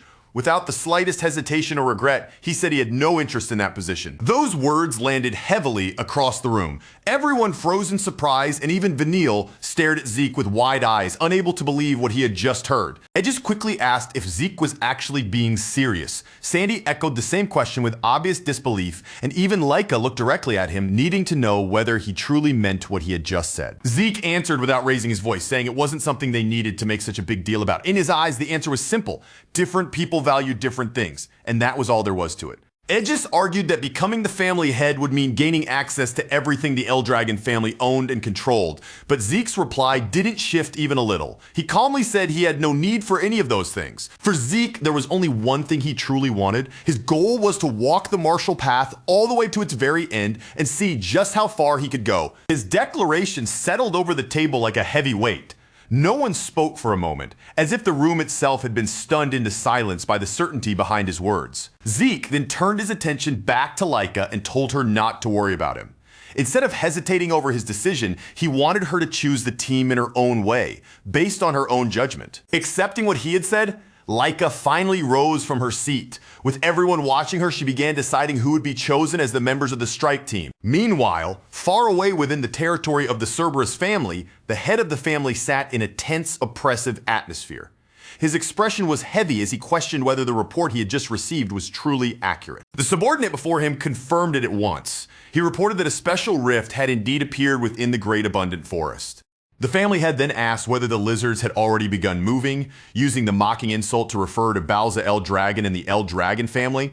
The subordinate immediately broke into a cold sweat, clearly feeling the danger behind the question. An unbearable pressure began filling the room as the Cerberus family head's mood darkened.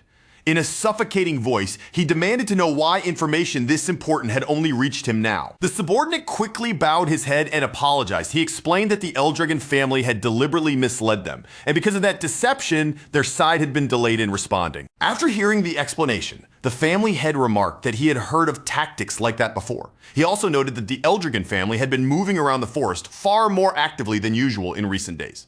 Now the pieces finally fit together in his mind. With a low, irritated mutter, he realized those crafty pests had been secretly making their moves behind the scenes all along. The subordinate then added another crucial detail. There was a strong possibility that the rift contained magic water. The moment he heard that, the Cerberus family head immediately understood why the Eldragon family would stop at nothing to claim it. He asked what conditions were required to enter the rift. The subordinate answered that the rift allowed 7 people inside, and every one of them had to be at the 3-star level or below. The family head considered the requirement and noted that by itself it was not especially hard to meet.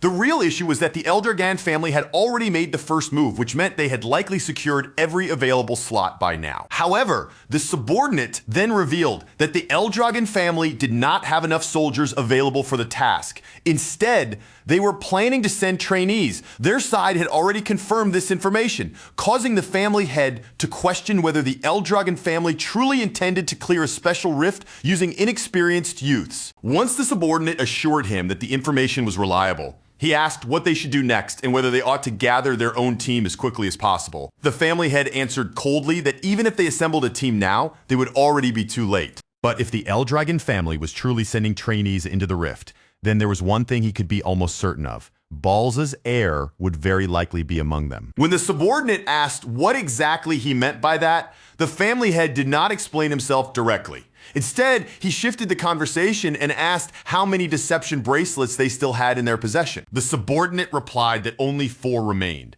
As soon as he heard the number, the Cerberus family head gave his order.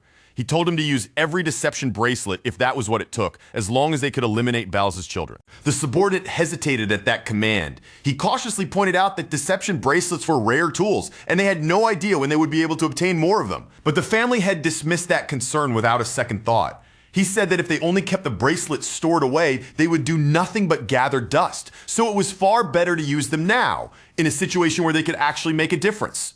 A cruel smile then spread across his face as he wondered aloud what kind of expression that lizard bastard would make once his child was killed, and how amusing it would be to witness Balza Eldragon's reaction. Then, on the day after the celebration, Zeke gathered everyone together and told them plainly that they all needed to become much stronger. He started with Rick and Melon, calling them forward and ordering them to return to the basics. Just like Langus and the others, they would run every single day and rebuild their bodies from the ground up, because only with a stronger foundation would they be able to handle more powerful techniques later. Rick immediately reacted, asking if they were seriously going to train in the same brutal way Langus and the others had gone through before. Zeke only looked at him calmly and answered with a question of his own, asking if Rick had some kind of problem with that. Behind Rick and Melon, Langus and the others were already smiling in a way that made the situation even more terrifying. Their expressions said they knew exactly what kind of suffering was waiting. With that silent pressure pressing against their backs, Rick and Melon had no choice but to say there was no problem, even though their faces made it painfully obvious that their real feelings were completely different. Still, Zeke seemed satisfied with that answer. He gave a small nod, accepting their reluctant agreement, as if it were more than enough. Soon after, Zeke reached for the edge of a red cloak and pulled it away. Beneath it sat a massive boulder, hidden until that moment. Then he called Raymond over and told him that he would be training with the regeneration stone their instructor had prepared. Raymond immediately asked if Zeke really intended to use a regeneration stone as part of training. Zeke confirmed it without any hesitation, saying he remembered exactly how the stone worked and believed it would be perfect for Raymond. As Zeke picked up a small shield, he began explaining what everyone already knew about the regeneration stone. Any impact delivered to it would be reflected back with 100 times the force. And unless someone used source power, breaking it was basically impossible. But despite explaining that danger himself, Zeke was clearly preparing to strike the stone without using any source power at all. Rick and Melon stared at him in confusion, unable to figure out what he was trying to prove. Zeke gathered only the raw physical strength in his arm, then swung the small shield straight into the regeneration stone. The instant the shield connected, a violent gust of wind exploded outward, rushing across the area and whipping through everyone nearby. Melon could hardly believe what she had just witnessed. Zeke had hit the regeneration stone in a normal physical strike, and without source power protecting him, the reflected shock should have been unbelievably powerful. While the others watched in stunned silence, Raymond quickly understood the point of the demonstration.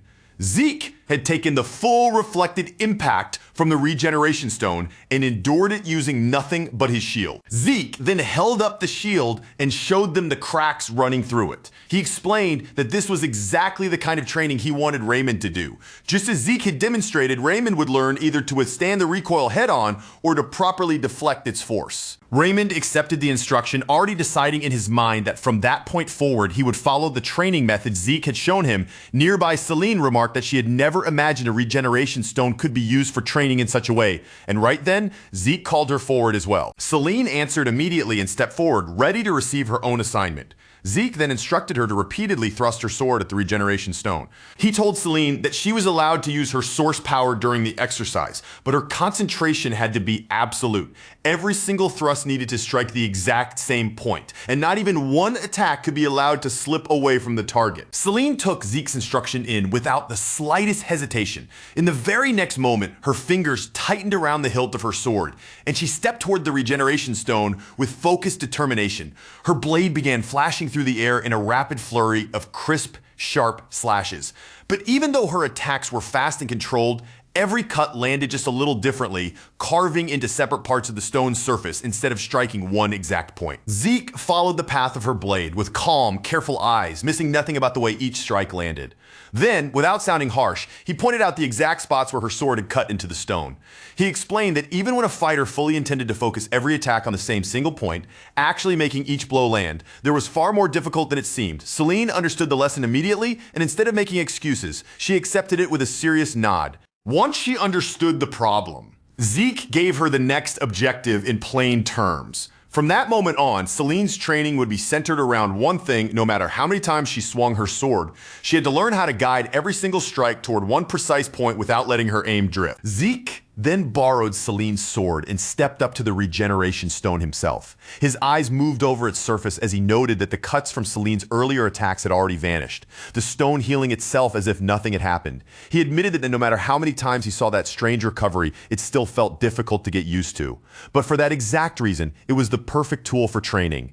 Telling Celine to watch closely, Zeke raised the sword, and in the next instant, his arm blurred. A chain of swift sword strikes flashed out one after another, each slash landing with flawless precision on the very same point. Celine stood completely still, her eyes widening as she stared at the clean mark Zeke had left behind. For a brief moment, she seemed almost unable to breathe, overwhelmed by the difference between what she had just attempted and the accuracy he had shown so effortlessly.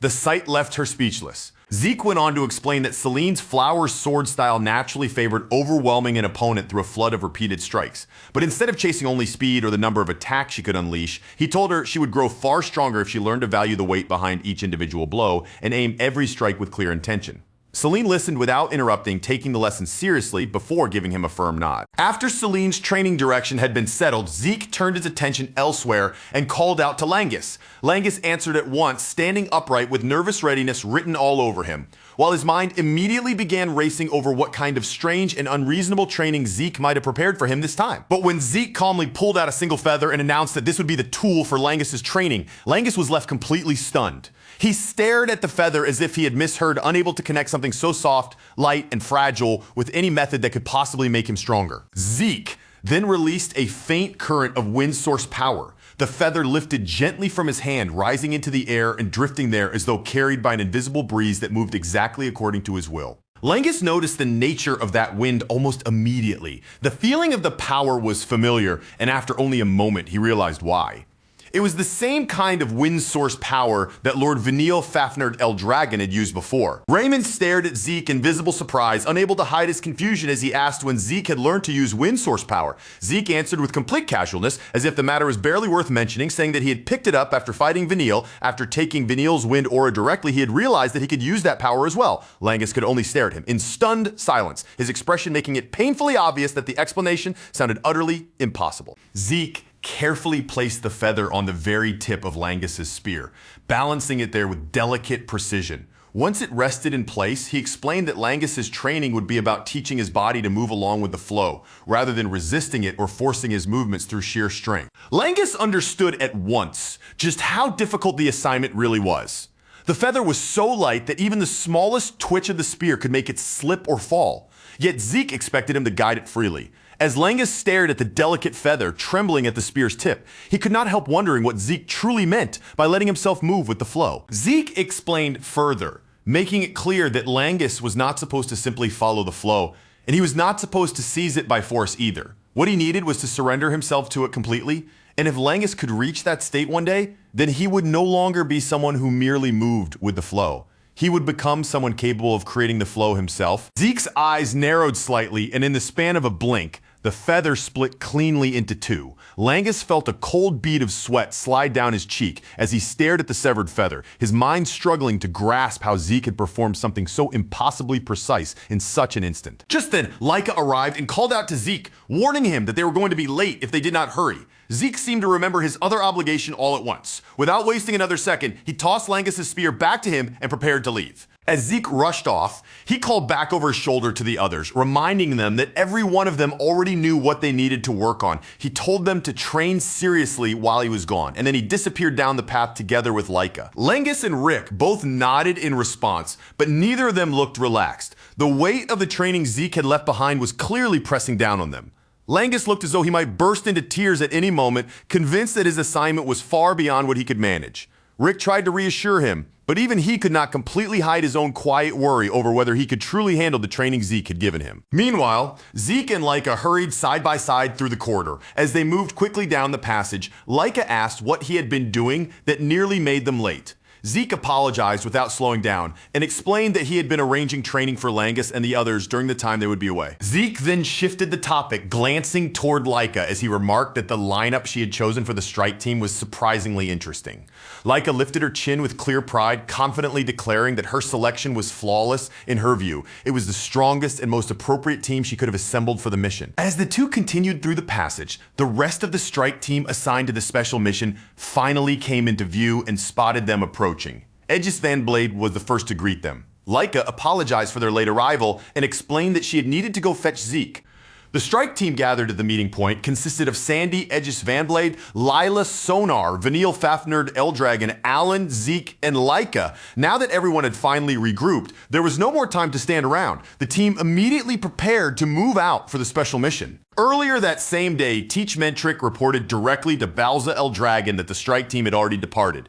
He also informed him that a message had arrived from the Cerberus family, confirming that they had detected signs of the special rift's presence. Balza observed that the situation had developed more quickly than he had expected. Even so, he understood the timing clearly. If they tried to rush over now, the strike team would most likely have already entered the rift by the time they arrived. One of the men in the room agreed with Balza's assessment, but he still raised a serious concern.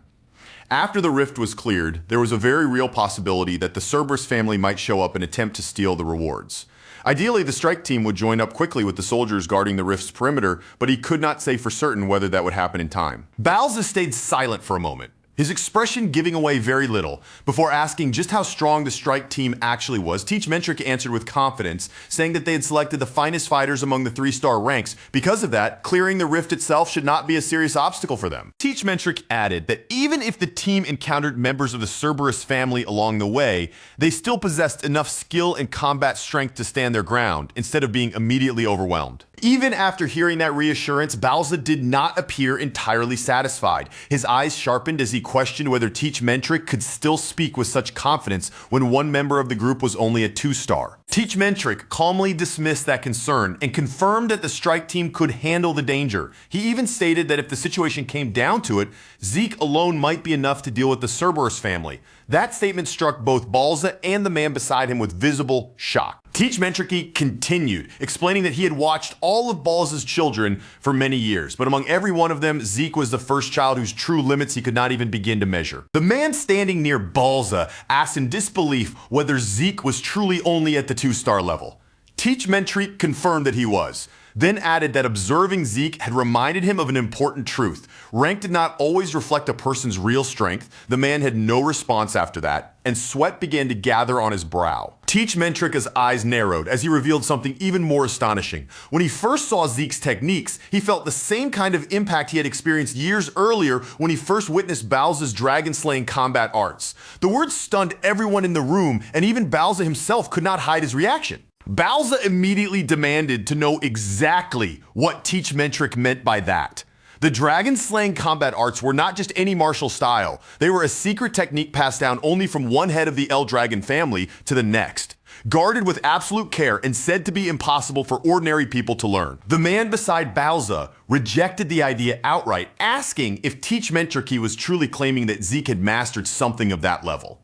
Teach Mentriki admitted that he had been shocked as well. However, he had seen Bowser's techniques countless times before, and because of that experience, he was certain of what he had witnessed in Zeke. Teach Mentriki went even further, stating that Zeke's martial arts stood on the same level as Bowser's dragon-slaying combat arts. For a short moment, Bowser could say nothing at all, the weight of that comparison leaving the room frozen. Deep down, Teach Mentriki wondered if Zeke might even surpass Bowser someday, though he quickly dismissed the thought as mere imagination. Bowser then revealed that several years ago he had ordered Freya Winsick to investigate every detail of Zeke's background, including his birth records. Yet the investigation had turned up nothing useful, and there had been no trace of Zeke learning martial arts from anyone before entering the Dragon's Nest. The man beside Bowser wondered aloud whether that meant Zeke had somehow taught himself everything. Teach Mentriki's gaze drifted toward the portrait of the first patriarch, Gilphus El Dragon, and he remarked that Zeke almost felt like the reincarnation of both the first patriarch and the 15th head. At the word reincarnation, Bowser's expression darkened and he repeated it back in a low, questioning tone. Bowser rose from his chair and turned his eyes up toward the portrait of Gilphus El Dragon, the first patriarch of the El Dragon family. For a moment, he simply stared at the painted figure, his gaze fixed and unreadable, before quietly murmuring the word reincarnation under his breath. But a moment later, Bowser dismissed the thought completely. To him, the idea was too absurd to seriously entertain, and he pushed it aside as something not even worth considering. Teach Mentriki and the captain beside Bowser both fell silent, the heavy atmosphere from the conversation lingering in the room. Then Bowser let out a faint smirk and said that if Zeke truly possessed that level of power, then those wild dogs from the Cerberus family were hardly something they needed to fear. 1 week later, at the location where the special rift had appeared, soldiers of the El Dragon family were already gathered around the area. They stood guard around the site, keeping watch over the surroundings and preparing for whatever danger might emerge next. Freya Winsick was searching for the vice captain of the Black Dragon Corps, but one of the soldiers quickly reported troubling news. At some point, the vice captain had vanished without warning, leaving behind no obvious sign of where he had gone. The report immediately prompted another soldier to take action. Without delay, he ordered everyone nearby to begin searching the area at once, making it clear that the vice captain's sudden disappearance was not something they could afford to ignore. Freya Winsick then brought up the fact that reinforcements were supposed to arrive as well, with the vice captain missing and the tension around the rift already high. She could not hide her concern that the situation might develop into a serious problem. Just then, Freya Winsick noticed a group approaching from the distance. Her attention shifted toward the figures moving closer, and she remarked that it seemed the reinforcements had finally arrived. As the group drew nearer, Freya Winsick pointed out that if they had sprinted all the way to the site, they could have arrived much faster. Leica answered calmly, making it clear that they had no intention of exhausting themselves and wasting their stamina before the mission had even begun. Leica then addressed her directly as Instructor Freya and asked why she was here at the rift site in the first place, clearly noticing that Freya's presence was not something she had expected. Freya Winsick answered evenly, explaining that she was not currently standing there in her capacity as an instructor. At that moment, she was on active duty. She went on to explain that she had been assigned to guard the special rift itself, along with the surrounding domain that had formed around it. Her role was not casual observation, it was part of the official defense of the area. Leica murmured in understanding as her eyes moved across the surrounding area, taking in the atmosphere around the rift. She realized that the place stretching before them was the special domain they had come all this way to deal with. Freya Winsick's voice carried over the eerie expanse of the rift as she explained its dangers. Some special rifts are hazardous even before anyone steps inside. She began, her eyes scanning the distorted terrain. Certain ones don't just sit there, they leak their influence into the surrounding world, warping the land, twisting it into a domain of its own. And this, she gestured toward the oppressive, mist-laden area ahead. This is exactly one of those cases. The very air seemed heavy, pressing against the group from all directions, a silent reminder of the power contained within. Zeke El Dragon's gaze swept over the warped domain, settling on the pitch-black trees rising ominously within it. Their twisted shapes and unnatural presence tugged at his memory, evoking an echo of a battle long past, an encounter with the fearsome anger boar. The jagged silhouettes against the distorted light seemed almost alive, their dark forms whispering of old, dangerous power. The black mist slithered through the area like a living shadow, and a shiver ran down Zeke's spine. Its movement, its texture, every subtle curl of fog mirrored the eerie sensation he had once felt from Angerbor itself. With a quiet, knowing look, Zeke concluded to himself that the source of the creature's terrifying strength had most likely originated from a rift, just like this one. Turning back to Freya Winsick, Zeke's curiosity pierced through his calm exterior. "Then why were you assigned to guard this domain yourself?" he asked. His tone measured but firm. Freya's response was immediate and unwavering. "My role is to keep the Cerberus family in check," she stated clearly, "and to disrupt whatever schemes they might be trying to enact here." Leica Tuporna Eldragon tilted her head, seeking clarification. "Disrupt them? How exactly?" she asked. Freya explained with calm precision. If the Eldragon family succeeded in clearing the rift and obtaining the magical water within, their military power would increase dramatically. That sudden surge in strength was precisely the advantage the Cerberus family was desperate to prevent. Freya continued, adding another layer of complexity to the mission. "We're also dealing with monsters being expelled from this domain," she said. Zeke's brow furrowed in question, prompting her to elaborate further. "This particular rift operated under strict limitations. Only 7 fighters at the 3-star level were permitted entry. No exceptions, no shortcuts." Edge's Van Blade nodded knowingly at her words, confirming that he had already been briefed about the restriction before arriving at the site. To make the rule tangible, Freya placed her hand firmly against the shimmering barrier enclosing the domain. The invisible force pushed her back slightly, and she explained that anyone whose star level exceeded the limit would simply be repelled, unable to breach the rift's threshold. She further clarified that this limitation was not just for humans, it extended to monsters as well. Any creature with a star rating of 4 or above would be rejected instantly, no matter how formidable its power. The rift also enforced a strict first-come, first-served rule.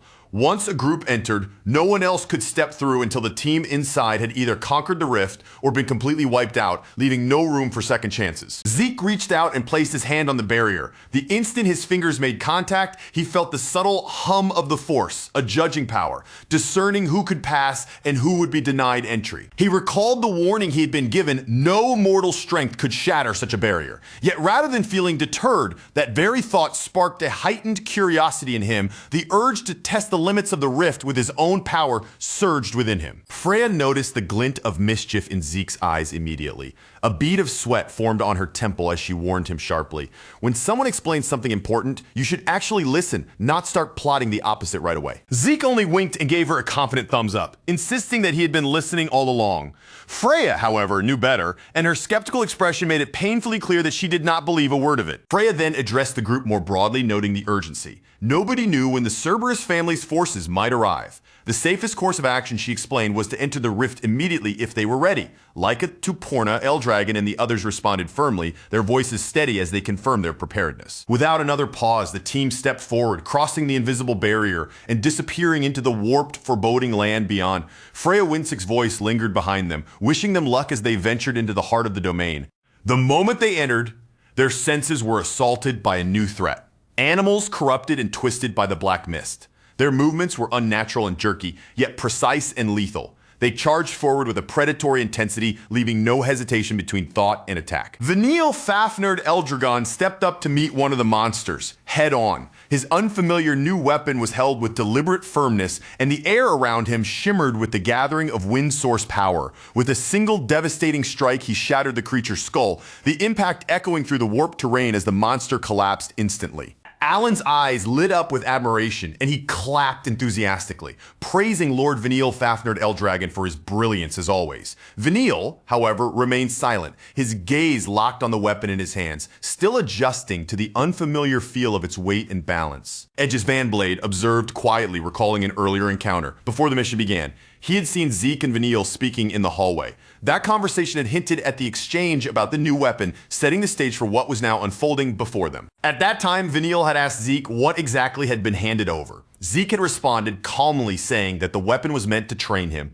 just as he had promised during their previous encounter. Vanille had stared at the staff with a mixture of suspicion and disbelief, questioning whether Zeke was serious. Zeke, without hesitation, reassured him that he always kept his word and the staff was indeed intended for use in the field. Zeke explained that this mission provided a rare opportunity for combat in real conditions, beyond mere practice. He wanted Veniel to wield the staff actively, integrating it into actual battle scenarios to enhance his skill. Veniel's irritation flared immediately. His expression hardened, and he demanded sharply whether Zeke really expected him to take a weapon he had never used before into such a crucial mission. Zeke's calm confirmation only heightened Veniel's annoyance.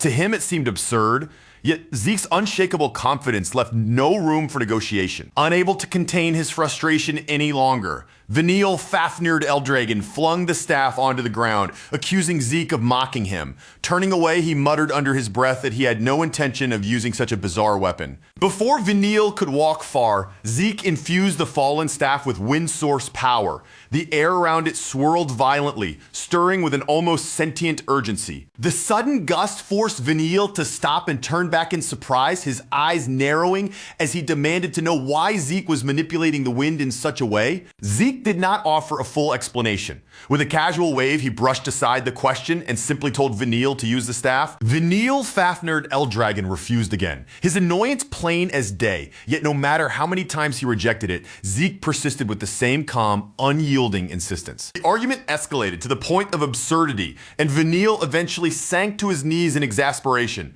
"We're getting nowhere," he muttered, feeling as though the back and forth with Zeke was more exhausting than any battle he had faced. Veniel then recalled a detail from the selection exam.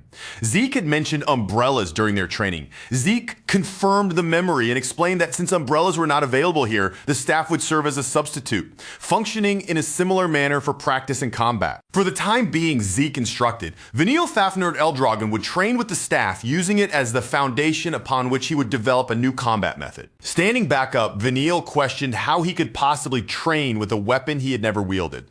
He admitted he lacked the basic fundamentals required to fight properly with it, his doubt plain on his face. Zeke showed no sign of concern. With absolute confidence, he assured Veniel that there was nothing to worry about. He had already crafted a fighting style specifically for him, the Ghost Umbrella style. To Aegis Vanblade, the claim seemed impossible. Inventing an entire martial art from scratch was not something any person could do casually, let alone implement in battle. Yet, as Aegis watched Veniel Fafnird Eldragon move in combat, he could not deny the evidence before him. Each strike was sharper, movements flowing seamlessly with the wind aura, blending power and precision in ways he had never seen from him before. Even Veniel himself could not help but wonder whether Zeke had truly invented an entirely new martial art just for him.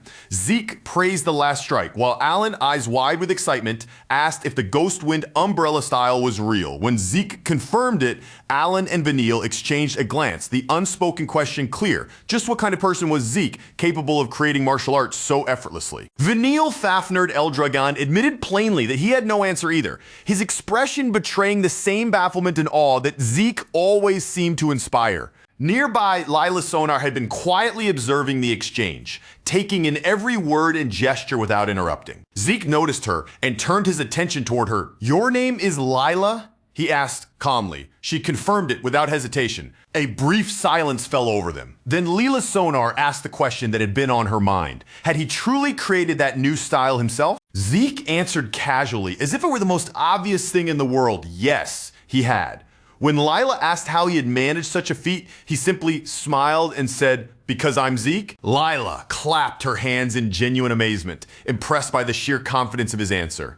Sandy Tuporna, standing off to the side, scoffed derisively, claiming that Zeke was spouting nonsense again, insisting that inventing a martial art from scratch was impossible. Aegis Vanblade interjected, pointing out that, as absurd as it sounded, seeing the results firsthand made the claim feel surprisingly plausible. Sandy Tuporna quickly shifted her sharp gaze toward Veniel Fafnird Eldragon. Regardless of whatever new style Zeke had imparted, she warned him sternly not to become a liability for the rest of the team. Veniel Fafnird Eldragon's irritation flared instantly. He spun to face Sandy Tuporna, his eyes narrowing as he demanded her to repeat what she had just said. With a mocking edge in her voice, Sandy Tuporna told him flatly that he couldn't even fight properly without poisoning his opponents first, her words dripping with derision. She continued, challenging him directly. Did he seriously intend to rely on an unfamiliar fighting style in the middle of such a critical mission? Her words hit their mark perfectly, igniting the tension between them. Voices rose, expressions hardened, and the exchange quickly escalated into a full-blown argument, the clash of pride and principle crackling like static through the air. Alan had managed to keep his temper in check until that moment, holding himself back while Sandy Toporna's remarks cut deeper and deeper. But her latest words finally crossed the line for him. His expression turned hard, his eyes narrowing as he stepped into the argument. And in a sharp, warning voice, he told Sandy Toporna to be careful about what she was saying. Sandy Toporna did not back down in the slightest. Instead of softening her tone, she fired right back, asking if hearing the truth was what hurt them so badly. Then she turned her words on Alan, saying that if he was supposed to serve as Vanille Fafnir Eldragon's attendant, then he should be doing a better job keeping his own master under control. Laika Toporna Eldragon quickly tried to step in before the situation exploded any further, urging Sandy Toporna to stop. At the same time, Aegis Vanblade reminded everyone in a firm voice that this was not the moment for them to fight among themselves. They were in the middle of a dangerous mission, and whether they liked one another or not, they had no choice but to function as a single team. But Sandy Toporna was far too angry to simply let the matter drop. Her voice tightened, and the resentment she had been holding back came spilling out as she said there was no possible way she could cooperate with people who had poisoned Laika Toporna Eldragon and nearly caused her death. The anger in Sandy Toporna's eyes burned brighter as she finally made her position completely clear. From the very beginning, she had never agreed with this team lineup. She had been against it all along, and now, standing in the middle of the domain, she was saying it openly without hiding a single bit of her hostility. While the argument continued to grow louder around them, Zeke Eldragon quietly shifted his attention away from the shouting and looked toward Lila Sonar.